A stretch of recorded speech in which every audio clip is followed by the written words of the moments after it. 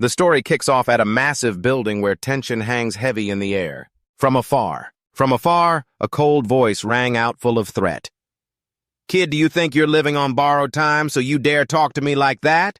Zhang Bin, the guy pointing his finger in the young man's face with a hateful glare, is Zhang Bin, a notorious thug at school. He calls himself the leader of the core insect clan, commanding a 5,000-strong army of dwarfs, a force that's no joke. Facing him is the young man Han Yu with a panicked look, his hand on his chest like he's trying to steady his racing heart. He's a worthless core insect clan member, a royal worm with no real divine power to speak of. I get what I want. If you don't hand over your divine power, do you believe I'll destroy your core divine power? Why would Han Yu, the underdog, dare to stand up to a bully like Zhang Bin? To understand why, the story has to go back to the day before. Yeah, Han Yu went through a mind-blowing event. He crossed over, or more precisely, transmigrated to the divine realm, a place where anyone can become a god. But fate's a twisty thing. The owner of this body is a total loser, a pathetic bug as people mock. When he awakened his divine realm at 18, Han Yu only got a core insect clan royal worm seen as weak and worthless. Memories of this body started flooding into Han Yu's mind. He recalled his grandfather lying in bed, voice weak but hopeful. "Son, your parents went missing in the chaotic sea of the Imperial Academy. They're definitely still alive. If you get the chance in the future, you have to find them." That advice weighed heavy on him. Then a stunning girl with a perfect figure and curves showed up, turning to look at Han Yu with a meaningful glance. She said in a cocky tone like she was doing him a favor, "If you agree to be my slave and supply enough royal worms every day as food for my thunder beast, I can protect you until you graduate high school. Think it over." But that's not all. Zhang Bin and his goons showed up, putting their hands on Han Yu's shoulder, acting all bossy. "Han Yu, bring 100 points of divine power to me on Monday for school. If you don't, I'll lead my dwarf army into your divine power, wipe out your core insect clan, destroy your core, and ruin your future for good." After taking in those chaotic memories, Han Yu felt his head spinning. This situation was like a hellish gamble with him backed into a corner. With a royal worm clan, how could he even dream of getting into the prestigious Imperial Academy, let alone fulfill his grandfather's wish and find his parents? But Han Yu wouldn't accept his fate. He slowly approached a high-tech machine, eyes determined. Bending over for someone to chop isn't my style. In that moment, as Han Yu sat in the machine and put on the virtual reality glasses, "Well, I'm here now. If I don't fight back, it'd be a total waste of this transmigration opportunity." A moment later, numbers flashed around him along with the text, "Connecting to the divine realm." When the progress hit 100%, the system announced successful login. In a flash, Han Yu opened his eyes and found himself in the divine realm. Before him was a majestic sight. Towering mountains, lush green grass, stretching out and shimmering lights on the ground like a fairy garden from a painting. Han Yu stood there stunned by the beauty. His heart stirred. After composing himself, he said, "This is my core insect clan, a bunch of royal worms chilling on the grass." Han Yu opened his system panel. On the screen, it showed name Han Yu. Divine creature, rank divine talent, heaven's favorite. Divine abilities. Accelerated growth. Life sacrifice. Faith power 200,000. Core rank level 1. Core insect clan royal worm. Seeing heaven's favorite and life sacrifice, Han Yu couldn't help but wonder. He tapped the system, trying to recall this body's memories. These two lines weren't in my previous life's memories. Is this my golden finger? The system immediately explained, heaven's favorite, a lucky one chosen by the heavens, gaining a unique attribute ability with each level up. Life sacrifice. Sacrifice the life of creatures to gain equivalent valuable items. Items are randomly generated during sacrifice, usable once per day. Hearing that, Han Yu stroked his chin thoughtfully. Heaven's favorite, that's definitely my golden finger from transmigrating here. And life sacrifice is the unique ability I got in the divine creature stage. With these game changers, if I work hard, I can fulfill my grandfather's wish. But right after he pondered, first I have to deal with that school bully. But with my royal worms... Before he could finish, Han Yu suddenly looked at the system panel, his eyes lighting up in surprise. A bold idea flashed in his mind. After thinking it over, he burst out laughing. I get it now. He quickly reopened the system panel, eyes burning with determination. All right, let's go all in. Win and I flip the table and take control. Lose and I'm stuck as a loser forever. The scene shifts to the next morning at a sprawling school buzzing with the energy of a new school day. A girl with striking pink hair in a school uniform that turns heads especially from the guys in class walks over to Han Yu's seat. She said in a sassy tone, "Han Yu, have you thought it over? Be my slave, Chin Song." Chin Song, with one hand on her hip, said seriously, "I'll make sure no one bullies you before you graduate high school." Faced with that tempting but controlling offer, Han Yu didn't hesitate and replied firmly, "I refuse." Chin Song's pretty face darkened instantly and she slammed the table yelling, "What? Do you even know what you're saying? Without my protection, those guys would squeeze you dry." But facing Chin Song's rage, Han Yu stayed surprisingly calm. He looked her straight in the eye, his voice steady but firm. "Maybe things are as bad as you say, but I still choose to refuse. Han Yu, I may not have power, but I have my own dignity. Your kind offer to protect me, I appreciate it. Your kind offer to protect me, I appreciate it. If there's nothing else, please go back to your seat." Chin Song was taken aback by his resolve, her beautiful face showing surprise. Without another word, she turned and walked away, but not before glancing back with a loaded comment, "Han Yu, you'll regret this." Han Yu had just sighed in relief, feeling like a weight was off his shoulders, when not even 3 seconds later, Zhang Bin and his 2 goons appeared closing in on him aggressively. Zhang Bin, with his cold eyes, threatened, "Han Yu, I told you to prepare 100 points of divine power. Did you bring it? Hand it over. Don't make us get rough. Hand it over or we'll smash your core divine power and leave you with no way back." But when Zhang Bin's hand landed on his shoulder, Han Yu couldn't hide his annoyance. He gritted his teeth, eyes sharp. "Don't touch me." Zhang Bin didn't flinch. He smirked slyly, his voice icy.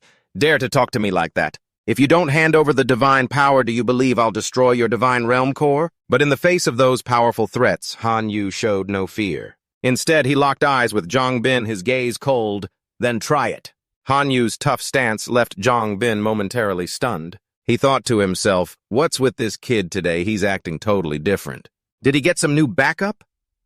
He glanced at Chin Song, but quickly realized she wasn't behind Han Yu. Meanwhile, Zhang Bin's goons were hyped up chanting, "Let's fight. Fight. We've never seen what happens when a royal worm core gets smashed.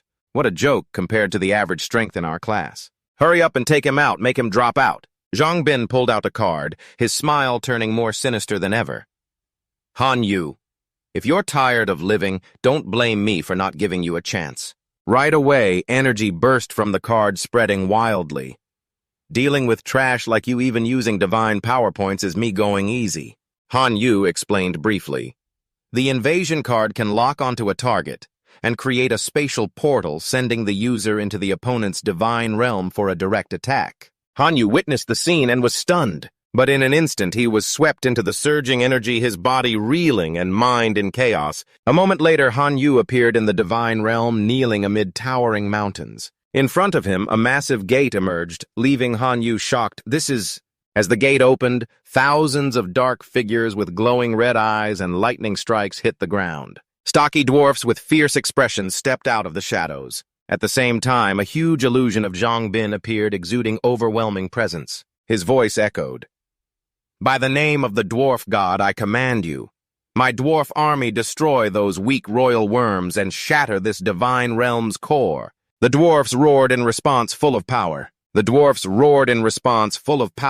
to charge into battle. Outside, the students watching the confrontation on the big screen were impressed. One said Zhang Bin's dwarf army has grown by at least 1,000 dwarfs. This puts him in the top 50 strongest for sure. Another argued top 50. What are you talking about?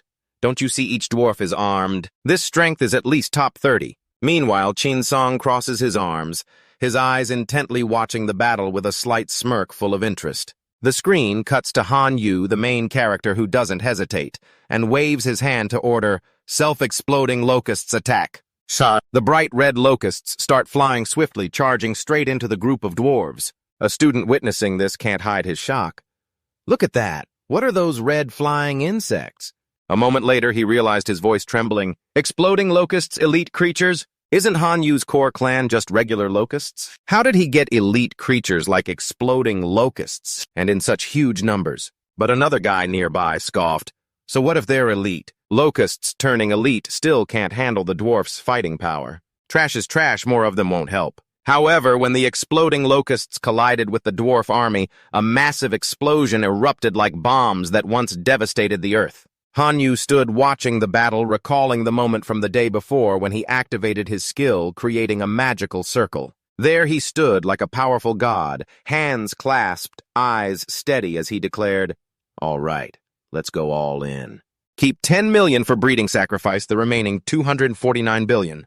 As soon as he finished, a massive energy vortex engulfed the Locusts, growing larger. The system showed three options. Option 1, 10,000 elite warrior recruits. Option 2, an endless life spring for nurturing life and improving the surroundings. Option 3, the Water Heart, which has a chance to produce a core clan with explosive power when placed in the Divine Realm Center. Han Yu rested his chin on his hand, deep in thought.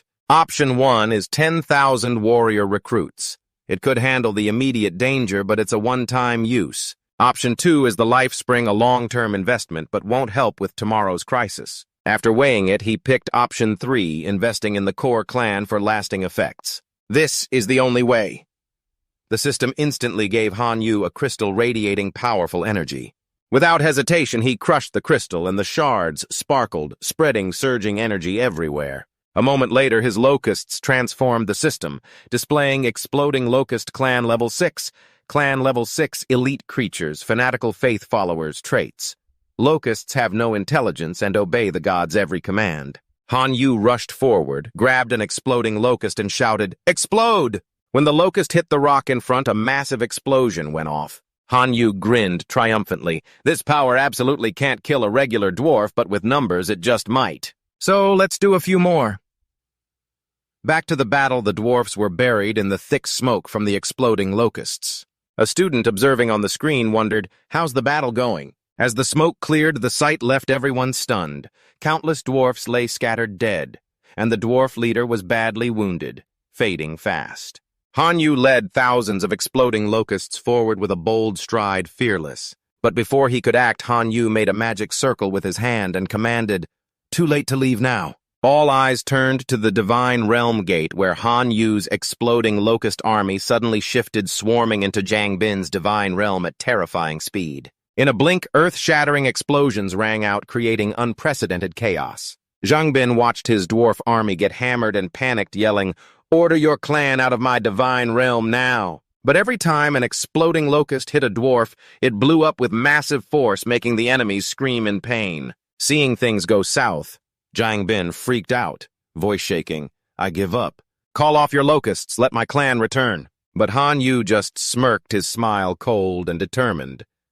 "Weren't you trying to smash my divine realm core? If so, attacking your core is only fair." Zhang Bin was furious, face red, as he shouted, "If you really do that, my parents won't let you off. My dad's a demigod, and my mom's about to become one. You're no match for them." Before he could finish, Han Yu ordered the exploding locusts to charge straight at Zhang Bin's divine realm core. He yelled, voice full of resolve, "No matter what today, I'm smashing his core." Explosions kept going off, causing Zhang Bin excruciating pain. He knelt down, tears streaming, begging, "Stop. I admit defeat. I promise I won't bully you anymore. If you have any demands, just say them. I'll do it. In short, stop." But Han Yu wasn't moved, just replied with a cold smile, "I don't need anything from you. I just want you gone." Just then a stern voice boomed, making Han Yu turn in surprise. "Enough, Han Yu, stop." A man with powerful energy surrounding him appeared, saying seriously, "Han Yu, stop. You've won, no need to finish him off completely. You've won, no need to finish him off completely." Zhang Bin recognized it was Teacher Liu and was overjoyed, quickly tattling, "Teacher Liu, stop this maniac. My parents will—" But before he could finish, the exploding locusts charged into his core, creating huge cracks. Zhang Bin's divine realm core started shattering. He watched in panic as his body convulsed, screaming, "No! Teacher Liu, save me." Teacher Liu saw the scene and angrily shouted, "Han Yu, are you ignoring me?" But Han Yu wasn't scared. He stared coldly at the teacher. "Teacher Liu, let me ask you something. Why are you here now?" Teacher Liu quickly replied, voice authoritative, "As the homeroom teacher, I can sense what's happening with everyone in class." Han Yu nodded but pressed on sharply. "Okay then, let me ask another. When Zhang Bin was beating me, extorting me, bullying me, where were you? Why didn't you show up?" That question left Teacher Liu speechless, his voice fading in embarrassment. "Do you have demigod parents? Why should I risk offending the Zhang family for you? Stop now and I'll smooth this over for you." Han Yu heard that, his eyes growing even colder. One last question. If today I got attacked and my divine realm core was smashed, would you have shown up to stop it? Faced with that, Teacher Liu was at a loss for words. Han Yu saw his reaction and gave a bitter smile. All right, I know the answer. Right then, the exploding locusts completely destroyed Zhang Bin's divine realm core. He screamed in despair as his divine realm shattered into pieces. My divine realm! Han Yu turned to Teacher Liu with a serious tone. Teacher Liu, please leave my divine realm. The battle's over. The screen where the students were watching went dark. Zhang Bin returned to the real world completely broken, muttering, It's over, really over. I'm just a nobody now. Teacher Liu was furious, storming into the classroom and yelling, Han Yu, get out of here! But looking around, he asked in surprise, Where's Han Yu? Did he go home? A student answered. Yeah, he went home. Teacher Liu gritted his teeth. A student like that needs to be expelled. Meanwhile, in his own divine realm, Han Yu stood among thousands of flying, exploding locusts, opened his stats panel and thought, looks like I need to keep training these exploding locusts. He pulled out a red divine realm fragment radiating strong energy. I got Zhang Bin's divine power fragment, perfect for merging into my divine realm. Han Yu held the fragment up and started merging it. In no time, his divine realm expanded dramatically, becoming vast and brilliant. The system announced rewards, Level 2, Divine Realm Core, 820 Dwarf Clan members, and some iron equipment. Han Yu looked at his magnificent divine realm and smiled contentedly. The rewards are solid. This should be enough to graduate. But before he could celebrate, he remembered Zhang Bin's words, This isn't over. If Zhang Bin's parents come after me, it'll depend on Liu's attitude, but the school won't protect me. Guess I have to keep developing.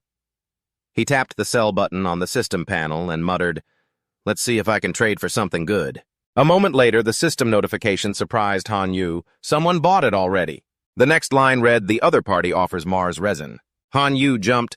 I remember Mars resin boosts fire element, clan durability, and increases explosion power. Without hesitation, he accepted. Instantly, Mars resin appeared in the air, radiating powerful energy. The exploding locusts quickly transformed. The system displayed Lava Locust Clan, 1 level Clan Level 2 elite creatures, fanatical faith followers, lifespan 3 cycles of 250 days. Han Yu knelt down, picked up a lava locust, and threw it hard at the rock ahead. A earth-shattering explosion erupted, leaving him shocked. The damage from the lava locust is like a grenade. Plus it sprays lava on impact, causing widespread damage. Do I have a grenade squad now? At the same time, in the teacher's room, an angry voice rang out. My son had his divine realm core shattered. He can't rebuild it. Your school owes me an explanation. The teacher faced the rage and softly explained, From what we know, this invasion was started by your son, Zhang Bin. Plus, Zhang Bin has bullied other students before violating school rules. But before she could finish, the man gritted his teeth. What do you mean? Are you saying my son deserved his divine realm core shattered? The Zhang family has no responsibility. You teachers have no responsibility. The woman behind crossed her arms, furious. Any student who shatters a classmate's divine realm core will be punished. Mrs. Zhang, hands on her hips, demanded force him to drop out. Han Yu crossed his arms, watching his lava locusts fly around, muttering, Use accelerated growth to breed more lava locusts. Suddenly, the system screen showed a call from homeroom teacher Shu. Han Yu's face turned serious. What was coming had arrived. Teacher Shu answered sternly, Han Yu, this is Teacher Shu. I need to talk to you. Zhang Bin's parents are at school demanding punishment for you. Before she could finish, Teacher Shu seemed to recall Mrs. Zhang's words. That kind of person must be expelled. Facing Mrs. Zhang's anger, Teacher Shu calmly explained, We've looked into the whole story. Zhang Bin initiated the invasion of Han Yu's divine realm. In this confrontation, Han Yu relied entirely on his own strength, no cheating. We have no reason to expel him. Mrs. Zhang clenched her fists in fury. Fine, so you're covering for the kid who destroyed my son's divine realm core. Is that your school's policy? Teacher Shu calmly responded, Mrs. Zhang, please don't twist the facts. Han Yu is a good student who always follows the rules. We have plenty of evidence proving that your son Truong Ban has bullied him multiple times. Mrs. Truong frowned, her voice defiant. Don't bother explaining at length to me. I'm asking you, are you going to expel him or not? Ms. Hua firmly refused. Sorry, I can't do it.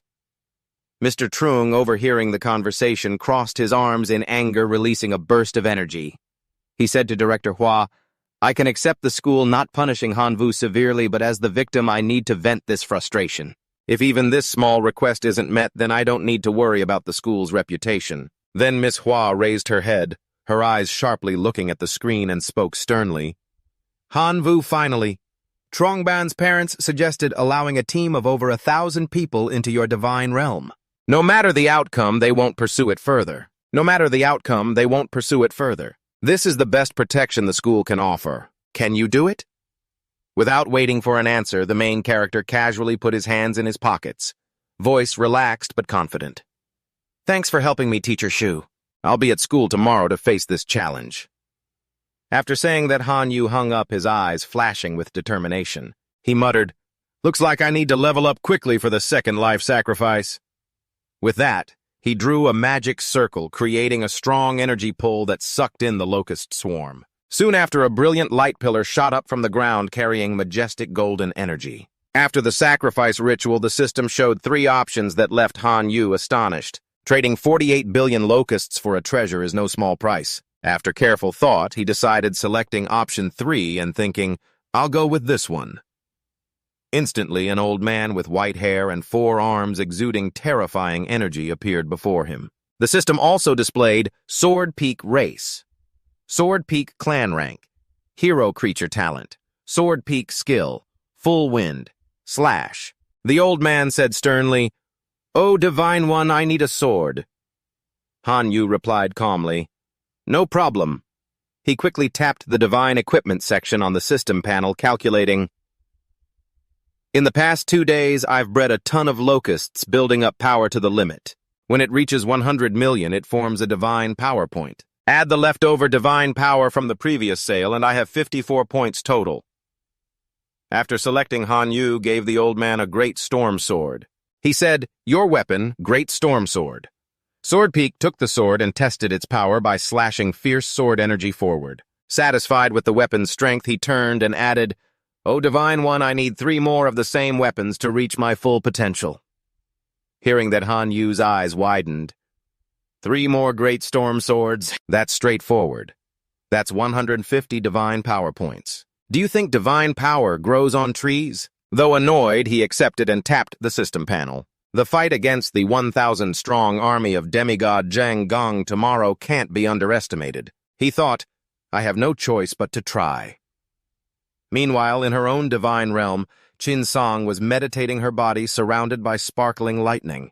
Around her, birds soared in the sky and suddenly landed on her shoulders. Qin Song closed her eyes, silent, as if blending with the space. Suddenly, memories flooded back the image of her being swept away by water. In that critical moment, Han Yu jumped in to save her and performed CPR. When she woke up, Qin Song looked at him dazedly, her cheeks flushing with embarrassment. She thought, Han Yu, you fool? If they exploit you, that's on you. My grandfather is a real god, and my family has 23 demigods. Can't they protect you? As she was lost in thought, the system screen showed a call from Han Yu, startling Qin Song. No, Han Yu replied coldly. As soon as she answered, she asked eagerly, Have you changed your mind and agreed to be my servant? No, Han Yu replied coldly. No, I just want to borrow some of your divine power.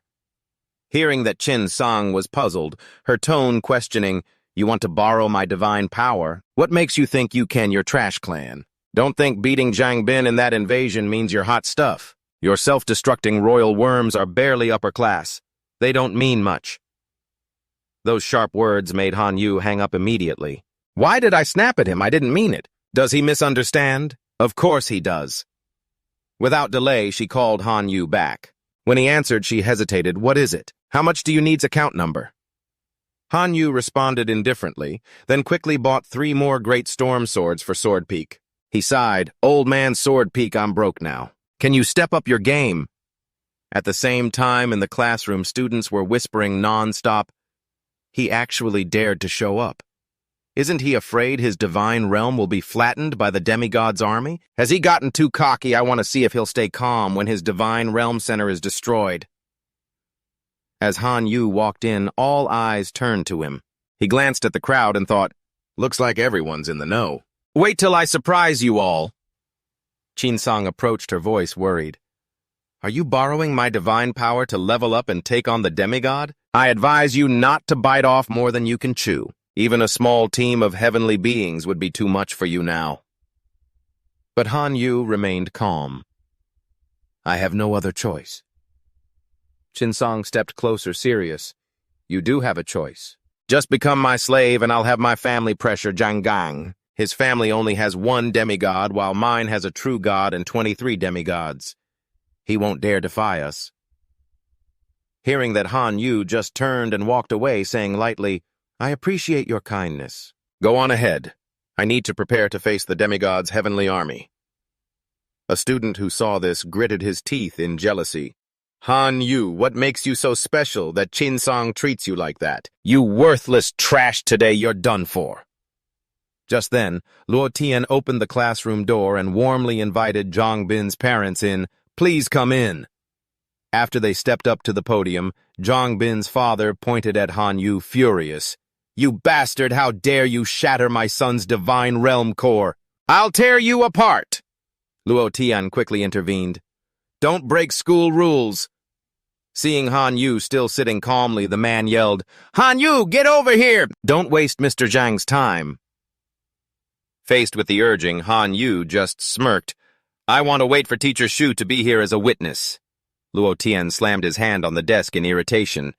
Is this petty issue worth bothering, Teacher Shu? Me as a witness is already more than you deserve. If not, don't blame me for not being nice. Start now, or don't blame me for not being nice. Right then, Teacher Shu walked in, arms crossed, asking coldly, Teacher Liu, not nice to whom? Luo Tian scratched his head awkwardly.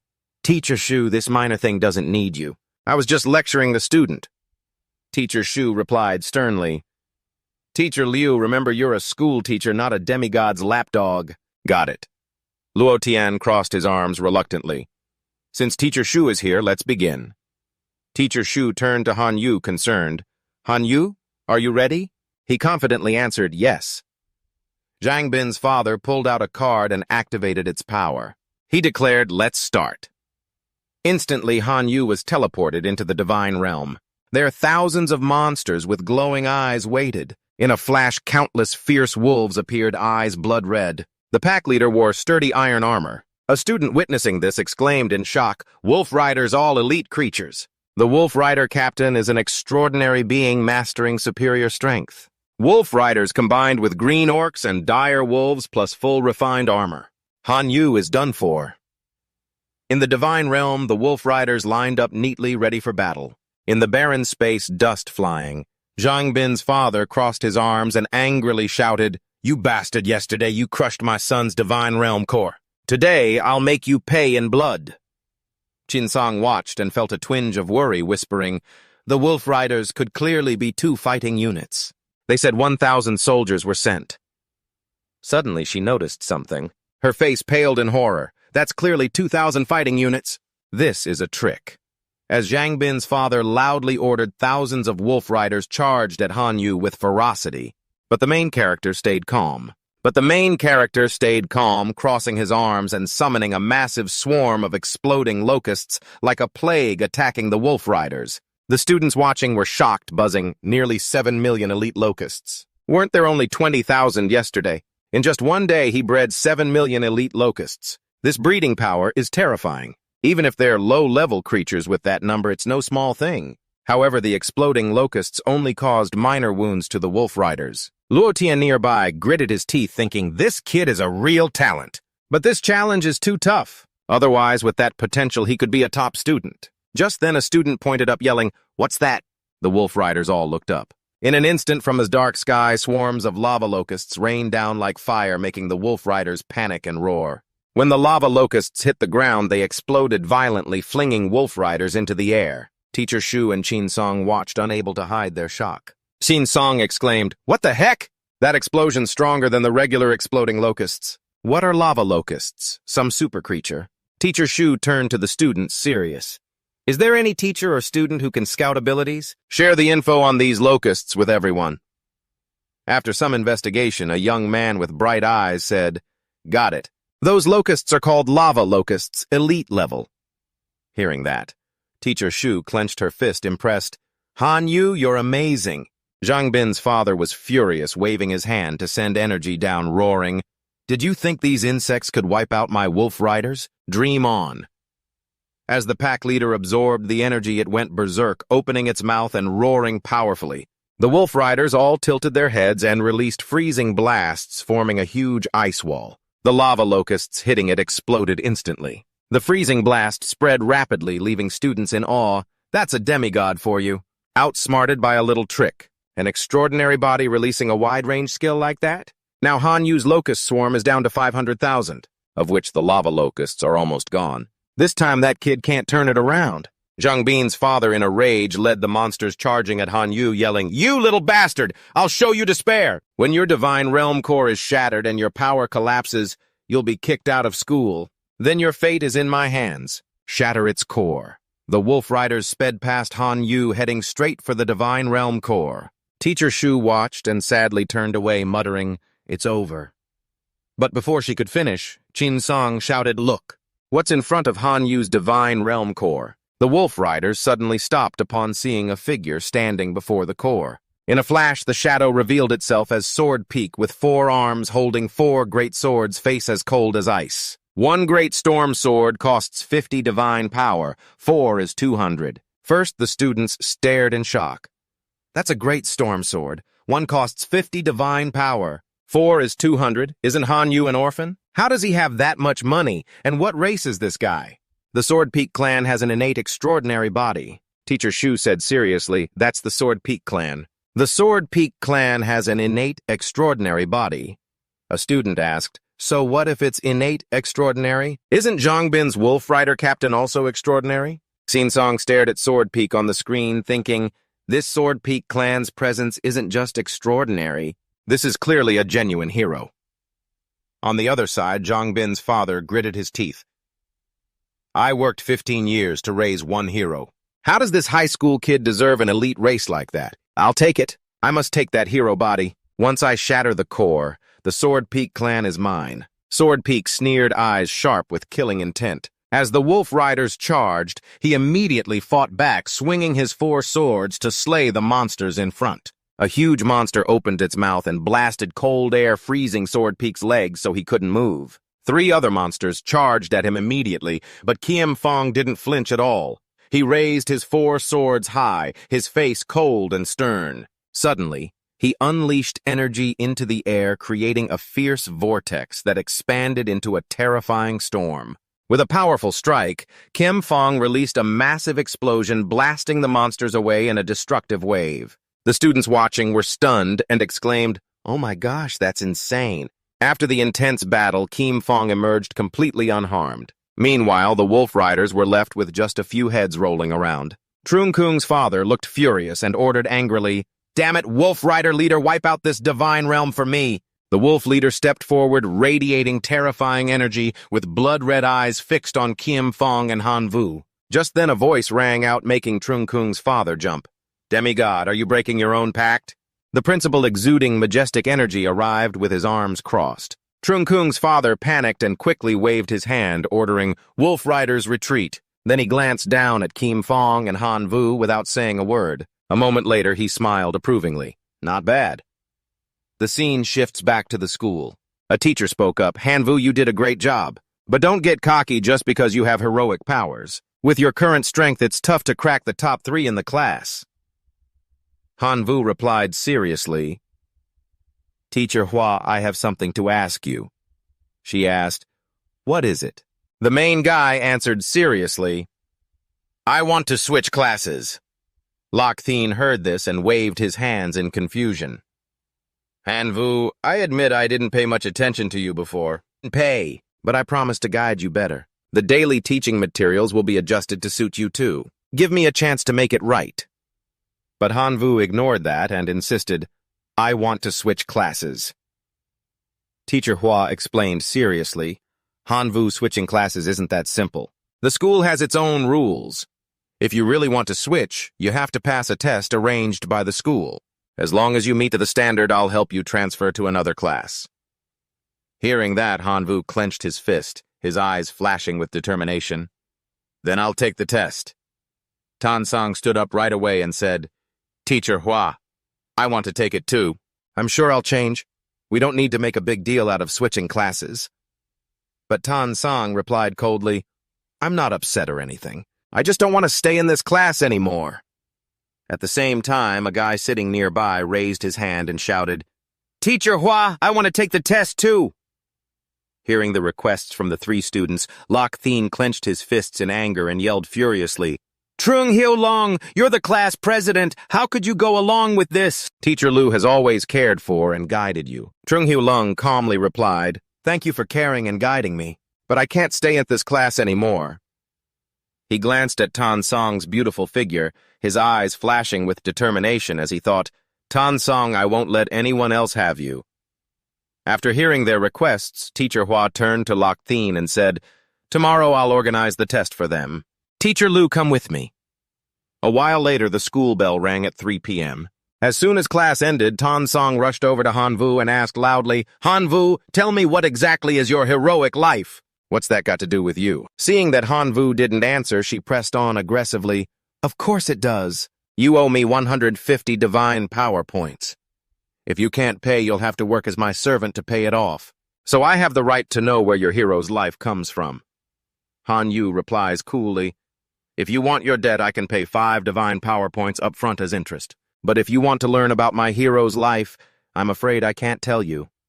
After saying that, he teleports into his own divine realm, leaving Qin Song furious and on the verge of exploding. In Han Yu's divine realm, warm rays of light shine down on the ground, creating a majestic and grand scene. As soon as he enters, he opens the system panel to check the number of locusts, thinking to himself, With this amount, tomorrow's test will be really tough. Just then, Sword Edge flies over and respectfully asks, Great deity, the wolf riders have fled and are hiding in the forest. Should we wipe them out? Han Vu pondered. The wolf riders aren't all destroyed. There are still dozens that escaped. Trung Kung must have left them in his divine realm for some shady plan. We need to handle this quickly, but killing them all would be a waste. He ordered, Go capture the wolf riders alive and bring them here. Make sure they're alive. We'll find a use for them later. Kim Fong obeyed. As you command. A while later, he brought all the surviving wolf riders to Han Vu. The system displayed, Do you want to sacrifice all the locusts and wolf riders? Han Vu didn't hesitate and hit, Yes. In an instant, his body erupted with raging energy, forming a whirlwind that sucked in the monsters for sacrifice. A moment later, the system showed 3 rewards. The Alpha Robot blueprints for a forge that can build a large furnace highly likely to create faith equipment, and Tower X, which provides long-range vision and predicts enemy invasions. Han Yu crosses his arms and sighs in disappointment. The machines are fine, but can my mindless locusts operate them? The furnace is the same. Is there any hope that the locusts can refine anything? What about the tower? How can it rise when this divine realm has everything laid out and nothing fits? Suddenly he remembers something. It seems he still has a few hundred dwarves that he took from Jiang Bin. He wonders how they're doing. He immediately uses his Eagle Eye skill to observe. I wonder how they're doing. He immediately used his Eagle Eye skill to check. In his view, the dwarves were busy mining resources. One dwarf spotted Han Vu's eye floating in the air and respectfully exclaimed, "Oh, great deity! Thank you for granting us this wonderful life." After observing, Han Vu concluded, after capturing the dwarves as prisoners, he only ordered them to mine resources. It seems their talents and passion are all for mining and crafting equipment. Trungbun forced them to fight, suppressing their natural abilities. They're really gifted at making equipment. I could have them handle the logistics for the forge. That would be useful. He declared, "I grant you all a large forge to create better equipment." But the dwarves cheered together. "The deity has bestowed this upon us." At the same time, in the teacher's meeting room, Loc Thien said seriously, "Dear colleagues, you must have heard about the 3 students, Han Vu Tan Song and Trung Hiu Long, who want to take a test to switch classes. The school has given us the authority to prepare the test. What do you all think?" Another teacher calmly replied, "What else can we do? We should thank Teacher Lu for this gift. These 3 top students want to switch classes. You're basically handing us an opportunity." I'm Tian, gritting my teeth in annoyance. I don't care much about Tan Song and Trung Hiu Long's tests, but for Han Vu, I want his test to be at the highest difficulty level. I haven't asked for favors before, but this time, as colleagues, please help me save face. The two teachers immediately raised their hands in agreement, making Loc Tien feel triumphant. He thought to himself, just because of these 3 switching classes yesterday, Teacher Hua yelled at me all day and I lost my semester ranking. Hanvu, just you wait. The scene shifts to Hanvu's class. As soon as he walked in, Loc Tien pulled out 3 test papers and announced, "These are the requirements for your tests. Hu Lung and Tan Sang's tests are at level 1, stop 1,000 invaders." But when Hanvu looked at his test, he was speechless. It said, class transfer test level 10, you need to stop 10,000 invaders. Good luck on your test. Tan Sang worriedly said, Teacher Lu, do you want to rethink Hanvu's test? Loc Tien held the test paper between his fingers and smiled confidently. This has nothing to do with Teacher Hua. Teacher Lu just wants you to show your skills to your new teacher. Hanvu calmly turned and walked away, making Loc Tien furious. Don't get cocky! Tan Sang ran after him, shouting, my offer still stands. If you become my servant, I'll make sure no one in this school bullies you. Hanvu declined. I'll take your kind offer into consideration. We'll talk after the test. Tan Sang huffed in annoyance. You're so ungrateful. On the other side, Trung Hulong smirked slyly. Hanvu, you're in for some embarrassment. As soon as the test started, a massive horde of monsters swarmed in like the Mongol army. The students watching were shocked and buzzing. I heard Hanvu's test is at the highest level. That's what you get for ticking off Teacher Lu. Let's sit back and watch the show. Hanvu looked at the huge crowd of fire-resistant goblins and cursed under his breath. Damn, Loc Tien, you're not human anymore. There are so many fire-resistant goblins. Loc Tien saw Hanvu's reaction and smirked smugly. Hanvu, if you have beef, blame yourself for turning down my offer. This army of 10,000 goblins is enough to smash through your divine realm. A teacher nearby cheerfully congratulated, Congrats on your successful revenge, Teacher Lu. There shouldn't be grudges between teachers and students. After this test, Hanvu will surely understand your tough love. Meanwhile, Teacher Hua watched Hanvu's battle closely and encouraged him worriedly. Hang in there, Hanvu. Hanvu shouted orders. Locust Legion attack! The Locusts charged at the goblins. But when the Locusts' flames erupted, the goblins weren't affected at all. Other goblins burst from the smoke, grabbed the Locusts, and threw them toward Hanvu. When they collided, massive explosions rocked the air. Hanvu was stunned. Normal insects can't do any damage. In that moment, he summoned thousands more Locusts and ordered Locusts attack. The goblins panicked as the swarm of Locusts descended. In a flash, they collided with the goblins, causing earth-shattering explosions. A while later, Tan Sang and Trung Hulong finished their tests and stepped out of the machine. The students were amazed. Tan Sang and Trung Hulong are done. Looks like Hanvu is in trouble. Locusts are low-level creatures. Even if you train them well, they can't turn the tide. This is bad. In his divine realm, Hanvu waved his hand and ordered, Explosive Locusts attack! As the explosive Locusts charged in, they detonated immediately, causing massive explosions that sent hordes of goblins flying. However, thousands of goblins kept pouring and swarming Hanvu's divine realm like ants, impossible to stop. A student witnessing this was shocked and said, Hanvu is done for this time, even if he has his heroic life card. How can he take out 500 red goblins? Tan Sang was worried inside, but still bad-mouthed him. Let him go wild. Maybe the goblins will smash his divine core. She used her energy to create a vortex in the air and turned to Hanvu, advising, Hanvu, if you can't hold on, just admit defeat. Failing isn't the end of the world. I believe with time you'll break through quickly. But despite Teacher Hua's advice, Hanvu stayed firm, saying confidently, Teacher Hua, I've made up my mind, so I'll see it through. Even if it's just the last one standing, I won't back down. Besides, I haven't lost yet. In a flash, Kiem Fong unleashed countless sharp sword energies, blasting the goblins away. But another group kept spitting out intense red flames, relentlessly attacking Hanvu's divine core. Explosions echoed everywhere, and a student exclaimed in shock, It looks like Hanvu's heroic life form is damaged. Hanvu is about to lose. Even though Kiem Fong was under heavy attack from the goblins, he screamed in agony. Loc Tien watched this and smirked with satisfaction. Hanvu, this is the final lesson from me. You better learn it well. Suddenly, a guy next to Loc Tien pointed and shouted in surprise, Everyone look at that! It's the Dwarf Legion. As they approached Hanvu, the dwarf leader raised his hammer and yelled, "Protect the deity!" The goblins panicked and had no time to react as the dwarf legion charged in fiercely. The students couldn't hide their surprise. Isn't that Trungbun's core race? With skills like that, they could easily rank in the top 10. After a fierce battle, the dwarves wiped out all the goblins, leaving their bodies scattered in smoke everywhere. Hanvu was thrilled and clenched his fist. "Great job!" Teacher Hua and Tan Sung couldn't contain their excitement and cheered, "Awesome! We won!" But Loc Thien was furious, grinding his teeth and growling, "Damn it!"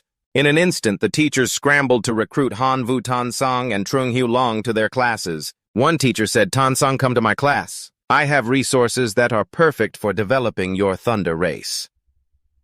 Another teacher added, "Trung Hyu Long, I have secret techniques for nurturing demon races in my class. If you join, I'll give them to you." Another teacher targeted Hanvu. "Hanvu, come to my class. I'm willing to provide a much stronger dwarf army." Hanvu and Tan Sang hesitated a bit. Meanwhile, Trung Hyu Long glanced at Tan Sang and thought, "Tan Sang, wherever you go, I'll follow." Hanvu asked seriously, "Teacher Hua, can I ask you something? Why was my test so much harder?" Teacher Hua crossed her arms and calmly replied, "The difficulty of the test is decided by all the department heads together." Hanvu demanded seriously, "I want to see their voting results." She handed him the compiled feedback on the class transfer test. After reading it, Hanvu immediately ruled out the teachers who supported Loc Thien.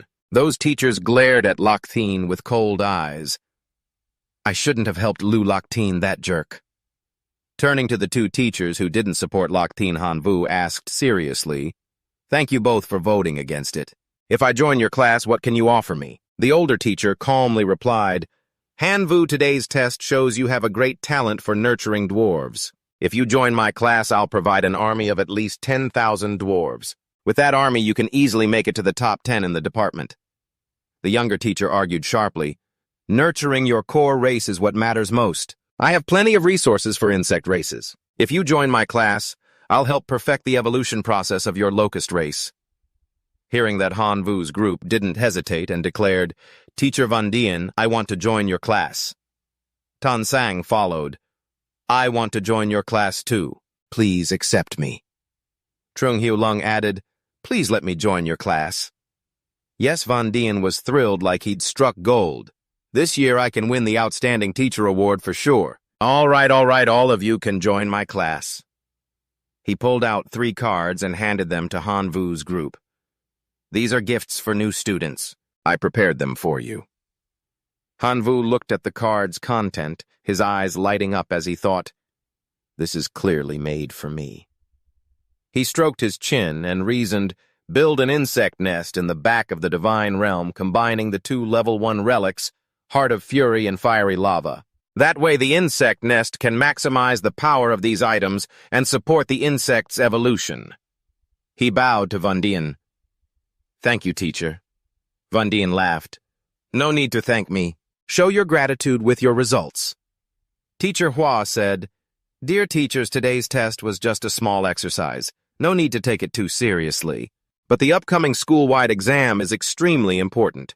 It affects resource distribution and big rewards. I don't need to say more, right?" In his divine realm, Hanvu opened the system panel and checked his race numbers.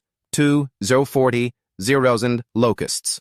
5,000 explosive locusts, 300 dwarf soldiers. 1 heroic life form, Kiem Fong. He crossed his arms and sighed deeply, thinking it's pretty tragic. With this strength, I'll probably end up last in the exam 7 days from now.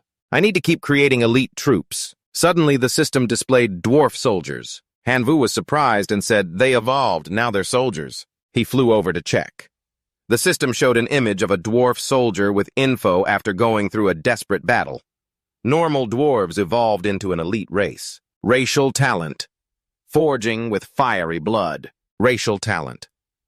Forging with fiery blood. Hanvu flew above and exclaimed in surprise, "I didn't expect them to evolve into elites naturally. If this were my core race, that would be perfect. First, I need to restore the race's numbers." A while later, Hanvu gathered energy in his palms. With a determined look, he said, "Great. The locust numbers are up to 7.3 billion. This time we're bound to get something good." He released the energy, creating a fierce whirlwind that sucked in the locusts for sacrifice. As the energy faded, the system showed two options, making Hanvu exclaim in surprise. Here we go. Option 1.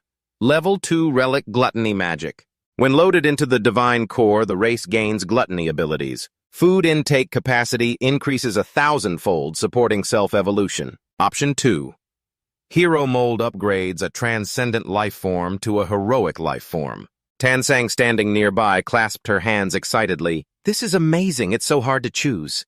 Hanvu rubbed his chin and reasoned, gluttony magic could turn normal locusts into elite life forms. But I can't feed that many.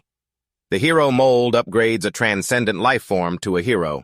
But one divine point equals 1,000 faith points, or 100,000 divine power. That's like winning the lottery. In the end, he selected the first option. I can't afford 100,000 elite locusts right now. I'll use gluttony magic for the insect nest first, starting with 1,000 per year. A while later, Hanvu pointed ahead in shock. Oh man, is that a terrifying insect or a monstrous lizard? He began naming the giant insect in front of him. I declare you are the explosive king insect. Suddenly in class one afternoon, Tan Song stood behind Hanvu and asked, have you thought about being my servant? Without backup or resources with your current strength, you can't stand out among other demigods. She complained irritably, your locusts are well raised, but they're still too weak overall. You're good at taming dwarves, but that's not your core race. Before Tan Song could finish, Hanvu replied, I appreciate your kindness. Whether I can do it or not, we'll find out after the exam. Trung Hiu Lung sat quietly watching, grinding his teeth and growling, Hanvu, one day I'll make sure you're completely out of Tan Sang's sight. Von Dien entered the class, crossed his arms, and said seriously, this overall exam will determine future resource allocation for the class. This is hugely important. Top students will get rewards like relics, divine realms, land plots, cores, and race legions. Exam rules. Read them carefully. The system displays the rules divided into two phases. One elimination phase, all students take tests of the same difficulty. Those who pass get cumulative points. Those who fail get expelled. Two ranking phase tests use endless battle mode. Each wave survived increases individual and class rankings. Hanvu was shocked. Failing means getting kicked out. That's brutal, but the rewards are worth the risk. Tansang clenched her fist, eyes determined. For the rewards, let's go for it. Von Dien declared coldly, the exam starts now. Hanvu was teleported into his divine realm. The first round of the overall exam begins. He commanded thousands of his race to charge. Smoke and dust filled the air as his race prepared for battle. On the other side, massive monsters slowly advanced. Hanvu gritted his teeth. Flesh golems, this is just elimination and they're going all out. Though they're normal life forms, their combat strength is like elites. Their skin is super tough, hard to break, but at least they're slow. He waved his hand and ordered 50,000 explosive king insects attack with lava explosions. When the king insects hit the flesh golems, they caused horrific explosions, making them scream in pain. Hanvu chuckled. Smells like barbecue. Is that for my guys to eat? He ordered next dwarf soldiers drag all the bodies back. 15 minutes later, the locusts had devoured the flesh golems down to the bones. Hanvu was amazed. They ate it all. This isn't a test. It's free food. If the exam keeps going like this, bring it on even harder. In the observation room, Locusts' group watched with arms crossed. One student was eliminated, making a teacher sigh. My class lost 20 students. That's a third gone. Another teacher added, mine's worse, more than half are out. Teacher Hua concluded, the principal and the 3 vice principals are on the front lines fighting the Abyss civilization. They chose flesh golems as enemies for this elimination test for a reason. We demigods shouldn't overthink it. Von Dien saw Hanvu destroy the flesh golems and clenched his fist excitedly. Nice one, kid. Flesh golems are a nightmare for others, but for you, they're just food for your race. He was surprised. Can your race resist the toxicity in the flesh golems? A bald teacher said with interest. The locusts ignore the toxic properties of the flesh golems. This is a new discovery. It's worth studying. But Locusts snorted, coldly annoyed. Just luck. In terms of real strength, his locusts are trash. Von Dien heard Locusts' words and seriously retorted, luck is still part of strength. I think this kid's locusts are far from weak. They're transcendent life forms. Even if they're at the bottom of transcendent life forms, they've still surpassed the norm. Locusts quickly fired back. Locusts as transcendent life forms. They're just locusts. Their overall strategy is only as good as a normal life form. Teacher Vun, you're being biased. In fact, in some ways, they're even worse. Teacher Vun continued. Teacher Lacthine, you're the one who's biased. You can't compare the weaknesses of Locusts to the strengths of other races. Faced with Von Dien's sharp argument, Lactine had no comeback. He crossed his arms and suggested, fine, let's not argue. The results will speak for themselves. I have a student named Lu Mac with goblins as his race. I bet his final score will beat Han Vu's. Are you in? Teacher Vun laughed. Why not? Let's bet. Lactine smirked and set the stakes. All right, everyone, here as witnesses. We're betting 5 divine points. He looked at Von Dien with a cold stare, thinking, Von Dien, you're done for. Lu Mac is my nephew. I've invested resources in him. Can you afford to do the same for Han Vu? A while later, the system announced the elimination round has ended. 430 participants passed, and 300 chose to enter the ranking evaluation. Lactine gritted his teeth in anger, and 130 just gave up. What a bunch of cowards, no spine. Von Dien calmly replied, This exam's difficulty is high. It's normal for some to drop out. The students who survived this brutal war are the ones we should focus on. Just then, thousands of emaciated skeletons emerged from the city gates looking eerie like ghosts. 2 teachers witnessing this exclaimed in surprise, This is it. It's not just giving away points, is it? But in Han Vu's divine realm, he sighed in disappointment. I have over 1 billion hungry king insects here. These skeleton soldiers are just making things hard. I have to fight them. He immediately ordered, Thousands of king insects form a massive cloud and dive bomb the skeleton soldiers. But these monsters showed no fear, their eyes glowing red as they stared at the king insects. After the battle, Han Vu knelt down in frustration and yawned. What a bunch of pushovers. When the first wave of skeleton soldiers was defeated, the second wave appeared with glowing red eyes. But in a flash, thousands of king insects exploded, shattering the skeleton soldiers into pieces. Han Vu observed the skeleton soldiers. Trapped in lava, muttering, If the lava keeps rising, those skeleton soldiers won't escape. A bit more heat would be perfect. He ordered dwarf soldiers pour the molten lava from the big furnace onto the ground. The dwarf soldiers quickly poured the lava, creating a blazing river. The area turned into a sea of fire, and Han Vu remarked, If those skeleton soldiers come to the gate now, they'll go straight to the afterlife. I'm a genius. A teacher watching exclaimed in shock, Wow, this kid thinks outside the box. Which class is he from? Von Dien proudly laughed. He's my student. But Lactine dismissed it. Big deal, he's only made it to Wave 7.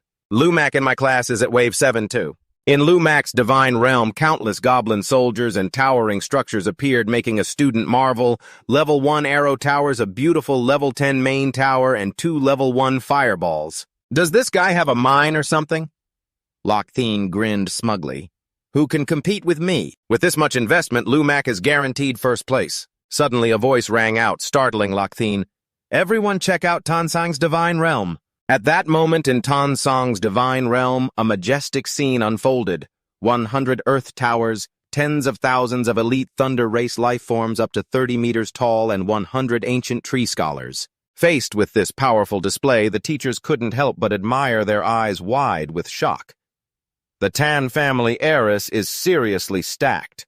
It's not even fair. I'm a demigod and I don't have that many trump cards. Another added enviously, I heard Tansang is top 3 in her class. Now it looks like top 1 is just like that. I see Tansang's overwhelming power. Lactine's face turned pale, his teeth grinding in suppressed rage. He snarled, Han Vu, it's all because of you. I'll make you pay for this. Right after a stern voice announced the end of Wave M. 18 participants left. Wave M invasion is about to begin. Difficulty increased. Students, prepare yourselves. As soon as it ended, a mysterious shadow stepped out from the gate. A teacher observing turned pale and shouted in horror, Oh no! A heroic life form. The skeleton wore a cloak radiating dark energy all over. This is the bone controller, a skeleton race at heroic level. Talent bone manipulation. As the bone controller appeared, the broken bones on the ground were enveloped in mysterious dark energy. It exuded a powerful and imposing aura. Then it raised its staff, using energy to fuse the bones into a massive entity. In a flash, a gigantic bony foot formed, stomping down with a thunderous boom. Next, the bone controller exploded with energy and roared. A corpse transformed into a massive skeleton glowing with dark energy. Its eyes poured out terrifying black mist. Without stopping, it slammed down with full force, kicking up dust that blanketed the sky. Then it stomped hard again, causing an explosion that shook everything. A teacher witnessing this gaped in shock. In less than 3 minutes, the students retreated. This is too hard. On Hanvu's side. Locusts frowned, noticing something off. He muttered, "Why is the bone giant in Hanvu's divine realm so small? Something's wrong." At the same time, in the main guy's divine realm, the bone giant trembled in fear, clinging to a rock. Von Dien explained seriously, because in Hanvu's divine realm, most of the bones have been melted away. The bone controller doesn't have enough bones to unleash its full power. Just then, Kiem Fong charged in, slashing out countless sharp sword energies, shattering the bone giant's body. This guy easily passed Wave 10 and yawned boredly, but Locusts was furious and yelled, "This is cheating! Absolute cheating! Hanvu must have stolen the test." Von Dien heard this and snapped back, "Do you have proof?" "Von Dien, are you protecting your student? Watch out, I might report you." Locusts continued sternly, "Everyone saw it clearly. No one saw Hanvu do anything weird with the bone soldiers. Tell me who cleans up after defeating bone soldiers except him. There was never a bone controller before that could do that. The broken bones on the battlefield would boost the bone controller's power. I'm suspicious that Hanvu knew the test in advance. This is serious cheating. The school must investigate thoroughly. Who am I, after hearing the heated argument explained sternly, this test's content was set by the principal before he left. Even I didn't know the details until it started. If Hanvu knew in advance, it would have to be from the principal." She looked straight at Locusts and asked, "Teacher Lu, do you think the principal would do that?" Locusts heard this, scratched his head awkwardly, and muttered, "Maybe I overthought it. Hanvu just got lucky to beat the bone controller. But even without cheating, this score is way unfair compared to the others." Huamai saw Locusts still being stubborn and explained firmly, "Teacher Lu, as a demigod, don't you find your words ridiculous? The divine realm civilization never promised absolute fairness in nurturing talent. The strong win, as long as Hanvu didn't cheat whatever he did to get a good score counts. So what fairness are you talking about? Do you think it's fair that your nephew Lu Mak got all those resources through connections? Or that Tan Song gets millions in divine power from her family? Is that fair?" Von Dien listened and clenched his fist in anger, roaring, "You scum! So Lu Mak is your nephew. No wonder you pushed me to bet on him. There's a saying, no risk, no reward. Hanvu passed Wave M, but your nephew Lu Mak can't even make Wave 11. It's like climbing to the sky." In Lu Mak's divine realm, the scene was devastated. Goblins lay scattered everywhere in ruins, making him despair and say, "Looks like this is it. I can't fight anymore." Lu Mak said, blankly looking up at the massive bone giant in front of him and trembling, "I forfeit." At that moment, Von Dien turned to Locusts with a cold stare. "The bet's results are clear. My student Hanvu passed Wave M, but your nephew didn't. Teacher Lu, with witnesses here, don't try to dodge the bet." An hour later, the system announced the end after 13 waves. 1 hour later, the system announced end after 13 waves, with 3 left: Hanvu, Tansang, and Huang Fi. A teacher observing said excitedly, "We have the 3 names. Next, let's see who takes first." First, in Huang Fi's divine realm, a group of skeleton soldiers radiating dark energy appeared. Their blood-red eyes made him scream in fear, "I surrender! I forfeit." Meanwhile, Tan Sang's divine realm had turned into a wasteland, smoke and dust everywhere. With no other choice, she raised her hand and said bitterly, "I forfeit." Seeing this, Huamai couldn't hide her joy and surprise, exclaiming, as expected, "Hanvu is first." In Hanvu's divine realm, he waved his hand, sending thousands of Lava King insects flying. As soon as they hit the ground, massive explosions shook the space. The bone giant roared, trying to pull the bones toward itself, but before it could, Hanvu charged in and tore it apart. Yes, a while later, the system announced Wave 20 ended. Wave 21 begins. Difficulty increased. Students, prepare yourselves. The new challenge came from the massive stone gate. Bolts of lightning shot out fiercely, lighting up the space. Hanvu stared in shock. That's huge. Just then, a striking woman radiating mysterious dark energy sat arrogantly on a throne.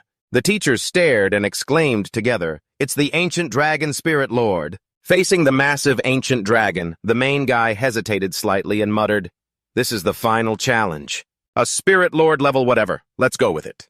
He raised his hand and said decisively, "I report. I forfeit." The woman heard this and jumped up in shock, yelling, "What?" Immediately, the ancient dragon was sucked into the gate. She desperately clung to the gate, screaming, "No!" At the same time, an object shot past Han Vu, leaving him frozen in place. The woman also gaped in horror. A moment later, the main guy snapped out of it, turned to the explosion behind him, and wondered, what just happened? Soon the gate vanished, leaving the divine realm eerily quiet.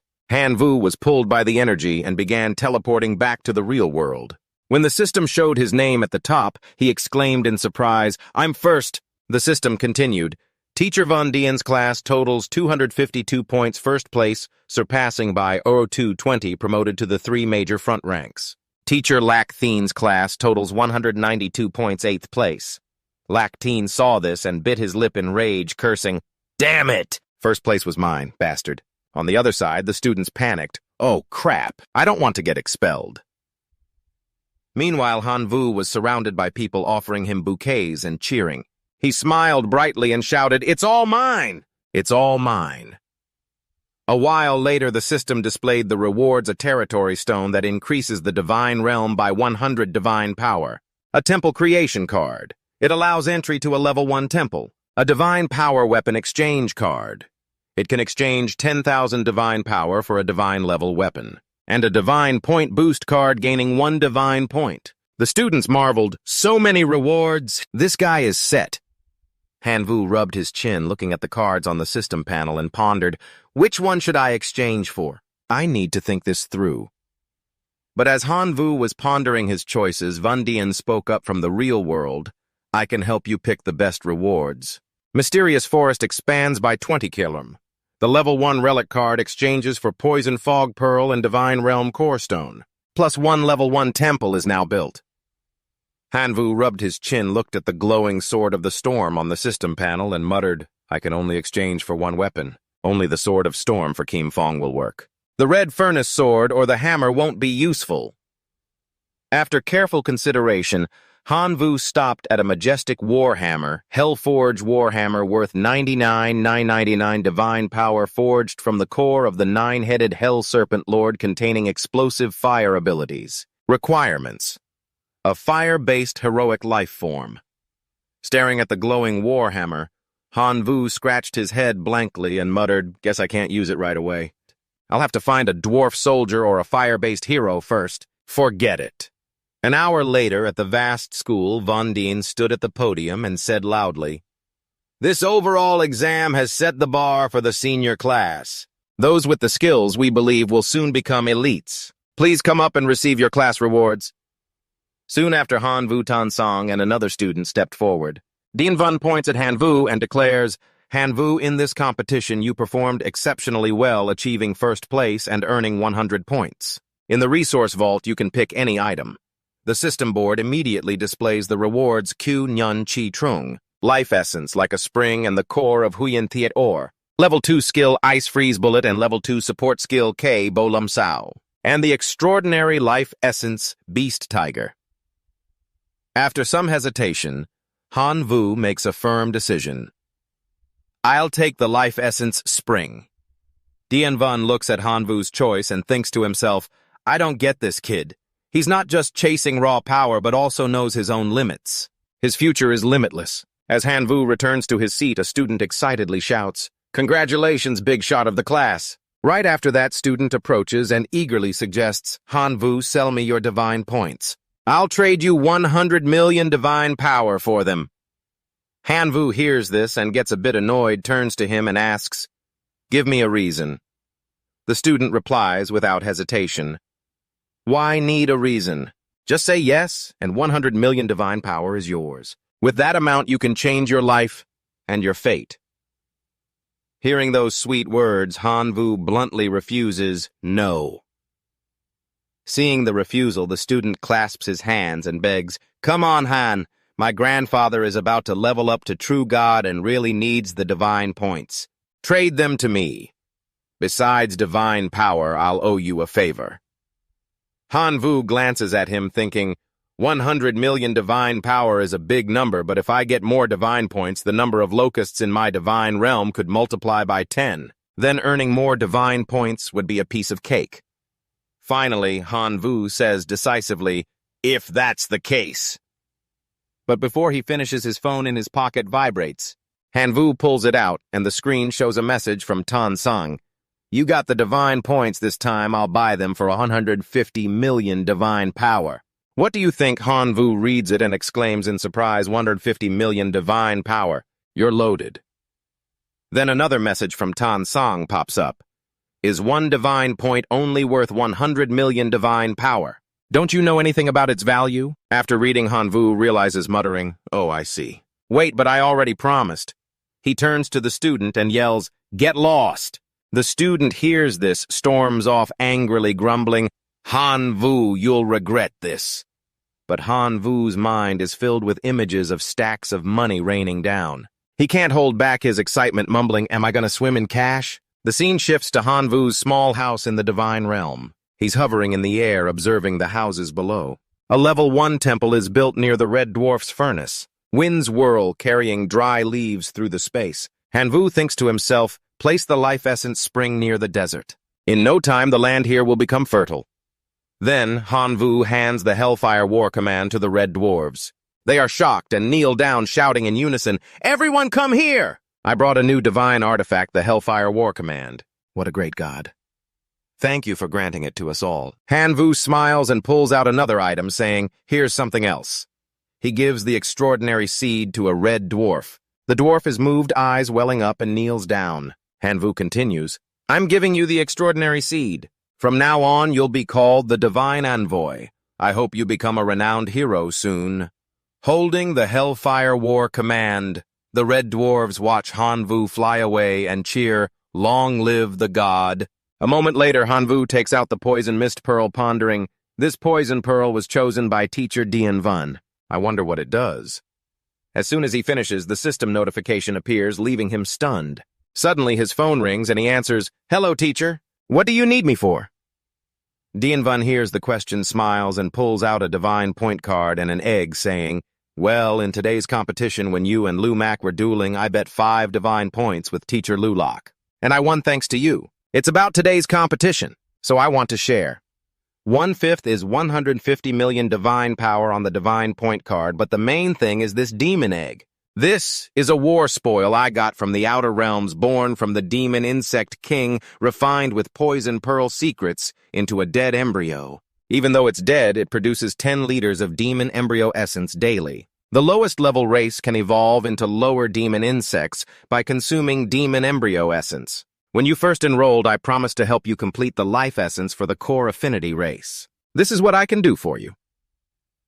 Hanvu thinks to himself, everyone at school looks down on teacher, thinking the royal insects are trash, but if I find a way to change their life essence, the royal insects can evolve into demon insects. Though their potential isn't as high as natural elite beings like Tan Song's Thunderbird, it's enough to reach the level of common beings like goblins or dwarves.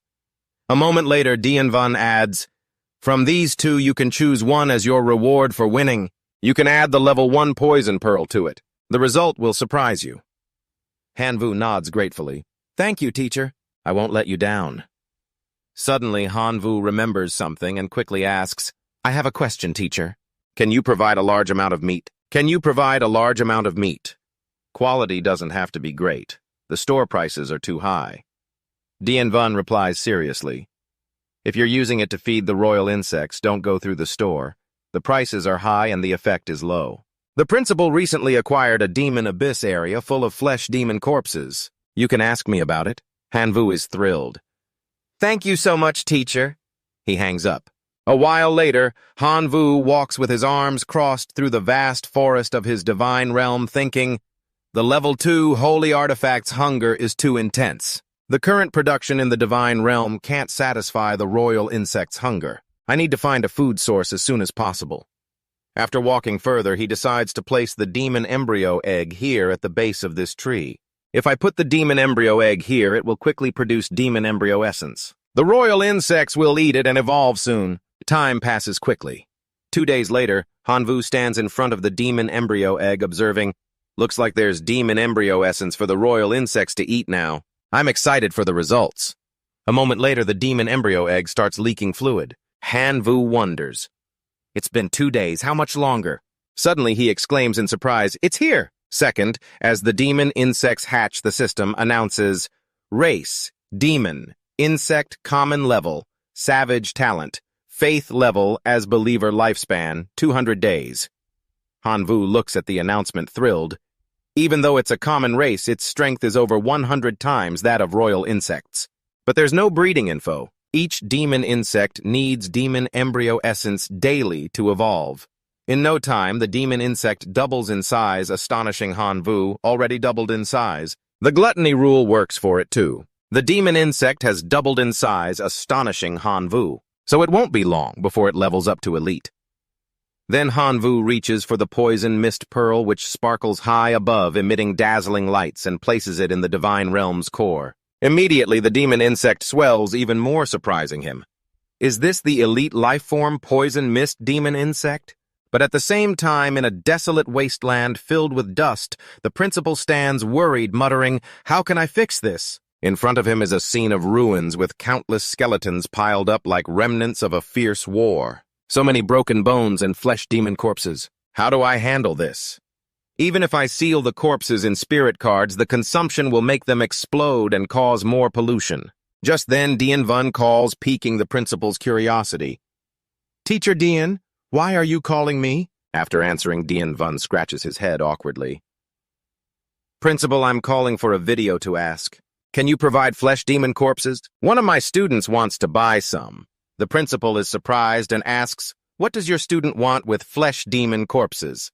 Dien Vun hesitates a bit and replies, he's planning to use them to feed his core affinity race. His core affinity race is royal insects, and they ate flesh demon corpses in the preliminary evaluation without any bad reactions.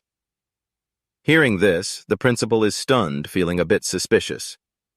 Isn't this student the little genius who faced off against the demigod? A few days ago, I never thought those tiny royal insects could be so useful. Then he pulls a shimmering card from his sleeve and hands it to Dien Vun. This has 100,000 flesh demon corpses. Give it to him first.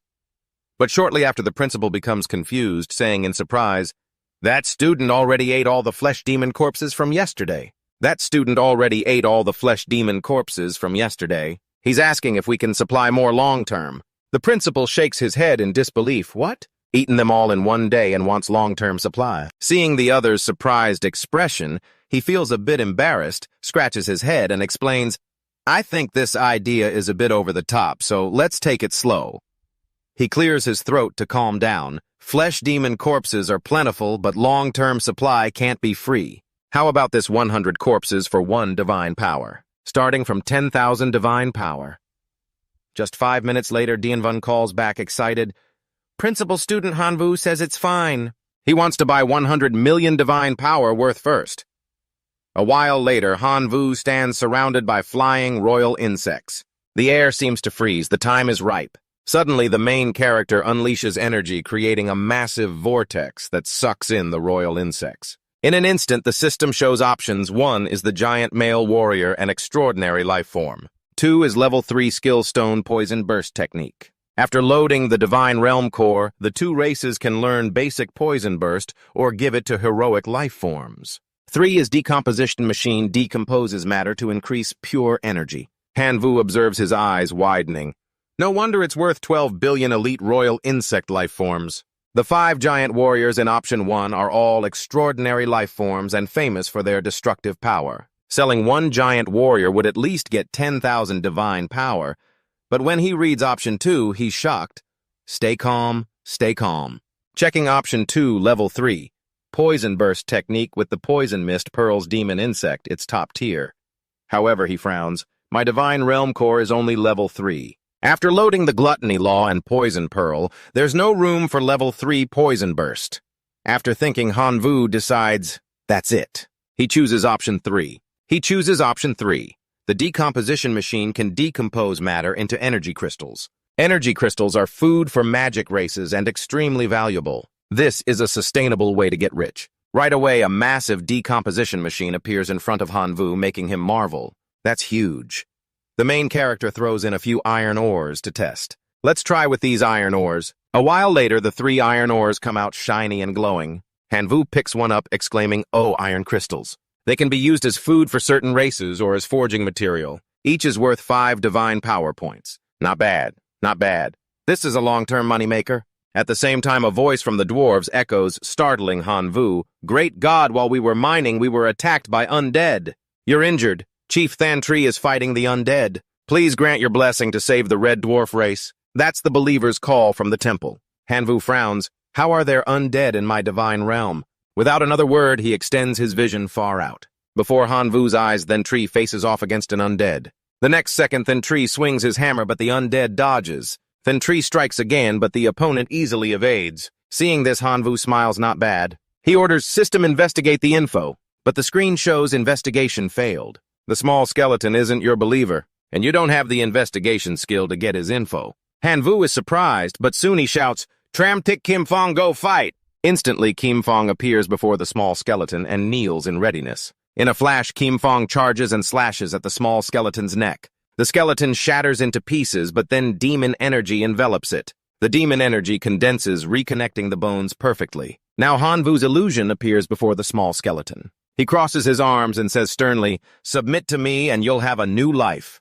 But the small skeleton ignores him and strikes through Han Vu's illusion. However, his divine illusion takes no damage and he calmly continues, childish. If you can't break the divine realm, my illusion will last forever.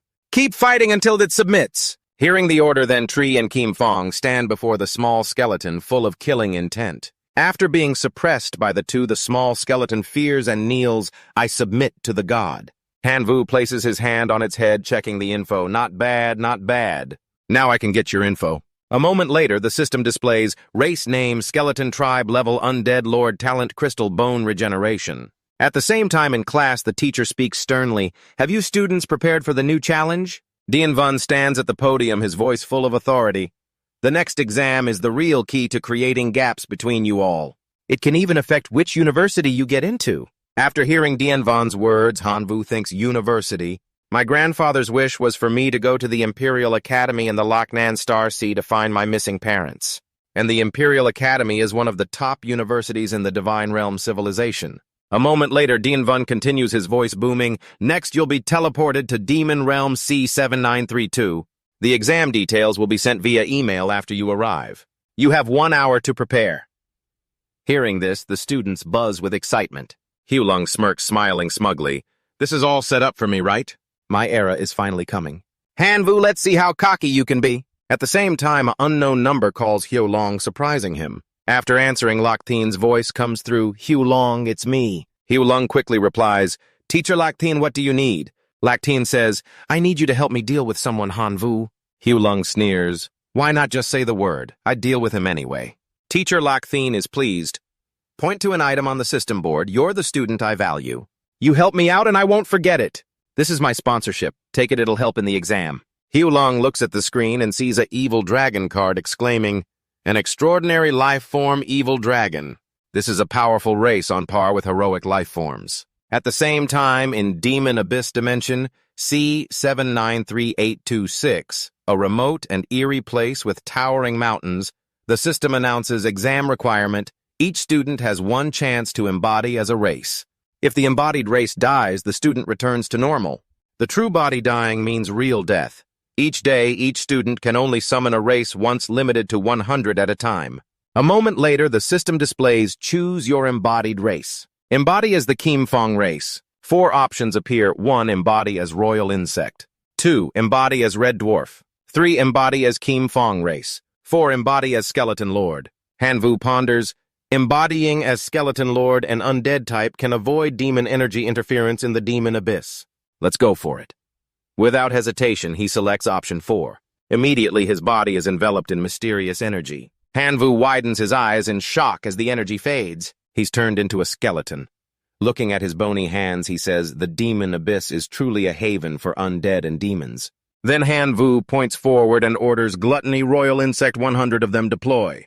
The royal insects fly out, but soon demon energy blocks them. Han Vu nods, as I thought demon energy is the bane of races. Besides assimilation, there's no other way. Little 1, little 2, little 3, it's up to you. As he speaks, he summons 3 special royal insects. Before him are layers of fog covering the bone demon fruit, creating a dark, cold scene. Han Vu points at the bone demon fruit and orders, pick 2 fruits. Suddenly, a group of grotesque monsters roars and charges like ferocious zombies. Seeing a skeleton with glowing red eyes coming at him, Hanvu gets into a fighting stance, thinking, perfect to test this skeleton's attack and defense. After wiping out the skeletons and piling them up behind, Hanvu crosses his arms and scoffs, "Can't take a hit." A while later, he and the 3 royal insects harvest countless bone demon fruits. However, he muses, collecting bone demon fruits only gives 20 exam points. The 100-point task is to defeat a demigod boss, which I can't do. So let's win by quantity. Give me 2 bone demon fruits. A while later, Hanvu holds a stack of cards, smirking, "I've taken all the bone demon fruits here, but exam points only convert once." Heh. He sends a message to the class group, "Anyone need 100 bone demon fruits for the task? I'll trade or buy anything goes." A moment later, classmates and Dien Vun reply, buzzing, "Is this even allowed? Is this cheating?" Another retorts, "What do you know? This is resource gathering." Another student excitedly says, "Han the Great, I want a share of bone demon fruits. I'll pay 50 divine power." The system warns immediately, only resources collected in this exam can be traded. First violation is a warning. 3 violations disqualify you. Hanvu strokes his chin, sighing, "I'm such a business genius. Now I control all the resources. Now I have all the leverage." On the other side, Hugh Long, with his demonic dragon head and wings, stands on a cliff surrounded by fierce wolves. He looks at the class group, muttering, "I was wondering how to find you, and you show your location. This time you're done for." Meanwhile, Hanvu crosses his arms, looking at the system leaderboard, thinking, "As expected, my race is too weak. If I don't take on high-level tasks, I'll get overtaken. What now?" While racking his brain, a group of skeleton soldiers slowly approaches. Suddenly they stop and roar threateningly. Hanvu casually walks up, hands in pockets, asking, "Do you recognize me?" Seeing Hanvu, the skeleton soldiers all kneel. The system announces, "Army race bone soldiers, race bone tribe level, common undead talent, hard bones, faith level, devout believer." Hanvu is surprised. That's impressive.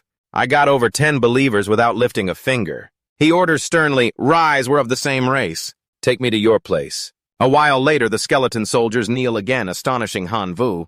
The system announces, "Army race bone knights, race bone tribe level extraordinary undead talent bone summoning."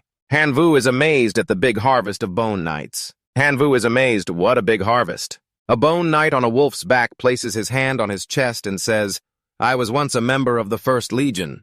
In the battle against the flesh demons, my team got separated from the main army. We had no choice but to station here, fighting daily invasions from zombies and flesh ghosts. The number of soldiers under me keeps decreasing." Hanvu strokes his chin, thinking, "If you're my soldiers, I'll make you stronger. Looks like I can do this." A while later, his rank is still dropping. He crosses his arms and mutters, "Time's up." He gives the bone spirit stone to the bone knight, saying seriously, "I grant you the bone spirit stone. And equipment to divide among yourselves." 10 minutes later, Hanvu shouts to the fierce bone soldiers with glowing red eyes, "Target flesh demon nest advance." The group quickly heads to the nest. In a massive cave, Hanvu looks at the bone soldiers, estimating their nest has 8,000 to 10,000. Leading 1,000 in a frontal assault is tough. "I need to play it smart." He orders, "You all go to the cave entrance and cause a ruckus." Instantly, a bone soldier boldly approaches the cave. The flesh demons see this and charge fiercely. But before they get far, they're stunned as countless bone soldiers emitting demon energy appear. 2 bone soldiers immediately gang up on a flesh demon, overpowering it. At the same time, Hanvu stands from afar, his eyes coldly watching. The bone soldiers and flesh demons are locked in fierce battle amid the dust. Great, the killed flesh demons can turn into this race's army, adding new members. That's unique. A moment later, Hanvu crosses his arms and counts the bone soldiers. Now bone soldiers exceed 7,000, but their nest only has 3,000 left. The opportunity is here. He points forward, his voice booming, "Full defense." Shortly after, a bone knight steps forward, respectfully hands over a shimmering spirit stone. "My lord, the mission is complete." Immediately, Hanvu's name on the system leaderboard skyrockets. At the same time, a wolf is sniffing around, tracking Hanvu. Its controller, Trung Hugh Lung, says sternly, "All right, where did that kid Hanvu run off to?" When he sees Hanvu's name climbing the leaderboard, he's shocked, gained 60 points. Looks like he took down a flesh demon nest. This guy is beyond my expectations, but it's just luck. You're finished. At the same time, an army enters a cave. Trung Hugh Lung sees the scene and is stunned. Hanvu is raising an army of bones in the dark temple to boost his score, dream on Hellhound's attack. Hearing the order, the hellhounds roar and charge at Hanvu's group.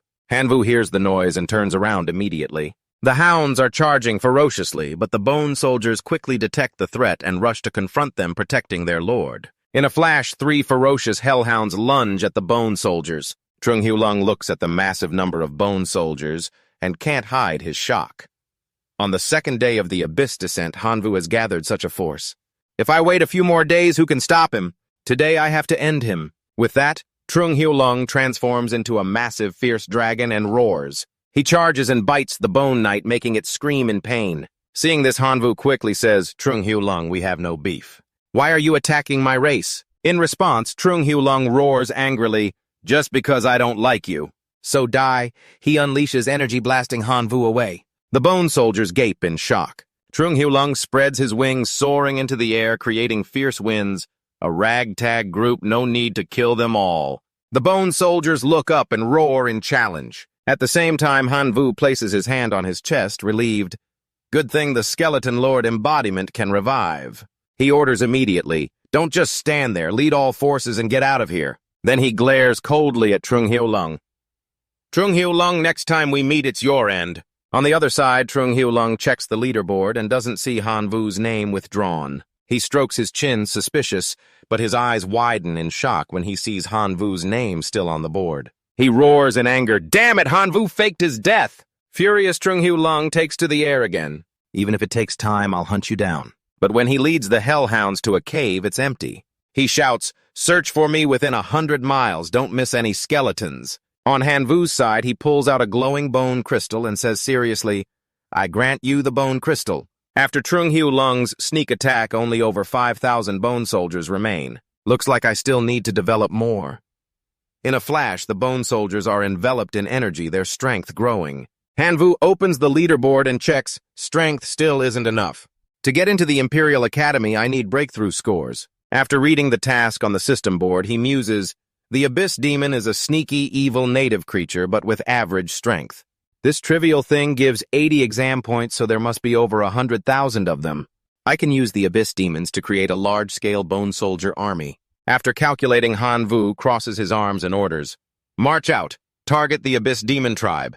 A while later in the teacher's meeting room, they're discussing excitedly. One teacher says, Huang Fi from my class built a demonized goblin battalion over 10,000 strong.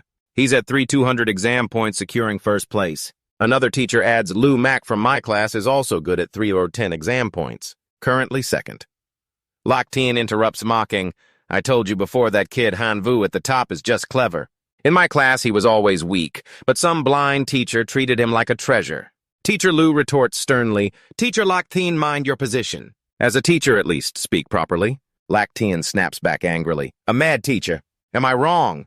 That kid Hanvu is useless. No matter how many resources, he's just mud that won't stick. Dianvun hears this and turns angrily, then let's bet. I bet the student who wins is Hanvu? What do you want to bet? I'll bet 10 divine points. Do you dare? Locusts clenches his fist and replies loudly, I don't have 10 divine points, but I have a divine roll. I'll bet my level B fate roll against you. He points to himself confidently. So if Hanvu scores over 80 task points from the start, that's a win. The 4 teachers think 80 points is really tough, especially for high school students, but success would attract top schools' attention. Even without high scores, they'd have a spot in good schools. At the same time, at position C79 BA826, the Abyss Demon Camp, once million strong, now has less than 100,000.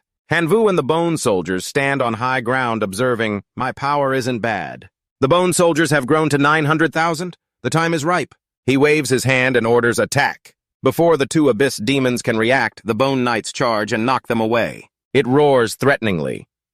Are the Abyss Demons still not surrendering? A moment later, Hanvu raises a skull flag high, clenches his fist, and shouts, Victory! The Bone Soldiers immediately raise their hands, channeling dense demon energy into the Abyss Demons. In a flash, the demon energy erodes their flesh, leaving only skeletons. Right away, the skeletons rise in new forms, emitting intense demon energy. The system announces, race name reviving skeleton race, skeleton level extraordinary undead talent, hard bones revival. Seeing the info, Hanvu gapes in shock. What? A reviving skeleton is even stronger than a bone knight. In a flash, a reviving skeleton extends its hand, channeling demon energy into another skeleton, quickly reassembling it. In an instant, a new reviving skeleton is created. Second Hulong and the lion-headed one gape in panic. If the killed ones turn into bone soldiers like this, how can we fight? Hanvu observes his army of bone soldiers and reviving skeletons. Standing high, Hanvu observes his army of bone soldiers and reviving skeletons, smiling. That's clever. This army fears no losses. A bone knight kneels and respectfully offers an item. At the same time, a bone knight kneels and respectfully offers an item, boss the spoils. After reading the system info, Hanvu widens his eyes. The Abyss Origin can activate and enhance life. Then I can try it on the royal insects. With 1,000,000 soldiers like this, what do I have to fear from Trung Hulong? Time to turn in the task. Hanvu carefully checks the next task on the system board, 70 points for wiping out the native demon Abyss race. Without hesitation, he shouts, "Full army, move out!" At the same time, a teacher next to Dean Vun stares at the system board and says, "In just 3 short days, Hanvu went from last to 4th. Teacher Dean, you have a gem of a student." Lactine crosses his arms and retorts, "So what if he's 4th? He's not 1st. But before he finishes, announcements ring out to the teachers. Top University War Academy sends an invitation. After the exam, they want to interview student Hanvu. Top University Hidden Dragon Academy sends an invitation. After the exam, they want to interview student Hanvu. Lactine hears this and protests loudly. Director Hua, I object. Why are you only announcing invitations for Hanvu and not for other students? There are still many invitations. But when he sees the changing leaderboard, he's shocked. How is that possible? Hanvu was clearly 4th before. How did he pass 3 people? After hearing Director Hua's explanation, Lactine smirks maliciously. Whoever invites him, I don't care. As tasks dwindle, as long as he doesn't take first, I win. He taps his device and contacts Hulong. Only 3 tasks left in Dianvun's exam. Hulong pushed through the tasks. Don't let Hanvu snatch it. Hulong replies determinedly, Understood, I'll complete the 90-point task before Hanvu. At the same time, Hanvu stands high, observing the system board. Uncompleted tasks, 100 points to slay the Dark Goblin Demigod, 90 points to wipe out the Bull Demon Tribe, 80 points to clear the Flesh Demon Forest. He muses, current total is 3,483rd place. Only 130 points from 1st. If I complete 2 more, that's enough. With 2,000,000 bone soldiers, 2 heroic life forms, and 1,890 extraordinary life forms, I'll take out the Bull Demon Tribe first. At the Bull Demon Tribe, massive explosions echo. The lion-headed one clutches his wound, roaring angrily, Damn, that's insane! You're going all out. You don't want Hanvu to take first, right? Hulong replies coldly, Talk less. Why team up with you otherwise? It's just for my own survival. As they're talking, a bull demon with red eyes charges, raising its weapon and roaring fiercely. After a fierce fight, Hulong and the lion-headed one are beaten badly by the massive bull demon in panic. No, we're losing. If we keep this up, the whole tribe is done. Retreat. They think at this exam level, even teaming up, they can't win.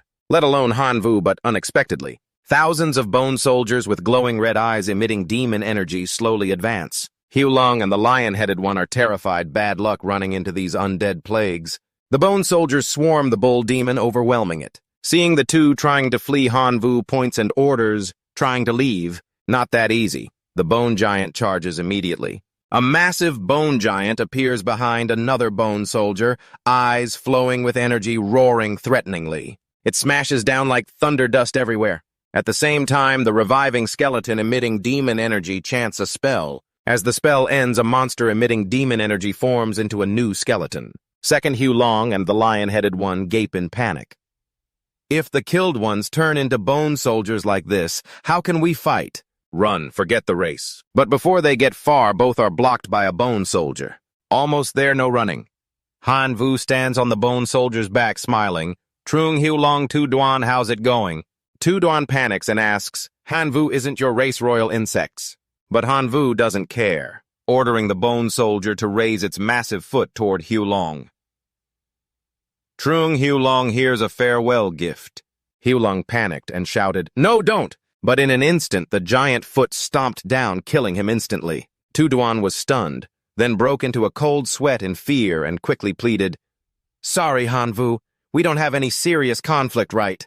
I sincerely apologize, Hanvu replies coldly. What's the point of forgiving you? I sincerely apologize.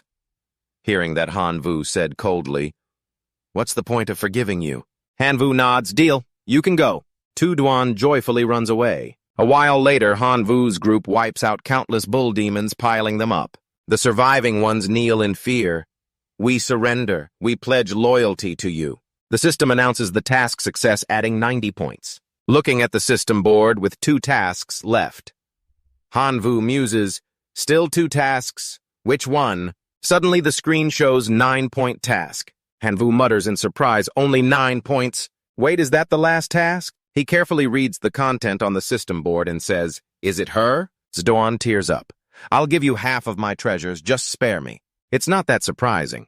To take first place, there's only one final task: eliminate the Dark Goblin demigod. Han Yu strokes his chin thoughtfully. This task is truly challenging, but if I want the Capital Academy to notice me, I have to claim the top spot.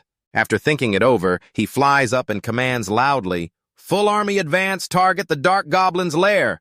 At the same time, in the Grand School, a teacher announces, now 11 classes have completed the exam, only 3 students from our class left. What are you all planning to do next? Lactean replied mockingly, what's the big mystery? It's just the semi-divine mission. Do they dare to take it on? If they fail, Class 11 will lose everything. No one's ever tried this mission, and history shows no one succeeded. Dien Vun stepped forward, staring straight at Lactean. You're spot on. Han Vu and Tan Sang are challenging this mission. We'll see how it turns out. I'm really confident in my students. Over there, Tan Sang shouted orders, Thunder Falcon, take off and attack right away. A flock of Thunder Falcons unleashed countless bolts of golden lightning down on the Dark Goblin horde. As the lightning hit them, they screamed in pain, their bodies burning up. The Dark Goblin leader angrily raised its hand, releasing dark energy. You have a death wish! It created an earth shield to block the lightning. How dare you destroy my tribe and kill my people? I curse you to die in pieces. Tan Sang, in the form of a Thunder Falcon, panicked. This is bad. Before she could react, an energy pillar struck her hard, leaving her badly injured and falling freely. But Tan Sang quickly regained her senses and burst out with intense energy. Her whole body glowed with lightning, her eyes fixed on the Dark Goblins. She formed a massive energy sphere crackling with electricity and hurled it at the Earth Shield. At the same time, she ordered, all Thunder Falcons attack together. Energy spheres kept hitting the shield, cracking it wide open. In an instant, the shield shattered, sending smoke and dust everywhere. Tan Sang cheered, we did it. But as the smoke cleared, the Dark Goblin leader appeared with rough skin and red eyes, ordering, Swamp Demon Goblins, enter the battle. Tan Sang panicked. This guy's way too big. The lightning isn't hurting it. If we drag this out, we're done for. Just then, Han Vu called. Tan Sang asked suspiciously, Han Vu, why do you always call at the worst times? But she answered anyway. Han Vu saw her beat-up form and teased, where are you anyway? That look is pretty unique. Tan Sang snapped back, I don't need your compliments. He got serious. Want to team up? If not, your Thunder Falcons will be wiped out in under 10 minutes. Tan Sang thought about refusing but changed her mind. Fine. If not, your Thunder Falcons will be wiped out in under 10 minutes. Just so we're clear, if we win, I get the Divine Core from the Dark Goblins. The rest is yours. Han Vu agreed. Tan Sang ordered, quick send your location so my Thunder Falcons can pick up your elite squad. Han Vu replied, I'm in the swamp by the crevice. How am I supposed to get there to fight? He got the location. Tan Sang yelled, Thunder Falcon Legion target the swamp, move out. Han Vu saw the Thunder Falcons arriving and was amazed. That was fast. He waved, over here, over here. Hop on a Thunder Falcon. He ordered, move out. At the same time, he commanded his skeleton troops, Skeleton Legion attack. In no time, the Thunder Falcons carried the skeleton troops and flew in unleashing lightning on the Dark Goblins. A Dark Goblin charged at them, striking the skeleton troops repeatedly, leaving them unable to fight back. Han Vu, riding a Thunder Falcon, looked at the pile of bones on the ground and muttered, each skeleton troop is just a level 5 bone pile, one hit and they're shattered. Now it's just a mess of bones. Sensing the opportunity, he shouted, Bone Golem, it's your time, enter the battle. As soon as he spoke, the Bone Golem stood on the skull pile, radiating dark energy. It used dark energy to make the bone fragments fly into the air. In moments, a massive armored skeleton warrior shrouded in dark energy was formed. The Dark Goblins sat in a circle, casting spells that made furious energy erupt. But before they could finish, the massive skeleton stomped them repeatedly, kicking up smoke and dust. Han Vu ordered, Bone Servant and Bull Demon Mages attack. The two bull demons and bone servant charged in at terrifying speed. The bull demon leaped up, smashing a huge pillar down on the dark goblins. The bone servant unleashed dark energy and chanted, "Excellent." Following Han Vu's command, the dead dark goblins immediately emitted dark energy, turning into skeletons. The others witnessed this and panicked, not daring to advance. The skeleton troops seized the chance, teaming up with the Thunder Falcons to unleash thousands of lightning bolts, scattering the dark goblins. The dark goblin leader saw this and roared in fury, "I really underestimated you all!" "Looks like I have to get serious." It cast a spell summoning dark clouds that blocked out the light. "I really underestimated you all." Han Vu watched as the spell wiped out his skeleton troops and felt a wave of fear. What a terrifying move. The life force of the skeletons is completely gone. What else can I do? I've brought all my tribe's warriors here. Are we going to lose? Just as he panicked, his tribe's inner voice rang out. "Divine One, I volunteer to fight." "Me too." Han Vu was thrilled, clenching his fist. "Sword Edge and Red Stream right on time." He smirked with a smug grin. "A new day is here. Maybe I can summon more of the tribe." Then Han Vu's divine realm gate opened, releasing fierce bolts of lightning. Sword Edge stepped out of the gate with 4 arms holding swords, looking majestic. Right away, Sword Edge and Red Stream charged at the dark goblins at breakneck speed. At the same time, thousands of golden bugs telepathically said, "Divine One, we're ready, please sacrifice us."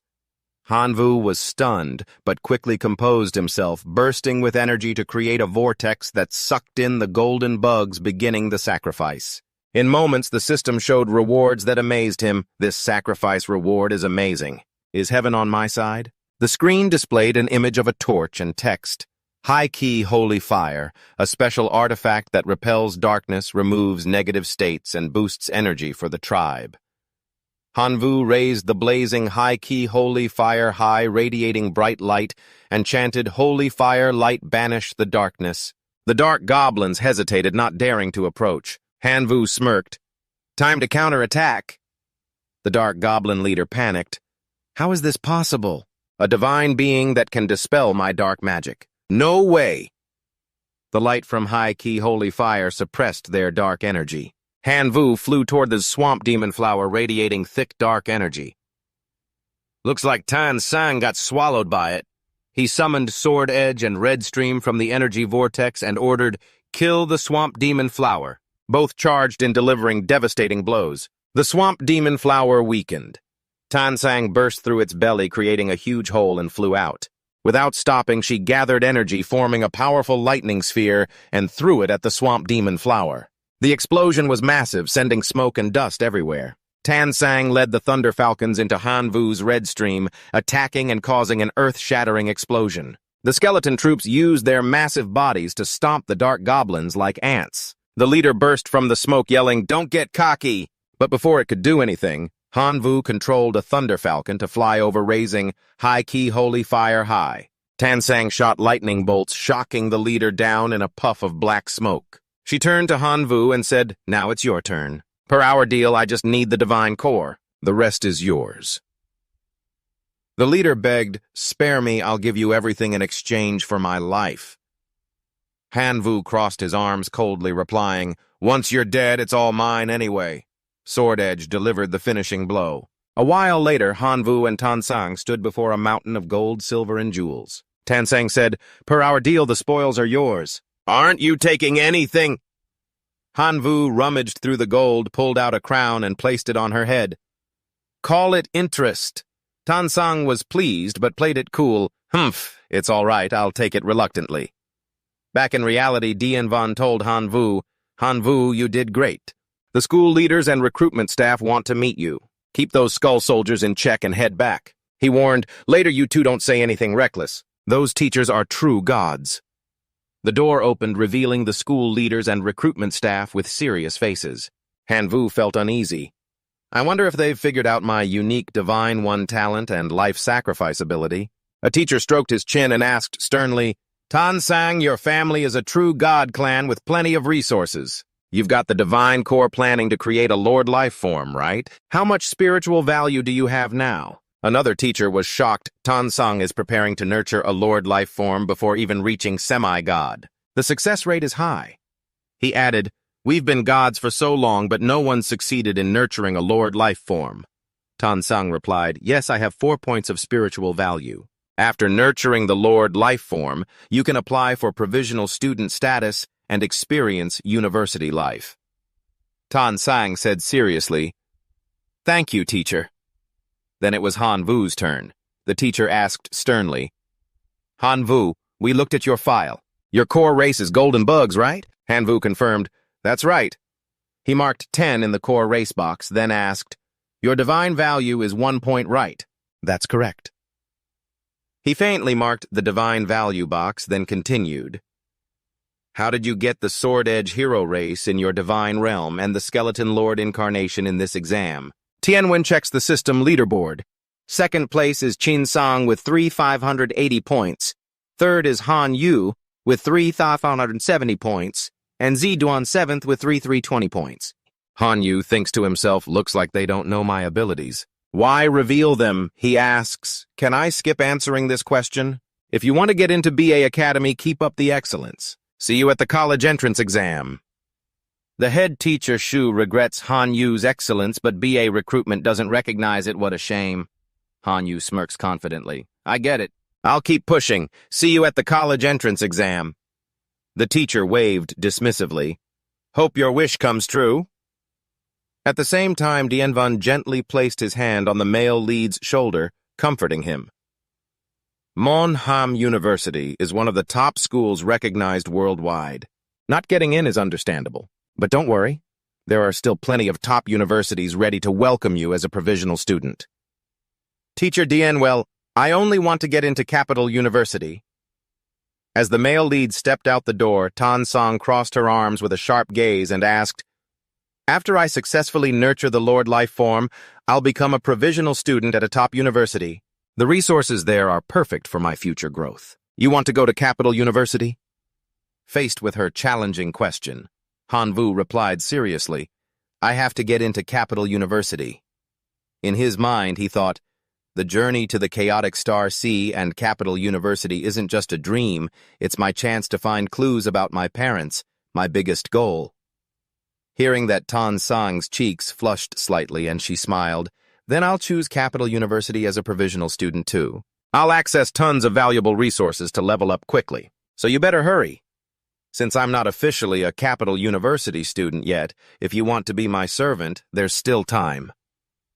At her teasing words, Han Vu turned away calmly but firmly, saying, I've got plenty of resources on my own. Why would I be a servant? I need to prepare for this harvest, so I'll head out. Bye for now. After Han Vu left, Tansang thought to herself with a slight smile, he's as stubborn as his skeletons, but kinda cute. The scene shifted to the vast divine realm, where Han Vu, our male lead, stood in the beautiful energy-filled space. He held the divine card, absorbing the surrounding energy streams. Immediately, the system displayed name Han Vu, level life divine, talent heaven's chosen death, ability growth speed life sacrifice, divine spiritual power 500,000, faith power 7,903, tribe core golden bugs, extraordinary life forms 219, elite life forms 49, 080,000, elite life forms 49, 080,000. Seeing this info, Han Vu couldn't hide his excitement, muttering, with new members I can upgrade and strategize for my tribe. But the most important thing is to build a transition path for the golden bugs. As he finished speaking, Han Vu released massive energy waves and declared, First path, use the Abyss origin to build the Abyss path. Instantly, the energy spread. It enveloped the golden bugs flying in the air. They gained enhanced resistance. Their lives became tougher, and their ability to withstand magic attacks improved. From now on, you'll be Abyss bugs evolved for defense. Next, he explained the second path using the Dark Goblins to build the Dark Curse path. This allows the tribe to hide while flying and cause side effects on enemies. This is the assassination path called Dark Curse bugs. Just then, a tribe member telepathically said, voice full of worry, Divine One, please forgive us. While processing ore, we accidentally processed the sacred staff you gave us. Please punish us. Hearing this, Han Vu was startled and quickly flew to the site. Arriving Shen Qi. The culprit knelt, trembling hands clasped, begging the Divine One. It was me who foolishly processed the sacred item. Please forgive me. Though a bit angry, Hanvu stayed calm. He helped Shenqi up and gently advised, remember this lesson. From now on, be more careful with your work. Then Hanvu looked at the processing machine radiating intense heat. A moment later, the system showed Fire Star Stone X2, Gold Star Block X1. Sacred item materials can be used for upgrades or repairs. Seeing this, Hanvu exclaimed in surprise, repair sacred items. My law of gluttony is broken. Could it be fixed? Hesitating, he fused the law of gluttony with the sacred materials. Fierce energy erupted, and in an instant they transformed into a complete artifact. The system continued. After common life forms absorb energy over 999 times, their bodies can evolve into elite life forms. Hanvu was surprised. It used to be 1,000 times. Now it's down. If I have enough sacred materials, I can fully repair the law of gluttony. But sacred materials only come from sacred items. Where am I going to find that many sacred items now? Just then, Hanvu opened the system board and scrolled through a message from 3 people. Please help us. I have a sacred artifact that's a weapon, but it got damaged during use. Now I want to find someone in the Divine Realm civilization to fix it. It's a shame to just throw it away. Hanvu stroked his chin, thinking, repairing a sacred artifact and it's a weapon. Could sacred materials work? After thinking, he drafted a message and sent it. In less than 3 seconds, the other person called back, surprising Hanvu. That was fast. The person got straight to the point. Can you really fix my weapon? I've posted about this for so long without any leads. Might as well try, it won't hurt. If you trust me, send over some sacred items to check. Okay. Hanvu calmly replied, I've downloaded the Divine Realm Anti-Fraud Center app, so don't try to scam me. What level of sacred item do you need? If it's under level 4, I can send it right away. Anything above it might take time. He held up a finger, smirking confidently. Level 1 is enough. As soon as he spoke, the other person sent a huge package as big as an elephant. Hanvu plopped down in shock. Whoa, did you have to send it that fast? After checking, he was stunned. There are over 100 sacred items here. Should I just take the stuff and run? But thinking about the Divine Realm Anti-Fraud Center, he felt uneasy. That name alone is intimidating. A moment later, the male lead carefully poured the materials into the processing machine. Soon the machine roared, emitting scorching heat like the sun. After some time, Hanvu finished the repair. The other person's sacred materials piled up into a massive, glittering heap. Without hesitation, he started sending the materials back, but quietly thought, I'll pocket a few pieces. Probably no one will notice. Then Hanvu hit the close button on the system board. As soon as the package was received, Yuanzhong called the male lead, excited.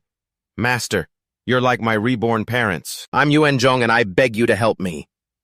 Hearing that, Hanvu chuckled awkwardly. You're too kind. My greatest joy is helping others. At the same time, Dianvan was meditating, absorbing the surrounding energy into his necklace. In his memories, he recalled someone at the school saying, the level 3 healing godhood is yours now. After giving the healing godhood, Lochthen gritted his teeth and said, Teacher Dian, the road ahead is long. We have to watch our step as we go. Lost in thought, Dianvan suddenly received a call from Hanvu, startling him.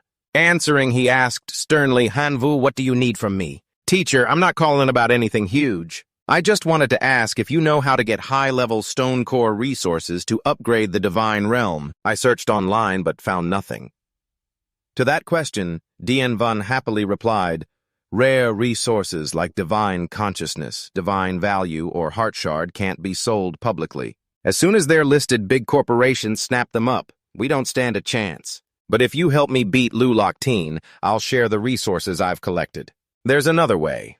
I once encountered a case where the Divine Realm heart was too low level. Even with good sacred items, it couldn't be loaded. Luckily, a senior I know well introduced me to a competition called Blood Arena. The winner of each match gets a heart shard as a reward. Hanvu, if you battle other Divine Realm citizens, even races from different civilizations, your tribe could suffer heavy losses. But if you win, the reward is a Divine Realm heart shard. Dare you join this level of competition? After hearing that, Hanvu crossed his arms confidently, saying, No problem, teacher. I'm short on a lot of things, but never on tribe members. Time flew by like dogs chasing in the field. The next day, at the Grand Blood Arena, Hanvu and Dianvan entered, amazing the crowd. This place is massive. Dianvan whispered, This mask can hide your identity and prevent semi-gods from investigating. After all, this is outer territory. We need to be careful." The receptionist saw them and quickly handed over a form. "First, fill out your info here." As Han Vu carefully filled it out, Dien Van crossed his arms and explained, "The matches here are divided into 3 levels based on opponent strength: divine being matches, semi-god matches, and true god matches.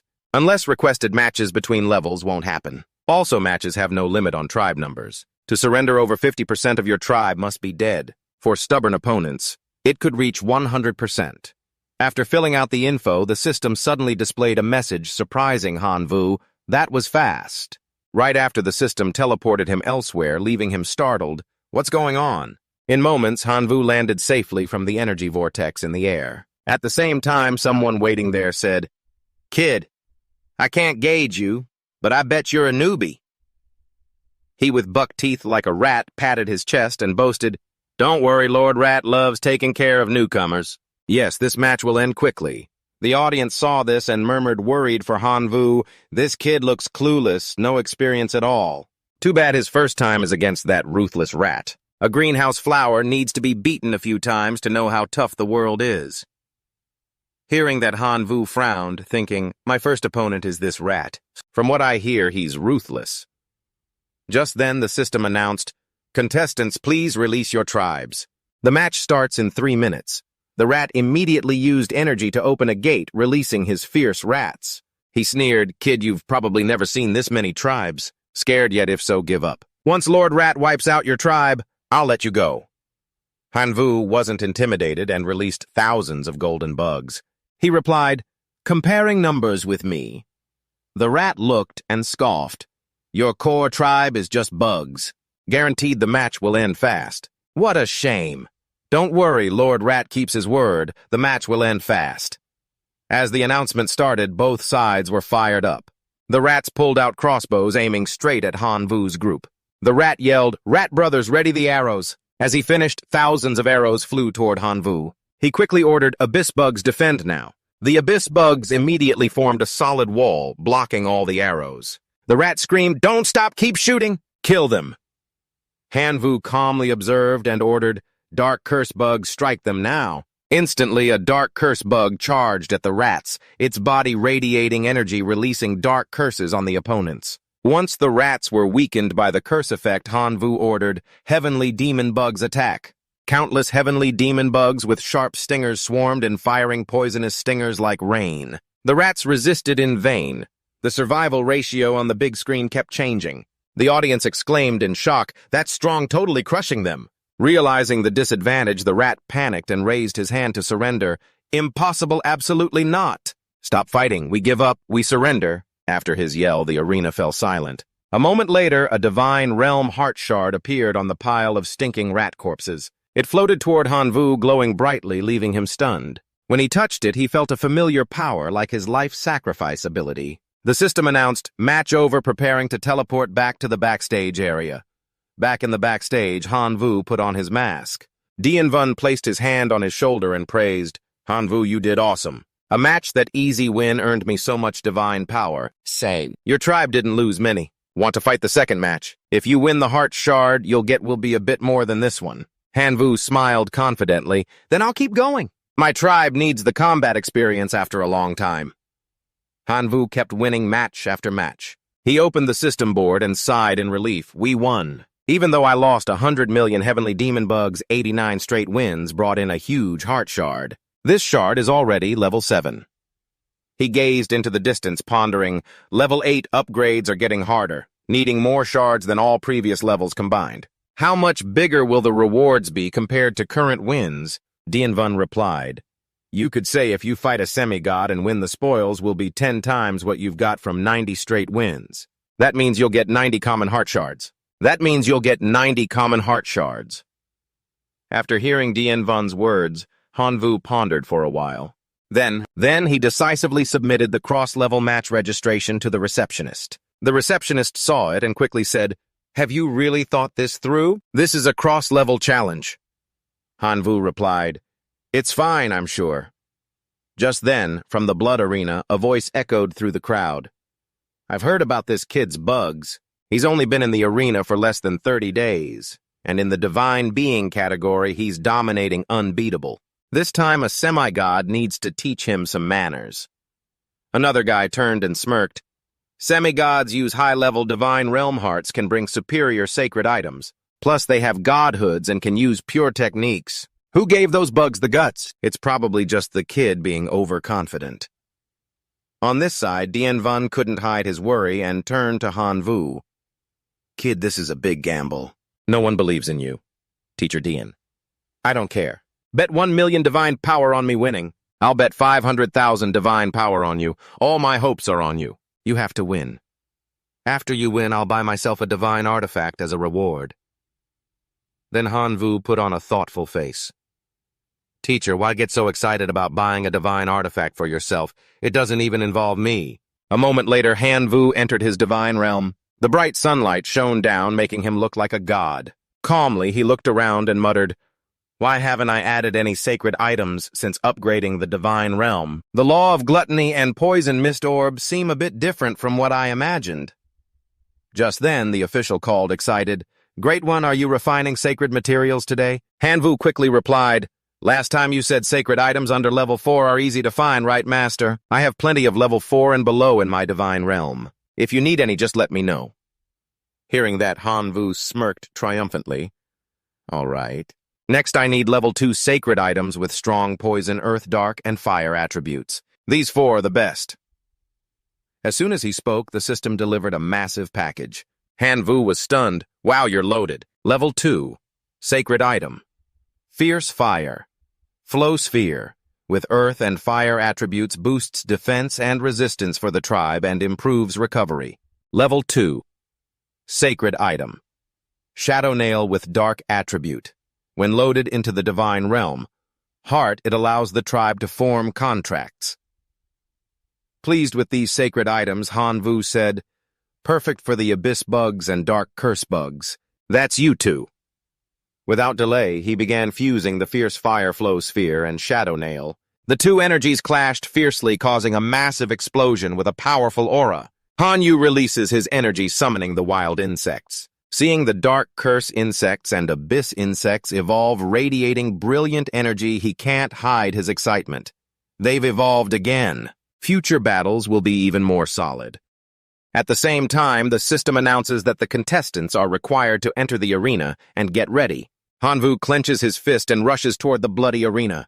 The excited crowd keeps chanting, Statue Lord, crush him. Grasshopper, hang in there for 3 seconds. Grasshopper, hang in there for 3 seconds, otherwise I'll lose big time. The Statue Lord, with his burly build, crosses his arms over his chest and smirks smugly. Today is my lucky day running into a rookie like you who doesn't know his place. In this bloody arena, get ready for your followers to meet their end. He continues to threaten Rookie, I admire your guts for challenging a demigod, but guts aren't the same as power.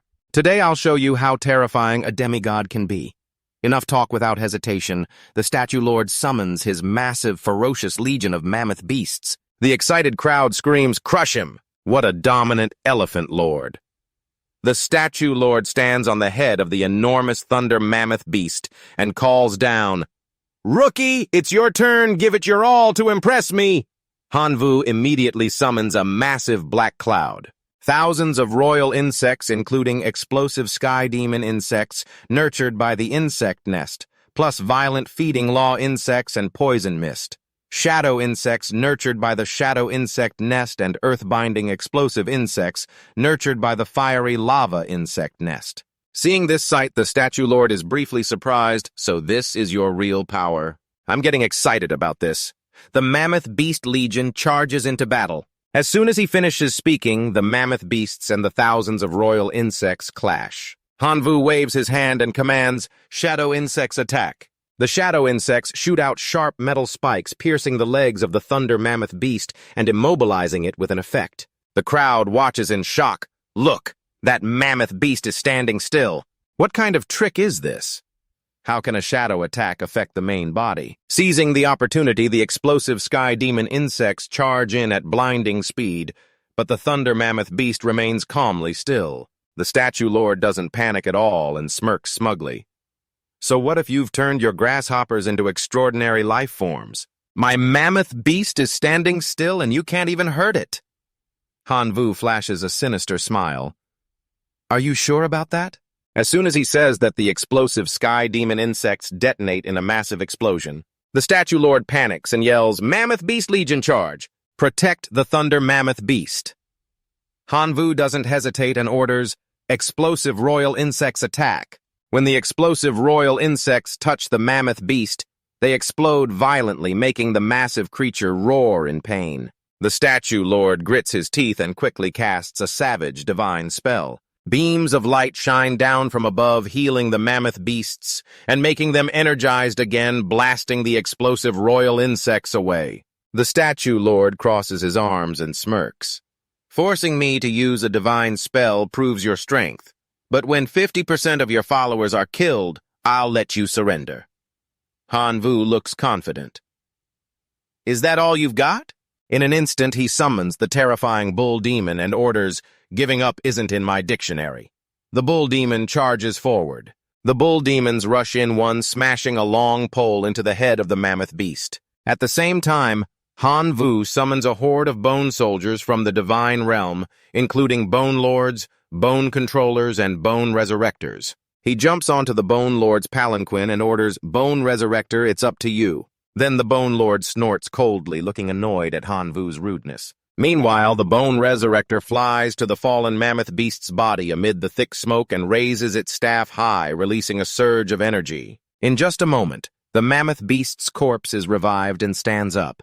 The Statue Lord is stunned but still acts tough. You damn bone creatures, but don't think you can make a demigod surrender. War mammoth beast, unleash your power. The mammoth beasts charge like tanks, smashing the bone creatures into pieces. Hanvu immediately orders, Bone controllers go. Bull demons fall back. The bone controllers unleash energy, making the bone fragments fly up and combine into a massive bone giant. It stomps its foot, creating a massive explosion. The Statue Lord stares in shock and looks up. The strongest heroic life form right here. But he quickly regains his composure and casts a savage divine spell. The thunder mammoth beast grows enormous and roars as it charges at terrifying speed. However, the massive bone giant grabs it, lifts it up, and slams it hard into the ground. Amid the thick smoke, the bone giant leaps at supersonic speed for a powerful punch, but the thunder mammoth beast uses its trunk to grab its arm and throw it down. It raises its front legs and roars, ready to stomp down. The bone giant quickly dodges and kicks the thunder mammoth beast's vital spot, making it roar in pain. Hanvu spots the opportunity and shouts, Finish it! The bone giant climbs onto the thunder mammoth beast and unleashes a barrage of punches like thunderbolts on its head. Then it grabs the beast's tusk and snaps it off. In the midst of the painful roars, the Statue Lord stares wide-eyed and gapes, unable to fight back. Before the beast can even squirm, the bone giant snaps off the other tusk, leaving the thunder mammoth beast teary-eyed. Hanvu is stunned. Wow, they say bone controllers learn combat skills carefully, but I didn't expect this massive bone giant to be so brutal. The bone giant swings its leg and kicks the thunder mammoth beast away like a ball, sending it landing right in front of the Statue Lord. He's terrified, sweating buckets in panic. The Statue Lord cautiously orders, Fierce mammoth beasts, all of you attack. Surround and kill it. As soon as he says that, the smaller fierce mammoth beasts charge, but they're instantly crushed by the massive bone giant. The others are kicked flying in all directions. The bone giant keeps throwing powerful punches, but there are too many fierce mammoth beasts. They keep attacking its joints, forcing it to its knees. Right then, one fierce mammoth beast charges and rams into the bone giant's leg. Seeing the fierce mammoth beasts overwhelming it, the Statue Lord excitedly yells, No matter what, crush this bone giant! Sensing the disadvantage, Hanvu waves his hand decisively and orders, Bull Demon King, go rescue it. Bone controllers. In an instant, with their muscular builds, the bull demons push back the fierce mammoth beast's attack. At the same time, the bone controllers chant spells, their bodies radiating thick, eerie, demonic energy. In a flash, the corpses of the mammoth beasts rise as stark white skeletons. Right away, the skeleton mammoths and fierce mammoth beasts clash like moths to a flame. Upon impact, a massive explosion echoes, filling the air with smoke. When the smoke clears, only 4 fierce mammoth beasts remain, while the bull demons still have a large number. The crowd gasps in amazement. Wow, that's over the top! The Statue Lord's followers are now just a fraction compared to his opponent. The Statue Lord kneels down, panting heavily. I've lost. Immediately, a fragment of the divine power core appears, absorbing energy from the mammoth beast's corpse. Once it's done, Hanvu picks it up and thinks to himself, this divine core fragment from defeating a demigod is way stronger. Suddenly, a voice rings out, startling him. Student Hanvu, the Bloody Arena Management invites you to meet. Before he can react, Hanvu is pulled into a void space with swirling energy streams. A moment later, he's teleported to a room. The person in front says, Don't be afraid, we're the staff from the Bloody Arena Management.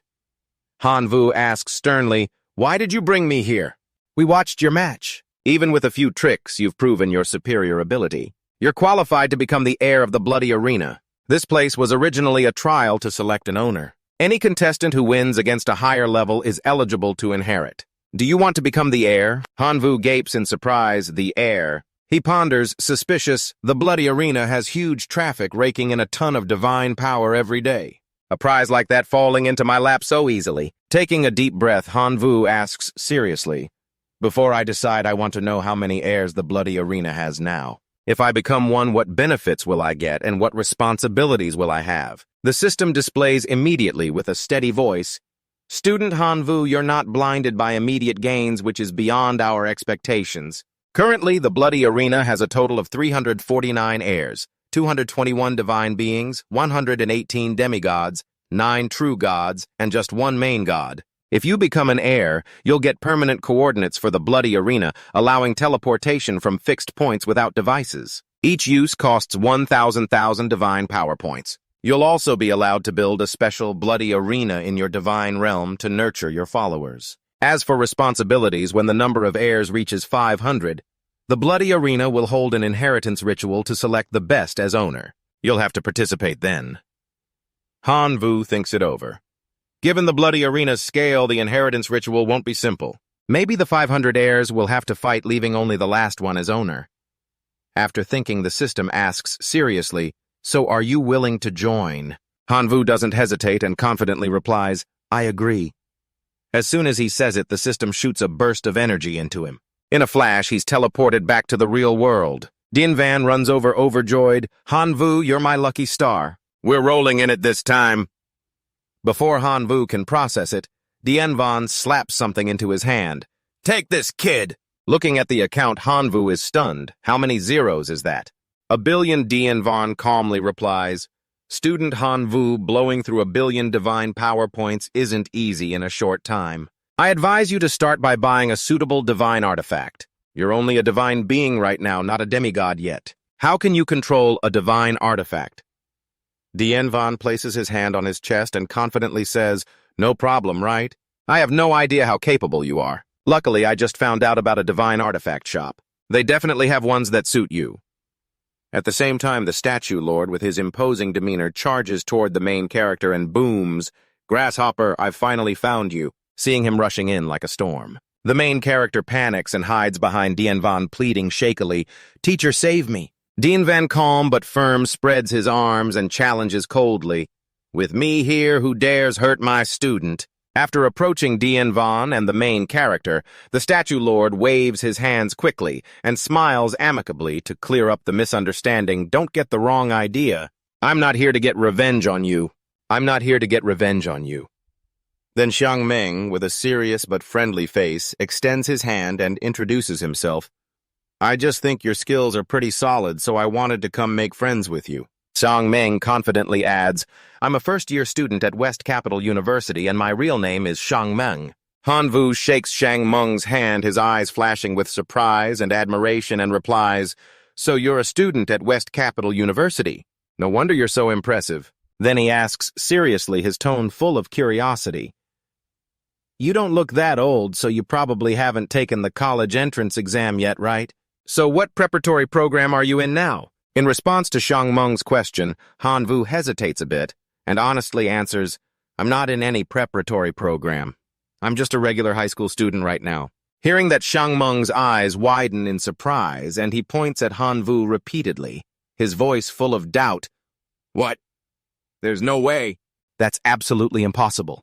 Are you kidding me? Hanvu quickly points at Dinvan. Seeing Xiang Meng's disbelief, Hanvu quickly points at Dinvan and insists, Why would I lie to you? I have my teacher right here. He can vouch for me. Dien Van smiles and confirms this grasshopper student really isn't in any preparatory program. Although many universities have offered him spots, Grasshopper has big ambitions and only wants to join Capital University. Hearing that, Xiangmeng nods his eyes, showing admiration. So that's how it is. Your judgment is spot on. Capital University is the top of the 3 leading universities. He puts his hand on Han Vu's shoulder and encourages him enthusiastically. I really like you. I hope you can be my junior. I'll report your story to the school. Once you're back, work on improving your core followers as much as possible.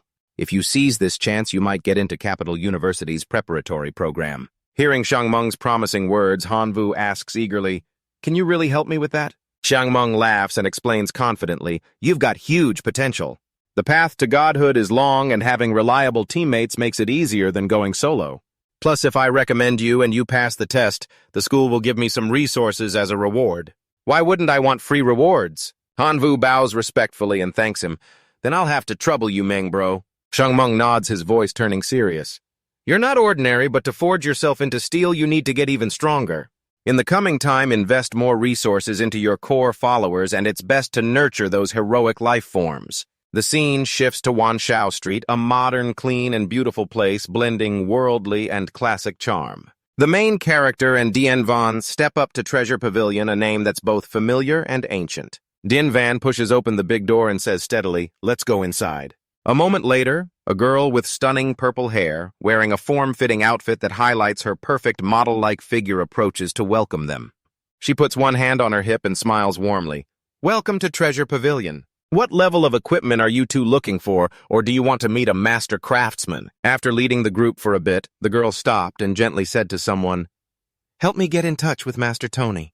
Tell him that old Tian is coming to visit." As soon as the teleportation gate appeared, the girl gestured gracefully to Han Yu's group, saying, "You two please come in." Hearing that, Han Yu and Tian Wen glanced at each other without saying a word. After a moment, Han Yu mustered up his courage and stepped into the teleportation gate. As soon as he stepped through, Master Tony boomed, "Old Tian is the fat sheep you're bringing this time, plump enough." Hearing that provocative remark, Tian Wen thought to himself in annoyance, "Damn it, is it still not too late to run?" Tian Wen placed his hand on Han Yu's shoulder and proudly introduced, "Tony, get serious, this is my student here."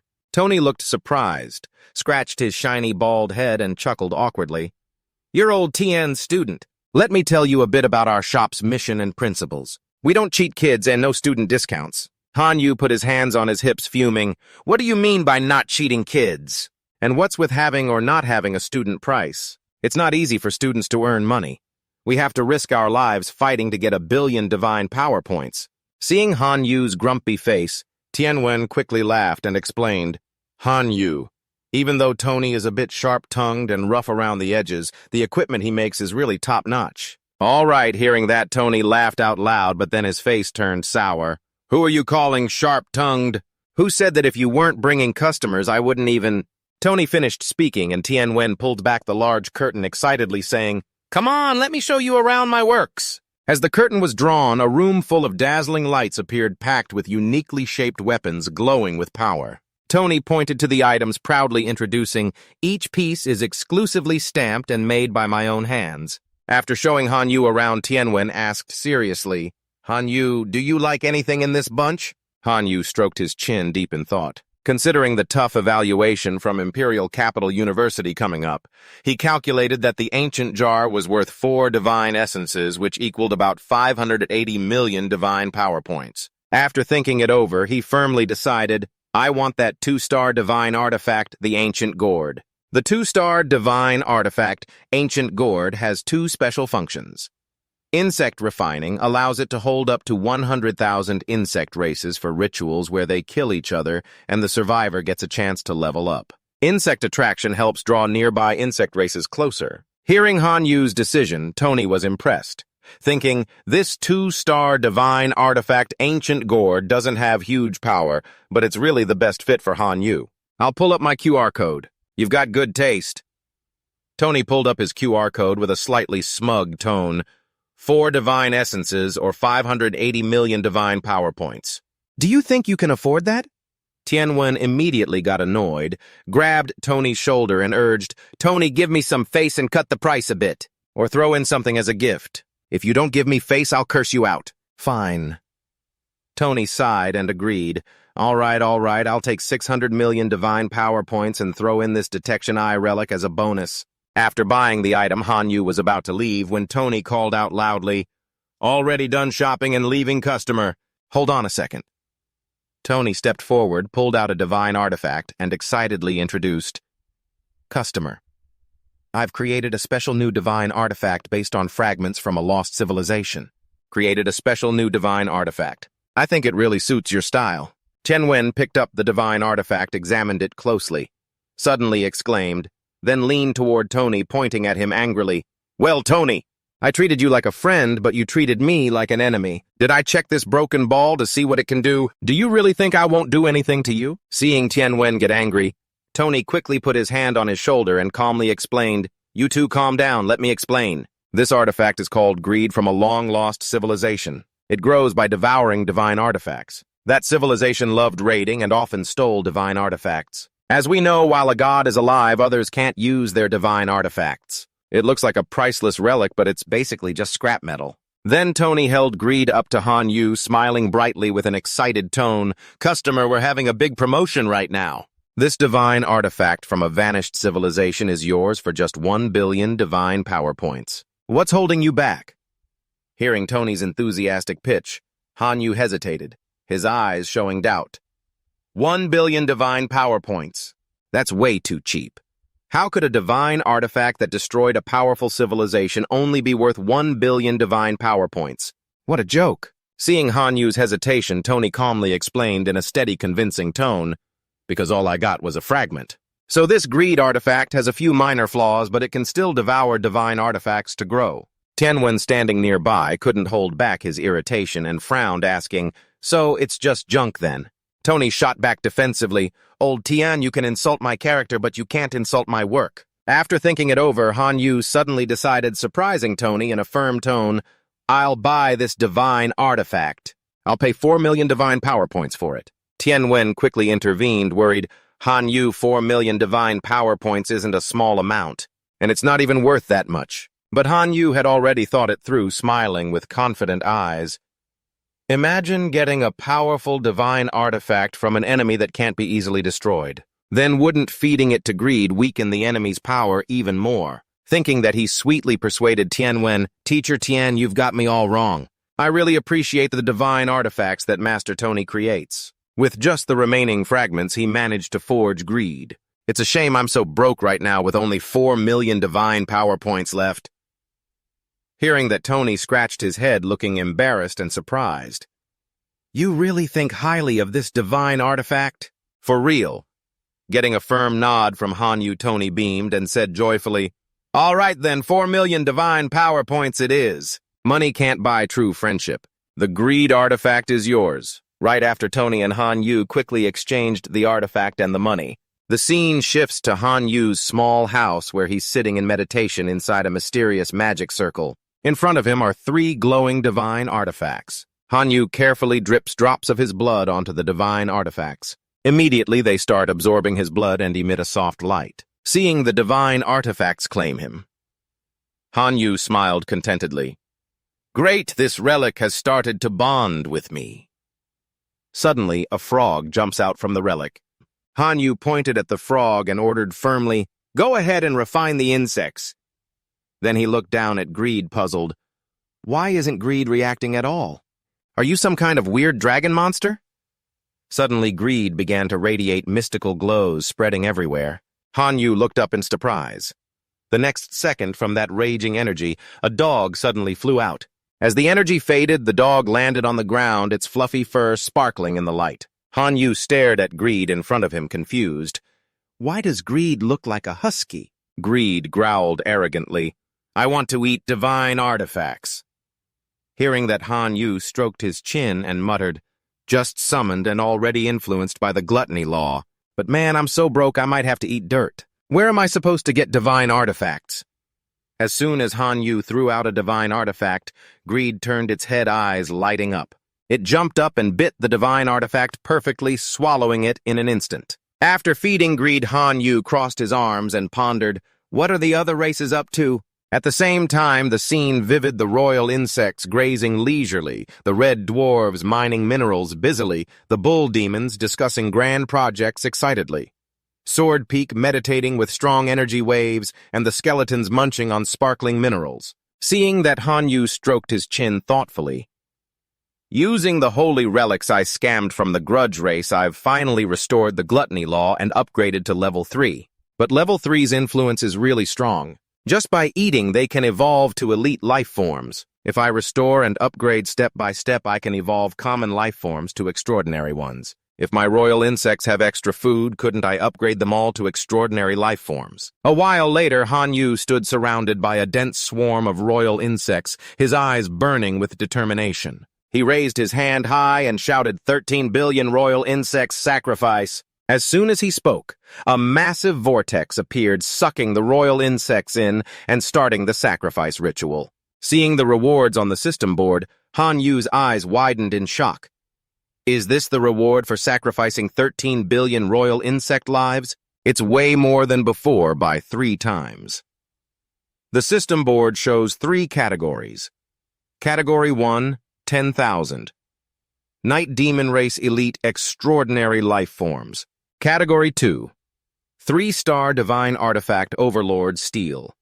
Both a Divine Artifact and a Holy Relic. Category 3 Level 2. Holy Relic Fossilization Point, which can fossilize a god's domain core or a specific race. Seeing the half-human form of the fossilization point, Hanyu said without hesitation, Half-human form?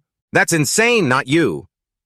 As soon as he selected the fossilization point, it appeared in front of Hanyu, radiating brilliant energy. He crushed it with his hand and the fragments scattered. In an instant, a powerful energy pillar shot up from the ground into the sky as if tearing it apart. The royal insects immediately flew into the energy pillar, absorbing the power. They quickly evolved their bodies, becoming larger and more majestic. Seeing that, Hanyu clenched his fist excitedly and yelled, "Oh man, that's awesome!" System notification.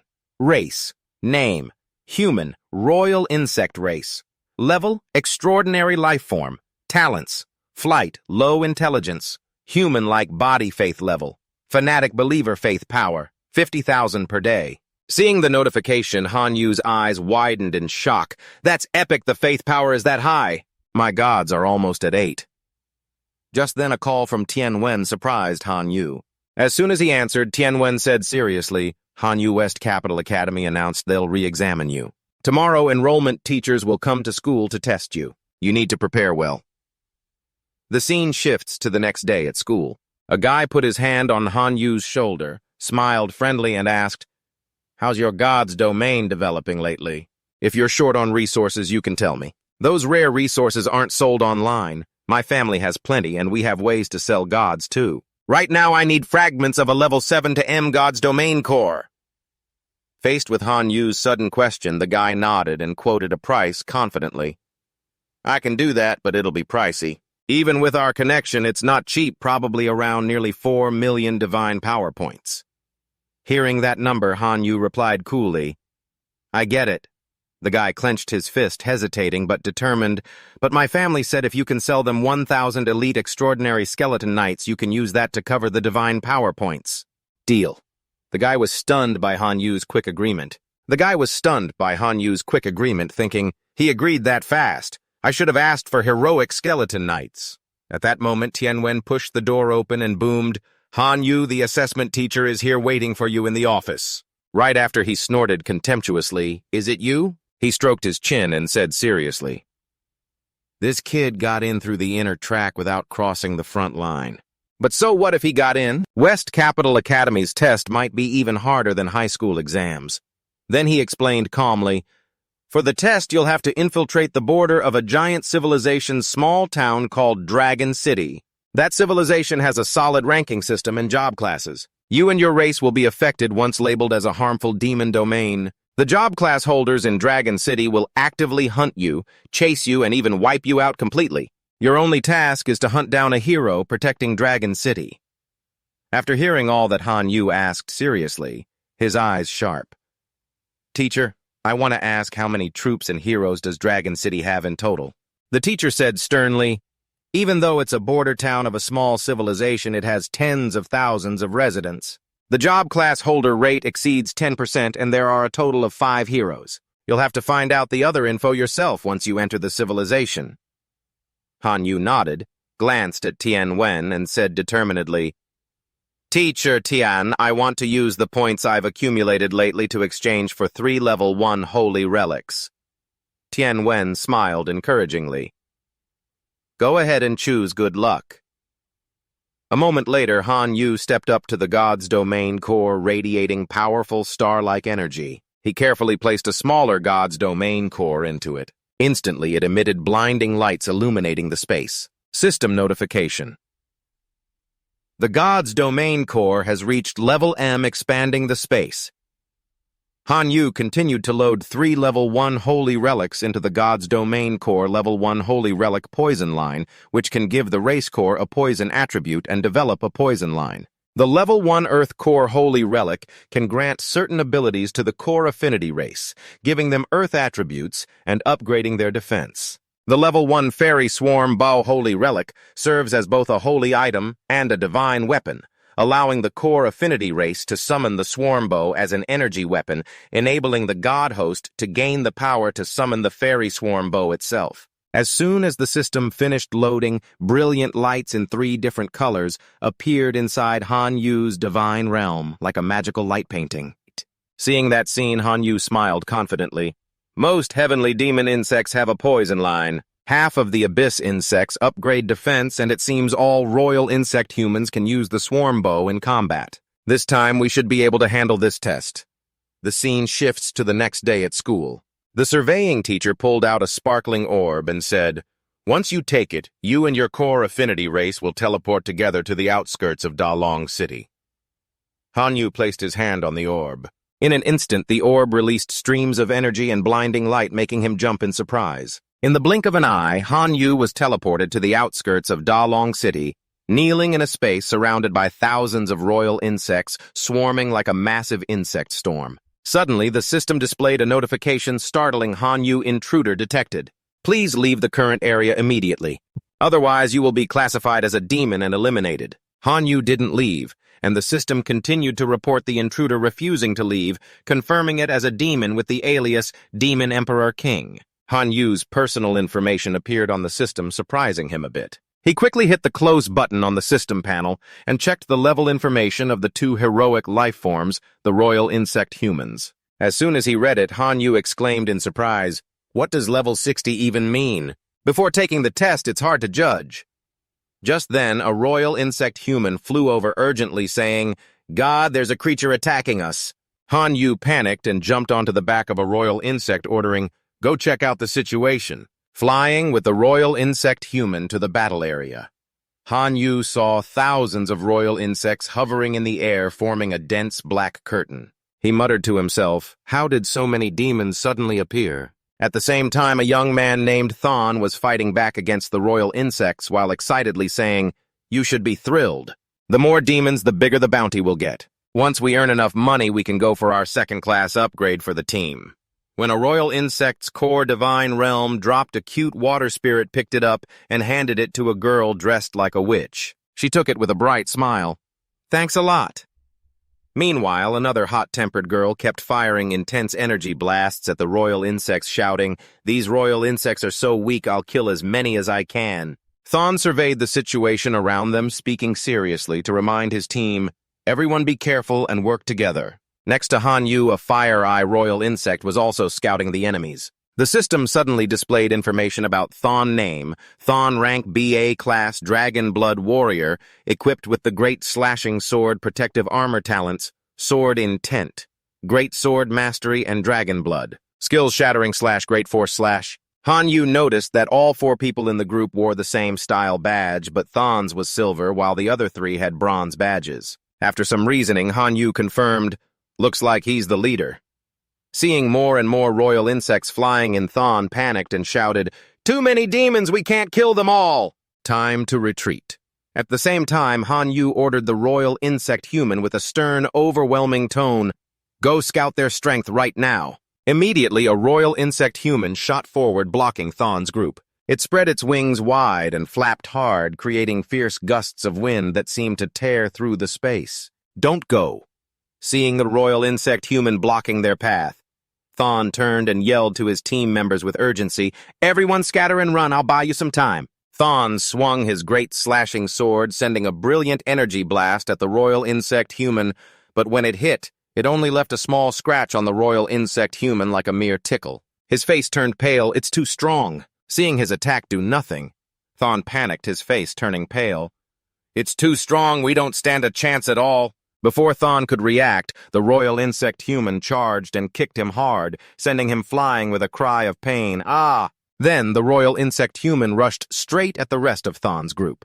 In moments, the whole group was tied up in place, unable to move. Hanyu slowly approached, radiating immense presence. Behind him, energy formed into an eerie, ghostly face, like a shadow from the underworld. Seeing that, Thawne panicked and screamed, "Don't come any closer, you ugly demon! Don't get near us!" Hearing that, Hanyu got angry, gritted his teeth, his eyes blazing with fury. "How dare you call a handsome guy like me ugly?" He crossed his arms, speaking sternly. "If you want to leave alive, answer my questions honestly. In your eyes, what kind of person am I?" Thawne refused to answer and instead mocked him contemptuously. "I'd never answer a demon's questions." As soon as he finished, the royal insect human couldn't hold back its anger and fired an energy blast through Thawne. Hanyu panicked and immediately scolded it, furious. "I said just scare him a little. Why did you actually attack?" Seeing Thawne had been taken down, the two girls in the group were terrified, tears streaming as they screamed, "Thawne!" Hanyu looked annoyed and gave a decisive order. Seeing the two girls making a racket, Hanyu looked annoyed and gave a decisive order. "Grasshopper, use a deafening curse to silence them all." Then the remaining member of Thawne's group trembled as he looked at Hanyu and fearfully asked, "What exactly do you want?" Hanyu exuded a cold, killing intent, his face darkening as he threatened, "I'll ask you in your eyes, what do I look like?" Faced with the intense pressure, the person sweated profusely and stammered, "Big eyes, long beard." Hearing the answer, Hanyu immediately thought of the royal insect human, muttering, "Isn't this just a giant grasshopper? Maybe it's meant to create an ugly image to imprint on intruders' minds." He pointed at the person's face, satisfied. "Good, keep answering my questions." After some interrogation, Hanyu gathered a lot of information. "You ordered the release of the group, saying, 'All right, I've asked enough, you can go now.'" As soon as they were released, the surviving member, since Thawne had been taken down, hurriedly ran away, thinking to himself, "I must quickly report the news about the demon army to the Adventurers Guild." Meanwhile, Hanvu was riding on the back of a royal insect, flying after that person from a distance. He watched intently, mumbling, "It seems this place is the destination. I'm sorry my information can't be leaked yet. You just rest for a bit before I complete my mission. Once I leave, you'll be fine." Immediately, a royal insect charged at that person, shooting poisonous spikes at him, making him collapse. Hanvu rested his chin on his hand, pondering.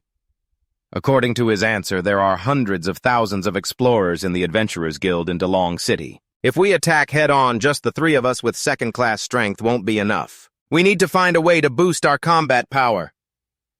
Suddenly, a group of fairies appeared, eagerly kneeling to welcome Hanyu, surprising him. Fairies, well, something's better than nothing. But upon closer look, he saw the fairy leader was level 62, already at 3rd class. Hanyu rubbed his chin, wondering, how did they get a class? To find out, he asked sternly, "Answer my question honestly. Where did your class come from?"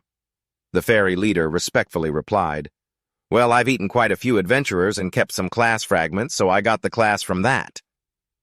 Hearing that, Hanyu had a bold idea, eat class fragments to get a class. Then my grasshoppers can get classes too. He waved his hand and ordered firmly, "You grasshopper brothers, keep an eye on the adventurers and collect class fragments for me." Once they collected enough class fragments, Hanyu crossed his arms, his eyes burning. "Time to fuse the classes." He released a powerful energy, making the class fragments float in the air. After the fusion was complete, the system showed the classes lawyer, martial artist, warrior, gunner. Without hesitation, Hanyu chose gunner. He thought, "We need long-range attacks, and it's perfect for my heroic life form, the royal insect human." Instantly, the royal insect human was equipped with a bow, becoming the explosive sky demon, royal insect human level 60 gunner class talents, brutal devour, flight, low intelligence. Skills: lava spit swarm bow, summon thunder arrow. Seeing the results, Hanyu clenched his fist and joyfully shouted, Success! If we absorb another first-class fragment, it will definitely upgrade to a third-class job. Then catching heroes will be as easy as pie, right? Yes, just then a royal insect flew over and reported, "God, we've found a cave." There's an oppressive aura coming from the cave that keeps us from getting close. Han Yu ordered immediately, "Take me there." A moment later, the royal insect led Han Yu to a cave. He curiously said, "God, it's right here." As soon as he entered, powerful auras surged toward him mixed with divine power, exciting Han Yu. This aura is strong and has divine power. It's definitely worth investigating. Han Yu's group delved deeper into the cave, reaching a cliff. Below, a massive black dragon was chained up, its majestic form radiating terrifying power. Han Yu muttered, "I remember the teacher mentioning in class that some civilizations from other worlds often seal enemies they can't easily kill. Looks like this black dragon in front of me is the poor soul sealed by some powerful being." The royal insect next to him used a scanning skill, and the black dragon's info appeared: name, Black Dragon Elvis, level 103, sealed, state original, level 149, class rebel. The rest is unreadable. Suddenly, the black dragon noticed Han Yu's group and woke up, releasing an oppressive aura that stunned the two royal insect humans controlling their halos and making them stagger toward the black dragon. Han Yu shouted, "You royal insect humans, stop!" His words immediately broke the control. The two royal insect humans broke free and stood firm. Seeing Han Yu interfere, the black dragon roared in fury. "How dare you stop the great rebel black dragon Antaeus from feeding? I'll corrode your soul and devour your body and flesh." Seeing the black dragon charge energy in its mouth, preparing to attack Han Yu's group, panicked and yelled, "Let's split up." In a flash, the black dragon fired a devastating blast, filling the air with smoke and dust.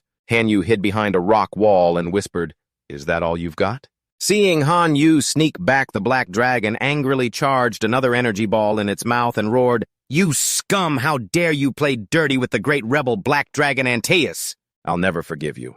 Seeing the black dragon about to fire the energy ball, Han Yu panicked and ran yelling, "Damn it again! Scatter, everyone, scatter!" A moment later, as the dust settled, Han Yu sneaked back. The black dragon sighed in frustration. "Here you are again. But I'm not here to fight you. On the contrary, I'm here to help you. Listen!" The black dragon was furious, its eyes piercing like daggers as it roared, "The great rebel black dragon Antaeus has seen through your tricks. Leave now before I get angry. If not, I'll eat you alive." But faced with those powerful threats, Han Yu didn't flinch. He calmly pulled out the fairy swarm bow, standing his ground. "Trapped here, and you think you can devour me whole? What a joke." Then he drew the bow and fired a glowing arrow at the black dragon. "Take this." But when the arrow hit the black dragon's steel-like scales, it bounced off harmlessly like a pebble against a wall. The black dragon mocked, "What a pest. The defense of the great rebel black dragon Antaeus is unbeatable. You can't even hurt me." Hearing that mockery, Han Yu flew into a rage, his eyes burning as he gripped his sword and charged. "Then let's try this." Han Yu swung his sword, sending a brilliant energy blast at the black dragon, but the powerful strike only left a small scratch on its tough scales. Undeterred, Han Yu leaped up, channeling energy into his sword, muttering, "This thing's way too tough. No way. How can I talk to it if I can't even wound it?" He shouted, "Pour 10,000 divine points into the sword." 10,000 divine points poured in. Han Yu kept slashing with sharp energy blasts, each one stronger than the last. The black dragon howled in pain as blood spurted from its wounds, roaring furiously, "You lowly pest, how dare you harm the great rebel black dragon Antaeus?" Seeing the black dragon still defiant, Han Yu coldly drew an energy-glowing dagger, threatening, "I've got plenty more weapons. Who knows, you might end up sleeping forever." The black dragon trembled and quickly shifted to a more conciliatory tone. "What do you want?" Han Yu replied sharply, "I have a dream to take down a hero in Dalong City, but my strength isn't enough yet, so I want your help." Hearing that, the black dragon pondered, lowering his voice. "The great rebel black dragon Antaeus has been sealed here for hundreds of years and can't leave. How can I help you? These chains were specially made by the Adventurers Guild to seal me. Even my dark powers can't corrode them." The black dragon nodded, saying proudly, "That's right. So this lock is a divine artifact. The great rebel black dragon." Amphios doesn't lie. Hearing that, Hanvu smiled and pulled out greed, which was radiating mysterious energy. In that case, I have a way. He brought greed close to the chain, teasingly saying, "Little wolf, go ahead and eat your fill." Right away, flames from greed erupted, burning the chain. In just a moment, the chain was severed, leaving the black dragon stunned and mouth agape. It quickly ordered in a rush, "Hurry up and cut the rest of these for me." The great rebel black dragon. Amphios is commanding you. Seeing the black dragon's arrogant attitude, Hanvu frowned and said coldly, "What's with that tone?" Not only was the black dragon ungrateful, but it kept on ordering, "Cut these chains for me right now." The great rebel black dragon Amphios is commanding you. Hanvu's face turned serious, his voice sharp and cold. "Great rebel black dragon Amphios, I cut that chain to show my sincerity. So are you going to help me or not? And you're ordering me around. What's your deal?" Faced with the sharp question, the black dragon quickly replied in a softer tone. "What do you want the great rebel black dragon Amphios to do for you? Kill a hero, I'll do it for you. So now go ahead and free me from these chains." Hanvu suddenly changed his mind, speaking coldly with a calculated tone. "Now I've changed my mind. I want you to serve me for 100 years as a reward for rescuing you." Hearing that, the black dragon flew into a rage and roared, "You sneaky thief, are you dreaming? I am the great rebel black dragon, Amphios." Hanvu replied coldly, his face as icy as frost. "I can save you and I can kill you too. If you don't agree to my demands, you'll just be a stepping stone for me to boost my power." Hearing those icy words, the black dragon felt a twinge of fear. After thinking it over, it reluctantly agreed, grumbling, "The great rebel black dragon Amphios is ready to serve you for 100 years. Please free me from these chains as soon as possible. I don't want to stay chained up for another second." Hanvu smiled and pulled out a contract. "Hold on, why don't you sign this contract first?" The black dragon looked at the contract and shouted in fury, "This is basically making me a slave." No way, the dragon race won't be slaves. Before the black dragon could finish, Hanvu took out a shimmering dark starstone and said calmly, "I can sense you're really weak right now. Once you sign the contract, I'll give you this dark starstone as a little treat." Hanvu noticed the dark starstone, and the black dragon's stomach growled with hunger, its body trembling in craving. Without hesitation, it signed the contract right away. Hanvu immediately released the greedy wolf from Tamlam and ordered, "Little wolf, hurry up and eat all these chains." The wolf dove in and started gnawing, and before long the chains were completely severed. Freed at last, the black dragon shot up into the sky, unleashing a massive energy beam that shook the cave and filled it with smoke and dust. It roared triumphantly, "The great rebel black dragon Amphios is free at last." The scene shifts to the multi-Dragon City Guild building, a majestic and vast structure radiating unassailable power. As soon as news of the black dragon's escape from the seal spread, the guild members quickly organized an emergency meeting. A man with a bushy beard and a mountain-like presence stood up. This was the extreme martial saint, and he spoke in a steady voice. "That black dragon has just escaped its seal, so it's probably still in a weakened state. The 5 of us must team up to take it down." A girl with pink hair and a curvaceous figure like ripe peaches, the holy maiden hero, chimed in with a worried tone. "Once that black dragon escapes its seal, it's bound to hide in some secret spot to regain its strength. And the area outside the city is huge. To find it, we'll need help from all the adventurers in Multi-Dragon City. And the area outside the city is huge." At the same time, a young man in a pristine white suit with a calm yet sharp demeanor spoke up. This was the Ice Fire Sword hero. "The dark power from the black dragon will boost a ton of monsters' strength. Before those monsters start rioting, we have to strike first and gain the upper hand." Another young man sitting with his legs crossed, looking relaxed. The Wind Traveler hero chuckled. "It's just a black dragon that just broke free. Do we really need to freak out this much? You're with me on this, right, big bro dragon slayer?" The guy in full iron armor exuding a dark vibe. The Dragon Slayer hero replied confidently, "It's just a giant dragon. What's there to debate? I've taken down a wind-type green dragon by myself, and it didn't shake up all the adventurers in Multi-Dragon City." Hearing that, the extreme martial saint frowned, his voice dropping with concern. "But this black dragon is different. Ancient texts say it's a traitor to the dragon race. Don't underestimate it at all, Dragon Slayer." Hearing that, the Dragon Slayer got annoyed, gritted his teeth, and snapped, "Are you doubting my strength? I'm a level 4 Dragon Slayer blessed by fate. My whole purpose is to slay dragons. Faced with that arrogant statement, the extreme martial saint didn't know how to respond and just said, well. The dragon slayer sternly instructed with a sharp gaze, I'll handle the black dragon that escaped its seal. You all just need to protect Multi-Dragon City. Yes? The Wind Traveler quickly stood up and eagerly followed, saying, Big bro, Dragon Slayer, I'll back you up. He turned to the group. I'm heading out with him. Meanwhile, in a wild area, monsters were kneeling before the massive black dragon and Han Vu. He spread his arms wide, speaking boldly and full of spirit. Do you all want to keep getting hunted by those adventurers? The great rebel black dragon. Amphios is calling for all monsters to unite and form a monster alliance to fight against the Adventurers Guild. Our goal is to hunt down adventurers, that's our alliance's motto. Hearing that, the monsters whispered in surprise, Hunt adventurers. Can we do that? Seeing the monsters' doubt, Han Vu said sternly, and pulled out a shimmering energy crystal. I can help boost your strength. Join the Monster Alliance and get energy crystals as rewards. Monsters from different races can come to me to exchange for energy crystals using gear and job fragments from killing adventurers. A while later, the black dragon poured its dragon blood into a cauldron, saying slowly, My dragon blood can help you break through 3 evolutions, but I'll get dizzy from blood loss. I should get 500 dark starstones. That doesn't seem like too much, right? The strong smell of dragon blood made Han Vu cover his nose, and he teased back, Stop acting weak. Do you think 500 dark starstones are cheap? Let me pay it off in installments. Soon after, the system announced, Your second job class has been upgraded to level BA Black Dragon Warrior. Talent acquired Black Dragon Blood Wisdom, which improves physical efficiency by 50%.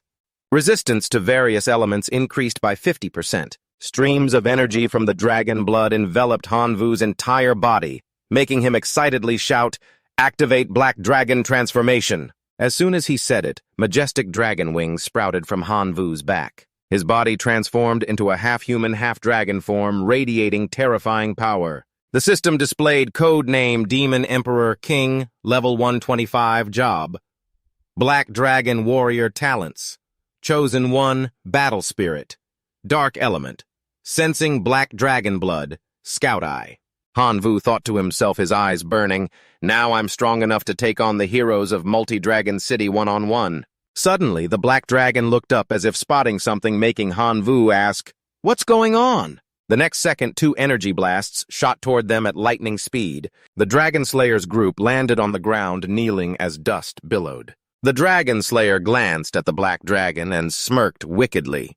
It's a pure-blooded black dragon for sure. If I kill you, my Dragon Slayer job will reach a whole new level. He ordered Wind Traveler block off the area and don't let any other monsters interfere with me. The Wind Traveler nodded confidently. Don't worry, boss. I won't let a single monster bother you.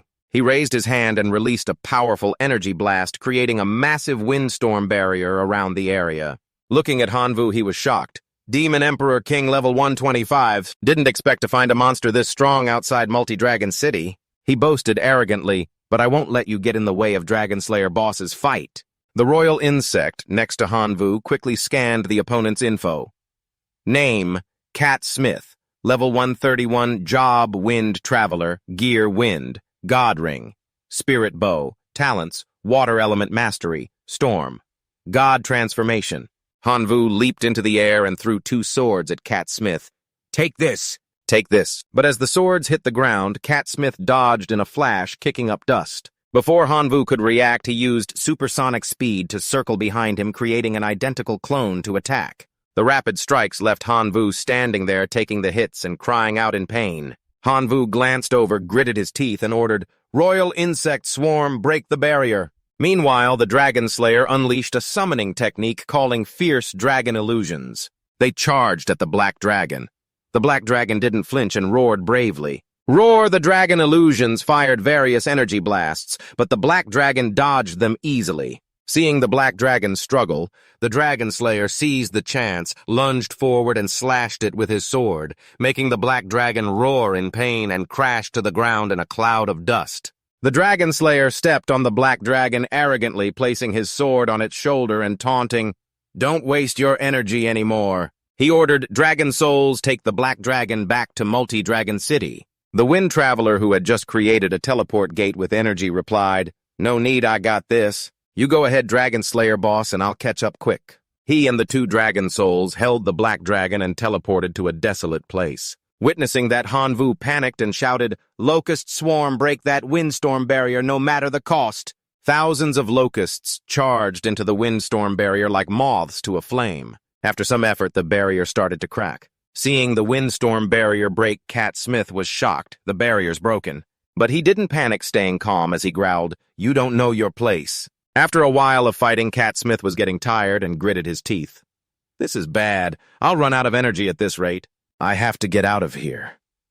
But before he could escape, billions of locusts swarmed him, making it hard for him to fight back as he yelled, "Die, die already!"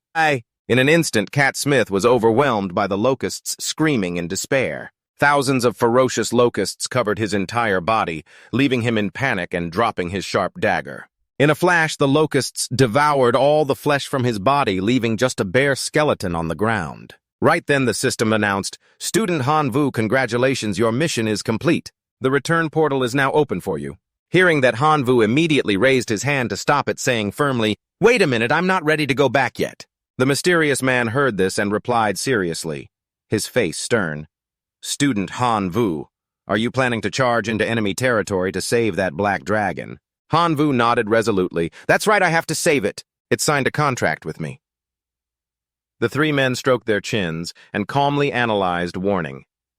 "Student Hanvu, you need to think this through.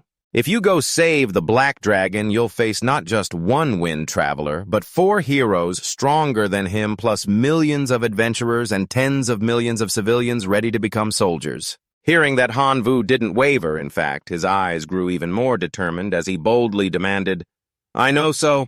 I'm officially asking you to release all the tribes in my divine realm to fight together. In return, I'll increase the mission difficulty and change it to conquering all of Multi-Dragon City." The man was stunned, his voice full of surprise.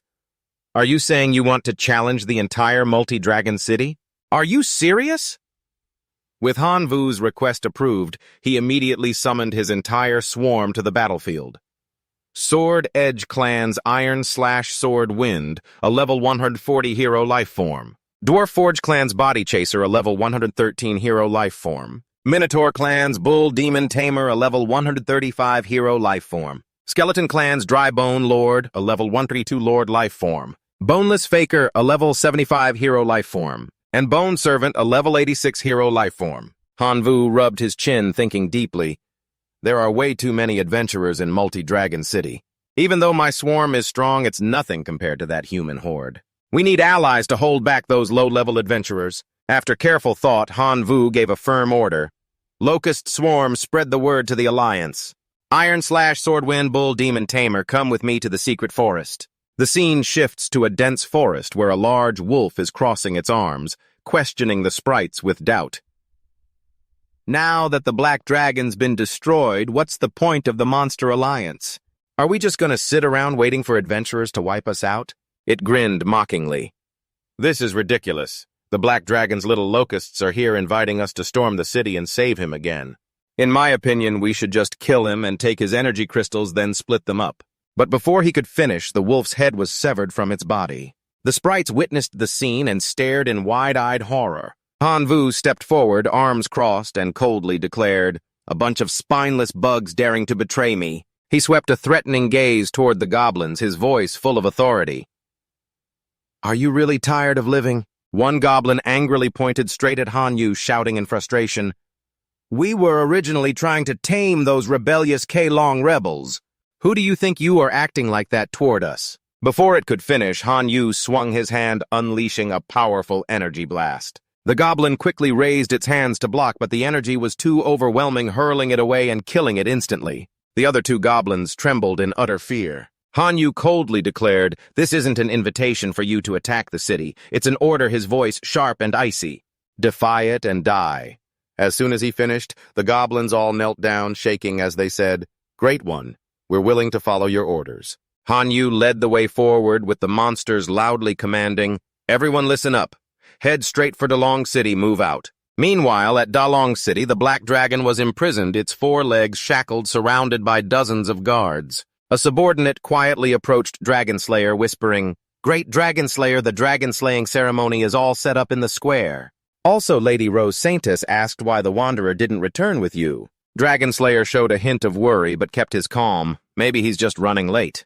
Once the dragon-slaying ceremony is done, I'll go find the Wanderer myself. Suddenly, a massive explosion rang out, shaking the ground violently. Dragonslayer jumped in surprise. The subordinate quickly blew the alarm horn, yelling, "A large horde of monsters is attacking Delong City! All explorers prepare to fight women and children, retreat to the underground shelters." One adventurer screamed in horror, "Goblins! All these monsters are showing up together. On top of that, there is a huge swarm of flying creatures. Those are locusts. They're heading this way." He pointed at the monsters and urgently ordered, "Mages, use your spells to take down those flying monsters. Hurry!" But before they could act, the mages and adventurers were struck by sharp arrows raining from above, piercing their bodies. Those arrows came from 3 sky demons riding giant insects hovering in the sky. The remaining mages quickly raised their hands, firing energy blasts in attack, but the giant insects dodged swiftly. The energy blasts collided, creating a massive explosion. At the same time, a massive monster wielding a huge hammer charged at the city gate, smashing it with a thunderous boom. Han Yu hovered in midair, giving a firm order, "Bone-free spirits and bone servants prepare to launch." The bone-free spirit unleashed energy blasts below, turning the corpses of the adventurers into dry skeletons that rose and attacked the survivors. The adventurers panicked, unable to fight back. The massive monster kept pounding the gate, sending smoke and dust everywhere. But Lady Rose Saintess was already there, arms crossed, her eyes sharp and cold, surprising the monster. She immediately unleashed her technique, creating massive thorny vines that formed a solid wall to block the path. The monster stared in shock, mouth agape. Dragonslayer also charged forward, gripping his sword tightly, unleashing a blazing red energy and fury, forming a barrier to hold back the monsters. He pointed at the monsters and ordered, "Fellow adventurers, form up and engage." Then the mages collectively created a massive magic circle, unleashing thousands of energy blasts onto the ground, kicking up thick smoke. The goblins couldn't dodge in time and were hit by the blasts, flung away with screams of pain. In an instant, the magic circle poured down thousands of energy blasts, engulfing the monsters in a sea of smoke. At the center of the square, Dragonslayer stood by the guillotine where the black dragon's head was positioned. He declared loudly, "My fellow explorers, drive back the invaders and I'll slay this dragon so we can all share in the glory." Hearing that, Han Yu panicked and immediately ordered bone-free spirit attack. As soon as the bone-free spirit landed, bone fragments flew up, piecing together with energy to form a massive skeleton giant. Its entire body crackled with lightning as it advanced toward the burning vines. It roared fiercely, grabbing the vines with both hands and pulling with all its might, sending smoke and dust flying. After clearing the vines, Han Yu and the 2 monsters charged in, shouting, "Black Dragon, I'm here to save you." Seeing Han Yu, the Black Dragon was surprised and said, "Why did you come here?" Dragonslayer stood high above, smirking, "You overestimate yourself, daring to charge in like that." He stomped hard and rushed at Han Yu with terrifying speed, taunting, "Just a small demon, how dare you cause trouble in Delong City? I'll chop you into minced meat." He clenched his fist and yelled, "Die!" But before he could reach Han Yu, Dragonslayer was hit by Ox Demon King's strike, spitting blood and roaring, "You dare offend my god, you deserve to die." Rose Saintess also controlled the vines to attack. Han Yu shouted, "Take this!" But God Pool, riding on the giant insect, fired lightning that burned the vines away. Rose Saintess was horrified, exclaiming, "What in the world?" Dragonslayer, furious, summoned massive dragon souls, yelling, "Die, all of you!" The dragon souls with glowing eyes and sharp teeth charged at Han Yu.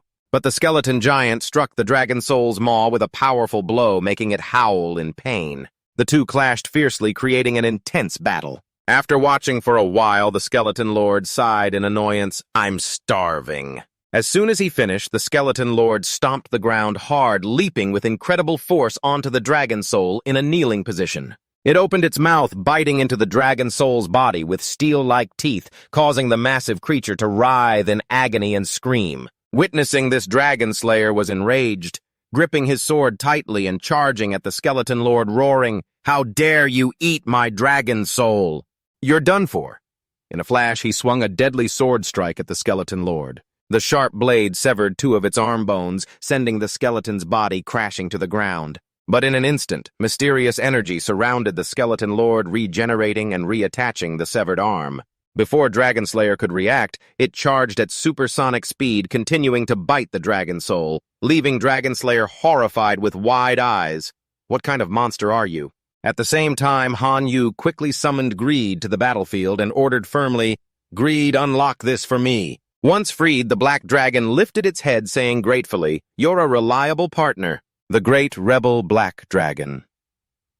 And Pai will always remember you." Han Yu smiled and tossed 2 dark crystals into the black dragon's mouth. "Then serve me for another 100 years to repay my kindness. Eat these dark crystals, they'll help you recover." Suddenly a disturbance made Han Yu jump and quickly turn aside. God Pool was being relentlessly attacked by Rose Saintess's vines, screaming in pain. Seeing this, Han Yu immediately ordered giant insect men enter the battle. "Help God Pool." He gritted his teeth, worrying, "This isn't working. If we don't get out of this soon, our forces will be wiped out." Seeing Han Yu's anxiety, the Black Dragon said steadily, "My friend, the great rebel Black Dragon and Pai has decided to give you a gift.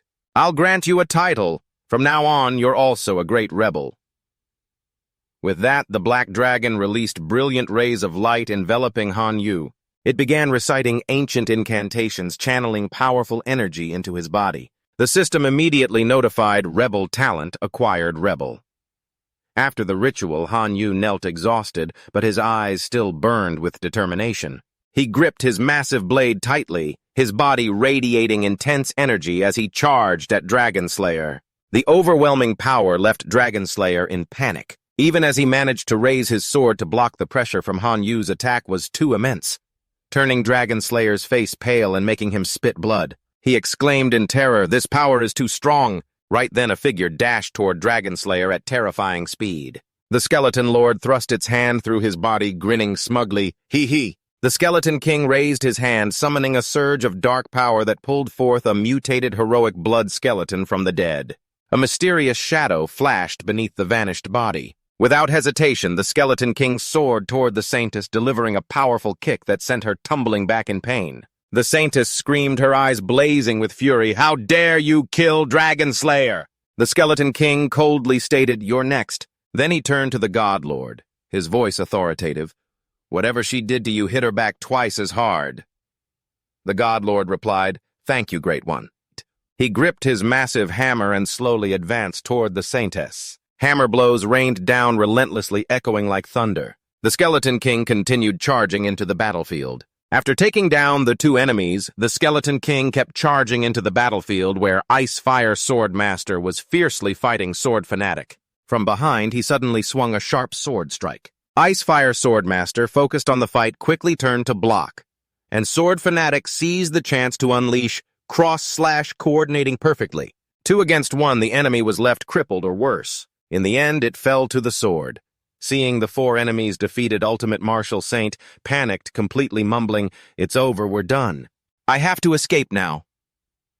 But before he could get far, he froze in horror at the sight of the mutated heroic blood skeleton summoned from Dragonslayer's body approaching. Suddenly, a massive bull charged out, swinging a club as thick as a house pillar. The Skeleton King stood at the peak of glory. One strike finished off Ultimate Martial Saint. After the brutal battle, the Skeleton King stood at the peak of glory, looking down at the monster army and declaring, "We've cleared the entire city. Any spoils you find, bring them in to exchange for crystals." The monsters cheered, raising their hands in celebration. "Long live! Long live!" Turning to his companion, the Black Dragon, he said softly, "My friend, I hope you return to your peak soon." The Black Dragon was touched, tears streaming. "Thank you, my friend." "Helios is ready to follow you." The war ended. The teacher appeared, smiling. "Han Yu, congratulations on completing the mission. You've achieved a miracle. The teleportation gate is ready. You have 3 hours to sort out the spoils." Han Yu pondered and asked, "Teacher, can I set up a stable teleportation gate connecting to my divine realm? I'm willing to hand over all the spoils." The teacher looked worried. It's understandable you want to root into a fine civilization, but have you considered the potential dangers? Setting up the gate is simple, but if an outside civilization counterattacks through it, your divine realm's core could be compromised. Han Yu clenched his fist, saying firmly, "Teacher, I've thought it through." The teacher nodded. "All right, then. In 10 days, I'll help you stabilize the gate and provide early warning devices. If a strong force from the outside civilization attacks through the gate, you'll get a signal right away." 10 days later, the teacher handed Dalong City over to Han Yu to manage, leaving the skeleton tribe and ox demon to guard against any adventurer counterattacks. The teacher advised Dalong City can't be saved. Teleport back to the divine realm as soon as possible. Don't lose too many of your kin. Han Yu nodded. "I understand." He turned to the gate and ordered, "Open the teleportation gate." The group immediately returned to the divine realm. Back at school today, Han Yu stepped out of the teleportation gate. Teacher Tianwen was there, recognizing him. "Han Yu, what happened to your eyes?" But just then, Han Yu checked his phone. Is this because of the special rebel class? He viewed his profile. Han Yu, divine being, heavenly talent, death knower, the one and only rebel. Divine growth acceleration ability. Unique life sacrifice.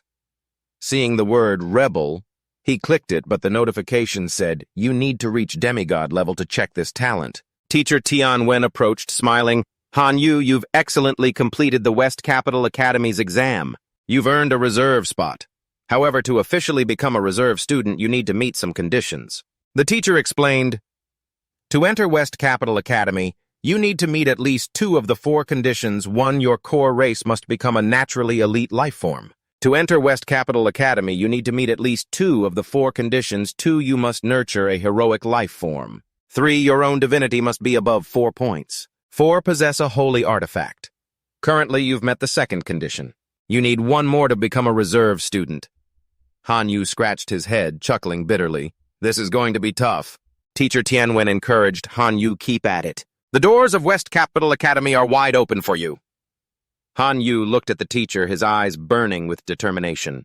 Han Yu worriedly asked, "Teacher Tianwen, is there any way to help me get another divinity point as soon as possible?" Teacher Tianwen sighed, his eyes full of regret. "It's too late now. If you'd said this a day earlier, I could have left a divinity point for you, but I've used them all up. However, in 28 days, the school will hold an evaluation with a divinity point as the reward." Han Yu looked at the teacher, his eyes full of doubt. Teacher Tianwen said sternly, "Han Yu, drop that doubtful look. I swear on my honor that what I'm saying is the truth." Bah. But in the divine realm, Han Yu sighed, feeling stuck.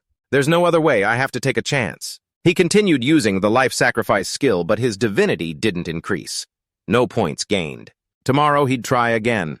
The next day he persisted in sacrificing, but the result was still 0. The day after that, and so on until 7 days later, Han Yu was in tears. He painfully recalled that he once had a divinity card in his hand, but didn't cherish it, trading it for 150,000 divinity points. Now regret won't help. If heaven gave me another chance, I'd hold on to that card and never sell it. Suddenly the phone buzzed with a message from Vian Chung. "Boss, where's the origin of that holy artifact today?" Hanvu muttered to himself, "Vian Chung is a true god. If I borrow a bit of his divine essence, would that work?" He messaged back, "Can you lend me a point of divine essence?" On the other end, Vian Chung read the message and pondered it. A point of divine essence.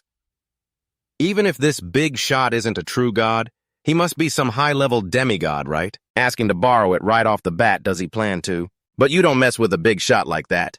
He replied, "Sure, I got it." Hanvu received a gift box. His eyes lit up with excitement. That was quick. It's really... But when he opened it, inside wasn't divine essence, it was an item called Divine River Ruins. He stared in confusion. What the heck is this? He decided to look it up online. He found out that the Divine River Ruins is an abandoned civilization. During its development, they overdid the research, changing the mineral structure and causing radiation. More than 90% of the creatures there mutated into monsters with messed up genes. To survive, they ate radioactive ore, creating gene stones. These stones are as valuable as a grade B holy artifact favored by demigods and true gods, worth hundreds of thousands of divine power points. Hanvu exclaimed, "Vian Chung really thinks highly of me, sending me to compete for gene stones with demigods." I wonder how much divine power I can sell this for. Suddenly a headline caught his eye. A god king bought low-quality radioactive ore, causing his artificial mutant beast farm worth hundreds of billions of divine power to go bankrupt. Hanvu was startled. An artificial mutant beast farm? That's right. I have a decomposer machine that can refine god-level radioactive ore into radiation crystals. If mutant beasts use them, they can form even stronger gene stones. I need to check this out in person. The scene shifts to a small town near the Divine River ruins. Hanvu was bundled up, being extra cautious. Not familiar with the place, safety comes first. A person approached from afar, bowing respectfully. "Great Divine One, this must be your first time at the Divine River ruins, right? I guess you need a honest and reliable guide." Hanvu cleared his throat, playing it cool. "Give me a reason to hire you."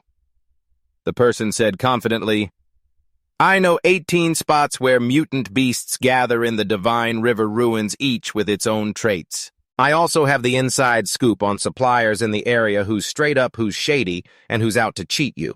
I can make sure the Great Divine One sells gene stones at a good price." Hanvu waved his hand, cutting him off. "Stop right there. I just want to know if anyone here sells radioactive ore." The person was surprised. The Great Divine One is here for radioactive ore. Lately, a god king bought low-quality ore, and his mutant beasts didn't mutate in time, they all died. The farm he invested hundreds of billions of divine power in was totally wiped out. Suddenly, a voice boomed from behind. "That's because he didn't get it from me." Hanvu turned around and saw a blonde person waving hello. The guide introduced, "Great Divine One, this is Mr. Black, the biggest mine owner in the Divine River ruins." Mr. Black said proudly, "Blackie, I'm the top radioactive ore dealer in the Divine River ruins. Over 70% of the ore here comes from me, and it's all top quality, no junk." Hanvu nodded.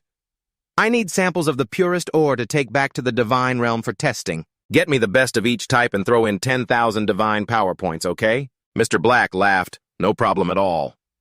The scene shifts to the Divine River ruins. Hanvu held a bag of ore worth 40,000 divine power points, which he exchanged for 21 radiation crystals. "Not bad, it's a bargain. I have to test how effective it is." A level 1 mutant wolf appeared. Hanvu thought it's probably just a common life form with a lifespan of only 20 days, needing radioactive ore to boost mutations. Perfect for testing, he threw the ore and shouted, "Pikachu, I choose you." The wolf yelped happily and licked the ore. A horn grew on its head and its body started growing. Hanvu was amazed just from licking it. It reached level 2 mutation. The wolf swallowed the crystal. Its body kept changing non-stop, its power surging, reaching grade B mutation in under 10 minutes. Hanvu was thrilled. "If I use this for my followers in the Divine Realm." But before he could finish, the wolf couldn't handle the radiation energy and exploded into pieces. Hanvu stepped forward, picked up the gene stone from the ground, and muttered, "Radiation is seriously dangerous. I have to be careful or it'll blow up and be useless. It's not big, but the side effects are clear. Anyway, trading one crystal for a gene stone, let's call this experiment a success." Hanvu checked the info on the red gene stone, Fang Gene Stone. He found out it requires grade B access to upload to the Divine Realm. Its effect is to trigger gene mutations, helping followers grow bigger and longer fangs. But with a side effect, the mutated follower's lifespan is only 3 years. Suddenly, a threatening voice echoed from afar. "Kid, if you know what's good for you, hand over that gene stone and the blue stone you're holding. Otherwise, don't blame me for getting rough." Hanvu turned around and realized the guy facing him was the demigod Trung Kung. He thought to himself, "Why is it this jerk? Luckily, I'm wearing a mask, so he probably doesn't recognize me." Feeling confident, he replied, "What if I don't hand it over?" Trung Kung roared, "Then you're as good as dead." He raised his hand and summoned a pack of fierce wolves charging at Hanvu. Hanvu bit his finger to draw blood, and his body instantly transformed into a black dragon. 2 pure black wings sprouted from his back. The wolves stared and shock jaws dropped. Seizing the moment, Hanvu swept through the pack of wolves in a flash. Trung Kung wouldn't give up. He called for reinforcements and activated his divine burst technique. The cavalry attacked. The fierce cavalry charged at him. This time, Hanvu soared into the air, looking down at the helpless wolves below and smirked, "Trying to wear me out. That's child's play compared to my old man's strategies." Trung Kung roared. "I can fly too!" Trung Kung roared. "How dare you pull that kid stuff on me?" He raised his hand and cast a forbidden divine technique. Get down here. Han Vu suddenly felt his body shake violently. He couldn't fly anymore and landed right in front of the cavalry. He thought to himself, demigods sure have a lot of tricks up their sleeve. Trunkung ordered, tear him apart. Han Vu quickly fled. Before the cavalry could catch up, he ran a distance, saw a no-entry sign, and dashed in anyway, muttering, if you're chasing me into a restricted area, are you? Trunkung kept pursuing, yelling, Wolf cavalry, chase him! Deep in the restricted area, Han Vu spotted some strange mutants. Suddenly, they pounced from the trees. He dodged and ran in another direction, thinking, this is bad, things are getting dicey. I should retreat. Just then, the cavalry clashed with the mutants. Both sides fought fiercely, seeing the cavalry getting beaten. Trunkung ran over from afar, angrily joining the fight. Damn it, where did he go? But suddenly he sensed an uneasy presence. Something's off here. Let's pull back first. Han Vu was elsewhere, standing by the river, sighing in relief. Finally escaped, I'm parched. He went to drink some water when a fish with human feet jumped out. He was horrified. Oh my God, how did it mutate like that? This river must be contaminated with nuclear waste. I better head back. But when he checked the map, he panicked. Wait, this river isn't even on here. Crap, I'm lost! Suddenly, a pack of monsters growled and appeared in front of him. Han Vu told himself, stay calm. Since I'm here, might as well grab some gene stones first. He threw 2 stones at the monsters. Here, these are for you. The monsters ate them but couldn't handle the evolutionary power and exploded instantly. Han Vu picked up the gene stones and laughed. Is getting gene stones this easy? A few hours later, it was pitch dark. Han Vu looked around. It's night now, and this wilderness isn't safe. I need to find shelter. He spotted a building. The Divine River Ruins is an abandoned civilization, so this could be a relic from it, safer to rest here than outside. Transforming into a black dragon, he flew over. At what looked like a ruined castle, Han Vu carefully observed no one around but still watch out for wild beasts. He found scattered notes on the ground and sensed energy fluctuations nearby. Sneaking closer, he saw a group whispering. He strained to listen. Despite the failures, the God King invested hundreds of millions of divine power to organize this ritual. This operation must succeed. The group placed blue crystals into a magic circle. Energy surged, lighting up the sky and spreading across the area. They cheered, it's a success, we've touched the seal of the Divine River civilization. Han Vu thought online it says the Divine River project was sealed due to high risks. This God King is probably raising mutant beasts publicly but secretly researching the unsealing ritual. He realized, luckily, only creatures with less than 10 life points can enter this area. The God King can't get in, this is my chance. He crept into the castle. An announcement blared. The mutation origin of the Divine River civilization is being unsealed. The group cheered, it's here, but then alarms went off. Intruder detected, not a Divine River super warrior. Eliminate seal, paused activating anti-theft mode, releasing level 6 mutant beast Gamora. Then the mutation origin broke from the seal and suppressed the group. They clutched their heads in pain. Amid the alarms, a blue voice spoke, Hello, adorable Divine Realm players. I am the mutation origin. Thank you for weakening the seal and helping me escape. I decide to give you a gift, become my bridge, but only one of you gets this honor. Who will be the lucky one? The group panicked. Who the heck are you? The mutation origin continued. Why don't we play a little game? Suddenly, Han Vu and the group were teleported to a strange green space. A figure emerged and announced, the minigame is to raise a mutant beast and defeat level 6 Gamora. Each of you gets 10,000 units of pure radioactive ore to use on your followers as test subjects. Whoever finishes first will become my bridge. One person roared, I'm not interested in being a boring transporter. If you don't release me, I'll level this place. He tried to contact the Divine Realm but failed. The mutation origin said coldly. The first blank slate level 6 Gamora appeared and bit the guy to death. The group was terrified. Han Vu raised his hand. I can't contact the Divine Realm either, and I can't risk my followers. The group turned in shock. Who is he and how did he sneak in? Hey, kid. The mutation origin laughed. I won't disappoint you. It snapped its fingers and a spatial gate appeared. Han Vu cursed inwardly. Damn it, I can only go and no way out. 3 hours later, the group sighed, this is bad. Most of my followers died after eating the pure radioactive ore. Only 10% got a little stronger. What about you guys? The others groaned. Only 20% of my followers survived. Another agreed, same with mine. Meanwhile, Hanvu smirked quietly. The decomposer is a real treasure. It broke down into 6,000 pure radiation crystals. I only need to train 100 million locusts. I've created something amazing like this. He looked at his grade B mutated locust and said confidently, super strong regeneration. Big tough guy, you're unbeatable strong, bro. He kept feeding it. Don't be shy, eat up. 3 months later, the group exclaimed in shock, "Oh my God, did he succeed? What kind of monster is that?"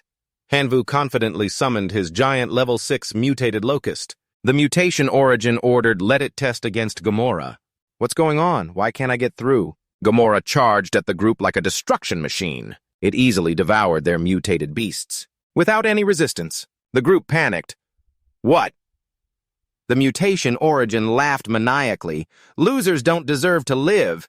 Gamora seemed to understand the command, biting the whole group into its mouth, ignoring their cries for help. Ouch, help, I don't want to die. Only Hanvu was left facing the mutation origin. It said, your turn. Hanvu smiled. To boost Strong Bro's power, I fed him all the gene stones. Now Strong Bro is overloaded, but his lifespan is just 1 day. Aw man, what a waste. He pulled himself together and commanded Strong Bro, this is your moment to shine. Gamora the mutation.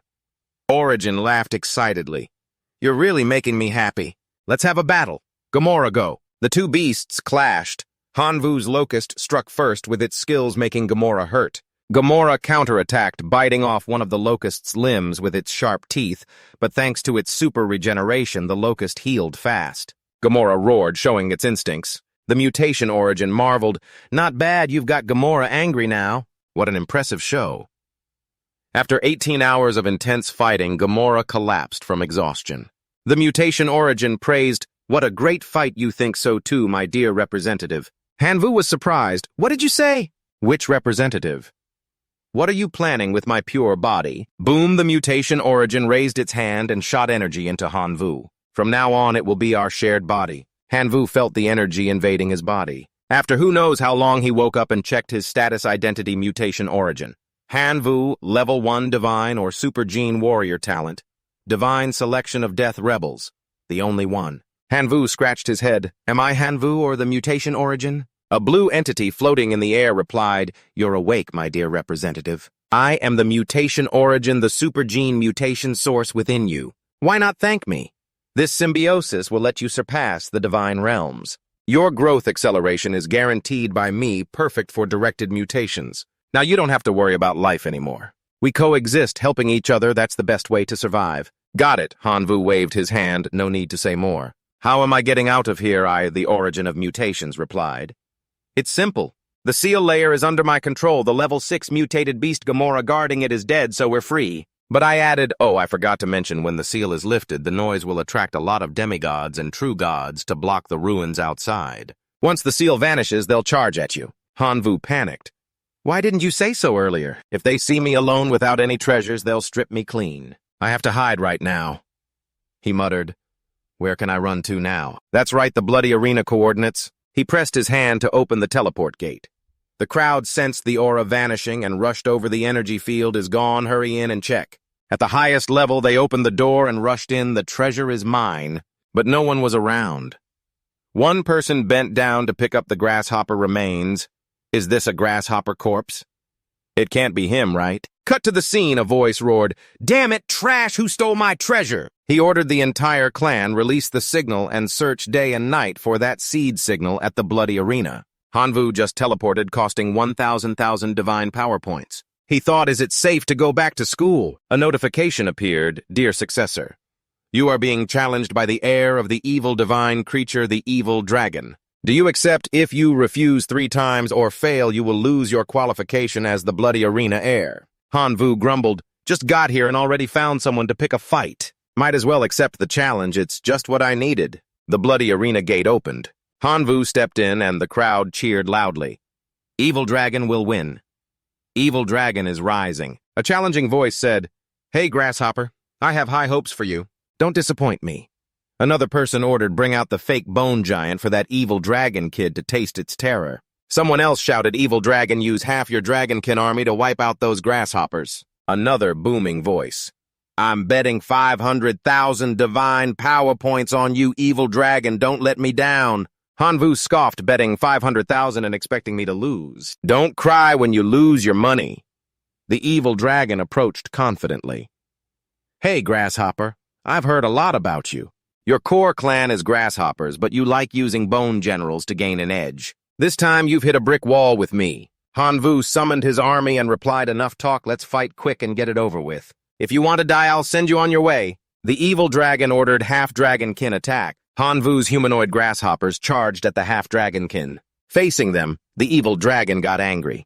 You're underestimating me, aren't you? Where are your bone creatures? Hanvu casually sat down.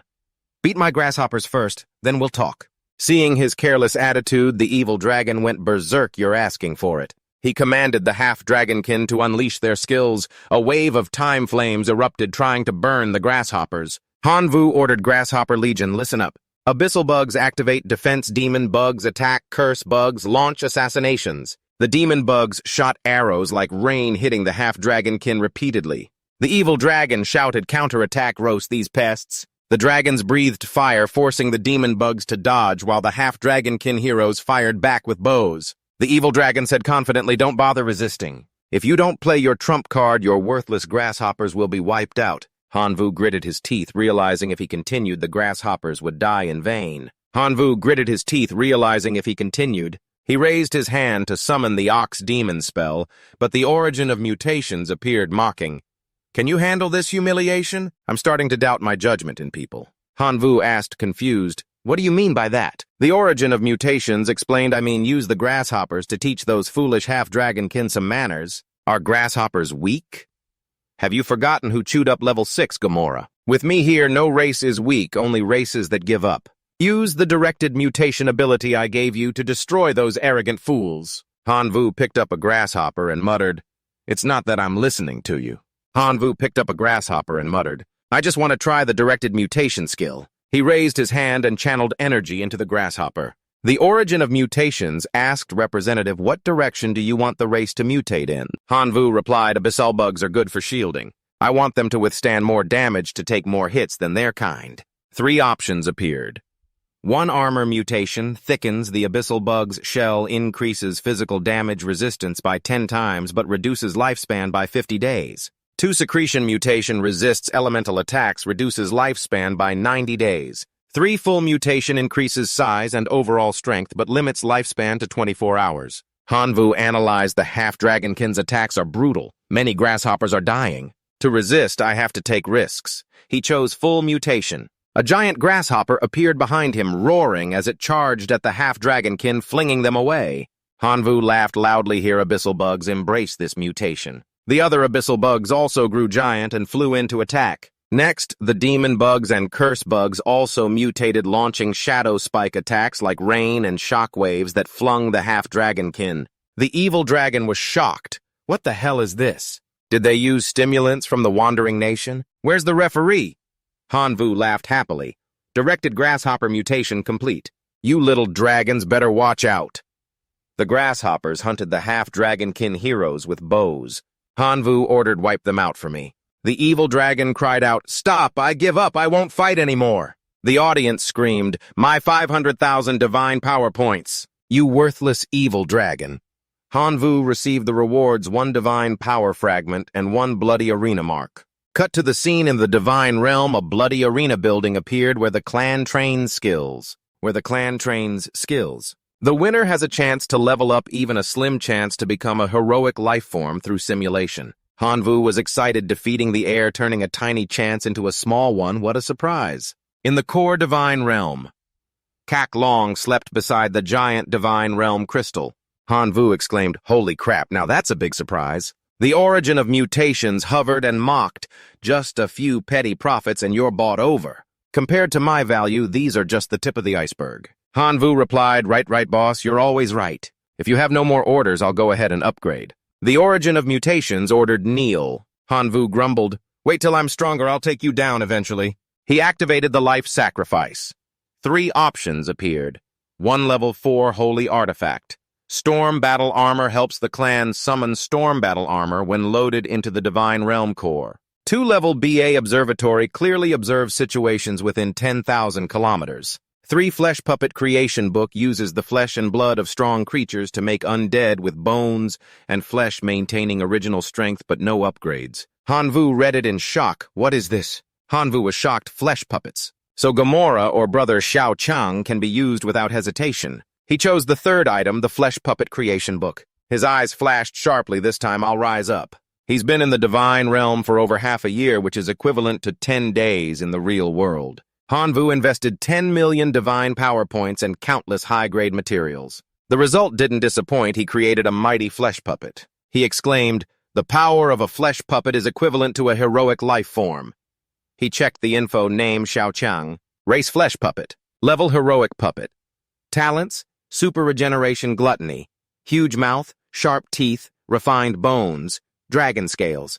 Its recovery ability rivals King Ah Chang.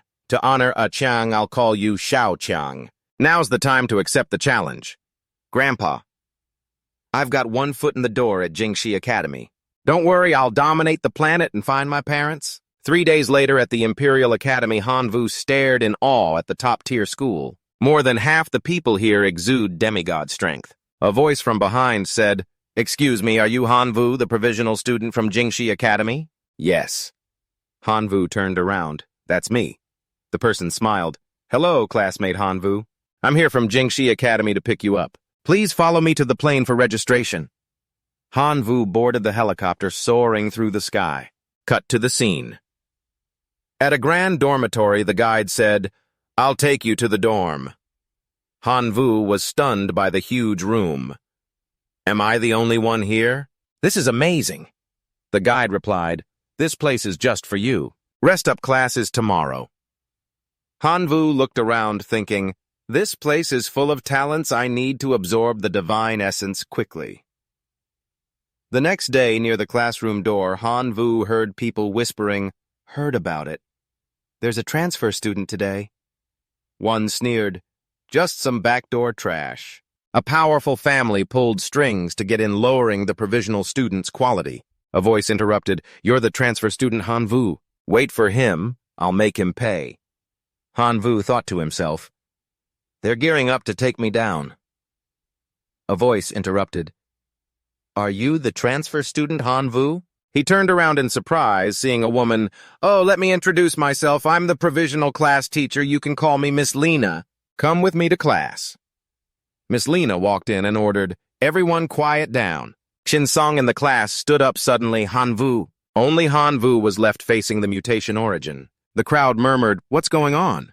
The goddess is already familiar with that backdoor guy, and they're close too. Miss Lena smiled. "Let me introduce you.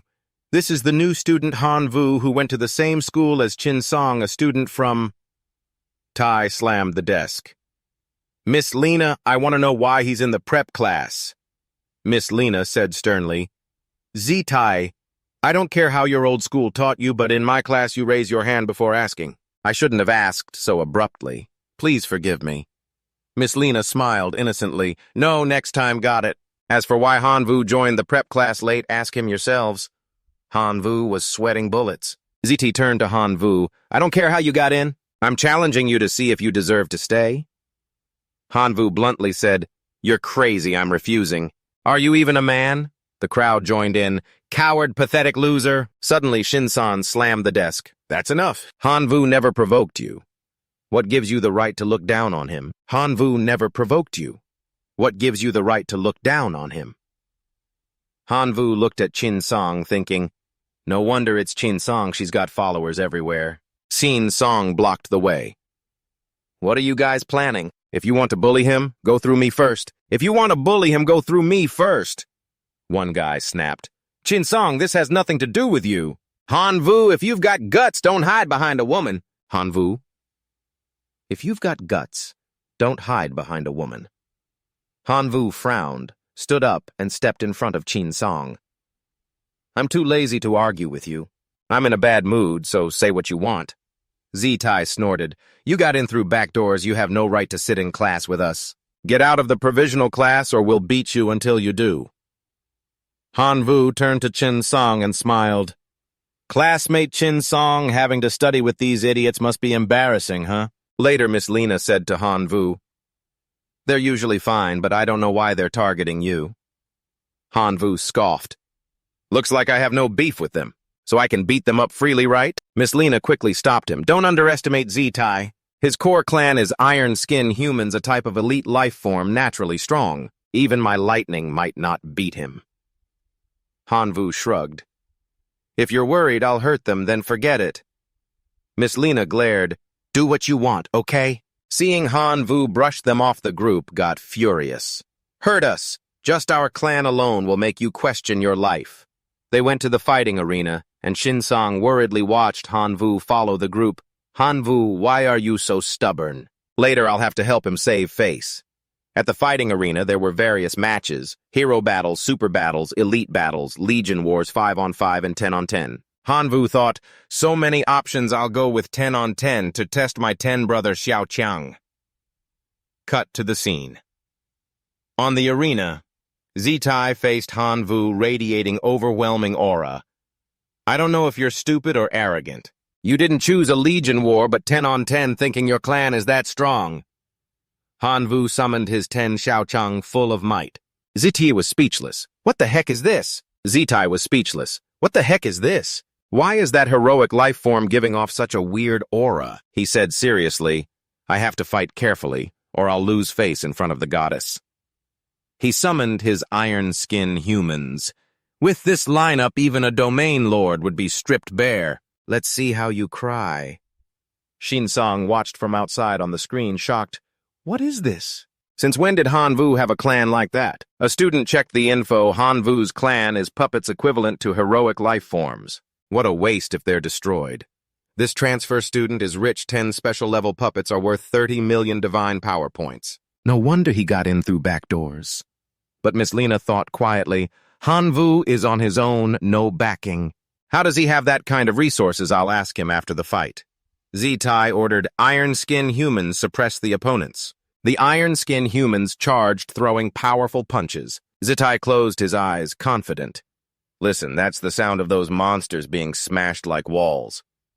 But when he opened his eyes, he was stunned. Whoa, am I seeing things? Why didn't they fall? The iron-skin humans kept punching, but Brother Xiao Qiang stood firm. Z-Tai panicked. What did you do to their bodies? Han Vu laughed, just a firefly's light. It's my turn. You guys, Little Strong attack. Little Strong unleashed a barrage of powerful punches like a storm, leaving Iron Skin Man with no choice but to block. The students in the stands were shocked. What kind of monster is that? It can withstand Iron Skin Man's attacks and even counter with their own moves. Miss Lena couldn't believe it. Han Vu, how did you suddenly get so strong? Han Yu laughed out loud. My loves, do you want to keep going? ZT roared. Don't get cocky. I still have my big move. He ordered Iron Skin Man combine. Han Yu burst out laughing. What combine? Have you been watching too many superhero movies? The Iron Skin Men followed the order, charging at each other and starting a wild brawl with their own teammates. Han Yu closed his eyes and yelled, Oh man, that's too violent. I can't watch. Before long, a massive explosion erupted from the group of Iron Skin Men. The flames quickly faded, revealing a gigantic steel bodybuilder, even tougher than before, glowing with brilliant golden light all over. ZT boasted smugly, Haha, scared now, aren't you? The combined steel bodybuilder's attack power is 10 times stronger than normal. Get ready to die, transfer student. The steel bodybuilder charged forward without orders, taking a few steps before rushing straight at Han Yu's group of Xiao Qiang puppets. It threw a powerful punch, dealing real damage this time. Z-Tai bragged arrogantly. With those weaklings, you dare to join the preparatory class at the Capital Academy. To make up the numbers today, I'll show you the power of a real preparatory student. Han Yu snorted, pretending to be weak. Oh, wow, that's strong. Z-Tai fell for it, holding up 10 fingers. If you surrender now and beg for mercy, I'll spare the rest of your minions. This offer lasts for 10 seconds. He started counting. 10, 9. Han Yu didn't care, striking a cool pose. Keep counting, ha-ha, don't worry about me. Just go ahead, don't stop. Feeling insulted, Z-Tai got furious. You're asking for it, don't blame me. Before Zitai finished speaking, his eyes widened and he shouted, "What the heck is this?" The group of Xiaoqiang puppets that had just been knocked down. The group of Xiaoqiang puppets that had just been knocked down emitted a green light and stood up like nothing happened. ZT was shocked. "They can self-heal." Han Yu shouted, "You Xiaoqiangs, tear that iron guy apart from me!" The puppets pounced on the steel bodybuilder, biting through its steel shell. They quickly ripped out the wires inside, causing the steel bodybuilder to fall apart. The students in the audience broke out in a cold sweat. That's brutal. Soon, the steel bodybuilder's head crashed to the ground right in front of Zitai's horrified eyes. He collapsed, kneeling down and wailing, "This can't be, everything's gone." Cut to, at the school. Han Yu stuffed his hands in his pockets and strutted through the portal. The students no longer dared to look down on him, just staring in awe. Sinsong approached and called Han. Before she could finish, someone interrupted, "Locust Plague." Hearing that name, Han Yu jumped and quickly looked over. Before he could see the face, someone rushed over and hugged him tightly, exclaiming, "Locust Plague, I knew I didn't mistake you. What's going on? Why can't I get through? You passed the Academy's challenge, and it wasn't for nothing that I recommended you." Han Vu didn't recognize this person at first, but from the voice and the way he was addressed, he realized right away. "Man, why do you look decades younger?" Mon stroked his beard and grinned confidently. "Heh heh, my old look was just to avoid getting picked on in the arena. I apologize for the mix-up." Han Vu waved it off. "No problem, it's all good." Xiang Mong put his hand on Han Vu's shoulder and pointed to himself proudly. "I'm Xiang Mong, the top guy in the academy. Han Vu is under my protection, so if anyone messes with him, you're messing with me, got it?" Han Yu thought to himself, "I already beat this guy in the arena, so why do I need protection?" Xiang Mong pulled him out of the class. "Come on, I'll introduce you to some friends." Han Yu followed, feeling confused. Friends.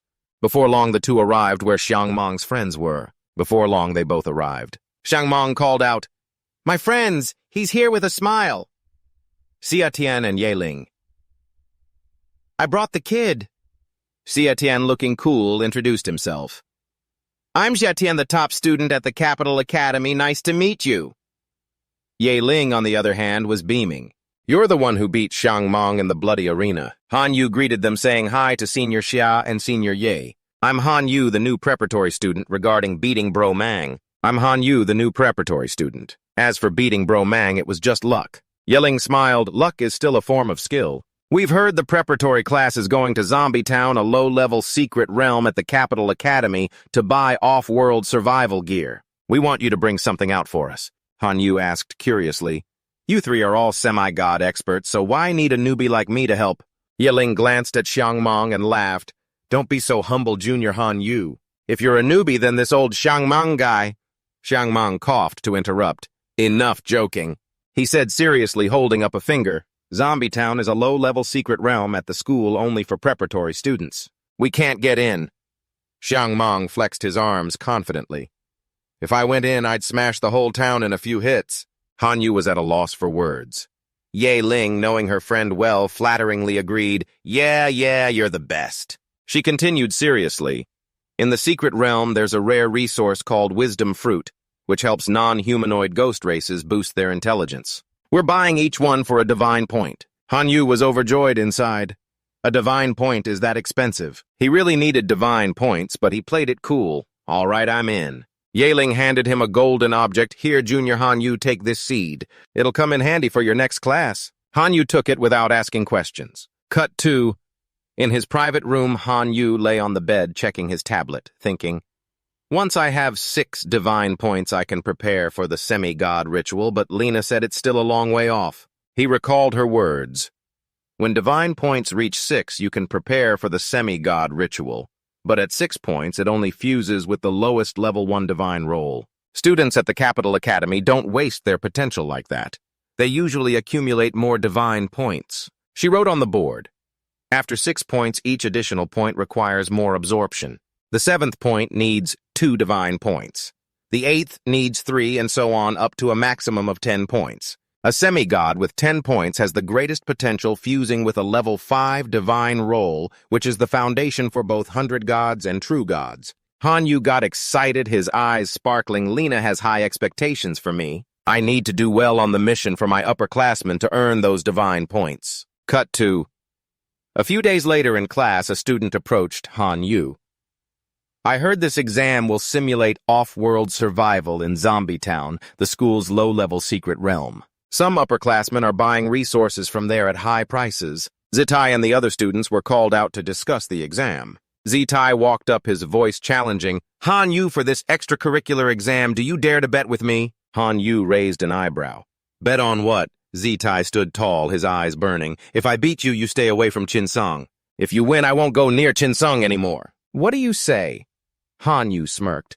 Are you trying to bribe the principal or something? With that IQ, how did you even get in here? Whether you like Chinsong or not, she doesn't care about you. ZT got fired up. I don't care, I just want you to stay away from Chinsong. I'll pay any price for it. Chinsong stepped forward, her voice stern.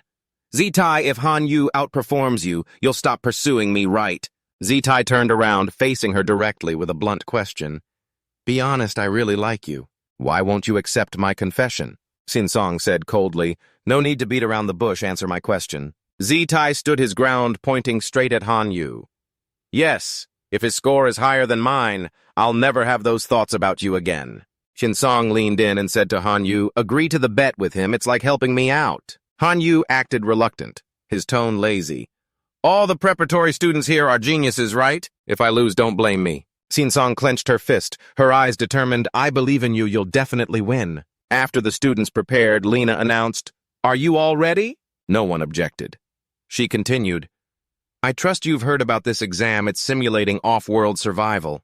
Everything is recreated realistically, and it's tougher than previous exams. She snapped her fingers, and the scene instantly shifted to the simulation area. The school system announced off-world survival simulation beginning. To avoid detection by off-world consciousness, all Divine Realm services are blocked. Gods will be affected by off-world aura, reducing their physical stats to normal human levels. Show your welcome. The leaderboard is now open.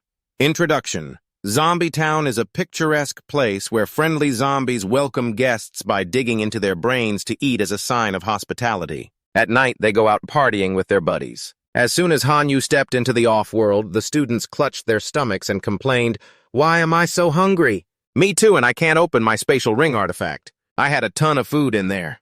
Han Yu also felt the hunger pangs and analyzed, We're gods.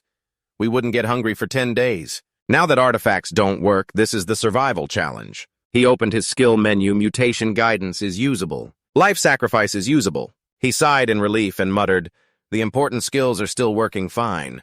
He smiled at Chinsong. Let's check out the town. No need to activate Black Dragon form. Chinsong nodded happily and placed her hand on the ground. A green aura rose up, summoning a massive thunder eagle. I'll take you. Han Yu shook his head proudly. No need. He activated Black Dragon form, his black wings spreading as he soared into the sky. Chinsong immediately controlled the Thunder Eagle to follow. Before long, the two landed in Zombie Town. Han Yu returned to his normal state and looked around.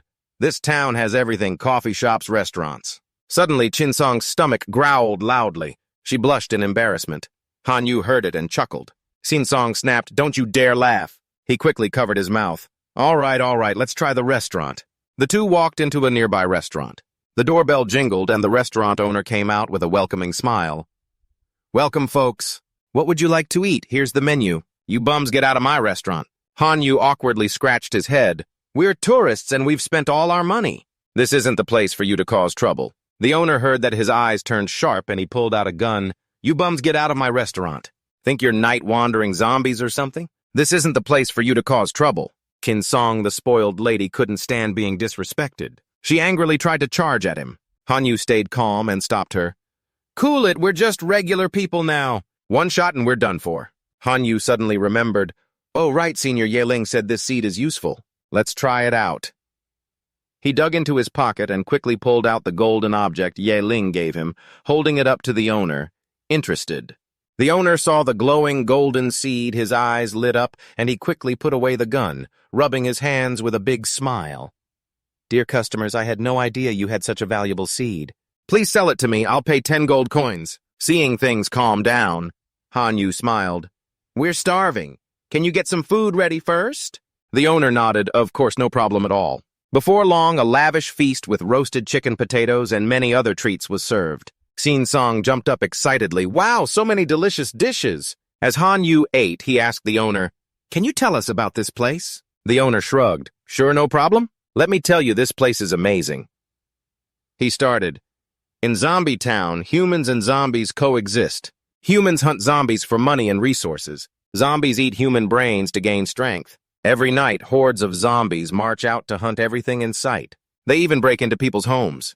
Besides knives, guns, and hunting rifles, humans use special plants that spray green liquid to kill zombies. Your seed is a level 3 plant, very rare, so definitely sell it to me. Han Yu held up the seed, thinking, this setup feels familiar, like that game from my old world that I used to play. He raised an eyebrow and analyzed. Level 1 plants are like regular life-form entities. Level 3 plants must have super life-form strength. While Han Yu was lost in thought, Chin Song was happily devouring her food stuffed to the brim. She rubbed her belly and asked, if we want more seeds, how do we get them? The owner was surprised. Don't you already have one? The strong ones get them from zombie corpses they kill. After that, Han Yu and Chin Song exchanged looks. Understanding. Nights here are too dangerous, we need a stable place to stay. The owner guessed their intent. If you're looking to settle down, see the town mayor to buy property and become official residents or rent a place. But absolutely don't go out at night. After eating, Han Yu sold the seed to the owner. The two left and he said, for now, let's buy a house first. The owner was thrilled with the seed and waved goodbye. A human student walked into the restaurant. Owner, give me some food. But the owner shooed him away. Get out of here. A barrage of bullets hit the student and he screamed, ah, my arm! The school system announced, preparatory student VI 500 points deducted. Chin Song was shocked. The owner actually shot. Good thing you pulled me back earlier.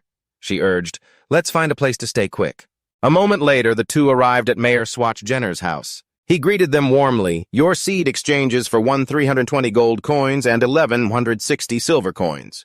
Good thing you pulled me earlier. She urged quickly. Let's find a place to stay. A moment later, they arrived at Mayor Swatch Jenner's house. He welcomed them. Your seeds exchange for 320 gold coins and 160 silver coins. The cheapest property is 200 gold coins. For a house, Chin Song scratched her face sadly. I don't have enough. Han Vu, knowing how to appreciate beauty, smiled. I have extra. I'll cover you. Then Jenner pulled out the property registry book. You two could consider buying together. I've got a house in a great spot for 2 to 350 gold pieces. He shows them pictures of the house. Both of them exclaim, wow, it's beautiful and it even has a pool. Without a second thought, they both say in unison, we want this one. But to buy it together, you two have to be married. Jenner laughs. No problem, but to buy it together, you two have to be married. How about getting married right now? Han Yu blushes and freezes up. Chin Song gets embarrassed too, her eyes darting around. What do you mean? Jenner says seriously. If you don't want to be husband and wife, you can't buy it together. Our town is traditional. It doesn't allow casual relationships between men and women. Chin Song fidgets awkwardly. We don't have that kind of thing. Han Yu really likes the house and suggests, how about we? Chin Song quickly agrees. All right, Han Yu says confidently, we agree. Chin Song gently holds his arm. Jenner gives a thumbs up. That's more like it, you two are a perfect match. He hands them the registration form to fill out. He hands them the form, fill this out and you two will be legally married. He gives them the keys along with gifts, 130 pea shooter seeds and 50 marigold seeds, wishing you a happy marriage. Outside, Chin Song acts all cool. I only admitted to that relationship out of necessity, don't take it for real. Han Yu puts his hands behind his head and grins. I get it, I won't take it for real at all. Han Yu and Chin Song exchange glances that say, don't take it for real. You're not taking it for real either. You're such a pushover. The system announces they've acquired the house, become official residents, and gained 1,000 points. Leaderboard first place. Han Yu and Chin Song with 1,000 points. Second and third are unknown. In their new house, Han Yu marvels, this is so upscale. Chin Song acting all fancy teases. Haven't you seen the world? Han Yu runs around the house checking everything out. Chin Song says tiredly, I'm going to shower and sleep. Do whatever you want.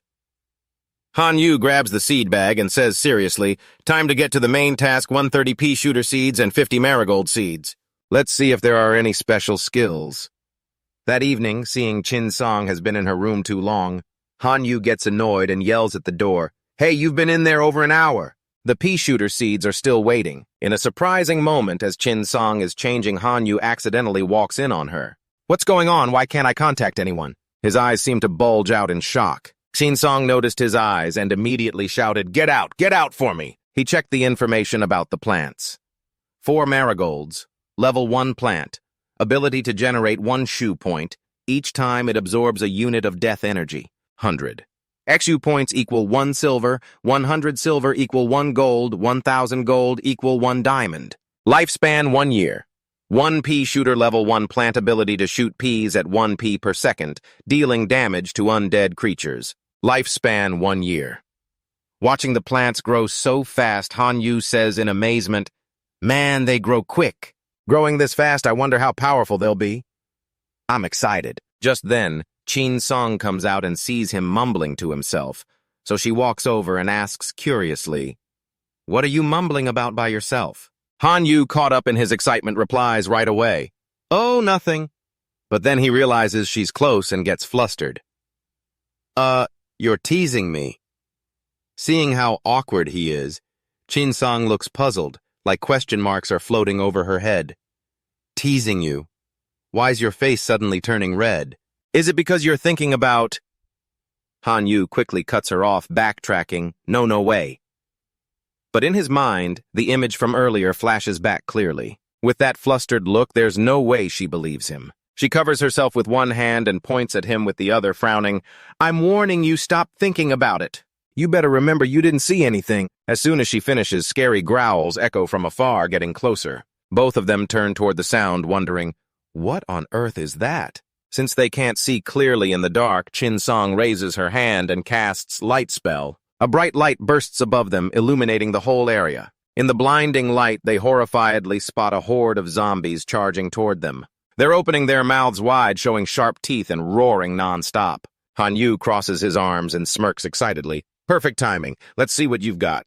But as the zombies get close enough, Han Yu's pea shooters start firing, shooting a barrage of peas at the enemies. At first, he thought the zombies would be tough, but they're just lumbering forward without any defense. Seeing that, Han Yu says disappointedly, Is that all? This battle power is pathetic. Realizing the pea damage is too weak, he pulls out a glowing blue gem and yells, Pea shooters enhance with dark attributes. Instantly, the pea shooters get a power boost, their bodies bursting into flames. Their shapes change: leaves, torn flowers, decayed and full of holes. In a flash, they turn into dark pea shooters with damage skyrocketing. Each pea shot makes the zombies splatter blood everywhere. The system keeps announcing, defeated level 1 regular zombie plus 1 point. Defeated level 1 flag zombie dropped a small flag plus 1 point. Defeated level 1 office zombie plus 1 point. Even though they're strong, the sheer number of zombies makes things tense. Han Yu strokes his chin thoughtfully.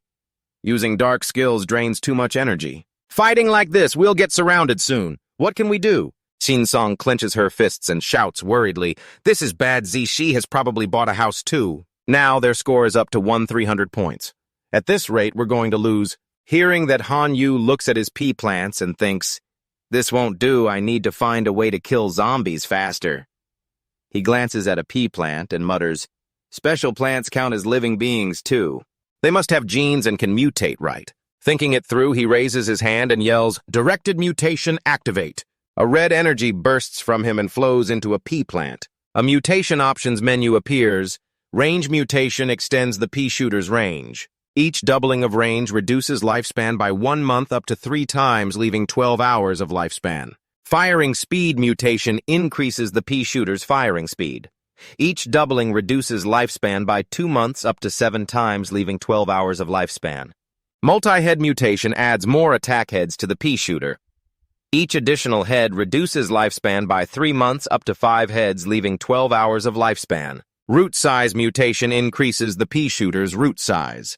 Each doubling reduces lifespan by 6 months up to 3 times, leaving 12 hours of lifespan. After thinking it over, Han Yu finds all options appealing. He decides to try them all. Right away, the pea shooters transform, taking on demonic faces with sharp teeth, their bodies glowing with golden energy. The number of shots fired surges, constantly targeting the zombies. The system continues, defeated level 1 office zombie plus 1 point.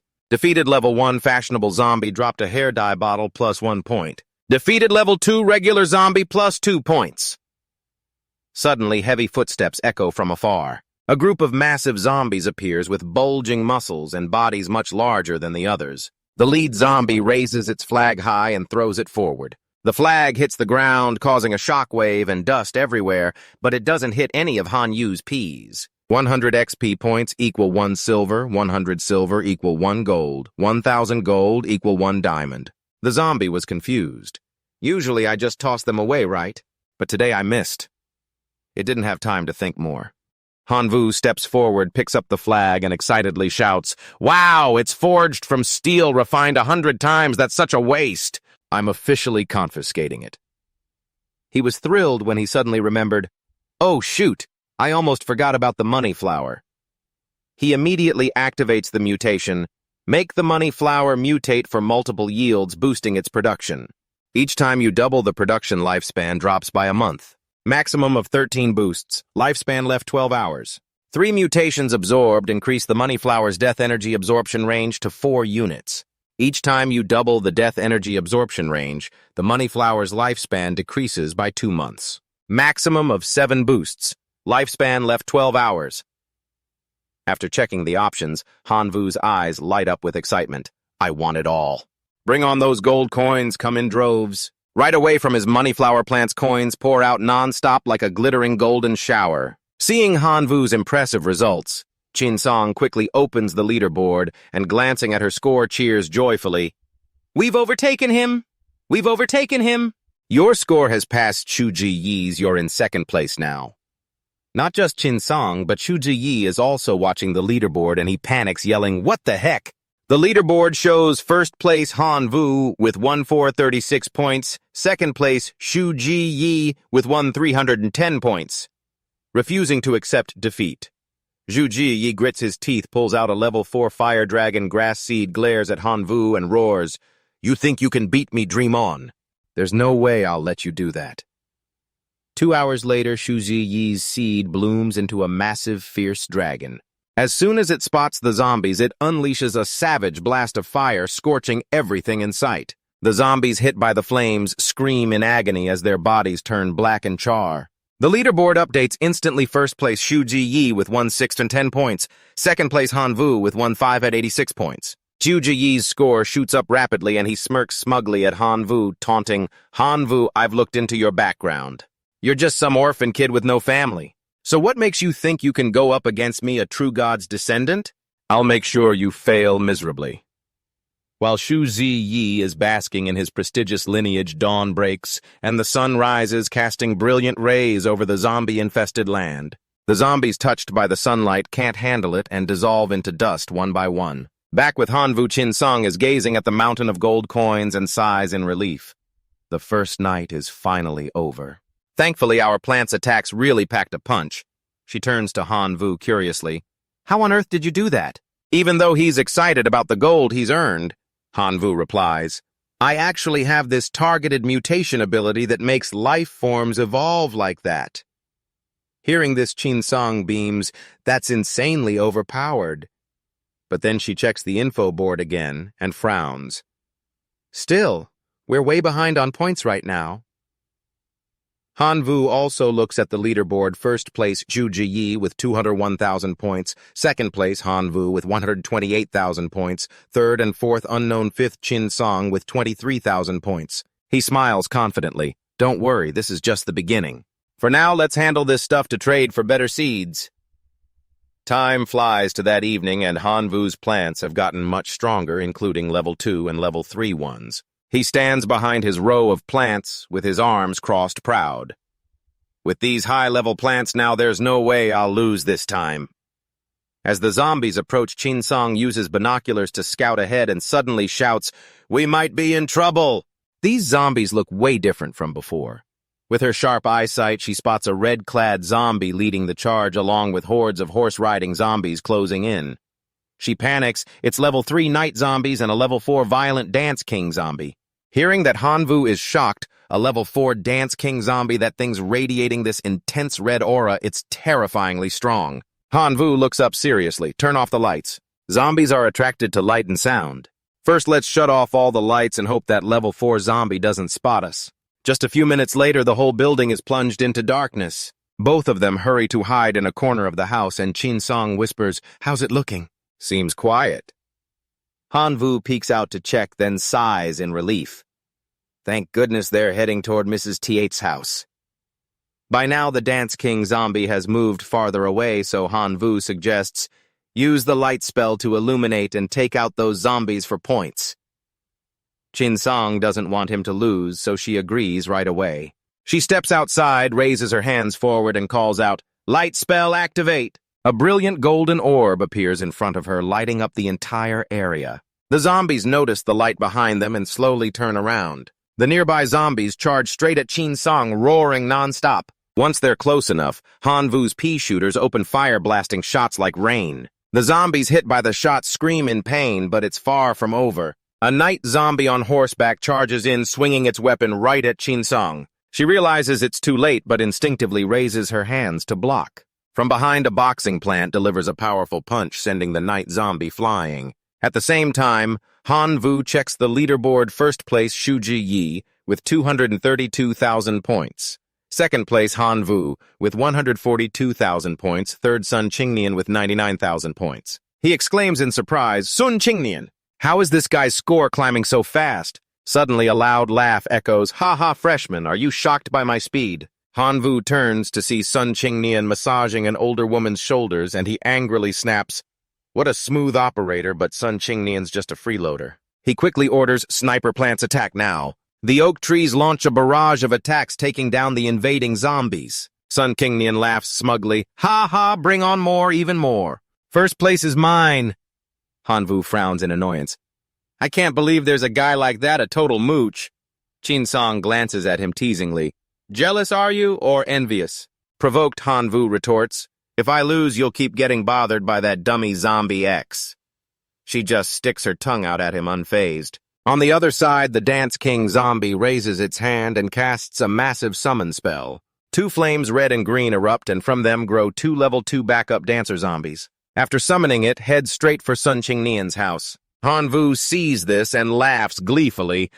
"Ha ha, that level 4 zombie's finally breaking through that mooch's defenses." But just then, the Dance King zombie steps on a spring trap. The spring bean launches it hard, and unluckily it flies straight toward Han Vu's house. He panics, eyes bulging, mouth agape. "Oh crap, not that thing." With no other choice, he points at the zombie and commands, "Sniper peas, focus all fire on me. Take down that Dance King zombie now." The pea shooters immediately redirect and unleash a barrage, but the pea shots are like harmless pellets, not even scratching the zombie. It just strikes a cool pose, flashing a bright smile and chuckling. As it gets closer, Chin Song worries and suggests, "Maybe we should fall back to the house first. The plants here can't hold off a level 4 zombie like that." Han Vu firmly refuses, "No way, if we back out now, we're really done for. For now, let me handle this." With that, he transforms into his black dragon form and charges at the zombie. Once he's close enough, he throws a powerful punch at its face, but even with all his strength, it only leaves a scorch mark on the Dance King zombie. Staring at the scorch mark, Han Vu is stunned. Why isn't it down? Looks like I need to get serious. He clenches his fists, channels of vibrant purple energy, and smiles confidently. "I'll make you taste my ultimate god emblem cannon punch." As soon as he finishes, he unleashes a rapid series of punches on the Dance King zombie. The blows focus on its neck with crushing force. In a flash, a crack echoes, the zombie's neck snaps, and its body collapses. It drops a level 4 seed, a pair of crocodile leather shoes, a T-dance guide, and 500 points. The items appear, but Han Vu doesn't pay them any mind. He rubs his knuckles and sighs. That level 4 Dance King zombie was tough to take down. My arm's about to give out, and I only got 500 points for it. From afar, a pair of eyes is watching his every move through binoculars. That person is Ye Ling, and she comments, "That kid's got some real spunk." She sighs with a hint of regret, but it's a shame we can't see the leaderboard. Heng Mong, standing nearby, gets excited. "Let me take a look, too." "Let me see, what's this?" A moment later, Ye Ling hands him the binoculars. After looking, Heng Mong boasts, "We picked the right one this time. Plus, he's teaming up with the backup class goddess. He's got the same qualities as me." Xia Tian speaks coldly. "Enough with the self-praise. You all watch if our underclassmen can find the wisdom fruit for us. Yeling replies seriously, that depends on how far he explores the zombie town. If he thinks zombie town is just about planting and killing zombies for points, it's unlikely he'll get high-level resources like the wisdom fruit. She rests her chin in her hand and jokes. But now I'm curious if he can take first place or maybe trade Hang Mong to Ko Na for a peek. Ha ha! As the laugh fades, Ko Na suddenly appears behind them with a stern face. What am I that violent in your eyes? Yeling breaks out in a sweat and quickly turns around. Before she can speak, Ko Na asks, so who did you bet on? Hang Mong and Yeling stammer, our classmate Han Vu. Ko Na smiles and leads them to the competition room. All right then, I'll give you viewing access. Follow me. The four of them enter the office. Ko Na raises her hand to control the large screen in front, bringing it to the center for everyone to see. Once done, she stands back excited. Now you can watch all you want. Back to the competition, Han Vu has just taken down the Dance King zombie and immediately switches to his next target. He orders Sniper Peas focus your fire for me. His pea shooters rain shots down on the zombies. To avoid friendly fire, Han Vu leaps into the air, guiding the shots to hit the zombie he's facing precisely. Outside, Ye Ling studies closely. Han Vu's Sniper Peas are already on par with level 2 plants. Old Hang, you lost fair and square. After watching for a bit, Ye Ling notices something odd. What's going on? Why are level 3 zombies attacking his territory? Logically, his setup shouldn't attract level 3 or higher. At Sun Qingnian's place, the approaching zombies get flung back by the spring beans. But ironically, they end up pushed straight to Han Vu's house. Yeling frowns. This is getting shameless. He's clearly bullying him, but who sponsored this backup student?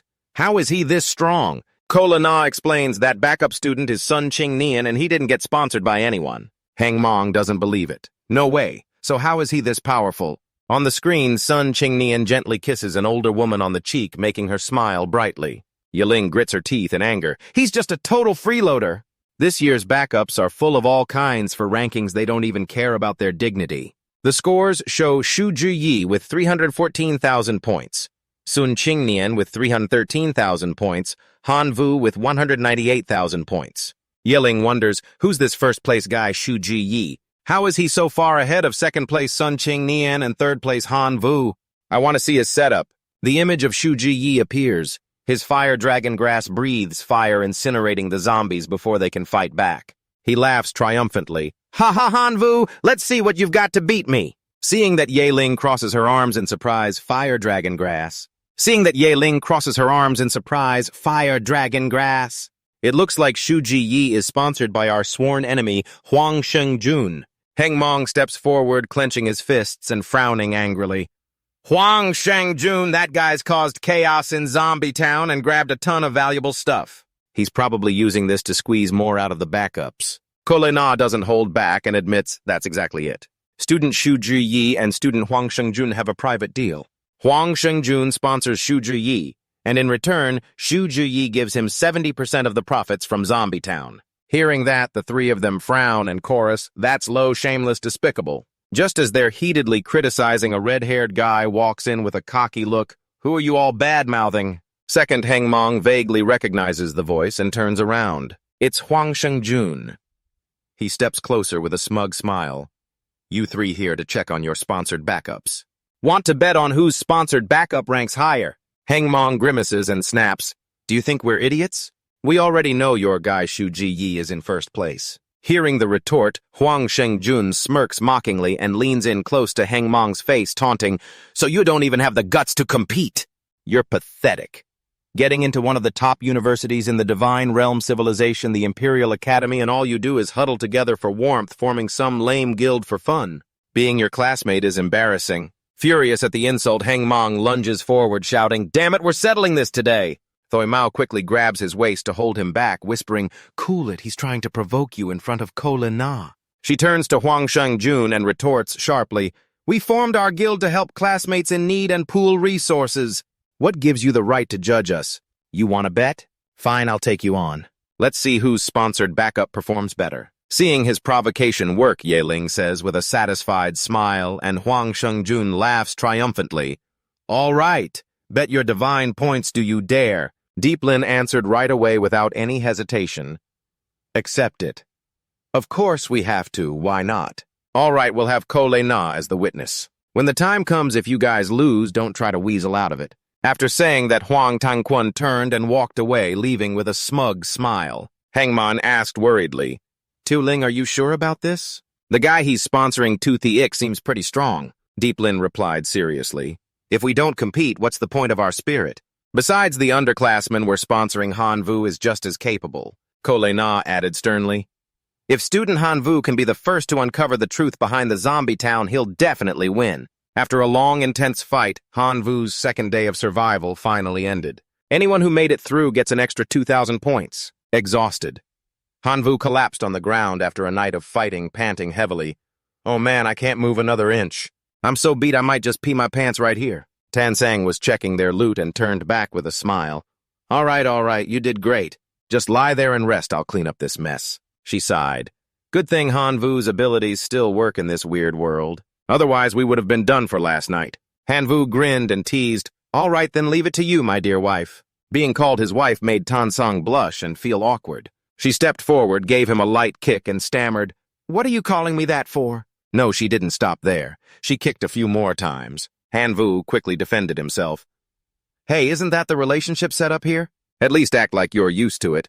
If not, it'll be awkward later and people might catch on. What he said made sense, but as a young lady from a wealthy family, Tan Sang wouldn't admit she was wrong. She huffed and turned away, ignoring him. Just then, a familiar voice broke the mood. Still in the mood for flirting? Han Vu lost his enthusiasm and glanced back. It was Ton Kan-nin, arms crossed, acting all arrogant. Even if your arm's broken, you're still in third place, not like me. Tan Sang quickly pulled up the leaderboard. First place, Tu Thi Ik with 535,000 points. Second, Ton Kan-nin with 356,000 points.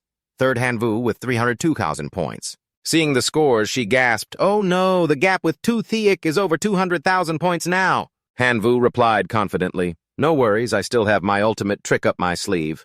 He cupped his hands around his mouth and shouted at Ton Kan-nin. Hey, you Tone, whatever my broken arm's still better than that middle leg of yours that's about to snap. Hearing the crude words, Tan Sang didn't mind. Instead, she burst out laughing. You're so gross with your mouth. Ton Kan-nin got provoked and swung his arm angrily. Han Vu, just you wait tonight. I'll plant landmines everywhere as a gift for your house. Han Vu shrugged it off casually. Whatever you want as long as you're happy.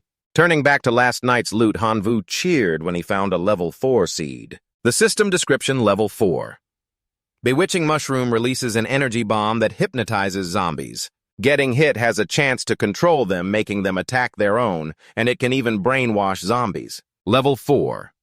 Corn cannon shoots corn shells, instantly destroying level 3 zombies and causing widespread damage. Holding the 2 seeds. Han Vu marveled. This bewitching mushroom is insane. It's like a puppet master for fighters. And the corn cannon, that's basically a mortar, a point-earning godsend. Now if I can just get one more handy weapon tonight, will be our counterattack night. After packing up the loot on the cart, Tan Sang turned back. Let's go. We'll hit the loot shop and see if we can buy some high-level seeds to make things easier for you. Hearing her tease, Han Vu grinned. Sure, ma'am. Tan Sang huffed, chased after him closely, her face flushing. You're saying that so casually like it's nothing. An hour later, they stepped out of the loot shop. Han Vu grumbled, I thought that tea-dance guide from the level 4 Dancing Zombie King would be some awesome treasure, but the shop won't even take it. On the other hand, Tan Sang was beaming optimistic. We got 243 gold coins from last night's haul, that's not bad. The owner said the town mayor collects cold weapons, so maybe we can trade this flagpole for a good one there. Han Vu was still annoyed about the guide, frowning but agreeing. The lady of the Han household decides. Tan Sang frowned, wondering why it was the Han household and not the Tan one. Seeing her expression, Han Vu laughed and lightened up. No way. If it were the Tan household, I'd just be a live-in son-in-law. She got furious, threw her hands up and chased him. Oh yeah! Han Vu, you think you can boss me around? As he ran from her chase, Han Vu yelled, Help, I'm getting domestic violence. Domestic violence. Soon they arrived at the mayor's house. He heard their request and was surprised. What? You want a weapon from my collection? Seeing the flagpole on Han Vu's back, he nodded approvingly. That flagpole is quite a rare item. I'm interested. If you want to trade for a weapon, that's fine. Go ahead and look, then pick one. With that, he went inside, leaving Han Vu to choose. In a flash, Han Vu's eyes lit up when he spotted a badass sword. Whoa, that sword's like it's calling to me. When he picked it up, it glowed with a red aura. Hanvu thought to himself it must be resonating with the black dragon blood in him. He turned back excitedly. Mayor, I want this one. The mayor smiled. Sure, but your flagpole isn't enough for it. Do you have anything else? Hanvu pulled out his items, the tea dance guide and 2 level 3 seeds. This is all the valuable stuff I have. The mayor shook his head. I don't need the tea dance guide. I want those 2 level 3 seeds. Hanvu agreed quickly. The mayor added some useful advice. Though the tea dance guide isn't useful to me as the former dancing queen of the town, your neighbor Mrs. Hana Th might be very interested in it. Getting the sword and the tip, Hanvu turned to Tansong excitedly. Let's go visit Tonkanin's sugar mommy. Soon they arrived at Tuti Ik's house. Not realizing it wasn't Mrs. Hana Th's house, Hanvu shouted, Wow, so grand and luxurious! Right then Tuti Ik stepped out pretending to be nice. Hey, classmate Hanvu, the gap between you and me is getting bigger. You're already in 3rd place, might as well give up now. Maybe I'll be generous later and let you be in the same class as classmate Tansang. Tansang frowned and shot back, not interested. Tuti Ik got furious. He glared, grinding his teeth. What did you just call her? You dare do that, I'll crush you. Seeing Tuti Ik lose it. Hanvu got even more thrilled. He grabbed Tansong's hand and cheerfully pulled her away. Don't pay him any mind. Let's just go have fun together.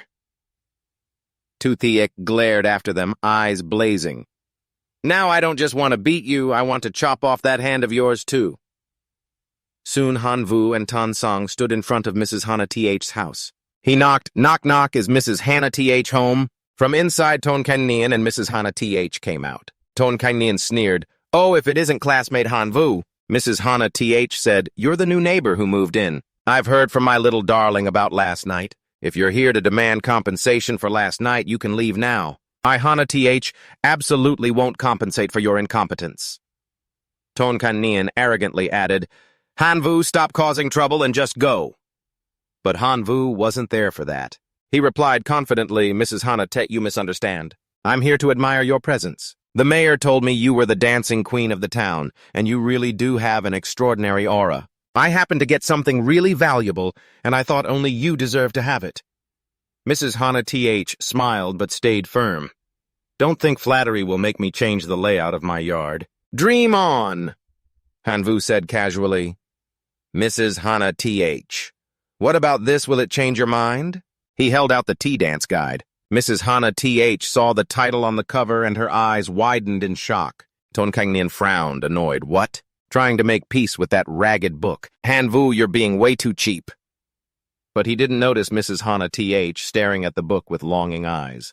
She got excited. This is the long-lost dance of the dancing king. Name your price, even if it costs me everything, I won't regret it. Hearing Mrs. Hana Th say that, Tonkainian panicked. His eyes widened, mouth agape. What if Hanvu asks her to kick me out? I'm done for. Seeing the situation shift, Tonkainian put on a thick skin and smiled. Hey, Hanvu, we're classmates after all. Maybe you could... But Hanvu ignored him. He smiled and handed the book to Mrs. Hana Th. Don't be shy, Mrs. Hana, to keep the tea dance guide. If I find any related books later, I'll bring them to you. Tonkainian was stunned as he watched him give it away for free. Mrs. Hana Th, overjoyed with the surprise gift, said, Hanvu, thank you so much. Please forgive my rudeness just now. From now on, you can just call me Hana. I'd be happy to be your closest neighbor. After handing over the book, Hanvu and Tansong turned to leave. Mrs. Hana Th waved, Hanvu, come over to my house whenever you're free. He didn't respond, just waved back goodbye. As they walked a few steps, the system announced, established a friendly relationship with the town's dancing queen, Hana Th. Friendliness at 99. Unlocked Hana Th's personal shop plus 30,000 points. Seeing the number, Hanvu exclaimed in surprise, Whoa, 30,000 points. The town's Hana Th. How many zombies do I have to kill to get that many? Is this the real key to winning in Zombie Town? Tansang noticed Hanvu's delighted face and asked curiously, what happened? Why are you looking so smug? At the same time, she got a system notification and shared, I just got a notice about establishing a friendly relationship with the dancing queen, Hana Th. Unlocked her personal shop and gained an extra 10,000 points. Hanvu smiled smugly, thinking that because of their couple status in town, Tan Song was getting points too. What a bonus. Thinking that he teased, "That's just what a husband should do, no need to thank me." Hearing that, Tan Song felt pleased but pretended to be annoyed, walking faster ahead to hide her blushing cheeks. "You're so shameless." "I'm not talking to you anymore." Hanvu was used to her reaction, so he didn't care, just busied himself opening the system menu to check Hana TH's shop. The shop info popped up: Level 3 3-leaf clover seed, 5 friendliness points. Dancing lessons, 20. Friendliness points. Magical dancing outfit, 35 friendliness points. Wisdom fruit, 90 friendliness points. He cheered excitedly. Wisdom fruit! Looks like I can complete that senior's task, but it needs 90 friendliness points, so I'll wait until after the test to buy it. Cutting to that evening at Hanvu's luxurious villa. He had everything prepared, standing with hands on hips full of confidence. These 2 level 4 seeds have been mutation-guided, ready for a point farming night. He thought excitedly. Tonight I can farm points like crazy.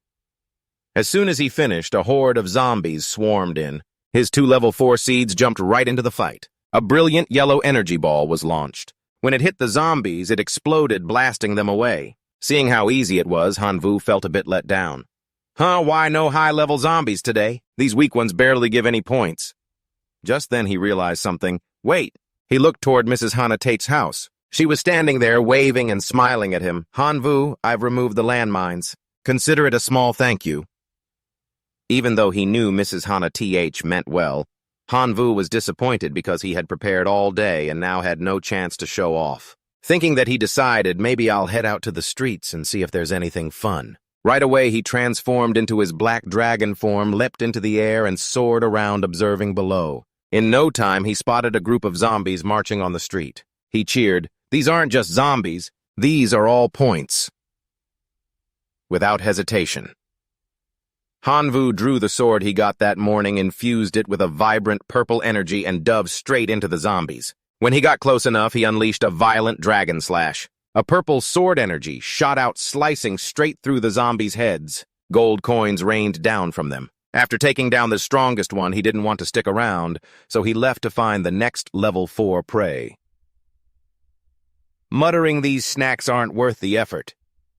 4 hours flew by. Now Hanvu stood on a rooftop, opening the leaderboard. First place Ton Kan Nian, 831,000 points. Second place Tuti Ik, 821 points. Third place Hanvu, 823,000 points. Seeing the scores, he smiled. Good, the gap's closing, but I need to push harder. The third day of survival ended. Those who made it through get an extra 3,000 points. As soon as he got home, Hanvu was surprised to see someone standing at the door. He asked, "Oh, who are you?" The person smiled friendly and put his hand on his chest. "Hello, I'm Rick Grimes, a resident of the town and the captain of the town guard. I saw you fighting bravely against the zombies last night, so I'm here today to invite you to join the town guard." Hanvu was a bit skeptical, stroking his chin. "I've only heard of the Galactic Guard." "What does the town guard do?" Rick Grimes explained casually. "Of course, protect the town. We watch the entrances and stop level 5 or higher zombies from getting in." He emphasized the importance. Without the town guard, the town would have been overrun by strong zombie armies long ago. Hearing that, Hanvu's eyes lit up, thinking, level 5 or higher zombies. Level 5 or higher zombies. That's the high-level battle. Just taking down a few will make my points skyrocket. Without hesitation, he immediately agreed. "Captain Rick, please let me join your team." Seeing Hanvu agree, Rick Grimes grinned and patted him on the shoulder. "Our town guard team is short on talented young guys like you. Welcome to the team." The system immediately notified, established a friendly relationship with Rick Grimes, the town guard team captain. Unlocked Rick Grimes' personal shop, adding 60,000 points. Joined the town guard team, unlocked the town guard's achievement shop, adding 50,000 points. Thanks to that, Hanvu's points surpassed Ton Kan Nian's. Ton Kan Nian has 836,000 points. Tutit has 834,000 points. Semsky 1,000 points. He was shocked, couldn't believe his eyes.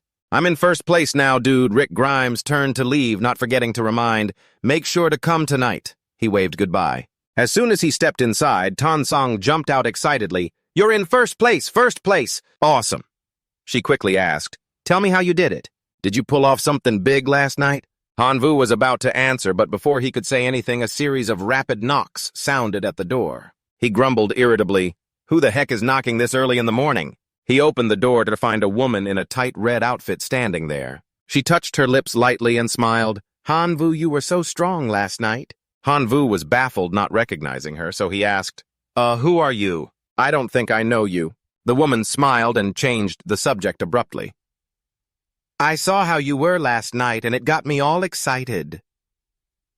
Tan Song heard the woman's voice and got annoyed, stepping out behind Hanvu, snapping, "Hanvu, what good deed did you do last night that she's showing up at our door?"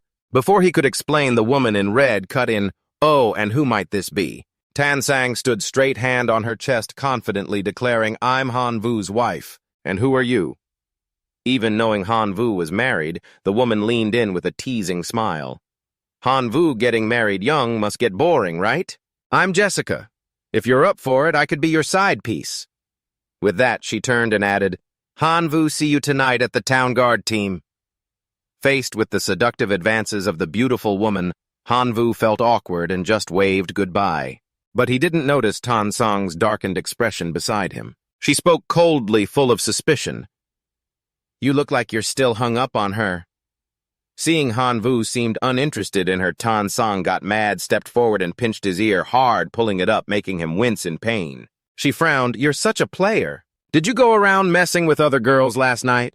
His ears stinging from the pinch, Hanvu grimaced and tried to yell, "Hey, hey!"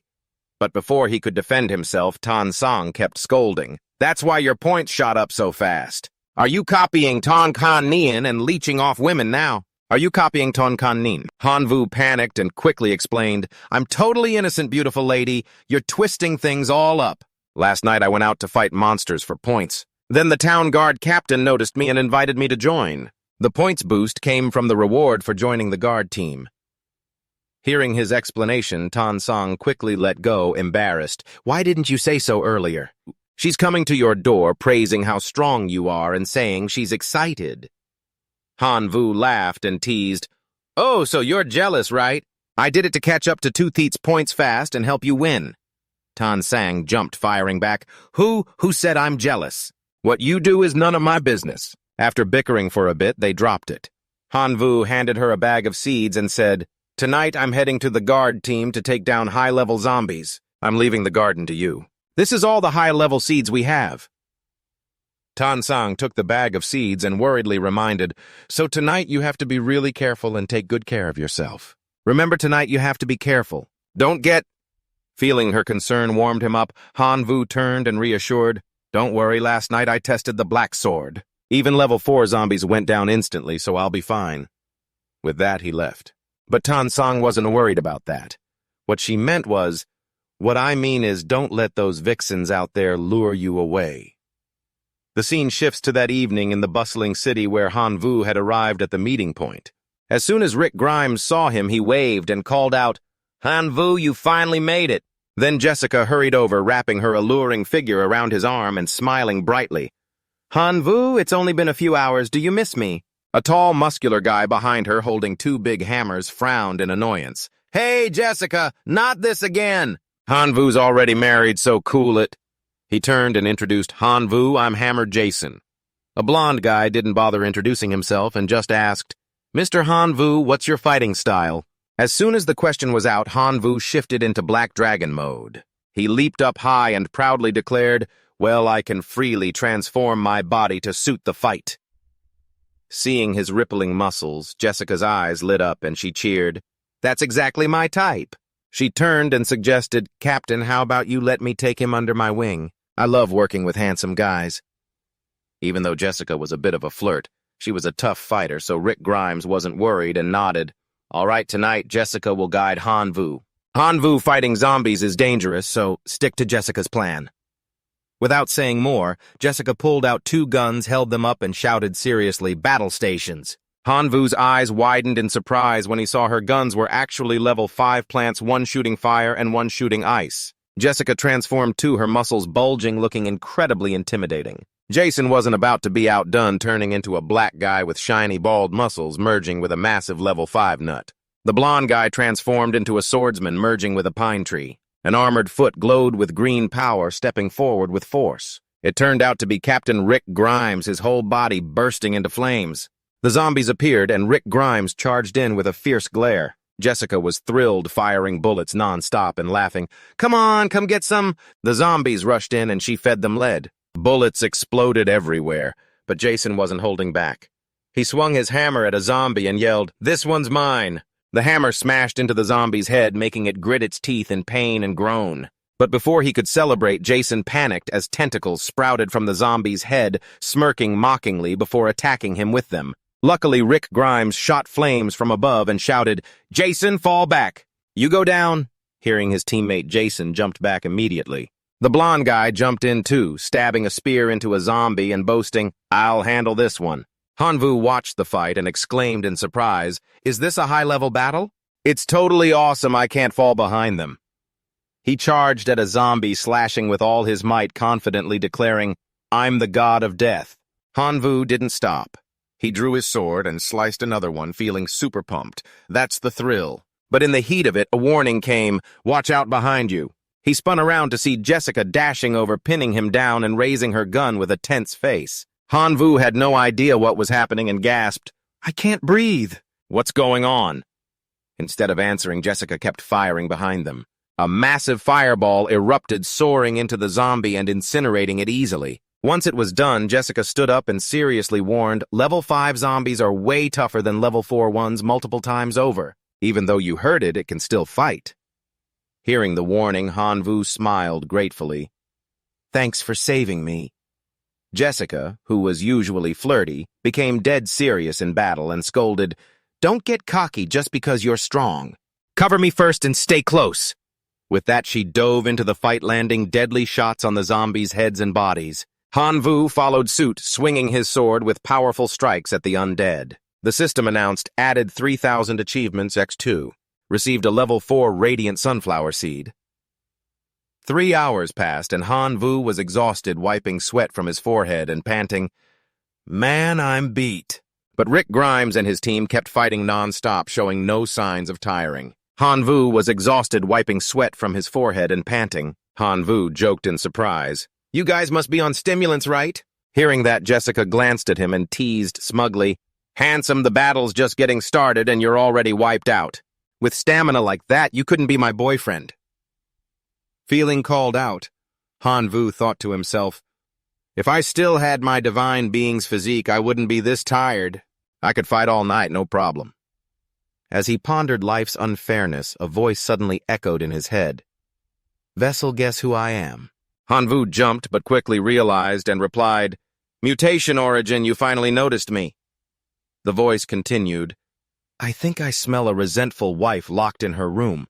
I just heard someone say your stamina isn't up to par. As the vessel of the Mutation Origin, how can I let a woman say you're not good enough? I've decided to give you a power so you can rise up in front of that busty babe and her curves. This power is called Jealousy Lock. Sit tight, we're heading out." Instantly, chains and a lock appeared in front of Hanvu on his chest. The lock clicked open and golden energy burst from his body. His eyes flashed with blinding light. He shouted, "This feels amazing. I feel like my energy is endless." The Mutation Origin boasted, "The gene lock is unlocked. Now you can absorb cells from any powerful creature to trigger a short-term mutation in your body." Hanvu thought about how his teammates merged with plants for strength and endurance, muttering, "Maybe I should try that." Without hesitation, he took the radiant sunflower seed he just got from the zombie and swallowed it whole. Immediately, a tremendous power exploded inside him. He didn't stop there. He easily soared into the air, spreading his arms as his body glowed brightly. 3 zombies, touched by the light, panicked, screaming as if seeing the sun, their bodies slowly dissolving. Jessica and the blonde guy had to shield their eyes from the glare, exclaiming in shock, "My man's shining bright. Is this a god in the flesh?" Rick Grimes rallied his team. "Hanvu's backing us up. We can't waste his effort. Everyone attack harder." With that, he dashed in at incredible speed, striking zombies left and right in a zigzag pattern. Amid Hanvu's radiant light shining down, one zombie seemed unaffected and charged to attack. Luckily, Rick Grimes spotted it and yelled, "Protect Hanvu." "Stop it!" Johnson rushed at the massive zombie, but as soon as he got close, it turned and struck with bare hands. One hit sent Johnson flying. He cried out, "Ouch, it's too strong!" But Rick Grimes stared in horror. "This is bad. A level 6 zombie has insane defense and attack." He shouted to Hanvu, "Run now." The zombie that hit Johnson turned and threw a punch at Hanvu. Luckily, the light around him blocked the blow temporarily. His eyes flashed, and he smiled confidently. "If you insist, I'll oblige." He extended his arms, channeling all his power into a massive light beam. The level 6 zombie couldn't take it, grimacing and roaring. Its body burned and dissolved. Soon after, it was completely destroyed. Hanvu's power ran out, and he slowly descended to the ground. His teammates witnessed it and cheered excitedly. "We won! We won, Hanvu, you're incredible!" After the praise, everyone rushed over, tossing him in the air to celebrate the amazing victory. The system announced, established a friendly relationship with Jessica Smith, a member of the Town Guard team. Unlocked Jessica Smith's personal shop, adding 50,000 points. Established a friendly relationship with the Johnson, a member of the Town Guard team. Unlocked the Johnson's personal shop, adding 50,000 points. Established a friendly relationship with David Cam, a member of the Town Guard team. Unlocked David Cam's personal shop, adding 50,000 points. Defeated a level 6 zombie, received 23,000 achievement points. Hanvu was thrilled about his feat when the mutation origin suddenly spoke. "Vessel, how does unlocking the gene feel?" Hanvu beamed and replied, "It feels amazing." It went on. "Well, next up I should tell you some bad news." Hearing about bad news, Hanvu's face changed immediately. He exclaimed, "Huh!" Then panicked. "Bad news? What are you planning? I don't have anything left to give you. My divinity was hard-earned." Before he could finish, the mutation origin cut in, "Who needs your stuff?" "The bad news I'm talking about is that the gene lock just has a minor side effect." Hearing that, Hanvu sighed in relief. "Oh, so it's not asking for too much, just a little side effect." But remembering how upgrades usually backfire, he paled and asked frantically, "What do you mean?" "There's a side effect, too. Why didn't you tell me sooner? What'll happen to me? Will I be crippled?" Seeing him turn pale with fear, the mutation origin calmed him. "Relax a bit. As the vessel of the supreme mutation origin like me, how can you be so chicken? Basically, the side effect won't harm your body, so don't freak out. You just can't use the gene lock back to back. But according to what you said, it needs a cooldown period, something like that." Hanvu frowned and muttered, "You know quite a bit, don't you? The side effects are just a cooldown time, which isn't too bad. But how long is my cooldown? What happens if I don't follow it?" It explained, "With your weak body right now, you can barely use the gene lock ability once every 10 days. If you use it too often, will gene disorder turn temporary mutations into permanent ones." Once it finished, it started teasing, "Well, aren't you the brave host? Want to give it a try?" Hanvu didn't dare risk it and shook his head vigorously.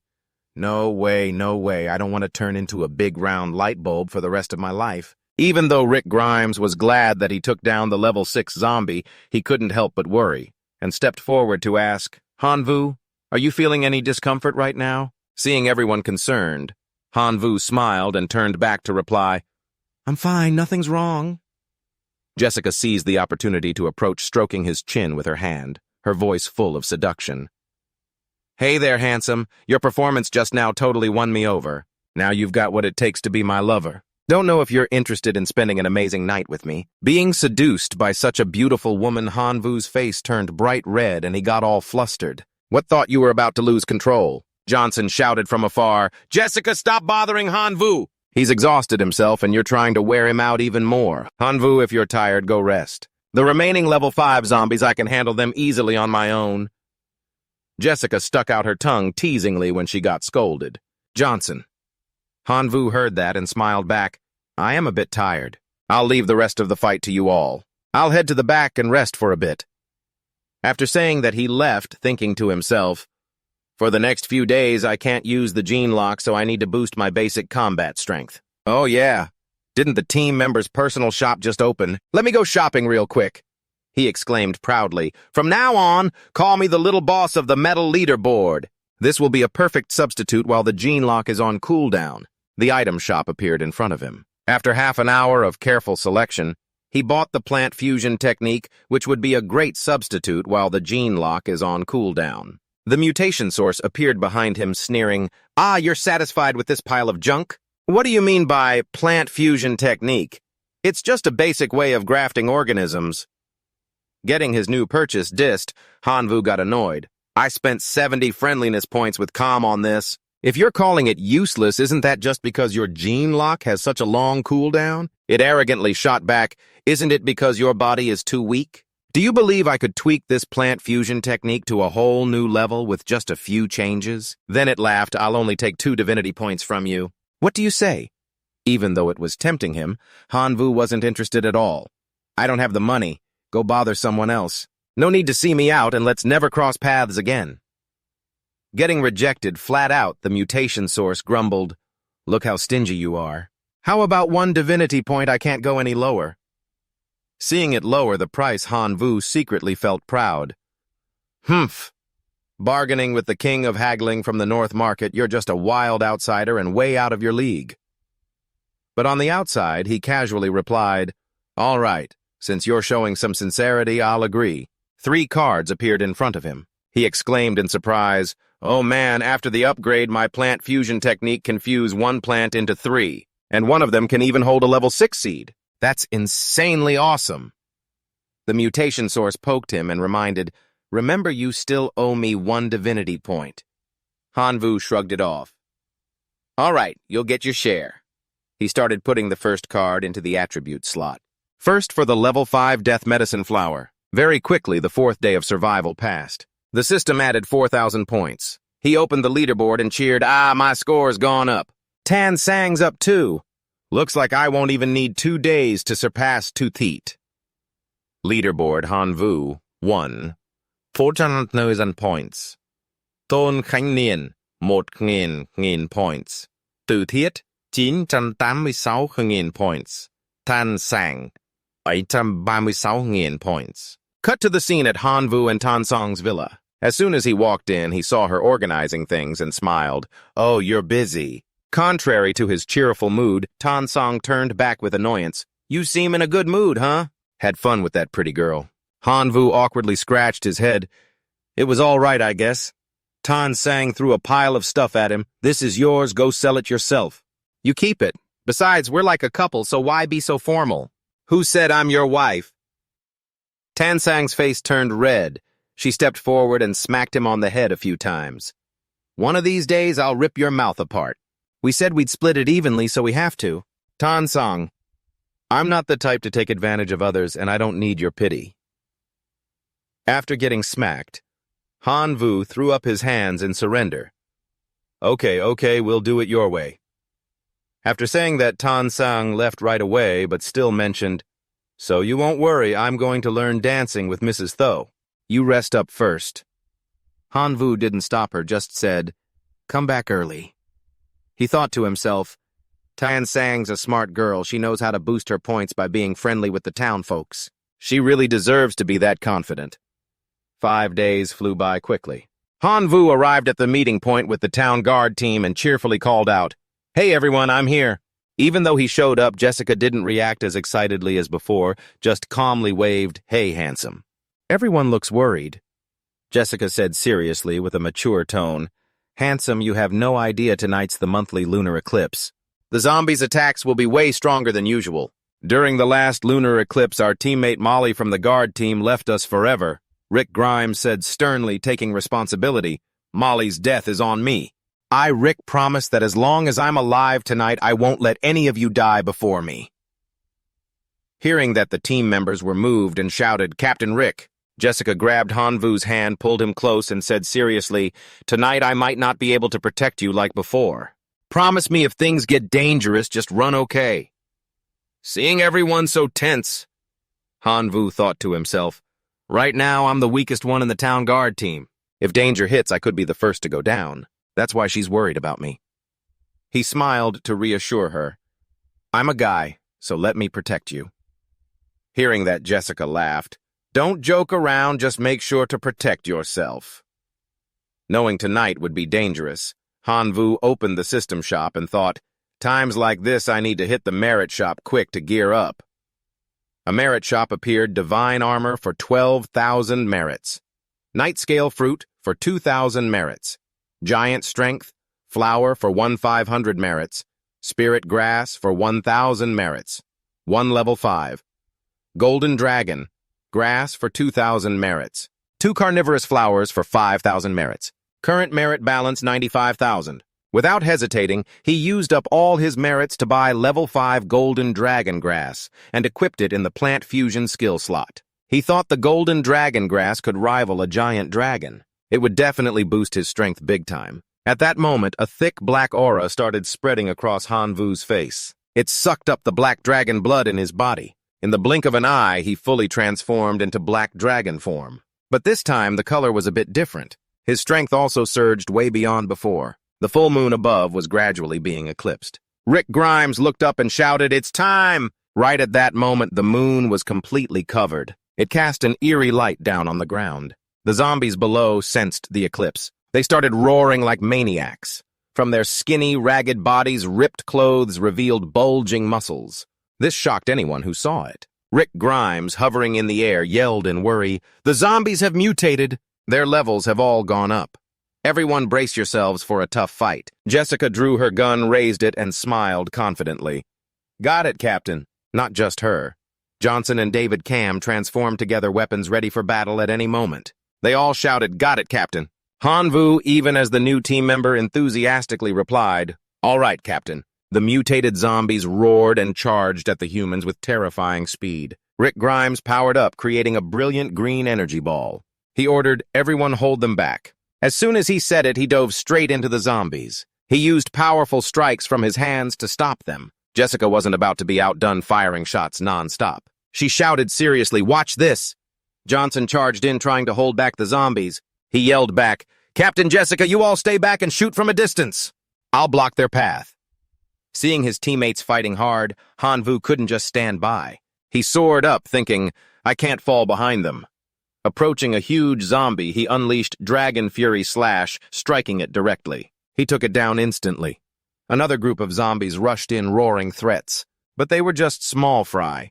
He easily wiped them out with his lightning kick technique. Rick Grimes, watching from above, smiled and praised Han Vu. That kick was awesome. Encouraged, Han Vu got even more confident and kept fighting. After an hour, the zombies were almost all wiped out. Their bodies littered the ground. Sensing the opportunity, Rick Grimes turned and ordered, "Jessica, go find Mayor SWAT Nigma.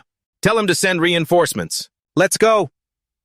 Jessica quickly turned to leave, but not without reminding her teammates, "You all hold on tight.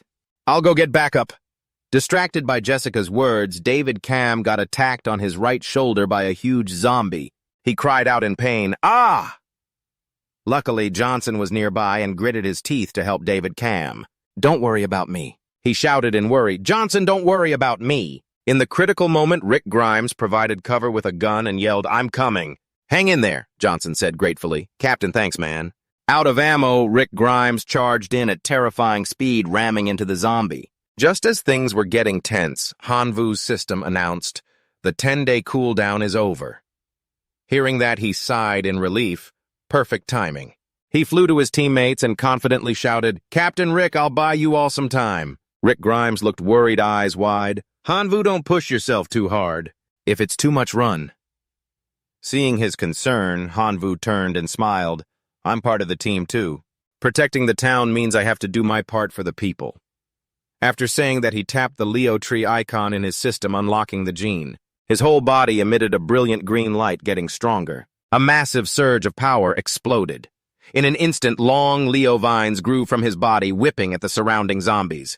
Johnson and Rick Grimes stared in shock. "That power is insane." After a while, at Han Vu's feet were countless zombie corpses and thick smoke. Not a single one left. He leaned on his hands, panting hard, but before he could rest, a zombie suddenly burst through the smoke and appeared in front of him. Surprised, he blurted out, "There's still more." Right then, a familiar pair of red shoes ran up and shouted, "Han Vu, hang in there." It was Jessica. She shouted seriously, "We're here!" Behind her was a large group of reinforcements. Mayor SWAT. Nigma charged in and yelled, "Charge, take them out." But before they could join, Rick Grimes flew over and stopped them. "Everyone hold up. There's something wrong ahead." Then SWAT Nigma used binoculars to check ahead and realized this fog isn't normal. Rick Grimes flew back and reported, "Mayor SWAT Nigma, the fog's here." We can see through the dark, but not through the fog. Do you have any plants that could help? Get them out quick. Then SWAT Nigma pulled out level 4 wind-blowing clover seeds and planted them in a pot. In just a few seconds, the ground shook, and a clover plant grew rapidly. Hanvu was amazed. It's growing so fast. The clover immediately kicked in and blew away the fog. This revealed the hidden zombies inside. Hanvu stayed calm and used his scouting eye to gather info.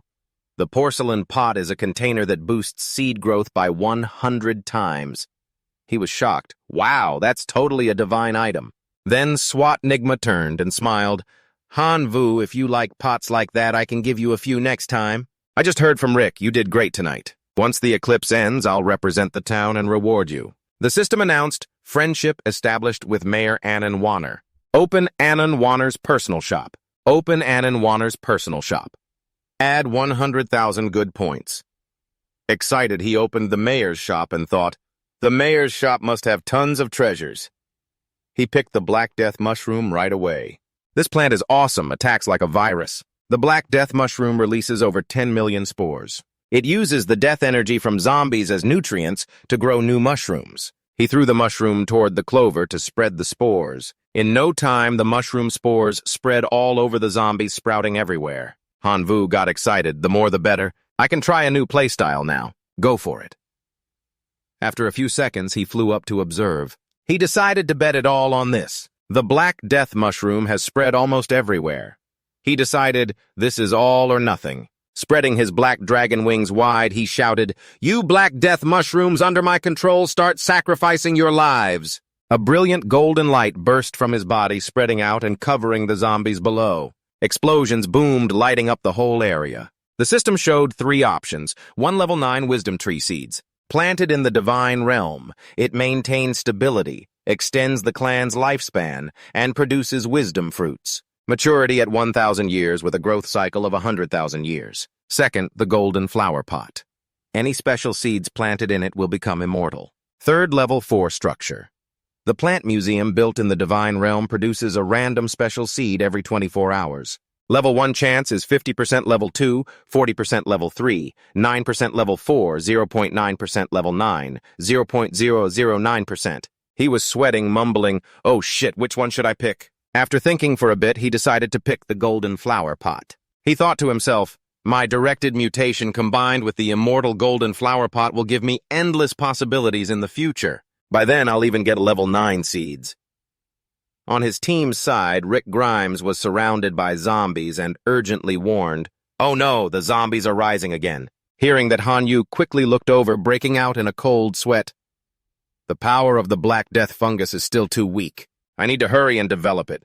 He activated directed mutation. The system displayed significantly increasing the amount of spores released. Increasing spore activity, accelerating spore growth speed. Without hesitation, he selected all 3 and shouted, "Directed mutation proceeds simultaneously for me." He extended his hand, emitting a purple light toward the Black Death fungus, then rushed to hug the 3-leaf plant, using it to fan the fungus spores far and wide.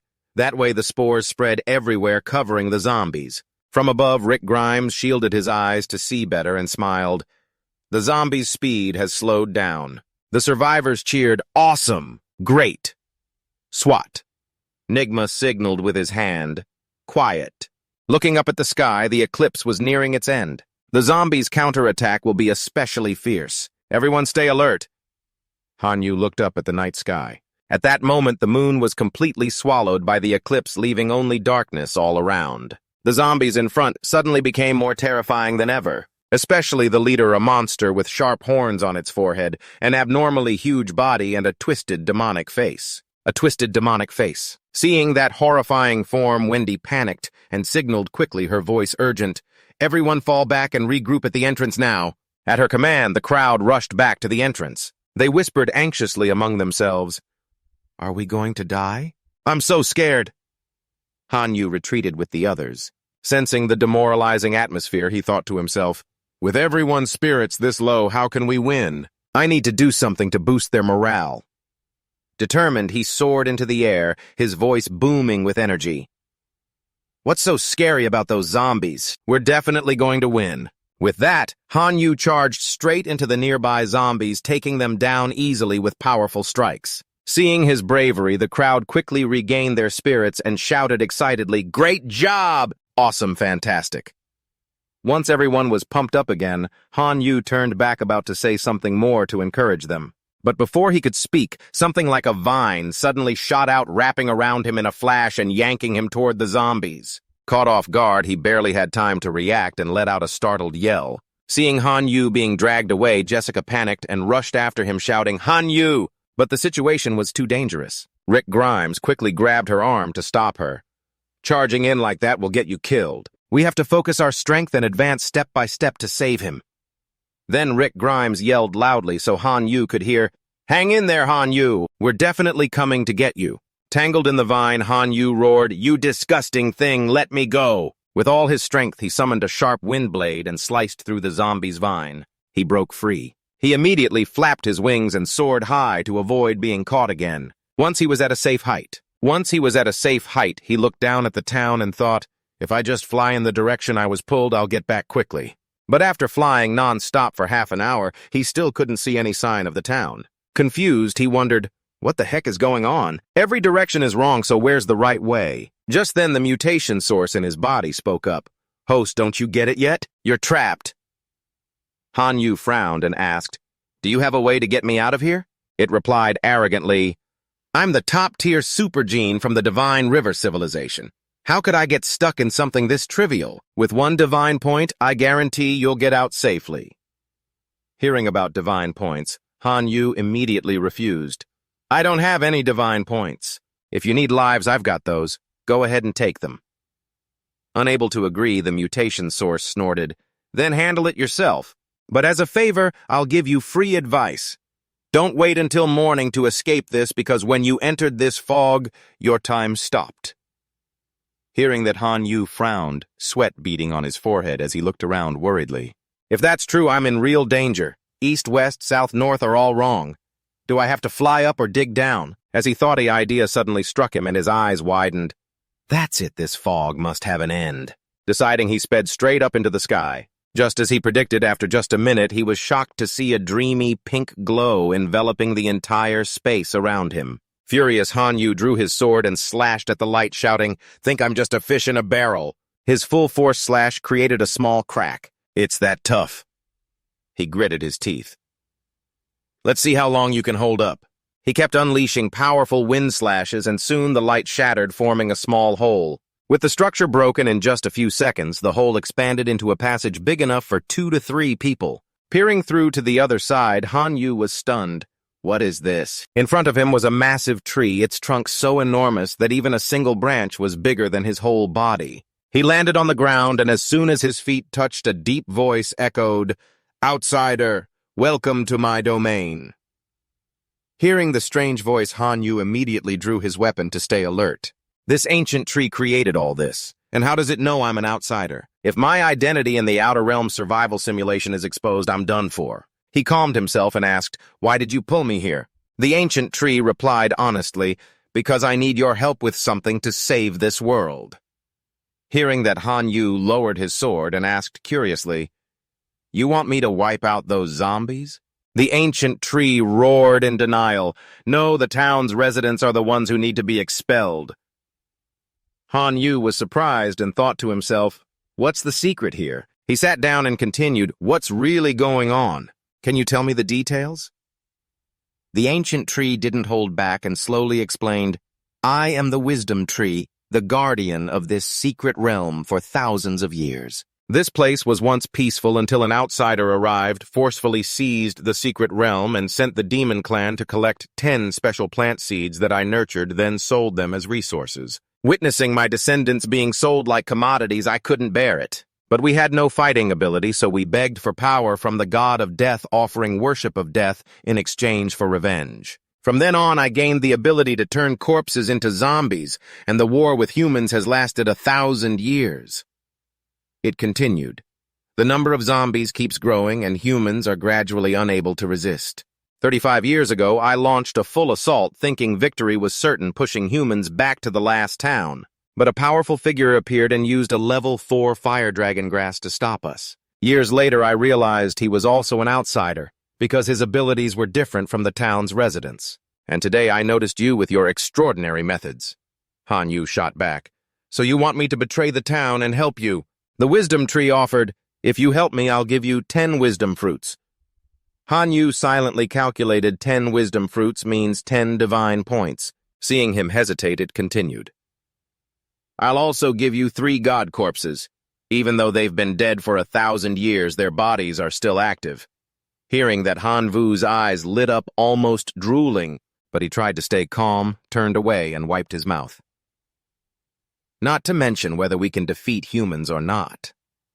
This zombie town is the foundation of the Divine Capital Academy.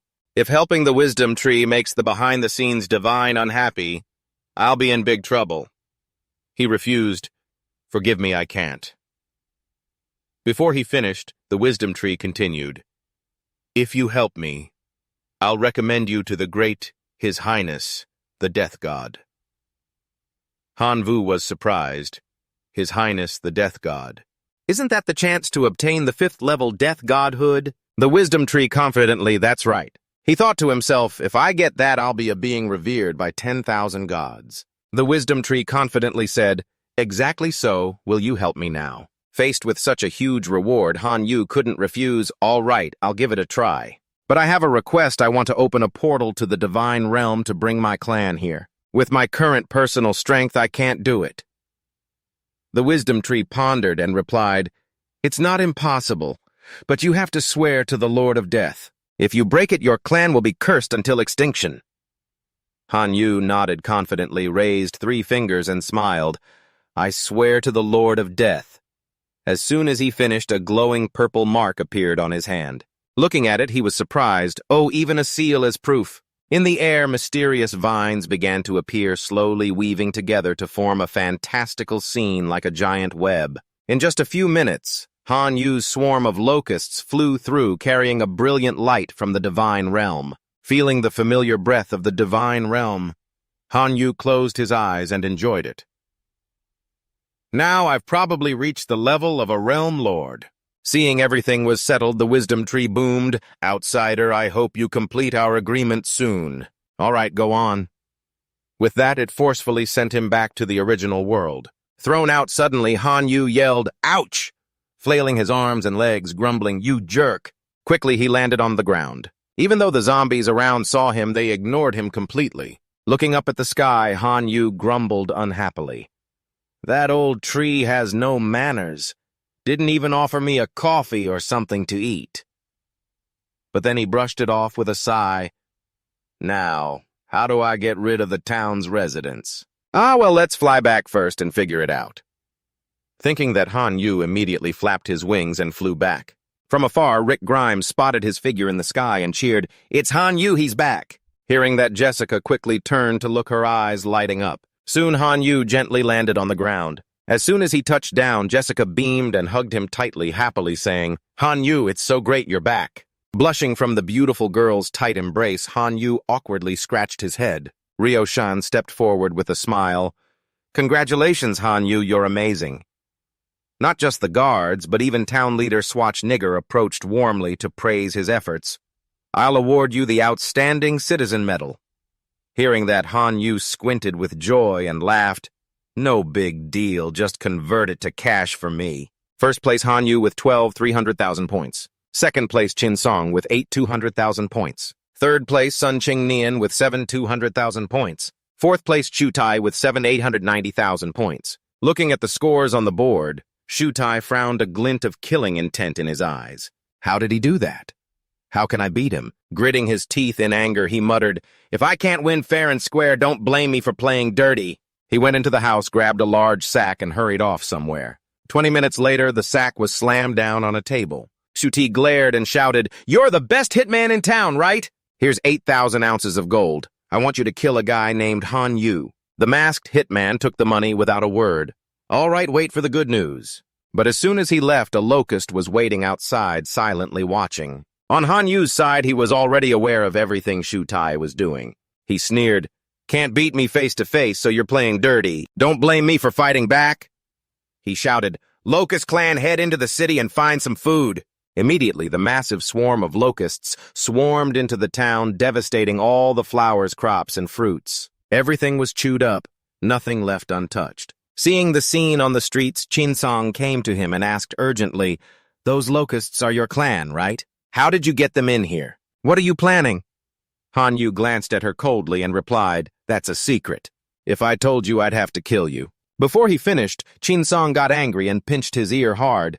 "Oh yeah, you think you can kill me now? You've gotten bold lately. Are you gonna confess or do I have to handle you?" In pain from the pinch, Han Yu winced and yelled, "Ow, please let me go." Right then a loud voice shouted, "Han Yu, get out here!" Chinsong jumped in surprise and turned around while Han Yu rubbed his sore ear and looked toward the voice. It was Shu Tai pointing at him furiously. "Don't tell me this has nothing to do with you." Han Yu played dumb. "Oh, if it isn't young Master Zhu, what good thing have I done now?" Shu Tai threw a bag containing a few locusts into the house and roared, "You couldn't beat me with special plants, so you used your locust clan to destroy my crops. Think that'll defeat me." Han Yu tilted his head and retorted, "Hey, don't talk nonsense. How could my clan get in here? You have to make accusations logically. Besides, even if I'm not great at math, 12,000 seems a lot higher than 7,000, right? Can you even catch up to me with your beat-up motorcycle?" As he spoke, he mimed revving the engine, making vroom sounds to tease him. Shu Tai was so angry he ground his teeth, his face turning pale, but he was powerless. He growled, "Keep acting smug, Hanvu. I'll make sure you don't see tomorrow's sun," even though he thought that he had no idea that all his actions were already fully known to him. Early in the morning, the scene shifts to a pharmacy where people are frantically demanding pesticide. Everyone's faces were panic-stricken, and the shop owner awkwardly raised his hands. "Folks, the pesticide is all sold out. We'll try to produce more, so please come back tomorrow." The crowd was worried, almost in tears.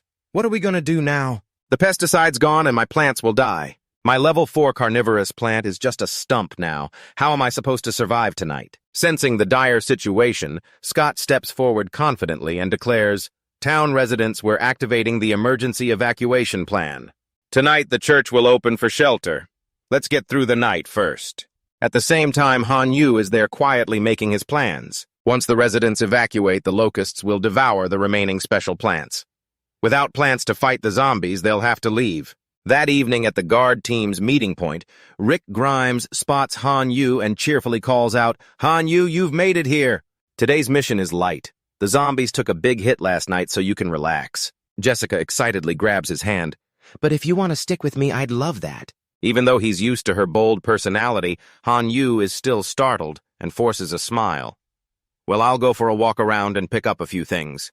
As soon as he leaves, a locust flies over to report Tsu Tie and the assassin are about to make their move. Han Yu narrows his eyes in anger. "Then I'll find a quiet spot and wait for them." He picks an empty corner and sits down to wait. It isn't long before Tsu Tie and the assassin show up.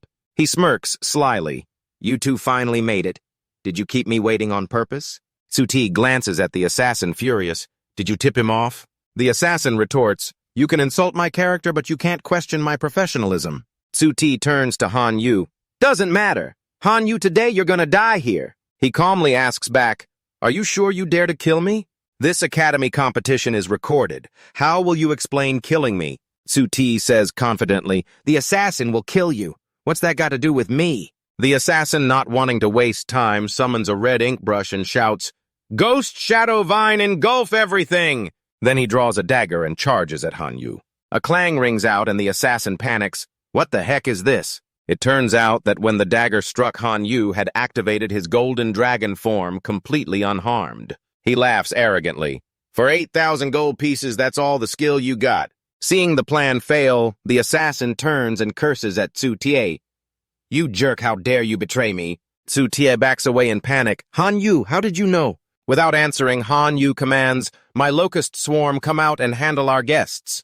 Immediately, a swarm of locusts rushes in to attack the assassin. It's over. Once it's over, he flies over to Tsu Tie, draws his great sword, and threatens, "As for you, I'll handle this personally." Tsu Tie trembles. "You can't kill me. The competition is recorded. How will you explain it?" Han Yu pretends to agree. "You're right, so I'll just beat you until you're crippled and throw you to the zombies. If they kill you, that's on them, not me." Tsu Tie panics and runs. "Stay away from me, somebody help." But at his ordinary speed, there's no escape. In the blink of an eye, Han Yu appears above him, smirking triumphantly. He unleashes a series of light strikes, making Tsu Tie scream in pain as his body bruises all over. He desperately threatens, "Stop hitting me. My family won't let you get away with this. Wait for their revenge from the true gods." Han Yu lifts him up confidently. "Bring it on. If they don't come, they're cowards." With that, he throws Tzu Tie into the zombie horde. He screams in terror. At the same time, the Locusts have finished with the assassin, leaving only a skeleton. Han Yu looks on and laughs. "That's brutal, but it'll do." He pulls out a bag, soars into the sky, and shouts, "You all rest up, I'll handle the rest." As the sun rises, the people return, shouting in horror, "It's gone! All my plants have vanished, even the roots." Oh no, how are we supposed to survive? In one room, residents complain this survival setup can't go on. The church doesn't have enough space for everyone. I know things are tough. Before he can finish, Han Yu speaks up. "I have an idea." The mayor asks Han Yu eagerly, "What's your idea?" "Go ahead and share." He suggests, "Why don't we move to another world to live?" Everyone agrees, "Yeah, I'm tired of life here. The zombie attacks have kept me up for so long." SWAT. Nigma explains, Han Yu, "It's not that we don't want to leave, but the portal's destroyed and we don't know where to go." Han Yu pats his chest confidently. "I'm just worried you might not want to go. Dragon City is perfect. I can rebuild the portal. Just give me some time." SWAT Nigma gets excited. "That's great, Han Yu. Whatever you need, just say it. I'll support you fully." After agreeing with the town, Han Yu flies to meet the wise tree and recounts everything. The residents have agreed to relocate. "You just need to fix the portal and I'll find a settlement for them." The wise tree is thrilled. "Fantastic, I've been waiting for this day." "Thank you, outsider. I'll keep my promises. Tonight, under the full moon, bring them to the forest entrance." That night, Han Yu leads all the residents to the forest entrance. SWAT Nigma asks curiously, "Han Yu, will the portal really appear under the full moon?" Before he can answer, Jessica points in surprise. "Everyone look! Is that the wise tree under the moonlight?" A massive image of the wise tree appears. Below it is a perfectly normal portal. Han Yu waves, smiling brightly. "We'll meet again if fate allows." Then SWAT Nigma and the others are emotional with tears in their eyes, waving back and cheering, "Thank you, Han Yu. You're our savior." In that touching moment, Jessica suddenly runs up and plants a passionate kiss on his cheek. Han Yu's face turns bright red, his eyes wide, and he stammers. Before he can react, Jessica covers her face and sobs, "Han Yu, goodbye. You have to remember me." Then she quickly runs through the portal and disappears. Han Yu stands there frozen like a statue. Han Yu sighs in relief. Finally, it's over. What a long test.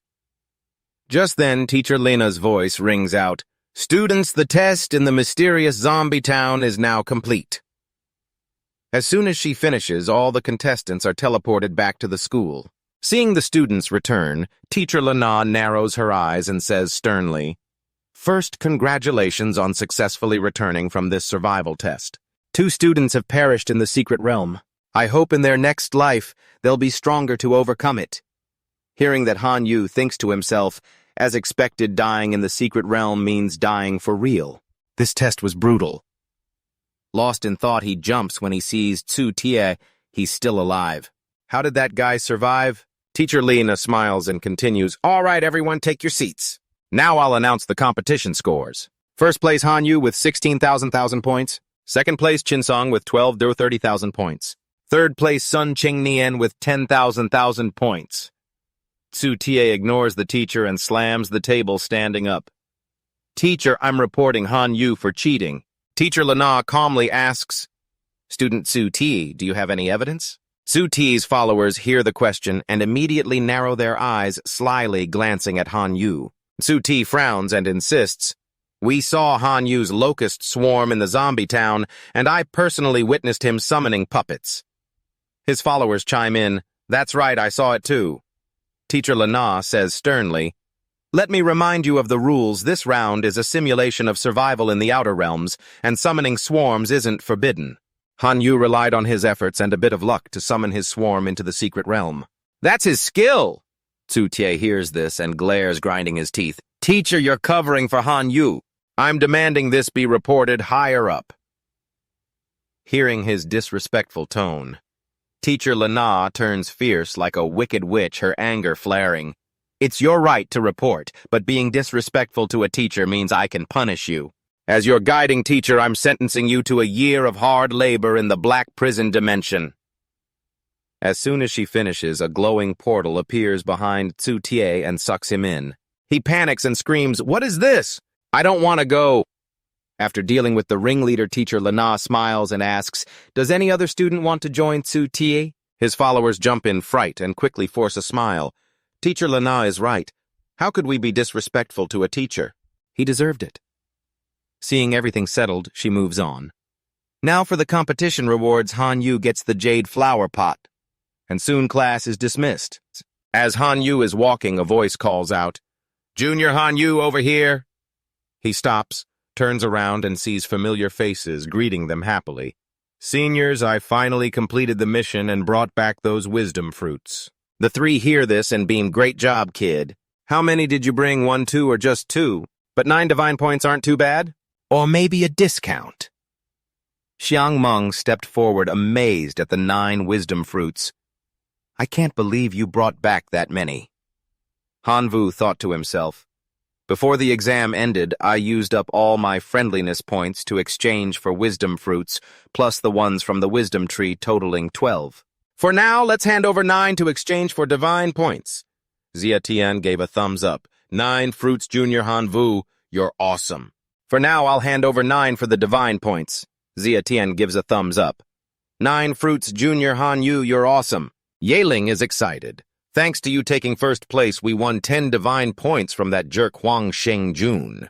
These 9 are yours. From now on, stick with us and you'll have the good life. Before he can enjoy it, a grumpy voice comes from behind. Wanna have the good life? Let's see if you live long enough. It's Huang Shengjun. He cracks his knuckles angry. You're Han Yu, the one who cost me 10 divine points, right? Xiang Meng rushes over, blocking Han Yu. Huang Shengjun, what do you think you're doing? Han Yu asks, Brother Meng, what's going on? Yeling laughs and explains, it's just someone losing a bet and throwing a fit. Xia then details, Huang Shengjun doesn't get along with us. During the test, he trash-talked and bet on who would take first place. Because you won, we got his 10 divine points. Han Yu asks curiously, Senior, who did he back? Huang Shengjun's face darkens and he doesn't answer. Xiaotin laughs. It was that kid with the fire dragon grass, Tsu Tie. Han Yu smirks. Oh, Tsu Tie. Senior Huang, you really have no eye for talent. Mocked Huang Shengjun explodes. Say that again if you dare. I dare. Xiang Meng, Yeling, and Xia Tian step forward together. What if we say it 10 times? Yeling excitedly said, thanks to you taking first place, we won 10 divine points from that annoying Huang Shengjun. I've been threatened a lot these past few months, but I've still grown strong, right? After the exam, I reaped quite a harvest. I'll take my leave first to improve myself. Xiang Meng, feeling relieved, suggested, Junior, if you need anything, just come to us. Xia Tian added, yeah, just say the word and we'll help out as much as we can. The scene shifts to a magnificent palace. A person reported, Your Majesty the God King, a demigod, is requesting an audience. The God King ordered, bring him in. When the visitor appeared, the God King asked, what brings you to seek an audience with me? The demigod Zhang Gong respectfully bowed, Your Majesty, the God King, I come to report a clue related to the Shenhe ruins. Before Zhang Gong could finish, the God King stood up abruptly. Speak quickly. After this test, I gained a ton. Xiang Meng feels relieved and offers, Junior, if you need anything, just come to us. Xiatian adds, yeah, speak up, and we'll help out as much as we can. The scene shifts to a grand palace. A messenger reports, God King, a demigod, is requesting an audience. The God King orders, bring him in. When the visitor appears, the God King asks, what brings you to see me? The demigod Zhang Gong bows respectfully. God King, I come to report a lead on the ruins of the Divine River. Before Zhang Gong can finish, the God King stands up, spit it out. If it's true, I'll reward you handsomely. Zhang Gong opens a box revealing a locust corpse inside. God King. I found this locust corpse in the Divine River ruins. The God King frowns. Coincidentally, I know someone from the Divine Realm with a locust swarm named Han Yu. I'm certain this is connected to him. The God King narrows his eyes. Han Yu. What else do you know about him? Zhang Gong says carefully. He's a high school student, no parents, and now a preparatory student at the Capital Academy. He suddenly sneezes loudly and wipes his nose, mumbling. He suddenly sneezes loudly and wipes his nose. Is it getting cold?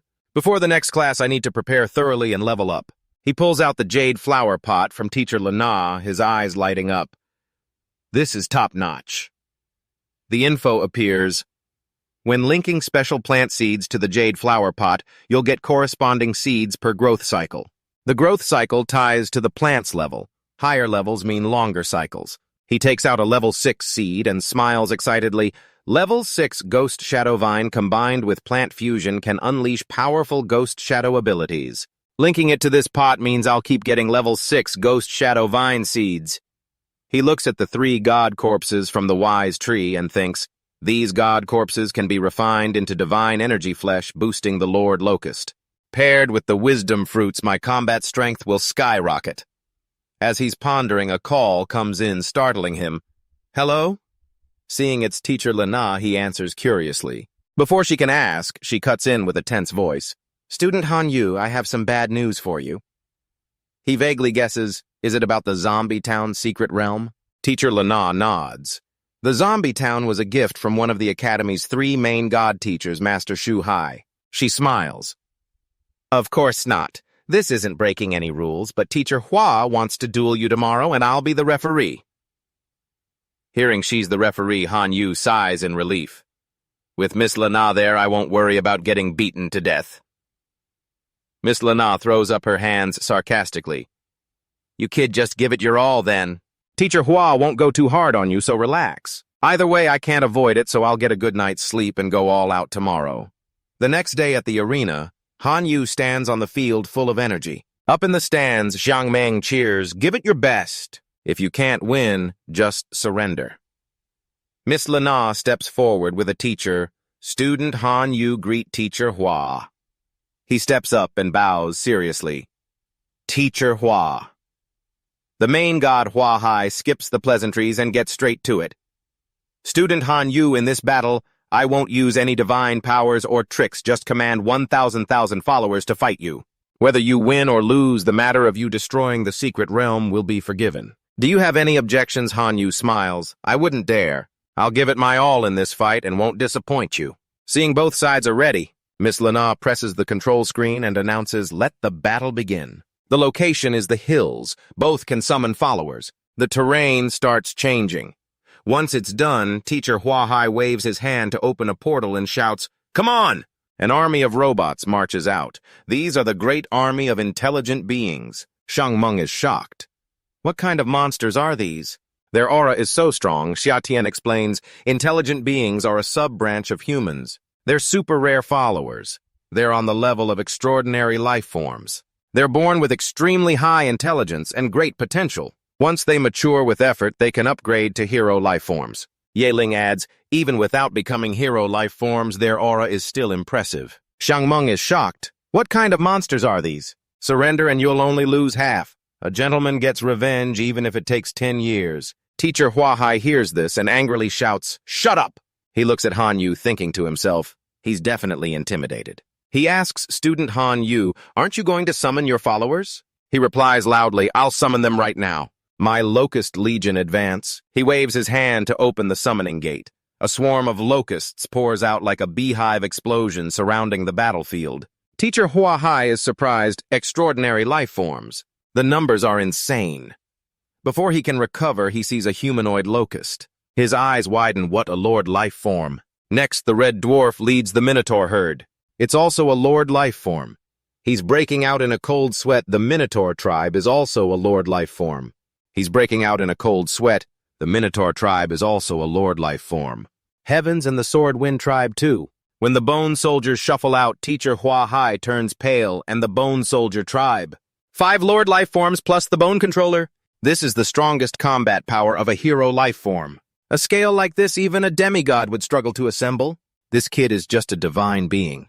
Not just Teacher Hua Xiang Meng is also shocked illusion magic for real. I always thought I was just barely losing in the bloody arena. Now I see I never had a chance.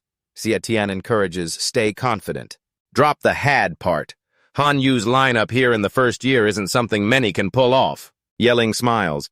If he gets into the official Imperial Academy, he's definitely going places. The 3 stand up excitedly, cheering for their junior Han Yu. Go for it. Show your true strength. Back to the fight, Han Yu raises his hand and commands, Cursed Insect Legion of the Dark Night charge and attack. Sword dance. The sky demons swarm up, firing sharp needles at the enemy. The intelligent beings close in, pressing their palms together to create a golden light, forming a shield that blocks all attacks. Hanyu panics. What the heck?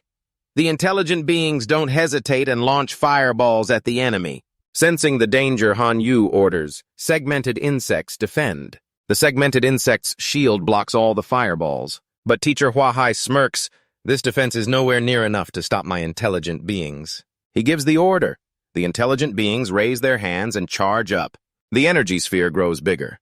Hanyu is bewildered.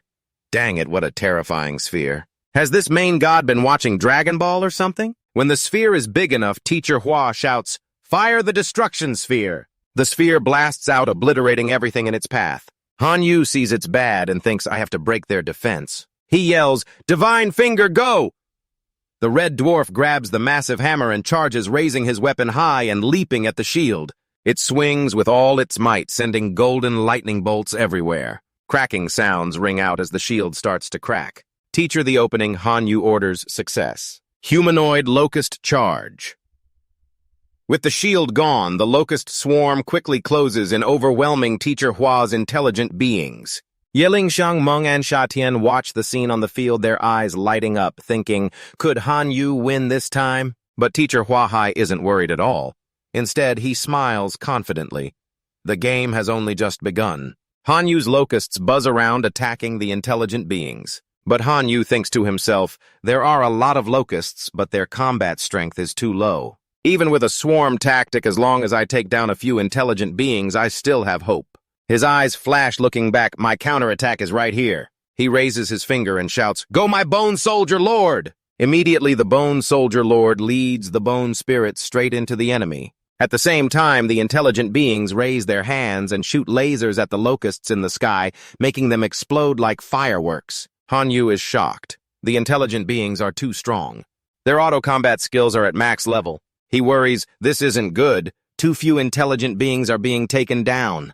I need to boost the Locust's attack. He calls Mutation Source activate. The Mutation Source responds, host, this opponent is way above our level. To avoid detection, I'll lay low for now. I'll lock the mutation direction and unlock it later. Okay, all right. See you later. Hearing this, Hanyu is so frustrated he pounds his chest and stamps his feet, screaming in his mind, are you kidding me? Yield when soft, stand firm when tough. Where's your unbreakable spirit? Now you're acting like a scared puppy. He sticks his hand in his hair and growls, dang it, come out. But no matter how he yells, the mutation source has gone into hiding and won't respond. Hanyu is like a lost soul, muttering, mutation direction is all hope gone. Little bone soldiers hang in there. On the battlefield, the Bone Soldier Lord and Bone Controller go all out, attacking the intelligent beings to the climax. The Bone Controller activates a skill, summoning a massive skeleton in the middle of the battlefield. Xiangmeng cheers. Here it comes, the ultimate move. The Bone Soldier Lord circles around, reviving the dead intelligent beings and turning them into dry bones. But right after the dry bones roar and explode with a bang, creating a massive fireball. Hanyu panics. What the heck? Teacher Huahai raises his hand and comments, Student Hanyu, the undead tribe has huge advantages. Their invasion method of war-feeding war was a nightmare for every civilization 10,000 years ago. He says confidently, but that's the past. After research from countless Divine Realm players, there are countless ways to counter undead. From true gods and up, everyone has a trump card. If you think this is your killing move, your future path will be rough. Hearing this, Hanyu observes the battlefield and analyzes. The Locusts' attacks are ineffective, not dealing much damage. The Bone Soldiers and Bone Controller are completely countered. The Minotaurs and Red Dwarfs aren't enough to take on the intelligent beings. His face tenses up. Does that mean I have to admit defeat? On the field, the Swordwind and Minotaurs rampage, chopping off limbs and smashing the intelligent beings. Even though they're dominating, Hanyu senses the danger. This isn't good. The encirclement is forming. At this rate, they'll wear out and die. He orders Humanoid Locust Emperor attack. A humanoid locust flies up, draws its bow tight, and shoots a black arrow into the sky, piercing through strange light rings. The arrow splits into thousands of dark arrows with corrosive and paralyzing effects raining down on the intelligent beings. Hanyu is amazed. What incredible smarts. The Emperor Locust evolved just from eating a little. The Swordwind and Minotaurs break through the encirclement. Take the chance. The Swordwind and Minotaurs break through the encirclement and keep slashing. But the intelligent beings, even battered, stand up again, leaving Hanyu stunned. They recover too fast. Suddenly, dark clouds roll in. A dragon head emerges roaring, "My reliable friend, the great rebel Black Dragon Alice is here to help!" The top 10 powerful puppets also appear. Yelling pulls Xiatian, "Look, that's a purebred Black Dragon bloodline." Xiang Meng is shocked. "Oh my gosh, a purebred giant dragon that can upgrade to a king life form." Shot in consoles, Ming Yu didn't lose unfairly. Xiang Ming looks downcast and slumps in the corner sulking. Teacher Hua Hai is surprised. A preparatory student with this kind of power has unlimited potential. He starts to say something, but Han Yu's puppets have already turned the intelligent beings into a mountain of corpses. He wonders, what kind of monsters are these? Their combat strength is strong. Their recovery is even more terrifying. He looks at Han Yu and suggests, "Student Han Yu, how about we call it a truce here?" Han Yu is surprised, a truce. But Black Dragon Alice refuses, roaring, "No, the great rebel Black Dragon Alice." Xiang Meng is stunned. "Did I hear that right? Main God Hua Hai is calling for a truce." Shatin's mouth drops. Is Teacher Hua afraid of Junior Han Yu? Yeling is excited. "Oh, wow, if this gets out." Miss Lana crosses her arms, radiating confidence, and cuts in, "You kids have no idea. If Teacher Hua went all out, Han Yu wouldn't stand a chance. Teacher Hua sees your talent. Teacher Hua sees your talent." She says seriously, "Han Yu's strength has been recognized by Teacher Hua. A talent like that he won't let go. Han Yu will go far." Down on the field, Teacher Hua Hai steps forward gently. "Student Han Yu, I've cooled off. Fighting on would just cause pointless damage. I plan to give you the remaining intelligent beings' army." Black Dragon, Alice is frustrated. "No, keep fighting." Han Yu quickly tapes the dragon's mouth shut and scolds, "Zip it, don't make noise." Then he turns to Teacher Hua with a smile. "Teacher Hua Hai, are you serious?" Teacher Hua generously, "Of course. The remaining 820,000 intelligent beings followers, take them into your divine realm. But I have a condition: when you officially enter the Imperial Academy, you have to become my disciple." Han Yu is flustered, pointing at himself. Your disciple." Miss Lana rushes over and pats his shoulder. "Don't you thank Teacher Hua yet? He's one of the top 3 famous professors at the Imperial Academy. His power is immense. His teaching skills are top-notch." She says seriously, "Every semester the line of students wanting Teacher Hua as their master is 500 meters long." Han Yu frowns, calculating 500 meters. Even with 2 people per meter, that's only 1,000 people. He says straight up, "Yeah, right." Miss Lana glares, "Don't forget about the Imperial Academy. They only admit 500 students each year." Han Yu is amazed and immediately bows to Teacher Hua, excited. "Teacher, I want to be your student. If needed, I can become your disciple right now." Teacher Hua isn't ready for his enthusiasm, but quickly laughs. "Good kid, I'll take that as a yes. The 820,000 intelligent beings, take them into your divine realm. Consider it my support. But the disciple thing, we'll handle that when you officially enter the academy." Even though he hasn't officially taken Han Yu as a disciple, Teacher Hua Hai sets a serious goal. "I don't care about others, but if you want to be my student, you have to set high standards for yourself. Before you enter the Imperial Academy, you must upgrade to a perfect demigod." "Got it." Han Yu, still bowing, replies loudly, "Got it, sir." He repeats, "Divinity must reach the maximum 10 points for divine beings." Teacher Hua adds, "On top of that, you need to get clues about the death godhood straight from the death god. Complete these 2 challenges, and you'll officially be my student." "Teacher," the guys Xiang Meng jump down from the stands, smiling. "Junior Han Yu, congrats to you." Teacher Hua says sternly, "Have you had your fill of the show? What you saw and heard today doesn't get leaked, especially not to your teachers." "Got it." Xiatian scratches his head, confused. "Teacher Hua, you know how our teachers are. If they ask, how can we not say?" Teacher Hua huffs and tosses 3 gold cards to each of them. Teacher Hua huffs and tosses 3 gold cards to each of them. The 3 are surprised, grab them, and grin excitedly. "Got it, we'd never say a word even if it killed us." Miss Lana is at a loss. These 3 kids are bold as brass, daring to pressure a main god. Everything wraps up smoothly, but the next day, Qin Song anxiously calls Han Yu, her voice trembling. "Can you help me with something?" Before he can answer, she says, "My family wants to arrange a marriage with the Shu family, and I'm the victim. We're childhood friends." Han Yu is annoyed. What era are we in for arranged marriages? He asks, "Do your parents agree?" Shin Song says sadly, "My parents are just demigods who recently got their godhood. They can't change his mind. He's the only true god in the family, so his decision is absolute." He says seriously, "Who's the marriage partner?" Shu Ti. She lowers her head. It was originally Shu Tai, but after he failed the competition, they switched to his brother Shu Gang. Han Yu ponders. The Shu family is dead set on making her their daughter-in-law. He says, "All right, what do you need from me? As long as I can do it, I'll go all out." Chin Song is touched. "Thank you." Han Yu tries to lighten the mood with a joke. "Thanks, Auntie. Anyway, we were husband and wife for a while." She blushed, gently stroking her cheek. "Don't say that." Han Yu yelled, "Ouch," but still laughed happily. "This is more like you. Don't worry if you don't want to. I'll go with you to refuse the arranged marriage." Tan Song smiled and nodded. "Okay." 3 days later, at the Tan family estate, Han Yu gaped. "You're not a princess, are you?" Tan Sang said calmly. "It's not as grand as the capital, but the Tan family estate is a big city with millions of people." As she spoke, a man in black approached, bowed. "Miss, the master and madam sent me to pick you up. They're waiting at the old house." Tan Sang said respectfully, "Thank you for your trouble, uncle."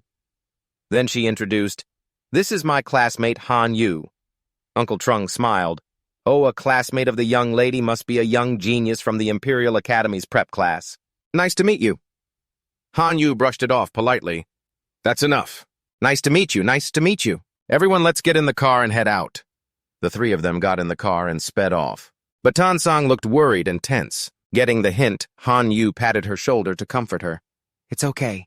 Whatever happens, I'll protect you." She just murmured in agreement. "Yes, sir." The car stopped and voices arguing echoed from inside the house. "In the past years, when the family divided profits, my wife and I got nothing. Now they want an arranged marriage and are forcing our daughter into it.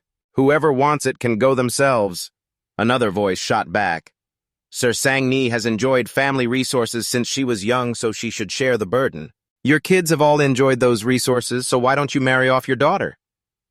Third, he got in through the back door to a second-tier prep school. Marrying her off would even save resources. The family head snapped. "Third, you're talking to your elder brother here. Treating kids like bargaining chips." Tan Sang was furious, burst through the door and shouted, "I don't want to marry into that awful Shu family." The man in red robes scolded, "How rude adults are talking kids butt in." He ordered, "Guards, the young lady is tired. Take her to her room to rest." The man with glasses advised, "Little Sang, you're part of the family, you have responsibilities. The Shu family is a true god clan with plenty of resources. If you marry in, you won't lack for anything." Sixth, the servant rushed over, but Tan Song's father blocked the way, roaring, "I'm right here, let's see anyone try to touch my daughter." The man in red robes chastised, "Sixth, you're spoiling her and doing her no favors." Tan Sang's father shot back, "My daughter is my business, I'll spoil her how I want. She is a prep student at the Imperial Academy and could become a true god in the future. I won't let you ruin her future." The bald, overweight man stood up. "Rebellion sixth. Do you want the family patriarch to beg before you agree? Tan Sang is talented, but she's not even a demigod yet. It could take decades, even centuries, to become a true god. No, the Tan family only has one true god. No, the Tan family only has one true god, and we'll protect him no matter the cost." He warned, "If the Tan family loses its true god, other clans will attack. You understand that, right?"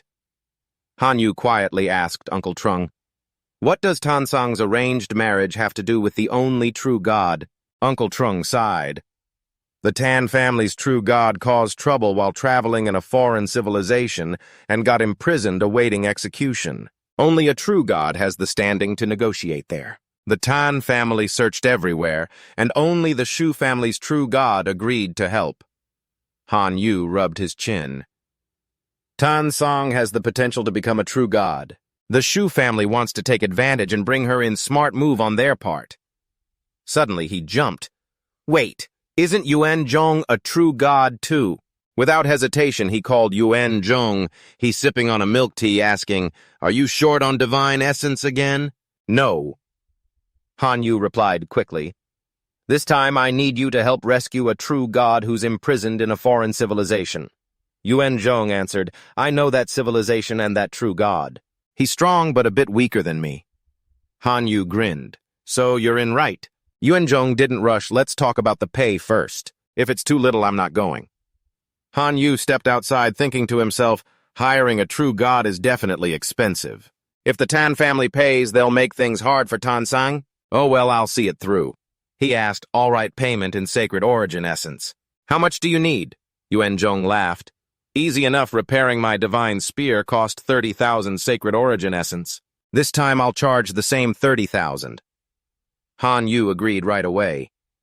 Deal 30,000 sacred origin essence for you to rescue the true god. I'll send the coordinates and you come sign the contract with me. Back at the Tan family house, the man in red robes stood up and scolded, Little Sang, you can't be so selfish. Before he finished, a voice cut in, Hold on. Of course, who else but Han Yu? Of course, who else but Han Yu? The man in red robes saw the stranger and snapped, Kid, who are you showing up at the Tan family? Guards, throw him out.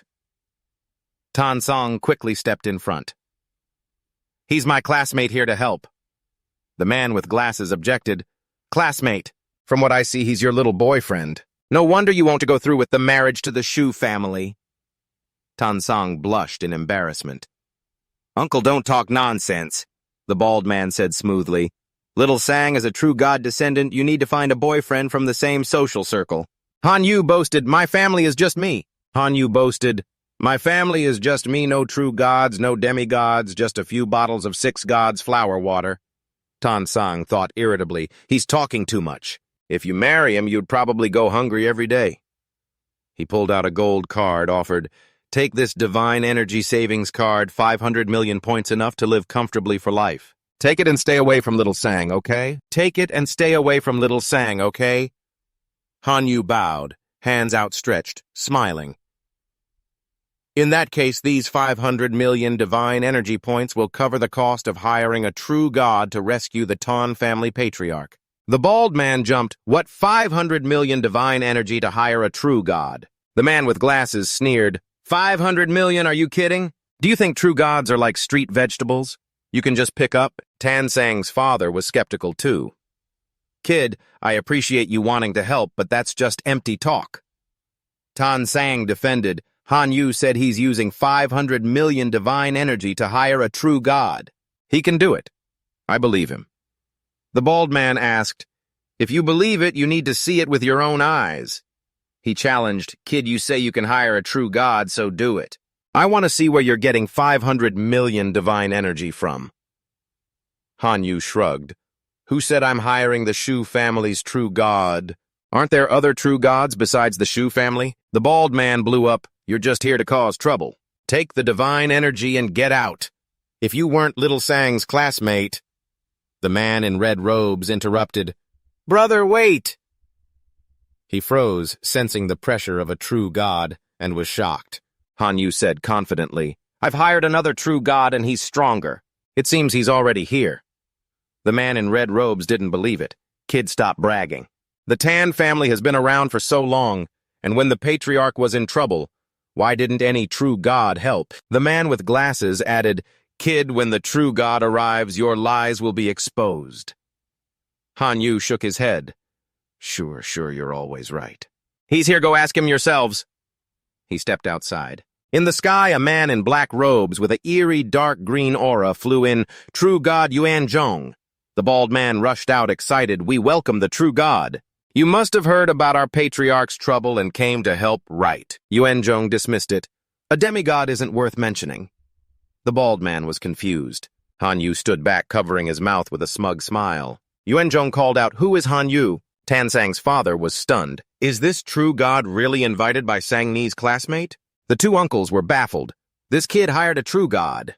Han Yu answered nervously. That's me. Yuan Zhong thought to himself suspiciously, a young divine being and we're on buddy terms. He stepped closer, asking, Are you really the Han Yu I've been talking to? He handed over the sacred origin essence, forcing a smile. It's me, old Yuan. Do you still recognize this sacred origin essence? But Yuan Zhong patted his shoulder. Surprising, I didn't expect you to be so young. Han Yu laughed. You're not much different, you look young too. Yuan Zhong pointed to the Tan family people. Are all these your family? Straight up no. I have nothing to do with them. The bald man panicked. Oh no, the kid's mad at me. He whispered to Tan Sang's father. Sixth, the kid is the classmate your daughter brought home. You have to convince him to help the Tan family. The others said, Sixth, we're all Tan family. We share the honor and shame. Don't abandon the family. If this true God steps in, your daughter won't have to marry into the Shu family just like you want. After some convincing, the three looked at Tan Sang. She glanced at them. Then her father stepped forward. Sang Ni, you really know how to pick them. Finding a boyfriend more powerful than the whole family. This is your chance, grab it. If we save the patriarch, you'll be the biggest hero. Hearing boyfriend, Tan Sang blushed. Dad, what are you saying? We're not like that. He smiled slyly. It's just a matter of time. I know you. If you didn't like him, why bring him home? The kid's not bad. Go talk to him. Though embarrassed, Tan Sang called Han Yu. He was discussing with Yuan Zhong and didn't hear. She stepped closer about to call again when he turned. Tan Sang, you came at the right time. He's agreed to help rescue the Tan family true God. He's agreed to help rescue the Tan family true God. Tell your family to prepare the information and any related tokens. He's leaving right away. She was surprised. That fast? What about the payment? It's really just 500 million divine energy. Han Yu smiled, covering her mouth. Don't worry about the payment. You all just do as I say. Tan Sang was smart and guessed 500 million divine energy isn't enough. Han Yu must be adding more himself. Her face turned red. He's been so good to me. Yuan Zhong reminded, don't forget the payment you promised. The bald man quickly handed over the information. Han Yu gave a thumbs up. I won't forget. With everything done, Yuan Zhong flew off. Han Yu waved, old Yuan go safely. The Tan family elders who had criticized him earlier now did a complete turnaround. Brother Han Yu, you've worked hard. Hungry? First time at the Tan family, let me show you around. He pulled Tan Sang close, making her stiffen, and said, if not for Tan Sang asking me, I wouldn't care who worked hard, it's all on her. You all should thank her. Seeing his future son-in-law looking out for his daughter, Tan Sang's father laughed. Ha ha, great, this kid is all right. Tan Sang stayed in Han Yu's arm, too embarrassed to say anything. 2 days later, at the Imperial Academy, Shu Tai grumbled as he searched. Have you seen Han Yu and Tan Sang anywhere? 2 underclassmen reported, not in the schoolyard, not in the cafeteria. Shu Ti cursed.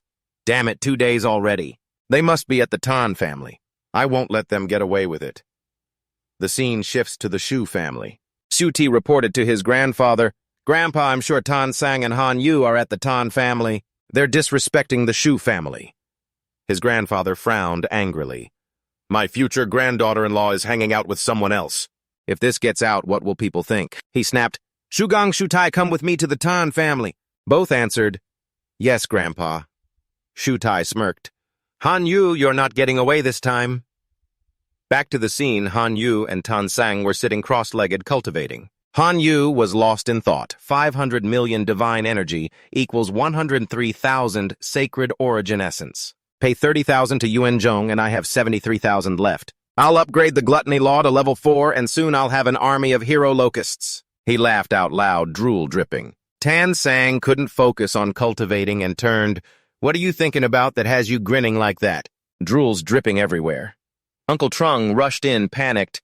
This is bad. Both stood up quickly, tense.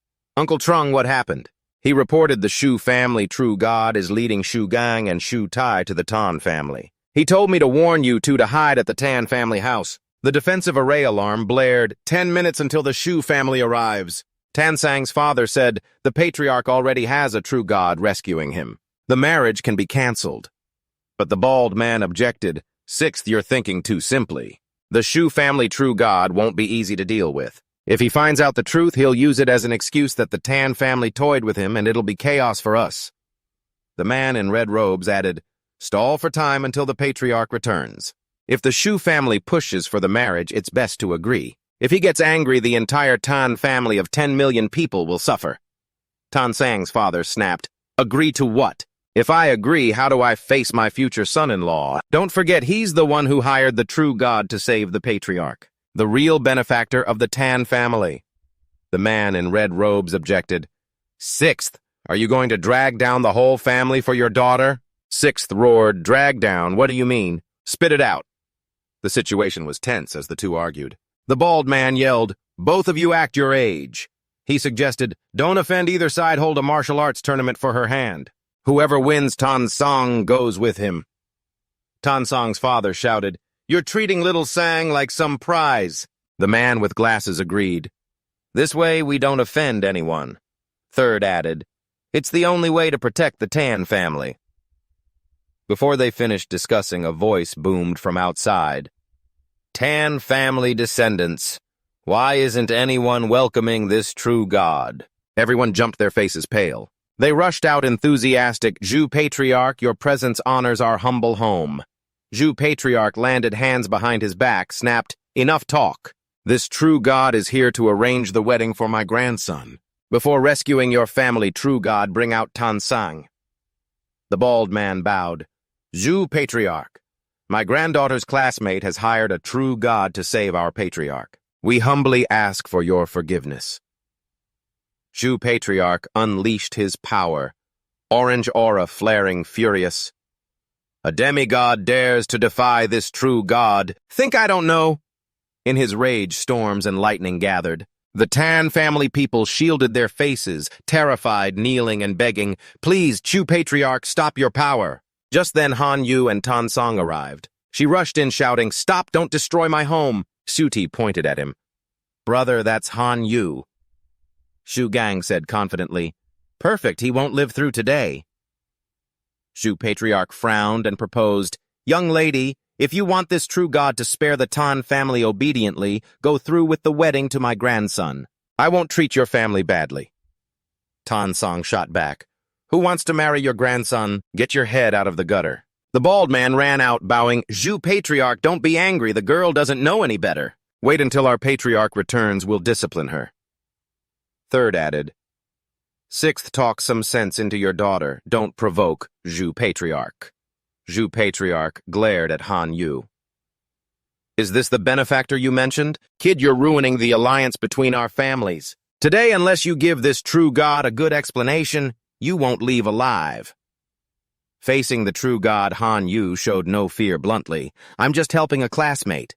Why explain anything to the Shu family true god? Does the divine realm forbid others from helping the Tan family? Suti, protected by his grandfather, yelled, Han Yu, how dare you disrespect my grandfather? Han Yu smiled arrogantly. Is stating the facts disrespect? Is the true god Shu acting this petty? Shu Gong, who's been silent until now, angrily says, Han Yu, right? If you know what's good for you, get out of here fast. The Shu family will act like nothing ever happened. If you're stubborn, I'll take it as you're challenging the Shu family.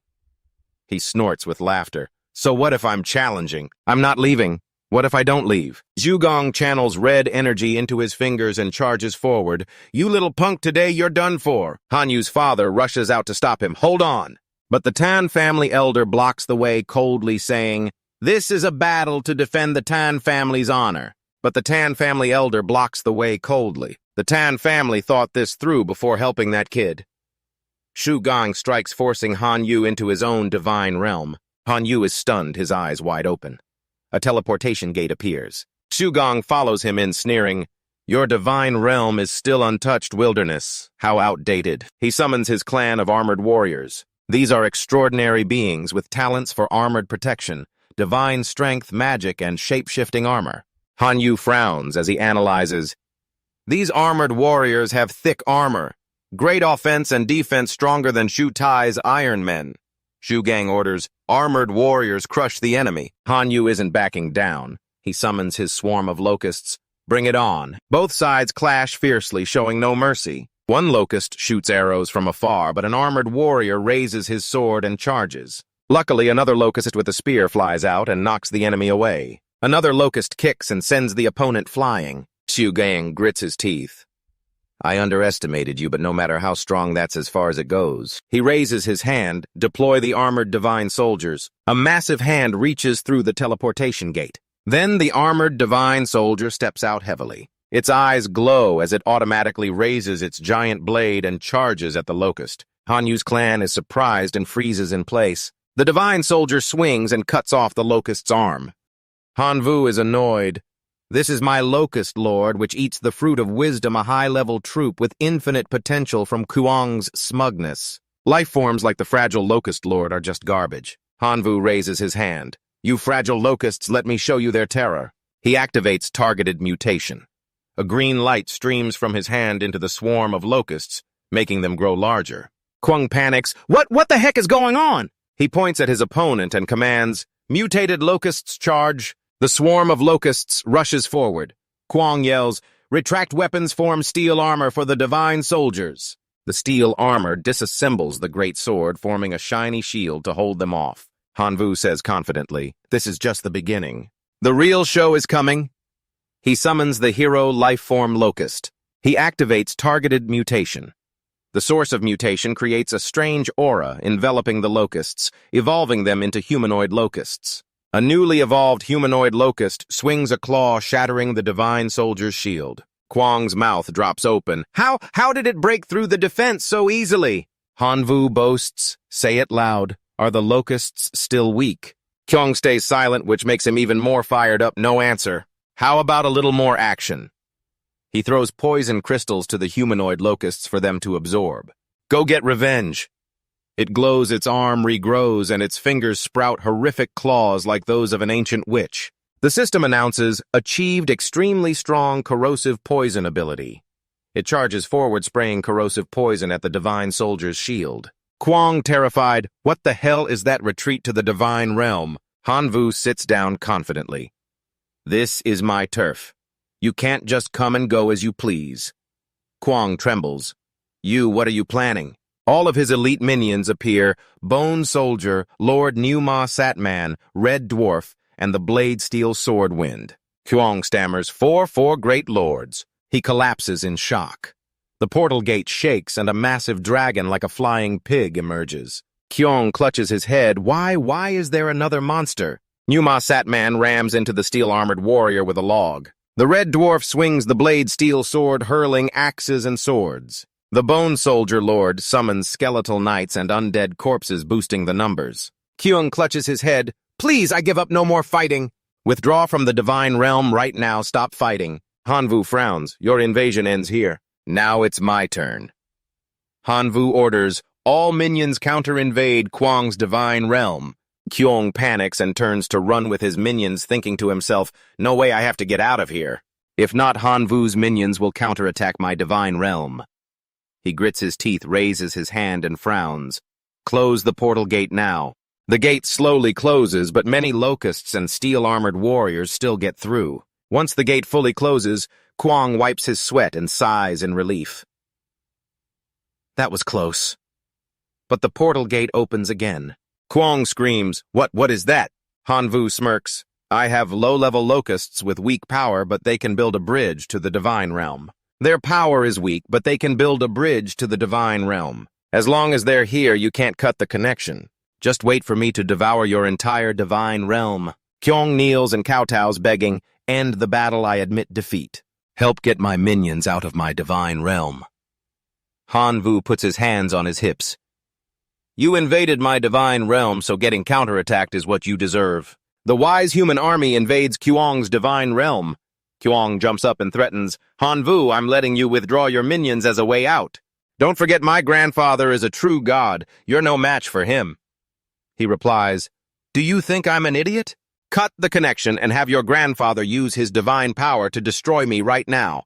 You're my hostage. As long as I have you, he'll hold back. Kuang says confidently, Spare me, and I promise my grandfather won't destroy you. He snorts, Stop talking, you're just wasting breath. My locusts are searching for your divine realm's core. An hour later, Hanvu finds it and smirks slyly. Found it. Outside, the two-family ancestor is anxious. Why hasn't my grandson come out yet? Is something wrong?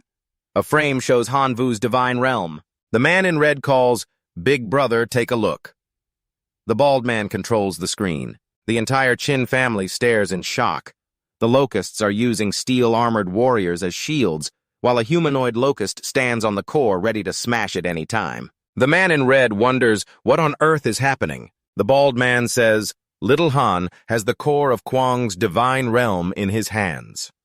The two-family ancestor sends his soul into the divine realm and shouts, You brat, Hanvu, release the core. My grandson is a true god's descendant. Hanvu frowns. You're scaring me. I'm not happy about it. His minions speed up slaughtering the steel-armored warriors. The locusts charge and bite. The ancestor softens his tone. What do you want to spare, Kwang? He raises his hand playfully. True God, too, you're misunderstanding the issue. It's about how you'll spare me. The ancestor snaps, very clever. When Kwang escapes, I'll torture you for 3 days and nights before killing you. Right then, true God Yuan Zhong's aura descends. Hanvu cheers. Yuan Hai is back along with another true god. The Qin family ancestor is back too. The Qin family senses it and gets excited. The ancestor has returned. The bald man bows to the Qin ancestor. Today, with the ancestor back, the Qin family is throwing a big feast. The bald man bows to the Qin ancestor. Would you stay for a few drinks? The ancestor huffs. No need. In the divine realm, the ancestor shouts, Hanvu, your true god is waiting. Release the core now. He sets a condition, I'll stop only when my friend is by my side. Who knows if someone will play dirty and use divine power to destroy me when I'm distracted? Yuan Zhong sends his soul in and assures, I'm back. No one will touch a hair on your head in front of me. Hanvu startles. You're back already. The Qin true god steps in, making everyone joyful and feeling safe. Hanvu orders poison locusts release the core. All minions withdraw. Kwang sees the core is safe and threatens Hanvu, I'll remember you. Next time one of us has to die. He smirks. Save it. Focus on rebuilding your steel-armored warriors. You're not even worth my attention. The ancestor, furious, slaps Kwang, making him spit blood and scolds, Shut up, haven't you embarrassed us enough? Get out now. The ancestor grabs his 2 grandsons and flies away. From now on, the Qin family ancestor declares, You old fool who dares bully the Qin family's juniors. If I face any trouble from now on, the Qin family cuts all ties with the Tu family. No one mentions Shangni's marriage again. Everyone watches the Tu family leave in silence. The Qin ancestor turns to Hanvu with a smile and tosses a green object. Little brother Hanvu, thank you. For helping the UN great god with our family, this resource is our token of thanks. He catches the primal stone slab which helps life forms revert to ancestral bloodlines. He thinks of the strange locust and smiles. Turn the locust into a prehistoric mighty form. That's terrifying. 3 days later at the fierce school, the underclassmen of Hanvu say, We have news. It's about Xia Tian and Ye Ling. He waves, Over here. He smiles. Brother Meng, brother Xia Tian, sister Ye Ling, what's the good news? Meng gets to the point. Next class promotion, Huang Shengjun will target you. He hands over a manual, detailed info on Huang Shengjun. Xia Tian warns, He's the top freshman. You need to be careful. He reads the manual. His core minion is an ordinary goblin, but elevated to a high level. He's a real genius. Ye Ling reassures, turning ordinary locusts to this level makes you even better than him. Don't worry.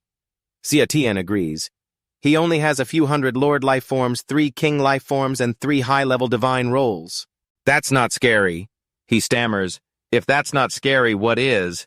The 3 force a smile, not knowing how to respond. In the school dorm, Hanvu sits cultivating and analyzes, Huang Shengjun will target my 3 locust lords for slaughter.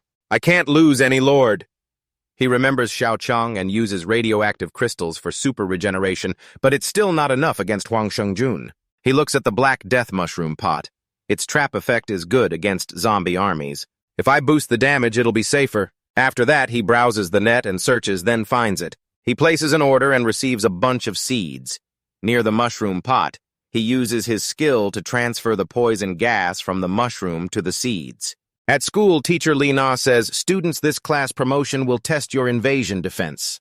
The seniors from this first year will be the judges using only their strength from a year ago. Students who successfully defend their divine realm will get rewards. Those who fail will wait in the dark for a boring journey. Get ready. The invasion is coming. As soon as she finishes, a blinding light flashes in front of Han Vu like a gateway to another world. Without hesitation, he steps in calmly. In an instant, he enters Huang Sheng-jun's divine realm. He sees Han Vu appear and smirks with a sly smile. All right, I told you, Han Vu. In this class promotion, I'll show you what real hell on earth is like. As he finishes, his goblin minions quickly get into position, forming a battle array. Han Vu observes amazed at the grand scale of the enemy's formation. Impressive, this battle is on another level. The shield-holding goblins stand in the front lines ready for close combat. Meanwhile, the bow-wielding ones in the back are the ranged attackers. The aura around the red-robed goblins flares up fiercely, radiating a red glow. These are the transcendent life forms of the Flame Goblin unit. In contrast, the blue-robed goblins emit a chilling aura from the Frost Goblin unit. On top of that, there are fierce wolf-riding goblins, the Lord life forms. Han Vu shouts energetically, "If that's the case, my Locust army needs to form up too." The Locusts fly through the portal and automatically arrange by troop type. First, the regular Locusts, then the Sky Demons, Fallen Ones, Origin Turtles, and especially the Primal Locusts he got from the Qin family. Finally, the Locust Lords lead the formation impressively. Finally. Seeing Han Vu's minion army, Huang Sheng-jun thinks, advancing with insect minions to this level is no joke. I have to take this seriously or I risk capsizing. He waves his hand and orders, Frost Goblin and Flame Goblin units launch the attack now. At his command, the goblins immediately unleash their skills toward the enemy. Even though Han Vu's Locust army tries to dodge, many still get hit and vanish. Han Vu yells, trying to overwhelm me right from the start. It's not that easy, the Fallen Ones set up defense. The Sky Demons and Cursed Ones circle around the first goblin line, striking the ranged attackers in the back. Immediately, the Fallen Ones create a sturdy shield to block the blows. Meanwhile, the Sky Demons and Cursed Ones split into two directions and rush toward the bow-wielding goblins. Spotting the threat, Huang Sheng-jun frowns and shouts, "First melee line, turn back to defense now!" But Han Vu won't let him pull that off. He smiles confidently, dream on. The Primal Locusts block and attack, preventing their retreat. The Primal Locusts immediately charge and block the shield-wielding goblins. The plan succeeds. Han Vu continues ordering Sky Demons. The Origin Turtles take this chance to wipe out the goblin-ranged attackers. They're instantly put on the defensive. Huang Sheng-jun is furious but doesn't give up. He snorts, "Do you think I'm some pushover like Xia Tian? I'll show you my real power." Huang Sheng-jun points forward and commands, "Third unit switch to bombardment mode. Focus fire on the goblins." They instantly gather into a massive energy ball and launch it. After a few blasts, the Fallen One's shield starts to crack. Han Vu realizes the danger and thinks worriedly, "This is bad. The defense is about to break." Seizing the opportunity, Huang Sheng-jun smirks and orders, "Third unit, keep up the heavy attacks. Completely shatter the shield and hit the Fallen Ones inside." He spreads his arms and laughs, "Now you'll taste the price of messing with me." The Goblin Lords enter the battle, destroying the enemy's Locust Lords. The Goblin Lords charge immediately, but thanks to their agility, Han Vu's Locust army holds them off temporarily. He thinks, with two Goblin Lords guarding my hero Locust life forms, it's hard to deal damage. Luring them away is the best move. Thinking that he orders, Locust Lords lure the Goblin Lords away, the three Locust Lords fly off immediately. The three Locust Lords fly off with the two Goblin Lords chasing closely behind. Seizing the moment, Han Vu points and orders, Locust army spread the Black Death Mushroom spores to infect the Goblin formation. The Locusts carrying the spores fly up and drop them on the Goblins. Due to their small size, the Goblins can't dodge and just stand there taking it. The spores quickly absorb life force and grow visibly. Huang Sheng-jun panics and shouts, "What's happening?" The Flame and Frost Goblins are also covered in mushrooms. While he's confused, Han Vu smirks slyly. The moment has come. Time for the real show. Soon explosions ring out in Huang Sheng-jun's Goblin Legion. He panics, "What kind of attack is this?" But when the smoke clears, the goblins only have minor scratches and torn clothes. Seeing that, he laughs mockingly. "Ha ha, I thought you had some scary spell." "It's just that trying to tickle my goblins." Han Vu calmly explains, "This is called chain regeneration bombardment. It explodes repeatedly, each time stronger than the last. Guess how many blasts your goblins can take." As soon as he finishes, the next explosion from the black mushroom activates. Flames erupt, burning the goblins as they scream in pain. When the smoke clears, the weakest goblins have fallen. The rest clutch their wounds and groan. Huang Shengjun furious curses and raises his hand. Divine blessing of healing restore the area. A green light envelops the goblins, restoring their fighting strength. Hanvu sees it and can't help but chuckle. "Oh, Senior Huang Shengjun, turns out you're my ally." He retorts arrogantly, "Are you crazy? From now on you explode once and I heal once. Who's afraid of who?" But before he finishes, a massive explosion rocks the area, lighting it up. When the smoke clears, his goblins are sprawled out. Huang Shengjun is stunned in disbelief. His face darkens as he panics. "How is this possible? Didn't you say it only gets a little stronger each time?" Hanvu rubbed his head, pretending to be shy. "That's right, big bro. But your top-notch magic seems to have sped up my bomb's development." Huang Tangquan heard this and got so mad he gritted his teeth. At that moment, black mushrooms sprouted on the remaining goblins' heads, more terrifying than ever. He could only curse, "Damn it!" Hanvu casually sat down, resting his chin as he warned, "Big bro, things are looking bad.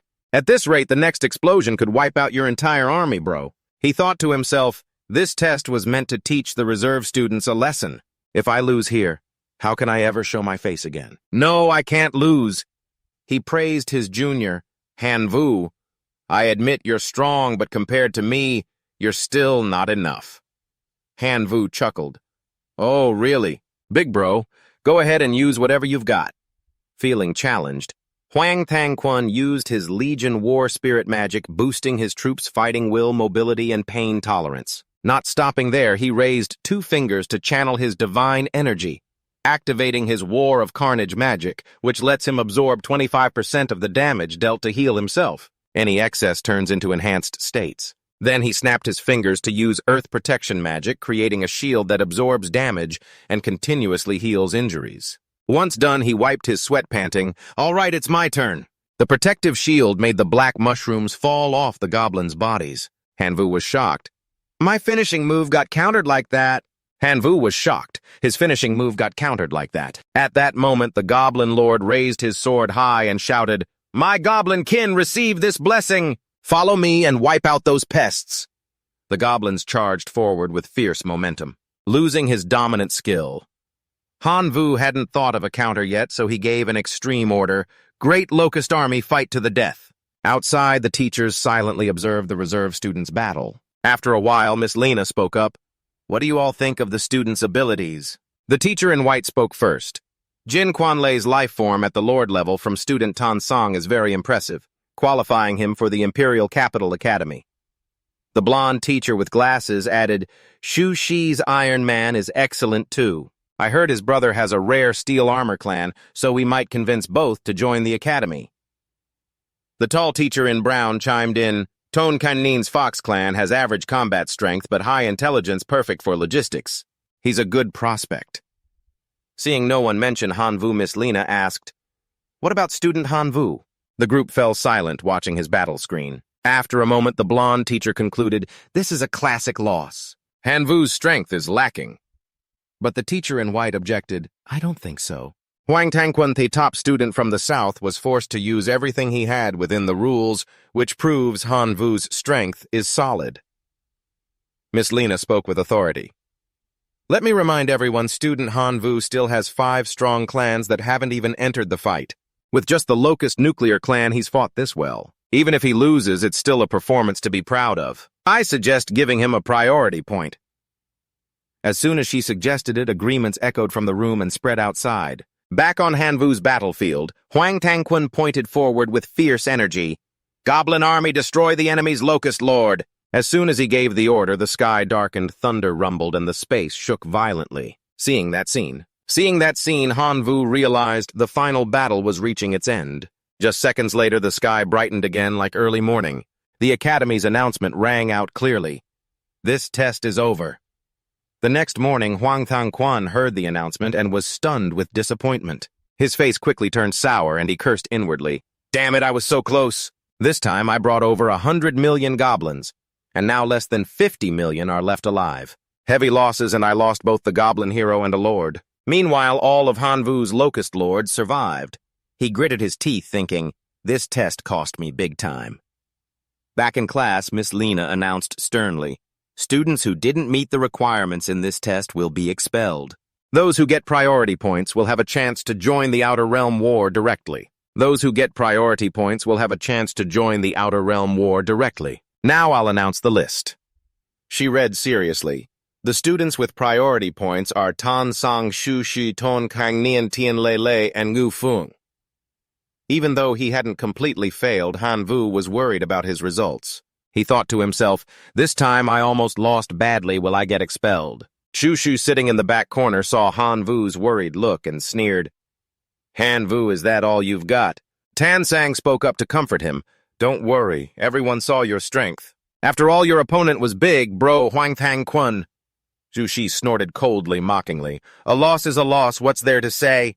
Right then, Miss Lena continued, "And Han Vu, too. Congratulations to the 6 students with priority points." Hearing his name, Shu Shi jumped in surprise, confused, and let out a startled, "Oh." Learning from last time, he quickly raised his hand. "Miss, I have a question." Miss Lena looked at Shu Shi and asked, "What is it, Shu Shi?" He glanced at Han Vu with annoyance. "I want to know what the criteria for this evaluation were. How could someone who got beaten by a senior still get a priority point?" Miss Lena replied straightforwardly, "The scores for the whole class are based on the evaluation from me and the official teachers at the Imperial Capital Academy. Even though Han Vu lost to Huang Tangquan, his performance impressed all the teachers, so we agreed to give him a priority point." He responded, "Yes, ma'am?"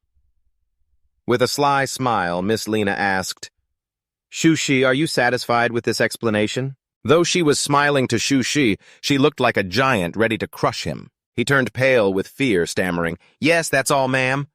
Miss Lena continued, "All right, the results are final. The 6 students with priority points will have 1 day to prepare. The day after the Imperial Capital Academy will take you to the Outer Realm dimension for real combat." After saying that, she excitedly slammed her hand on the desk, shattering it into pieces. The whole class turned pale, thinking, "Miss Lena is terrifying. That desk was made from a 10,000-year-old tree, and it just shattered." The students whispered, "No wonder she's known as the female war god of invasions." Shu Shu stood up, glaring at Han Vu irritably. "Humph, don't get too happy, Han Vu. You'll find out in the Outer Realm." As he left, Ton Ken Nin ran over and whispered in Han Vu's ear, "Hey, buddy, got some gossip for you. It seems Shu Shi contacted Big Bro Huang Tang Quan to plot against you. Watch your back." After saying that, he waved and headed out. "I'm off to hang with that rich lady senior. Good luck." Han Vu and Tan Sang saw Han Vu's nosy expression and put their hands on their hips, annoyed. "Jealous, huh? Then go find yourself a sugar mama." Han Vu pouted in response. "I despise gold-digging guys the most. You've got to stand on your own." Just then, Ha Thin poked his head into the class, smiling and waving. "Junior Han Vu break time's here. Let's grab some tea." Then the scene shifted outside the class. Ha Thin gave Han Vu some important info. Among the invaded outer civilizations, there are 3 suitable for reserve students: the Rune Civilization, the Artifact Ancestor Civilization, and the Bioleaf Spirit Civilization stepped forward, handing him 3 small silk pouches with instructions. These pouches contain info on the 3 civilizations and some support. But remember, only open them in the corresponding dimension. Han Vu took the 3 silk pouches, furrowing his brow in thought. To become Master God Shu Hai's student, I need to advance to perfect demigod. In this Outer Realm challenge, I have to perform really well. After receiving them, the 3 held up pom-poms and cheered, "Go for it!" Han Vu looked at the scene, feeling embarrassed and sweating. The next day, Miss Lena presented 2 bracelets introducing, "These are the God Realm login devices. This device simply helps reserve students connect to the God Realm." Tan Sang and Han Vu took them and put them on. She continued, "The others are waiting on the top floor. Let's head out." When they got there, the 3 saw a spaceship ready. They quickly boarded, and soon the ship blasted off the planet toward the destination. Not long after the ship landed, the stairs lowered and the door slowly opened. The ship's system announced, "The Outer Realm War has officially begun." Stepping off the ship, Han Vu looked for the 3 silk pouches. But as soon as he took them out, 2 of the 3 pouches evaporated and vanished. He panicked and yelled, "Oh no, for real! Why's only one left?" He puffed his cheeks in annoyance, but still opened the remaining pouch to see what's inside. Inside was an old piece of paper and 10 strange blue cards. He opened the paper and carefully read the clear lines. This dimension is under the control of the rune civilization. Runes are the power source of the dimension with 26 basic runes that can combine into billions of possibilities. Stable combinations are called rune phrases powerful enough to change the world. Finished, he picked up the cards and muttered to himself, per the instructions, "These 10 cards contain the dimension's original energy, which boosts the dimension's will. The more original energy, the more advanced life forms you can create." In the outer realm, War Dimension original energy is a consumable item to connect with the God realm. The most common way to collect it is by slaughtering native life forms, depleting the dimension's original energy. Thinking that he threw out 5 cards, summoning 5 dry corpses. In no time, 5 dry corpses appeared before him. Hanvu's face darkened as he ordered sternly, "Start the slaughter!" An hour later, he sat down on the ground, sighing in frustration. An entire hour and I only accumulated 0.5 units of dimension original energy. How am I supposed to fight like this? I need to step it up. With only 5 cards left, he decided to go all out.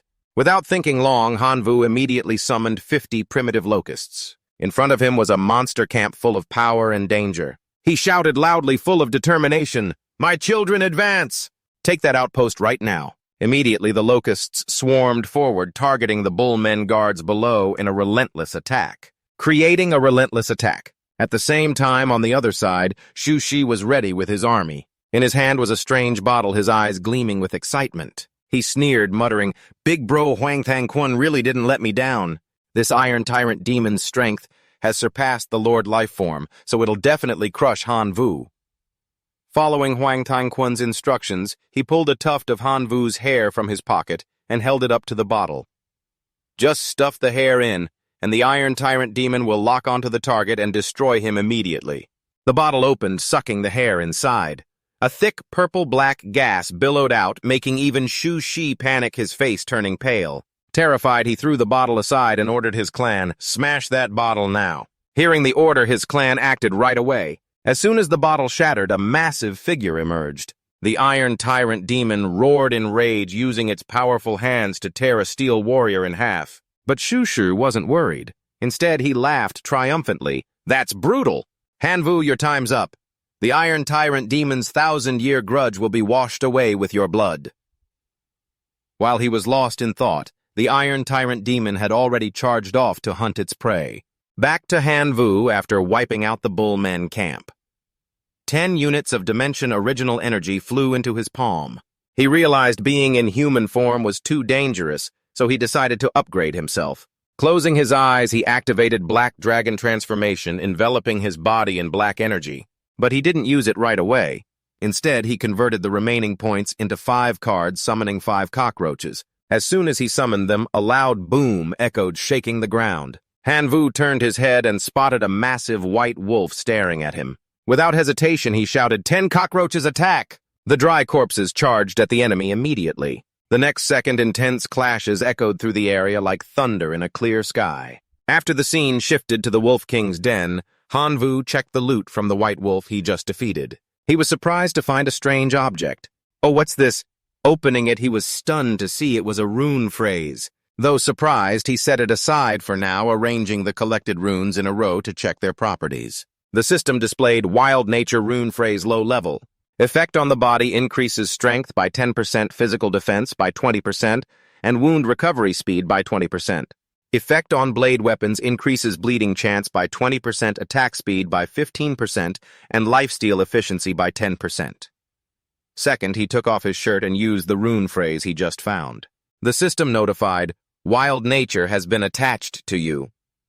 Feeling the new power surge, he marveled, "My whole body feels totally different now." But just then, the system reported that the number of primitive locusts had dropped by 2. He looked toward the cave entrance in alarm. What happened? Not wanting to guess, he transformed into a black dragon and flew off to check. As soon as he landed, a pure white cat demon pounced on a cockroach, startling the nearby dry corpses. The cat demon used its sharp claws to slice the cockroach. Observing Hanvu recognized it as a Lord Lifeform cat demon. He shouted, "My cockroaches, kill it!" The dry corpses rushed in, but to the cat demon they were like child's play. Another swipe took down a few more. However, Hanvu's cockroaches weren't easily defeated. They slowly regenerated. Seeing the disadvantage, the cat demon bared its teeth, eyes fierce, and charged straight at Hanvu. Not knowing the opponent's strength, it still struck with its claws. He got annoyed, his eyes glowing red as he emitted a fiery aura, just in time. As the cat demon got close, Hanvu punched it square in the face, sending it flying. The system announced, "Successfully destroyed a Lord Lifeform. Received 2 units of Dimension Original Energy." He smiled excitedly. "Great. Now I can summon the small skeleton army. If I'm lucky, I might advance to demigod in this outer realm." 3 days later, a Locust reported, "There's a Mars ore cave up ahead." Hanvu raised his hand high and shouted, "Great army attack! The target is the cave up ahead." Human breath. Could someone have discovered this place already? Carefully stepping in, he hadn't gone far when a hot blast hit him, making him raise his hand to his face in bewilderment. Why is it suddenly so hot? Suddenly, a lion with fiery eyes charged out from the darkness straight at him. Sensing danger, Hanvu transformed into a black dragon and smirked. "Bringing out the big guns, huh? No, it's a lion coming." But against expectations, the lion didn't charge alone. It suddenly planted its hind legs and butt firmly on the ground, skidding to a stop, its face turning pale as sweat poured down. Turns out behind it, a girl was pulling its tail. She shouted angrily, "Where do you think you're going?" The lion roared as if saying, "Stay away from me." Hanvu looked at the girl and vaguely guessed, "Your new fang, right?" But she didn't care, frowning as she snapped, "This is my turf, get out." Seeing she didn't want to talk nicely, Hanvu chuckled dismissively. "Let's not even discuss if this is really your turf. But even if it is, what if I decide to take it anyway? Do you even have the guts to talk to me like that?" Newfong was furious, shoving the lion aside and lunging at him. "I don't give a damn about you. If you won't leave, you'll die here."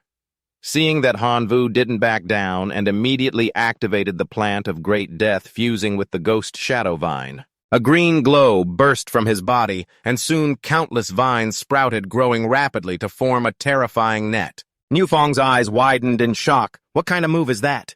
Hanvu swung his sword and replied coldly, "This move is meant to take your life." But as her attack neared, Hanvu used Ghost Shadow Flash, turning into a shadow and vanishing right in front of her. Newfong was stunned, unable to sense his position. Before she could recover, Hanvu appeared behind her and swung his sword, chopping off one of her horns. The horn fell to the ground with a dry crack. He threatened, "Next time it won't be your horn, it'll be your head." Newfong turned pale, sweat pouring like rain, and quickly raised her hands in surrender. "You win, I can't beat you. The fire lion in this cave is yours." But Hanvu smirked and refused. "What do I need that fire lion for? It's just a Lord-level life form. Killing it won't give much dimensional essence." He affirmed firmly, "What I want is the entire Firestar mine." Newfong stood up and offered, "Fine, the fire lion belongs to me. We can work together later." Hanvu ignored her, raised his hand high, and shouted, "Come out, Skeleton Clan, start mining this Firestar mine now." But before they could act, a dark energy appeared at the cave entrance, flashing with small lightning bolts. Newfong panicked. "Is this from your clan too?" Hanvu was just as surprised. No, Hanvu was just as surprised. "It startled me too, almost made me jump out of my skin." Right then, a massive armored foot stepped out from the darkness. It was no one else but the Iron Armor Demon. In its hand was a skull, and it roared with sharp teeth. "The scent of my enemy, I the demon, will wash away this shame with your blood." It charged straight at Hanvu, swinging its massive hand in an attack. But he didn't flinch immediately, fusing with the plant golden dragon grass, creating glowing golden dragon heads. He ordered golden dragon breath. The dragon heads opened their mouths and shot out blinding beams at the demon. But the Iron Armor Demon seemed unaffected, easily swatting away the attack. It countered with a massive rust storm like a metal hurricane. Hanvu quickly used Ghost Shadow Flash to dodge. Newfong didn't stand idle either, raising her hand to spit out a huge fireball. Great fireball!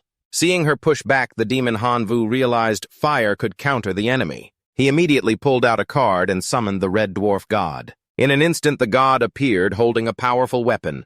Hanvu pointed at the enemy and ordered the god to smash the demon into pieces. Obeying, the god replied loudly with glowing red eyes, As you command, Divine Lord. A purple surge of power erupted around him with fierce dragons appearing behind. The iron armor demon sneered, calling the god a lowly minion, and then it would die. It fired sharp rust shards, but the god wasn't afraid, swinging his mace to deflect the attack. At the same time, the dragons behind charged in, making the shards pierce back into the demon's body, creating holes.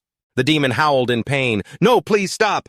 But the god showed no mercy, leaping forward and smashing down with his mace. A massive explosion echoed, filling the air with smoke and dust. Hanvu cheered excitedly. "That's it, don't let it live, keep pounding." The god swung the mace repeatedly with explosions booming non-stop.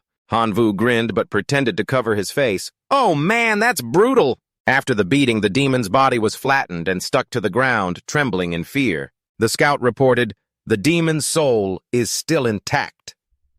Hanvu glanced over and saw the guy was tricky. "If I let it live, it'll come back for revenge someday." He decided boldly, "Doesn't matter, pretend to swallow its soul." The demon panicked and begged, "Oh no, I surrender, I'll be your slave." "Just spare my soul." Hanvu pretended to doubt, sitting down. "I don't trust you unless you sign a contract."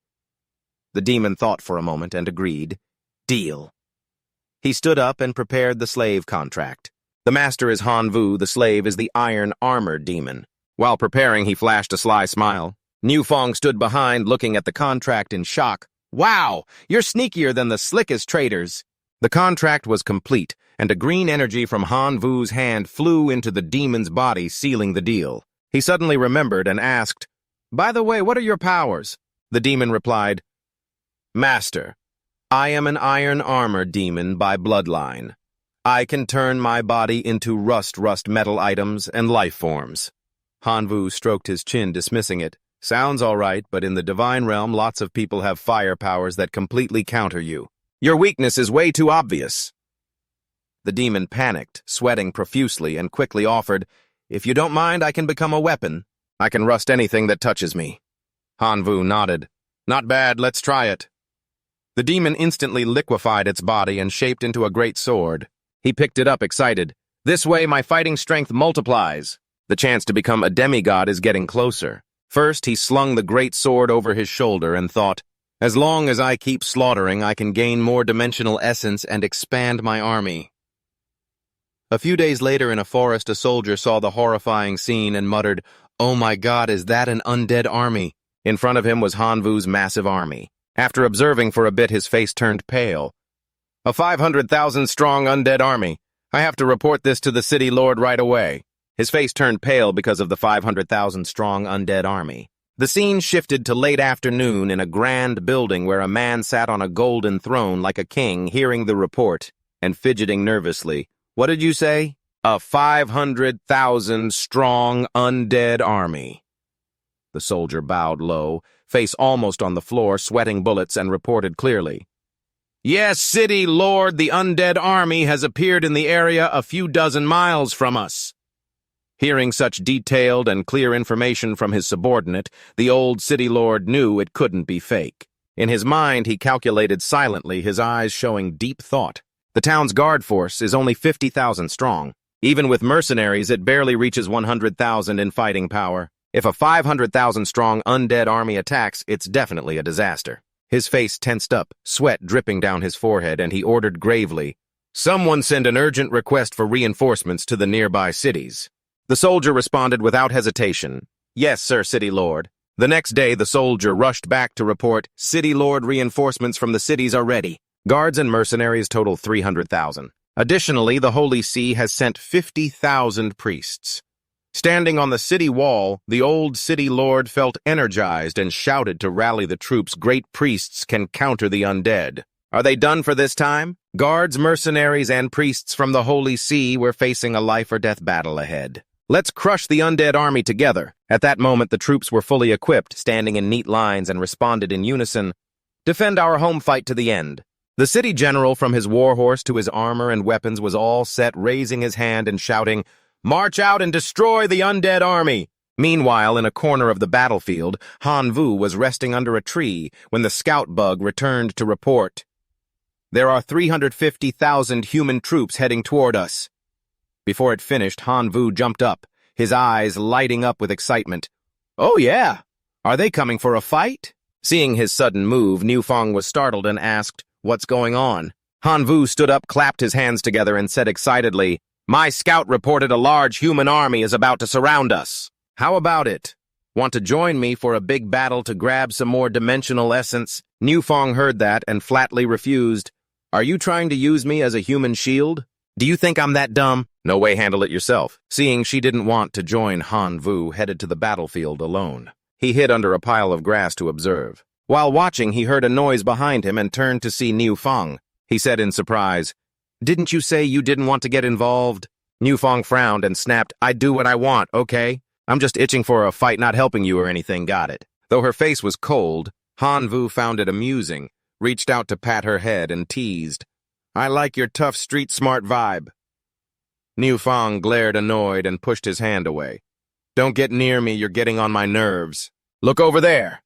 Right then, from afar, a dense black mass appeared, kicking up a cloud of dust.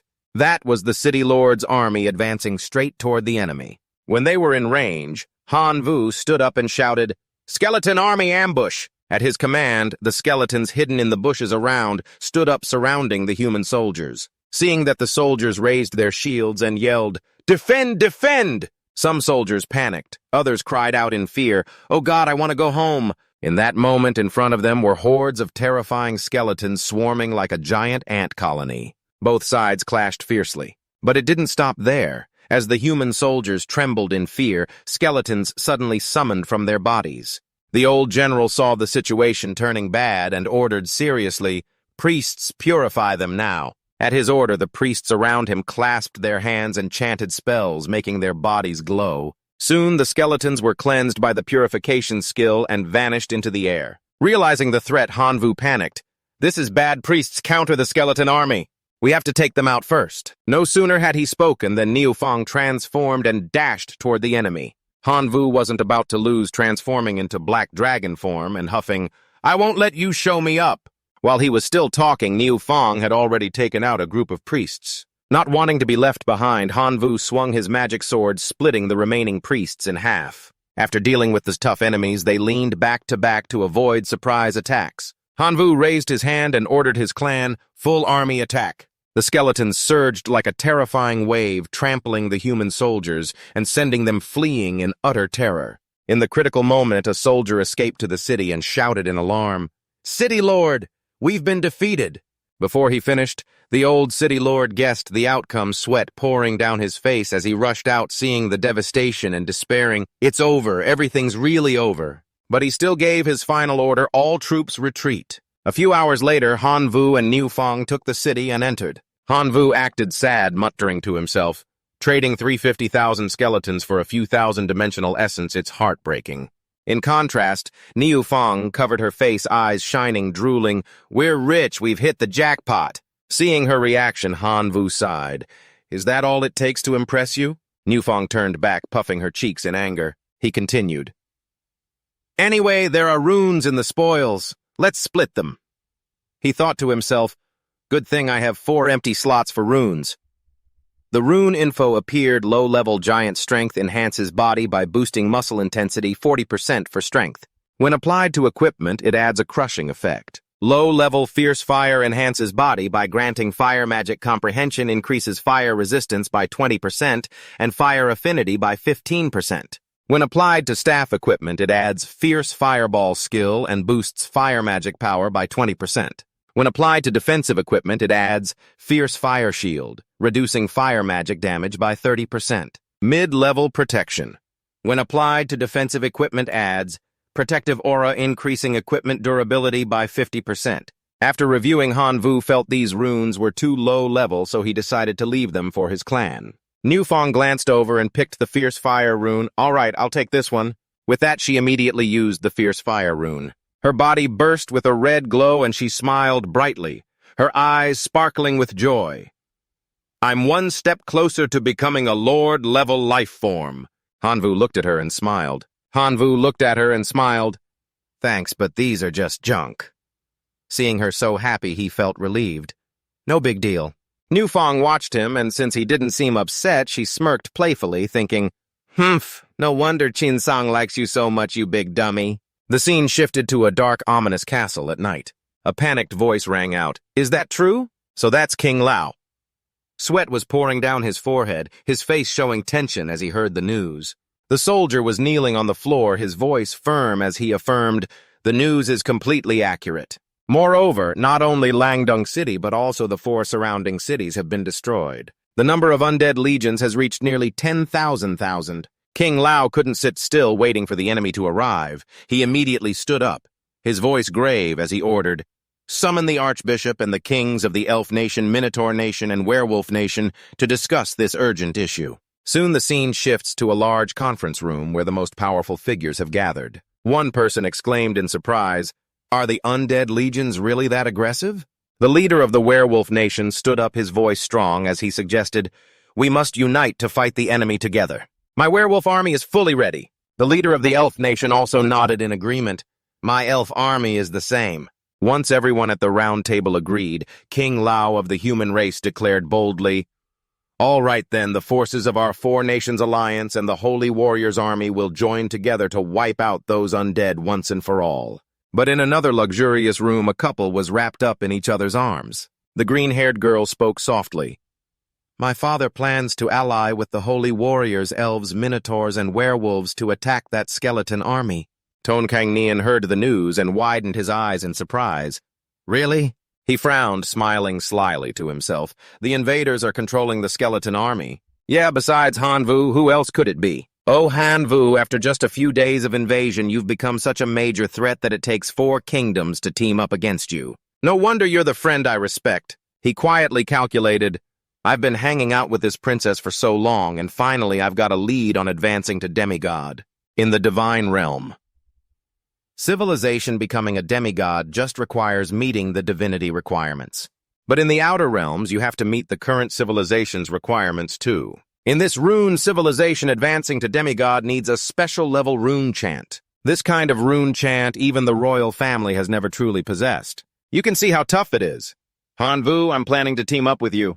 I'll provide the lead you send troops to coordinate. That way we might just snag that special-level rune chant, so you can't get hurt. I have to figure out how to protect you from the Allied forces." Seeing her man lost in thought, the green-haired girl nudged his shoulder playfully. "I'm talking to you here? What are you thinking about?" she continued. "Tomorrow the Elf Queen will meet with my father." Startled by her call, Ton Kan Nien snapped back, and hearing that pulled her close, flirting, "The Queen. She's probably not as beautiful as you. Perfect, it's the Queen, so we're saved. There's no woman I can't handle." Thinking that he immediately pinned her down on the sofa. She was thrilled by the sudden move, but pretended to scold him coyly to play hard to get. "You're so bad." The scene shifts to the base that Hanvu has occupied. A panicked voice rang out, "What? The 4 nations alliance is surrounding us." Ngufeng patted his shoulder to reassure him. "What's there to fear? You have so many skeleton soldiers." But as the master of the skeleton legion, Hanvu knew their limits, so he shook his head. "Numbers won't help. They're still too weak. Facing a well-trained alliance army, we're likely to get crushed." He rubbed his chin, his face deep in thought, searching for a way out. This is real trouble.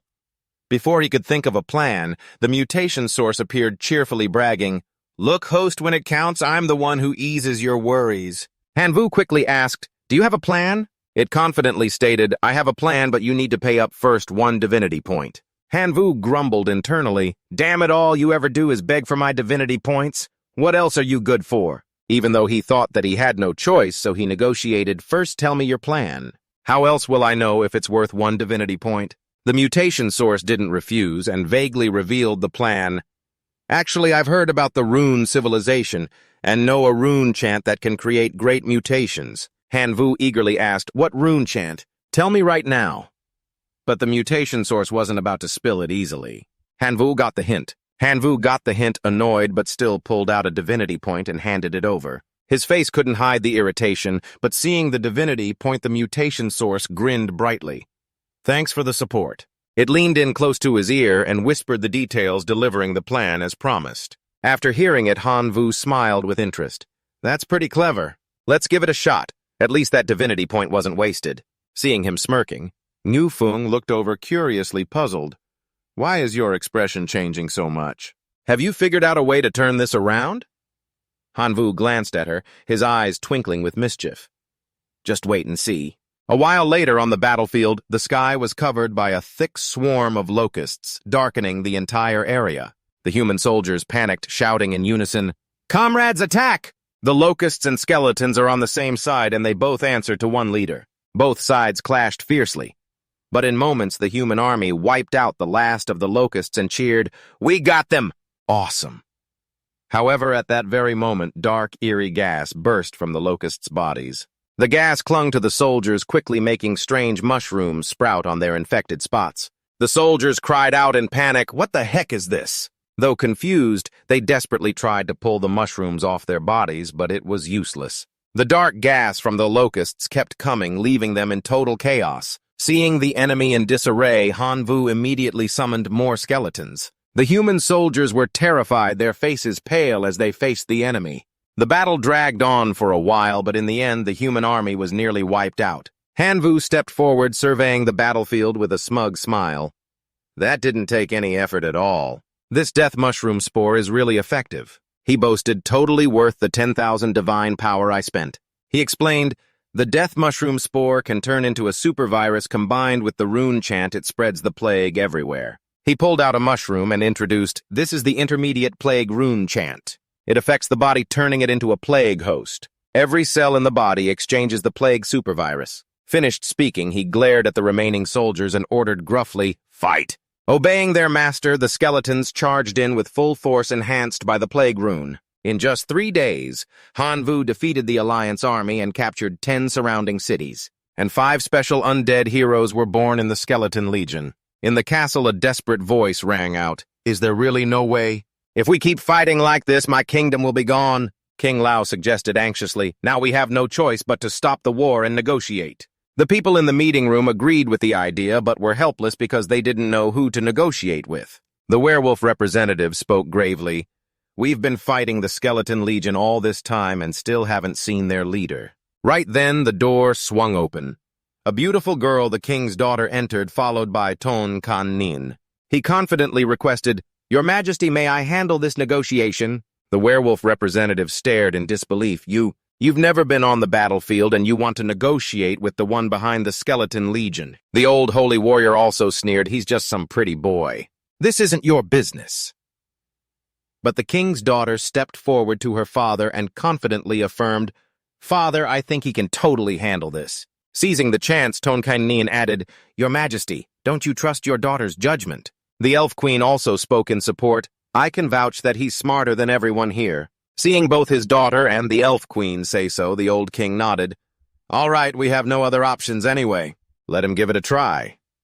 The people in the room, though not fully on board, didn't object, since there were no better plans. The scene shifts to the Skeleton Legion's territory. Tonkainin was allowed in and quickly found Hanvu. Spotting the intruder, Hanvu smiled. I didn't expect it to be you. The two approached, throwing arms around each other like old buddies. How did you end up in this outer realm, too? Tonkainin laughed. That's a long story. We'll talk about it later. Right now, I'm here on behalf of the Four Nations Alliance and the Church to negotiate a ceasefire with you. Hanvu was a bit surprised. You're going all official with them. We can ceasefire, but let's see what they're offering. Tonkainin replied casually, Of course. Just name your price. Seeing his friend more excited than him, Hanvu didn't hesitate to list, Gold, silver, and jewels are a given. And we need rune chants, not the ordinary ones, the most valuable kind. Rune stones must be 5 digits or more? Tonkainin calculated and proposed, so the human king will pay 20 rune chants, including 1 high-level one. 200,000 rune stones. He thought to himself, since the princess has been with me and provided key info, I should cut her some slack. A sly grin crossed Tonkainin's face. Double that for the elves. Quadruple for the werewolves, minotaurs, and the church. He continued thinking, even though I've slept with the elf queen, I can't make her pay too much. Hanvu nodded in agreement right away. Since you've gone through the trouble, I won't let you lose out. Tonkainin smiled. We're friends, no need to be formal. Besides, I'm siding with the humans to find a lead on becoming a demigod in this rune civilization. Now I've finally got a clue. He leaned in and whispered, just need to find those ancient god relics. Hanvu got excited. Great, let's team up. After wrapping up, Tonkainin turned to leave. I'll head back and lay out the terms to them. Once it's sorted, we'll meet up. But before leaving, Han Vu confidently warned, "Tell that alliance if they don't agree, I won't hesitate to lead the Undead Legion to sweep their cities and turn all their people into skeletons." Back at the Grand Human Kingdom Fortress, Ton Kanyin presented the terms he discussed with Han Vu. The Minotaur representative worried, "We don't have that many high-level rune chants at all. How are we supposed to pay?" Ton Kanyin casually suggested, "If you don't have high-level rune chants, that's fine. You can substitute with info on ancient god relics. Or divinity points would work too." The Elf Queen saw her tribe's payment exceed expectations and hugged Ton Kanyin, whining, "Why is the humans' payment so low?" He smiled nonchalantly, because so many humans have already been turned into skeletons. "Your Majesty, you don't want the elves turned too, right? Are you okay with that?" Hearing that, Ton Kanyin seized the opportunity to squeeze more benefits, negotiating smoothly. "Since I've done my job, doesn't the princess want to reward me?" The green-haired girl blushed at his words, understanding the implication, and replied softly, "Of course." The old church leader strode in, his voice stern, "This is outright robbery, and you're agreeing to it. The righteous church will never bow to undead creatures." Ton Kanyin, knowing how powerful Han Vu is, just smirked, "Suit yourself." The Minotaur and werewolf representatives, seeing the church wants to keep fighting quickly, thought, "Let the church fight another round. If they win, we won't have to pay. Let's team up and wipe out the Skeleton Legion. If they lose, we can pay up later." First, the scene shifts to Bright Harbor, where the Skeleton Legion has gathered right outside the city gates. The old church leader calculated silently. Before, the Alliance mobilized many holy warriors, but not the church's core forces. Now I'll call back all the elite holy warriors for this holy war, along with my 3 main legions. These legion commanders have strategies nearly on par with demigods and have never lost. This is the church's home turf, so who wins is still up in the air. Inside the city, Han Vu in his black cloak scouted quietly. Looking around, he saw all the structures built from bright crystal ore, radiating strong, holy energy that counters the undead. Observing the church soldiers, he realized they'd summoned their main forces back. Luckily, Ton Kanyin tipped me off. He furrowed his brow tensely. "Whoa, that's some insane power." He rested his chin on his hand, thinking, Bright Harbor is like a fortress right now. Good thing I only have the Skeleton Legion surrounding the city. No rash attacks. I need to find a weak spot and make them chaos from within. After thinking for a while, he suddenly remembered something, pulled out a purple object from his pocket, and without hesitation swallowed it right down. Right away, branches started sprouting all over his body. Energy exploded. Han Yu grabbed a branch and thought to himself, "I'll test its power." Decisively, he unleashed the Ghost Shadow Shallow technique. He created a white energy stream and sliced the branch away. Looking down at his palm where small branches were sprouting, he said with satisfaction, "Not bad, this Ghost Shadow vine has exceeded my expectations." He controlled the vine in his hand to grow longer and shot it quickly toward the enemy, saying smugly, "Let's mess with these fake holy officials for a bit." The fake holy warriors saw the vine growing unnaturally long and shouted in shock, "Who the hell are you?" Han Vu didn't bother hiding. He revealed his face, gripped his sword, and without a word struck down with a slash. The target didn't have time to react and only managed to raise his hands to block.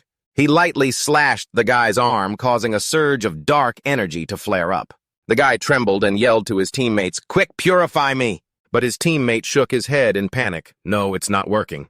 At that moment, the church soldiers rushed in. The leader ordered, "Capture the enemy." As soon as he finished, a soldier charged forward, swinging a massive axe, and roared, "Let's see where you think you can run." When the axe was just inches from Han Vu, his figure suddenly blurred. The axe slammed into the ground, creating a huge crater. The soldier was baffled. "I clearly hit him. How is that possible?" Before he could finish, Han Vu reappeared, his sword gliding lightly across the soldier's belly, causing blood to spurt out. The soldier collapsed. Seeing his teammate fall, another one angrily leaped forward, cursing, "Damn it!" He swung his club at Han Vu, even though he saw him not dodging, just smirking. As the enemy got close, he swiftly circled behind and delivered a slash, making the soldier drop to his knees unconscious. After taking down the two, Han Vu grinned smugly and eyed the last one. The leader didn't say the word. He channeled his energy, making his body glow with brilliant golden light. Seeing that, Han Vu's face changed, and he tensed up, exclaiming, "Oh no, he's got holy light that counters undead energy." Spotting his distraction, the soldier shouted, "This is our chance, grab him!" Feeling insulted, Han Vu got angry. If I can't handle him, does that mean I can't handle you guys? But before he could act, the armored guy thrust his spear at him, blocking his way. Still, Hanvu focused on taking out the mages first before stopping. Surveying the area and seeing things were under control, he yelled, "It's time, Undead Legion, attack the city now!" At his command, the skeletons advanced immediately. The church soldiers didn't stand by. They charged out to defend. But with so many countermeasures in the city, the Undead Legion couldn't resurrect and was wiped out completely. In the end, the battle at Bright Harbor ended with over 2,000 fake holy warriors killed. The three main legions were destroyed. Meanwhile, Hanvu's Undead Legion suffered heavy losses, losing 15,000 soldiers permanently. From inside the city, a panicked cry rang out. How could this happen? Everything has gone way beyond my calculations. Was I wrong? The old pope bowed his head, his whole body shaking in fear. If we had just agreed to compensation from the start, wouldn't the church have avoided such devastating losses? What should we do now? His face darkened, his mind in turmoil, unsure whether to keep fighting or surrender unconditionally. But before he could think more, a voice came from behind. Your Holiness, I can help you drive away that Undead Legion. The old man turned around in confusion, snapping, Who are you? It was no one else but Toothit, the guy Hanvu hated to the bone. Meanwhile, near the city walls, the church mages were busy healing the wounded. But it wasn't long before a guard yelled, The skeleton soldiers are coming again. From a distance, Hanvu observed and gave a firm order, attack. At his command, the skeletons immediately destroyed the human-made obstacles and charged in without hesitation. The old pope appeared before the skeletons, his face furrowed. He closed his eyes as if in noble resolve and shouted, You lowly undead, stop your filthy advance and withdraw from Bright Harbor. Then I'll let you have a way out. If not, the gods will bring judgment upon you beasts. The skeletons ignored him and kept advancing. But the next second, a thunderous boom echoed, startling them. The old pope cast his spell, summoning brilliant orbs like stars in the sky, and called out, Brave holy army, use your fists of justice to crush these lowly undead for me. As he finished, a group of iron golems appeared, marching with heavy steps. Seeing them, Hanvu was shocked. Iron golems. He turned to the old pope, gritting his teeth. So Toothit and that old pope have teamed up. After the show of force, the old pope stood still watching. No further moves. With their superior strength, the iron golems quickly overwhelmed the Undead Legion. Seizing the opportunity, the church mages channeled their energy and chanted together, Kill! Crush those disgusting undead, avenge our fallen brothers. The god's justice has descended. Our God reigns forever. The god's justice has descended. Our God reigns forever. Hanvu couldn't let this continue. He pulled out an item, glanced down, and ordered, Giant skeleton, appear now. In the sky, a magic circle appeared, sucking up bone fragments from the ground. Soon, a massive skeleton landed, immediately identifying the enemy and attacking, destroying the iron golems. Toothit wouldn't back down. He controlled the iron golems to merge into a giant entity charging at the skeleton. But since the skeleton was weaker, it was quickly overpowered. Seeing his side winning, the old pope used the light orbs to call out, Toothit, keep sending the iron golems. No matter how many plane origins you need, the church will provide them. Toothit was pleased and agreed, immediately making countless iron golems rain down from the sky. Flashing back, Toothit had once proposed to the old pope, My iron golems can counter the Undead Legion, but you'll need to trade plane origins for them. The old pope waved his hand skeptically. Why should I trust you? Toothit smugly replied, I can let you test them first. What do you think tomorrow Hanvu will definitely lead the Undead Legion to attack? Then you can decide for yourself. Back to the present, the Undead Legion was completely under the church's control. Sensing the danger, Hanvu thought to himself, This isn't working. He decided to retreat first. We need to plan more carefully to take down the church. Though reluctant, he ordered entire Undead Legion retreat. They immediately obeyed and turned to leave. After a successful retreat, Hanvu met up with Niu Feng again. She recounted what she had observed, starting from when he turned and ran. Now Bright Harbor is completely secured by the iron golems. What are you going to do? Hanvu widened his eyes, gritted his teeth in anger. That damn Toothit! I should have taken him out a long time ago. Hanvu realized he was off topic. Niu Feng interrupted. Let's not talk about him now. Right now, the Minotaurs and werewolves see the church gaining the upper hand and are starting to suck up to the Pope, declaring they'll stand together to crush the Undead Legion. Hanvu scoffed. Those fair-weather folks aren't worth worrying about. We'll deal with them too when the time comes. As he spoke, a skeleton approached to report, "The human king has sent an envoy who wants to meet you." Hanvu ordered, "Let him in." His face darkened as he thought, humans showing up now probably to take advantage of the chaos. Ton Kangnian entered and got straight to the point. "The king sent me to tell you he's agreeing to all the previous compensations. He just asks that you don't wage war on human territory anymore." Hanvu smiled. "He's pretty smart about this." "Fine, we'll go with that." Ton Kangnian patted his shoulder, frowning.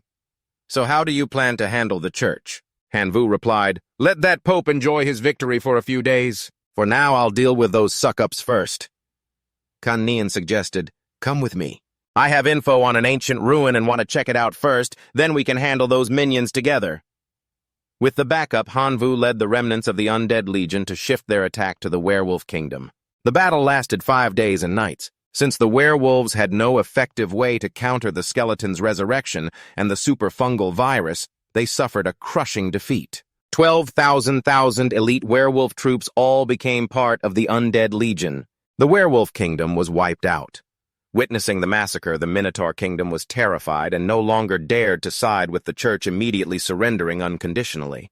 Hanvu arrogantly asked, "Scared now, but it's too late, unless you pay double the compensation we discussed before. If not, I won't hesitate to flatten the Minotaur Kingdom." The Minotaur King agreed right away, not daring to bargain, and just begged Hanvu for forgiveness. But the king regretted it deeply, his voice full of remorse. "We shouldn't have supported the church with the werewolves. When the werewolves fought the Undead Legion, that pope didn't lift a finger to help. He just stood by and watched. What a jerk." After taking the spoils, Hanvu left immediately, not giving the Minotaurs any more trouble. As soon as he was out, he checked carefully. "Though these high-level rune scripts are valuable, I have limits to what I can hold. I need to pick the most useful ones." After thinking it over, he touched the runes he wanted. He absorbed 4 advanced Emperor runes, enhancing his body and mastering the Emperor's dominant skill, boosting all his existing skills by 100%. 5 advanced Star War runes, enhancing his physical form and mastering the passive Battle Frenzy skill, increasing his physical strength limit by 1,000% with each life taken. Advanced Crimson rune, enhancing his eyes. Seeing red increases all physical attributes by 500%. Advanced Nature rune, enhancing his body and mastering the passive voice of all things. Skill, allowing conscious communication with any living being. His body suddenly erupted in a purple vortex mixed with dazzling lightning. He said smugly, "Advanced stuff really makes a difference. Now I'm overflowing with power. Right now I'll go back and retake Bright Harbor to settle the score." In a place not far from Bright Harbor, Hanvu summoned the Undead Legion and ordered them to line up neatly. He frowned, his eyes flashing with killing intent. "Two teeth this time, I won't let you off." Without hesitation, he and Ton Kangnian charged straight into Bright Harbor. Seeing the ruined scene inside, he ordered the Legion to stop. Ton Kangnian looked around in shock. How did this happen? Not a single person left alive. Who could be this ruthless? Hanvu approached a nearby body and examined it gravely. "Look at these fist marks on the body. It looks like they were beaten to death with bare hands." Both said in unison, "An assassin." From afar, a faint sound echoed, "Undead Legion." Hanvu noticed and followed the noise.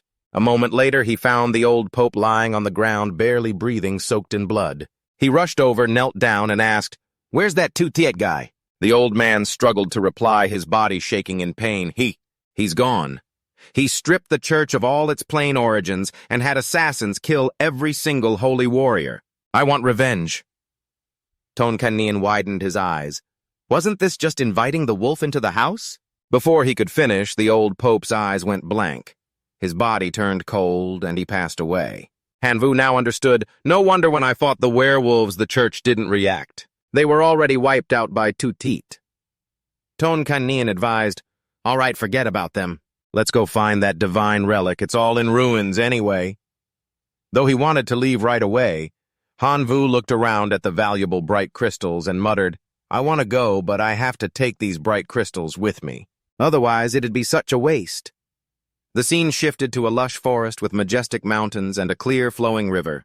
Tonkainian reminded, these ancient relics are full of traps we don't know about. It's best to scout first. He used the rune scripts to check, then turned to Hanvu. I've had the foxes mark the trap areas. Just go around them. Sure enough, the dangerous zones had arrows marked. But they hadn't gone far when they sensed something odd behind them and quickly turned, warning in unison, "Watch out for that thing." A strange creature let out a weird sound as if trying to drive them away. Seeing it wasn't moving, it curled up like a ball and charged straight at Hanvu. He quickly dodged and activated the advanced Emperor rune. Emperor's dominance boosted all his skills by 100%. The creature felt the power and immediately knelt, yelped once, and passed out. Tonkainian approached, impressed. Emperor's dominance is incredibly strong. That rune script suits you perfectly. Flattered, Hanvu felt a bit embarrassed and pulled him along. Stop messing around. Let's keep going. The two ventured deeper into the forest and spotted a staircase leading down. After a few steps, they encountered more of those creatures. Hanvu sighed. Here we go again. Not wanting to waste energy, he activated the advanced nature rune and used voice of all things, closing his eyes to send a thought, "We're just here for training. We're not destroying anything. Please let us pass." But the creature growled and flat out refused. Hanvu frowned. You won't take the easy way, huh? Then get ready for the hard way. He threw a punch at the creature, knocking it down. Bring it on, all of you. Growing larger, he boldly said, Who's next? Bring it on, all of you. Another one charged, but he punched it down, too. Though strong, their numbers were overwhelming and kept coming. Tonkainian watched from the side, sighing. You should know when to hold back. But the creatures didn't listen and kept swarming. Unable to keep fighting, Hanvu waved his hand to summon the undead legion. Tonkainian snapped his fingers to call his foxes. Both sides clashed fiercely. Seizing the chance, the two slipped deeper in. Tonkainian glanced back, thinking, Thank God I'm with him. If I were alone, I'd be done for. Before long, they reached their destination. Tonkainian pointed and excitedly shouted, This is the place! The secret trial realm. If we pass the challenges, we won't just become demigods, but also get a special level rune script. As soon as he finished, loud noises came from behind. The creatures from earlier burst through the door. Hanyu looked at the gates ahead, his face showing determination. Anyway, there's no turning back now. We've got to go all out. On the other hand, Tonkainian had his target locked in, speeding toward one gate while jumping and shouting, This one's perfect for me.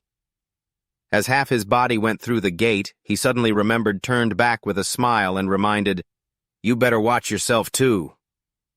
Seeing his friend's quick moves, Hanyu's eyebrows twitched. Man, he bails fast. But he quickly picked the gate he liked best and stepped in. Inside was a desolate landscape of nothing but rocks and dirt. The system announced starving secret realm. You must keep eating to survive. Hearing that, his stomach growled loudly. He muttered, No wonder it's the land of starvation. I'm already starving the moment I get here. Good thing I have a connection to the divine realm with endless food. But when he connected to the divine realm, he was baffled. Why is there nothing here? Has the communication with the divine realm been cut off? Right then he heard noises behind him and quickly glanced back. It turned out to be a pack of hunger ghosts, undead creatures that were once starved people glaring at him. The system continued, The challenger must fend off the hunger ghosts' attacks while ensuring they don't starve to death. Hanyu's face darkened, his teeth gritted. Oh great, so these things are both enemies and food.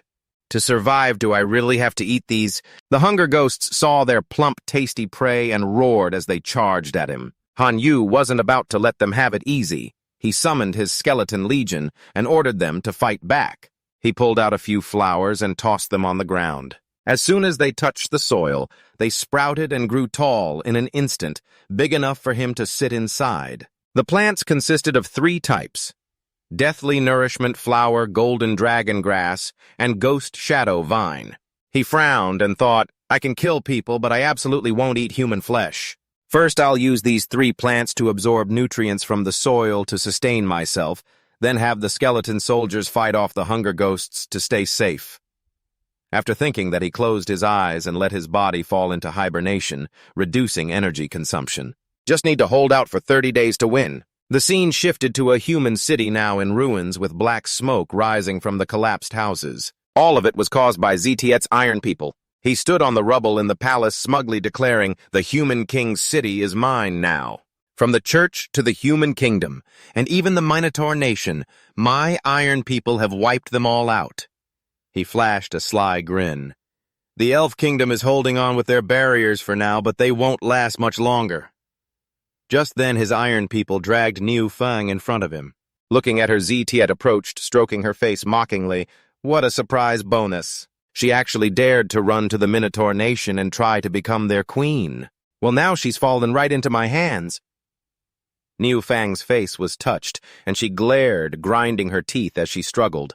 "Let's see how long you can keep up that attitude." Zetiet's eyes flashed with killing intent as he arrogantly waited for Han Yu to return. "He won't be coming back. I know Tan Kan Nian led him to some ancient divine ruins. That place will either kill him or leave him half dead. Even my sister, the demon Iron Woman, he couldn't beat. So dreaming of surviving that? Forget it. Hurry up," he ordered his iron people to swallow this girl into prison. Niu Feng, helpless, could only curse, "You'll get what's coming to you eventually." Once that was handled, an iron person reported, "Chen Li has followed your orders and trapped Qin Song in a valley." Zetiet said delightedly, "Good job." He thought to himself, Qian Li may be all about the money, but once she takes it, she gets the job done. Images of Qin Song filled his mind, clenching his fist. "Qin Song, this time you're not slipping out of my grasp." The scene shifted to a mountain shrouded in dust and smoke from the clash between Zetiet's iron people and Qian Li's stone people. Qin Song was shocked. "Zetiet's iron people, why is he here fighting Qian Li? This is even better. Hopefully they both end up wiped out and I can escape." But as she started to leave, the fight suddenly went quiet. She wondered, why is it so silent all of a sudden? Suddenly, a familiar voice rang out, "Classmate Qin Song, so you are here." It was Zetiet pretending to be concerned. "I heard Qian Li was trying to take you out, so I rushed over." "Good thing you're okay, I've chased her off." Classmate Qin Song politely thanked him, but Zetiet pressed on. "You're too formal, Classmate Qin Song. It's just a small thing." "I don't want to drag this out," so Qin Song turned to get on her thunder beast and said, "Let's go." Seeing her about to leave, Zetiet asked, "Classmate Qin Song, are you leaving?" He stepped closer and suggested, "Why don't you stay and team up with me to take on the local forces of the Rune civilization? We can split the rewards." He said that out loud, but in his mind he was thinking, "I spent a fortune staging this show with Qian Li. There's no way I'm letting her just walk away." He recalled that when he met Qian Li earlier, she said she had cornered Qin Song in the valley as requested and demanded the rest of the payment. Zetiet praised, "Well done," but added, "You need to help me with one more act to get the remaining payment." Qian Li asked, "What kind of act?" He said bluntly, "Getting beaten by my Iron Legion." "No way." Qian Li protested, "Are you kidding? I summoned 2,000 giant stone people using up so much of the plane's essence. How can I just let them get defeated?" Seeing she wasn't budging, Zetiet frowned. "Maybe I need to bring another 30,000 iron people to talk some sense into you." Sensing the bad situation, Qian Li negotiated, "Fine, but at least leave me 500,000 giant stone people and double the remaining payment." She knew she couldn't fight back because although her stone people were strong, the iron people's numbers gave them the edge and a conflict would mean losing money and her forces. Zetiet agreed, "All right, let's do that." Back to the present. Qin Song skillfully turned him down. "Classmate Zetiet, I appreciate your kindness, but I have my own things to handle, so let's part ways here." Qin Song Zetiet smirked smugly, no longer hiding it. "What you have to do isn't finding Han Yu. Let me tell you the truth. Han Yu is dead, and the one who killed him was my sister, the demon Iron Woman." Hearing the taunt, Qin Song immediately turned back and retorted, "Han Yu is really strong. Your sister might not even be a match for him, especially with his skeleton legion protecting him." Zetiet frowned and sneered. "That skeleton legion against my iron people, they'd crumble in one hit." Qin Song didn't want to argue anymore and said firmly, "I'm done talking, goodbye." But Zetiet wasn't letting her go that easily. He instantly summoned his iron people to block her thunder beast. Seeing that, Qin Song turned back angrily and demanded, "What do you think you're doing?" He confidently stated, "What do I think, obviously keeping you with me? Let me make this clear. I'm the strongest now, so you do what I say, or you won't even make it out of here alive." With that, Zetiet grabbed Qin Song by the throat and lifted her into the air. "Let's see where you think you can run." Tears streamed down Qin Song's cheeks as she desperately cried out, "Han Yu, please save me!" At the same time, in the secret realm, Han Yu suddenly woke up and shouted, "Qin Sang!" Once fully awake, he realized it was just a dream and sighed worriedly. After being in seclusion for so long, I wonder how Qin Sang is doing. Looking at his skinny hands, he exclaimed in shock, "Whoa, why am I so thin?" Glancing outside, he saw his skeleton clan still battling the hunger ghosts and smiled with relief. 30 days are up and I'm almost there. A few seconds later, the system announced, the advanced hunger rune imprint is applied to the body, allowing the host to control the digestion abilities of life forms. An item appeared slowly and dropped into his hand. Without hesitation, he used it. A glowing blue mark appeared on his forehead, and feeling the power, he got excited. Is this the demigod realm? Finally, I've reached it. He turned and saw a teleportation circle muttering, "That's the way out." He stepped through and raised his hand to open his status screen. Name mutated source Han Yu rank demigod. Outer realm warrior genes. Super level 2. Talents. Divine selection. Soul Death Rebel 6. Abilities: Divine Mutation Oriented Life, Sacrifice, Jealousy, Lock, Soul Craving. Skills: Giant Force, /Shadow Explosion, Dragon/Black Dragon, Transformation, Taming Technique. Plant Fusion, Emperor's Dominance, Divinity 2 points, Absorbing. Reach 10 points to upgrade to Perfect Demigod. In the Divine Realm, Civilization, 3 Divine Powers, 39.7 million self-produced, 32.74 million from elsewhere, 49.8 million. Core level 10 to 4. Artifacts Law Halo level 4, Seal Fossil Point level 2, Shadow Nail level 2, Poison Line level 1, Elf Bow level 1. After checking, he scratched his ear in disappointment. Leveling up to demigod only gives 1 divine ability. That's so stingy. But he quickly comforted himself. At least the mutated source leveled up to 2 and added the jealousy lock ability. Oh well, it's a demigod upgrade in the outer realm. Once I get back and fully absorb the divinity, I'll reach perfect demigod. That'll be awesome. Suddenly a blue light behind him caught his attention. Before he could turn, Ton Kan Nian was thrown out and landed on top of him. His eyes were spinning, but he still raised his hand in celebration. Finally, I've become a demigod. Do you have to be this worn out about it? Han Yu reluctantly tossed him into the divine realm. Go in there and get some rest. As soon as he did, a loud noise came from outside the door, making him jump. Is someone there? Outside, Chen Lili and her stone people were in a fierce battle with the divine ruins guards. Spotting Han Yu, Chen Lili smiled slyly. Your relationship with Qin Sang is pretty close, huh? I've got some hot intel that could mean life or death for her. Want to know it'll cost you 10,000 plain essences? Han Yu didn't bargain. He transferred it right away. Spill it. Seeing how generous he was, Chen Lili froze for a second, regretting, this kid pays up so fast. I should have asked for more. But she didn't back out and replied, Qin Sang is trapped by Ztiet in a valley. She might not escape. Hearing the news, images of injured Qin Sang flashed in Han Yu's mind, and he panicked, shouting, "What?" Without thinking, he activated Black Dragon transformation and soared away in worry. In no time, he reached the valley and called out, Qin Sang. He saw the thunder beasts on the ground, landed, and kept calling, but there was no response. He closed his eyes and used his skill to probe for her aura, but felt nothing. Opening his eyes, he cursed, "Damn it, I can't sense her aura at all." As he thought, something flew toward him from behind.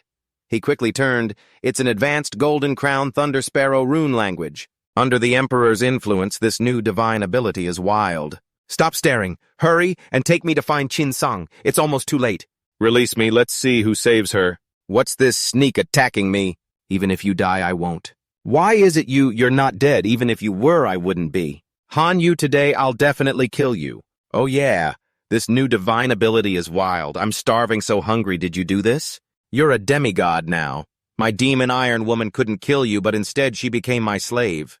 You should feel the pain of being corroded by iron ants. Qin Sang, I'm here. I'm okay. Ztiet is dead. I can't sense his clan or his aura. Who's in control? Feeling any better? You really become a demigod? If it's fake, we can switch it up. That's great. I know the location of the ancient divine ruins. We can gather more plane essences, and once you have enough forces, you can level up too. The 4 nations and 1 church have been destroyed by Ztiet, leaving the elf nation barely hanging on. Where do we even find plane essences? We could head to some uninhabited wilderness and try our luck. With metal detectors, we can use the analyzer to break down gold stones.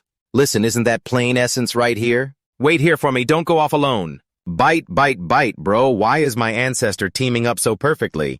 Rest here for a while and gather enough plane essences first. Yeah. 10 days later, after 10 days, we've collected quite a bit of plane essences. I want to go to the ancient divine ruins. Not yet.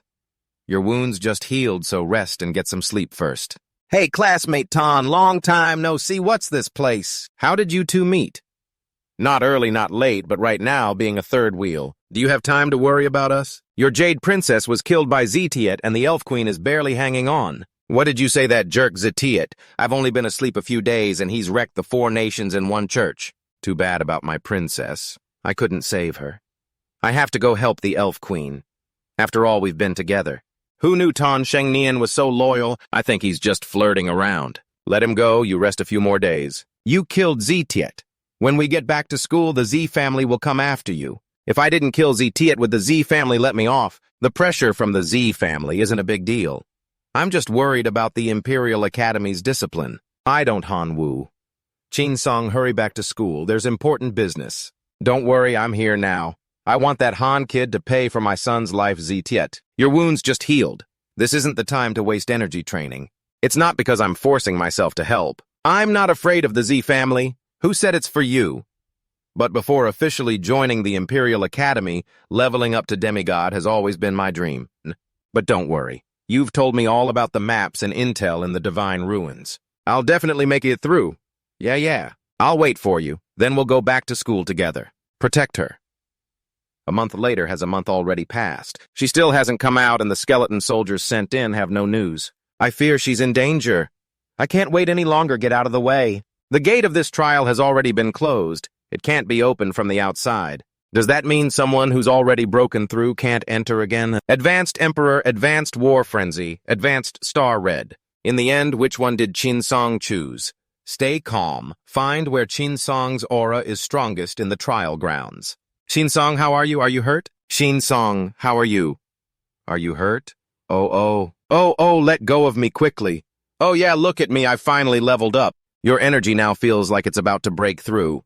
Your life form has reached the Lord level. Hanvo, the school requires you to return immediately. I'll go back with you. Seize Hanvo immediately. The principal Shu Tiet tried to assault me, so Hanvo stepped in. Nonsense, why are you protecting this brat? I can read your memories. This can't be fake. That's impossible. This can't be. Step back for now, Hanvo.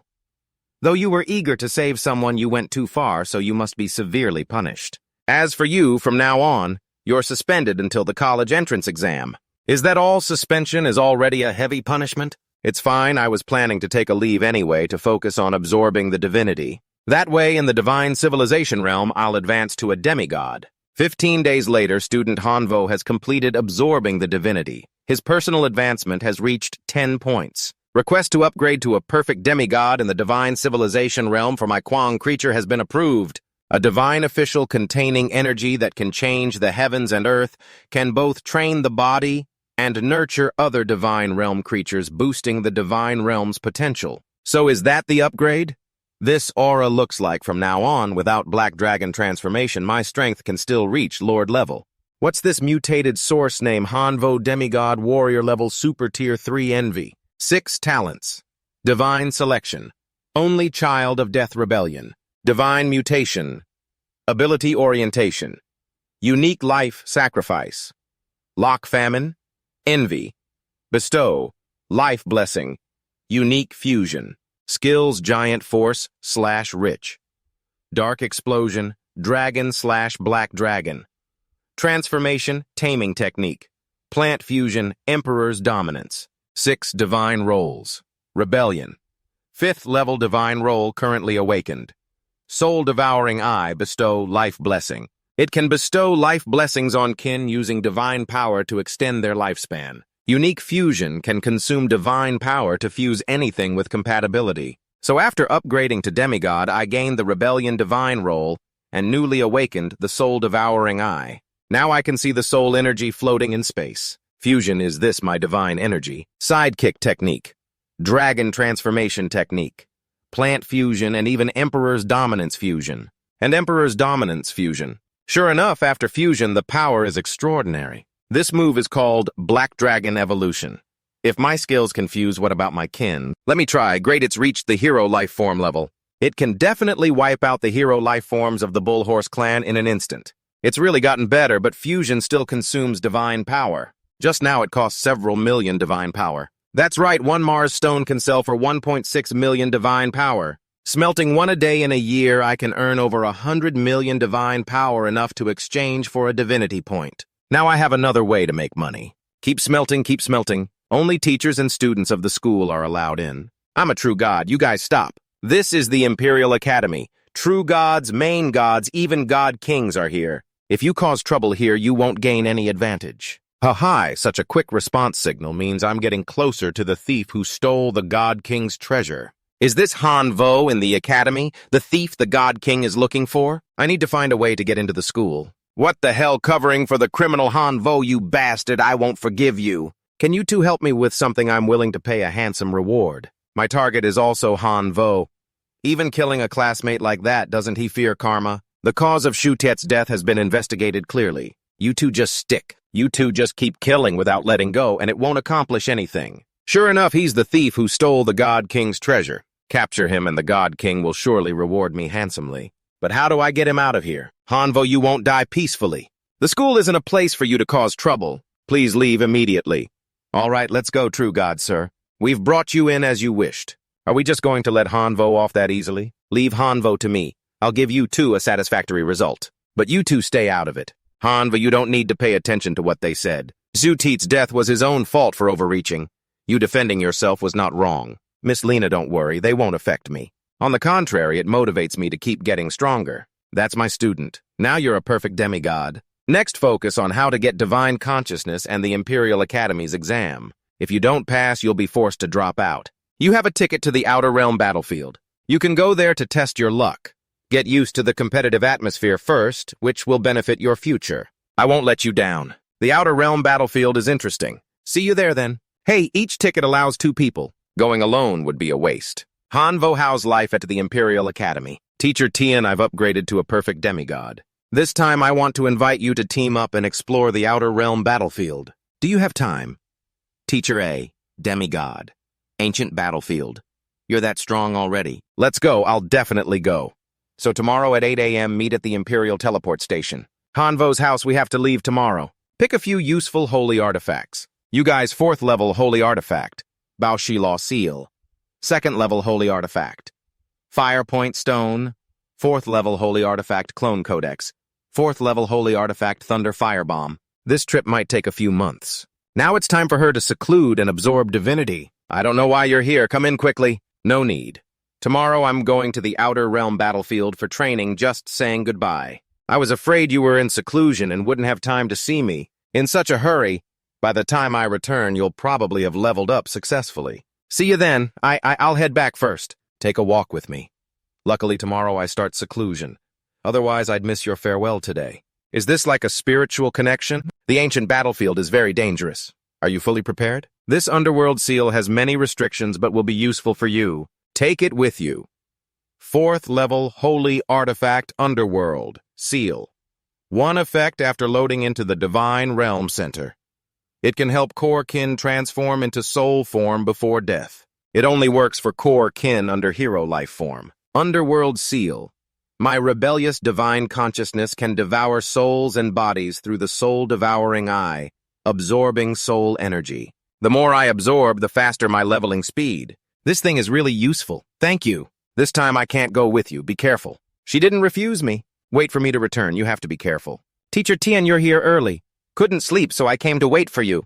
Let's head out quickly. Ancient battlefield, you two, this is your temporary quarters. If you need anything later, you can find us. We'll serve you wholeheartedly. If you need anything later, you can find us. This setup is too simple. A rundown tent is all for me. Hey, switch it for us. Don't rush. Let's check inside the tent first. Inside, this is a temporary pocket dimension. It's usable. Wow, so this tent can block the ancient battlefield's will radar. The arena here can summon kin, but the ancient arena limits the number of summons. Who's kidding? I've always won by numbers. If numbers are limited, how can I play? Don't worry. The guide said we can connect to the tent's operating system, right? Let's check first. Participant Hanvo lowest battlefield level. 1 arena area of 0.5 kilometers. 2 options. Summon kin numbers 500,000 elite locusts or 50,000 extraordinary locusts, or 5,000 hero locusts, or 5 lord locusts. 3 million normal skeletons, or 300,000 elite skeletons, or 30,000 extraordinary skeleton knights, or 3,000 hero skeletons, or 3 lord skeletons. I can only choose the maximum number. Note, only core kin summoned first in the tent can be controlled. Core kin that die outside the tent can't be replenished in time.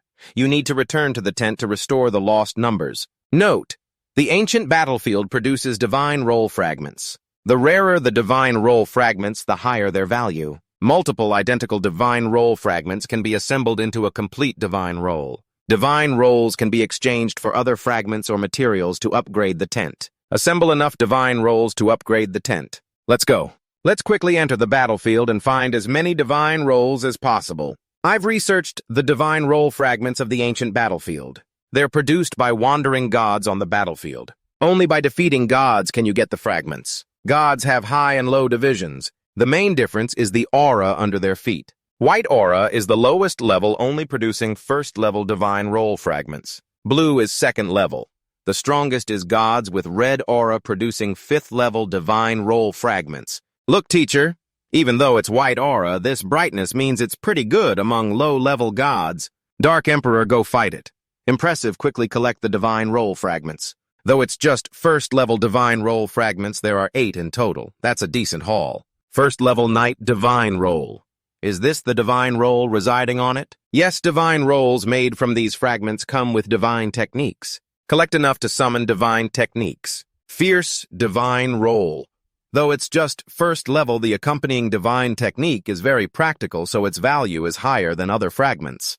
Maybe I can exchange it for double the resources of normal fragments. Teacher Tian, I asked you to team up. You were the right choice. With you here, my harvest is bigger. The Locusts have found a new target, all low-level stuff. The numbers probably aren't as many as that god just now, so let's go. No even flies or meat, we can't pass it up. Then wipe them out completely. More than 10 gods, but only 30 fragments. Even with 1 second-level fragment, it's not much. At this rate, when will I accumulate high-level fragments? Another discovery. To the right rear, teacher, at a 30-degree angle, 2 people are watching us. They're definitely after our divine roll fragments. What do we do?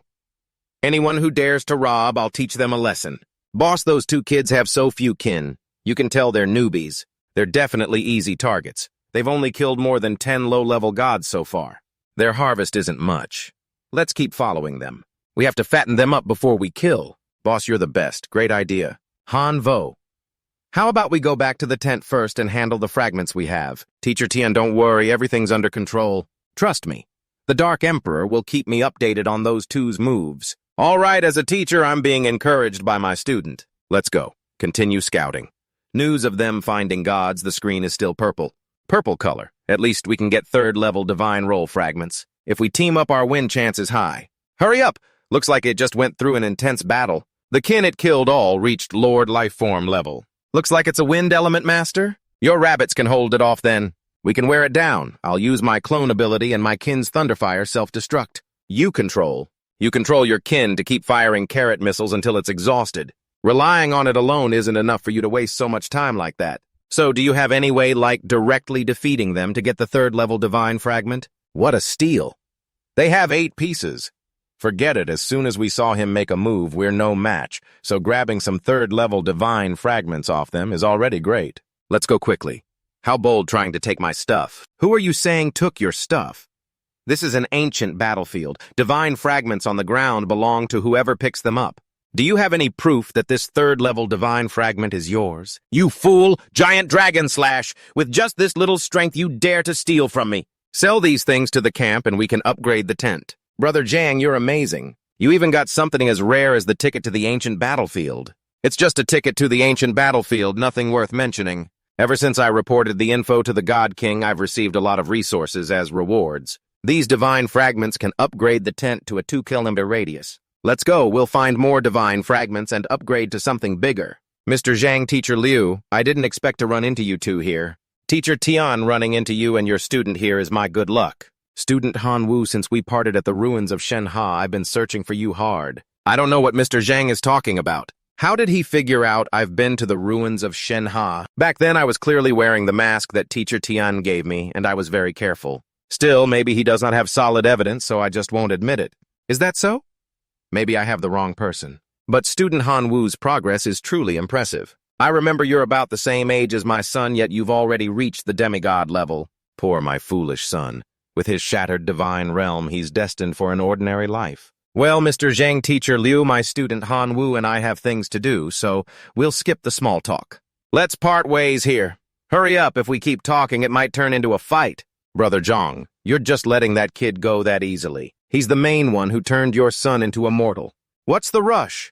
As long as he doesn't leave the ancient battlefield, we'll cross paths again. You're right. Once our tent upgrades, we'll use the clan to crush them directly. I don't believe a newly promoted demigod has that much skill. Zhang Gong and Lu Laoshan are in the ancient battlefield too. They're definitely going to cause us trouble. I just got promoted to demigod without any divine arts. I can't take on Zhang Gong at all. Yeah, so we should avoid confrontation and leave soon. Teacher Tian, why are you boosting their morale and undermining our own? We arrived here before them, so we should have the advantage. I don't see him as that strong. That's because you don't know enough about Zhang Gong. Before I came, I heard rumors that Zhang Gong recently got sponsorship from a big shot and trained a king-level life form. You're about to go through the academy entrance exam. Preserving your strength is your most important task right now. Teacher Tian, you know better than me how hard it is to get into the ancient battlefield this time. I'm not giving up this opportunity because of one Zhang Gong. I hope you understand.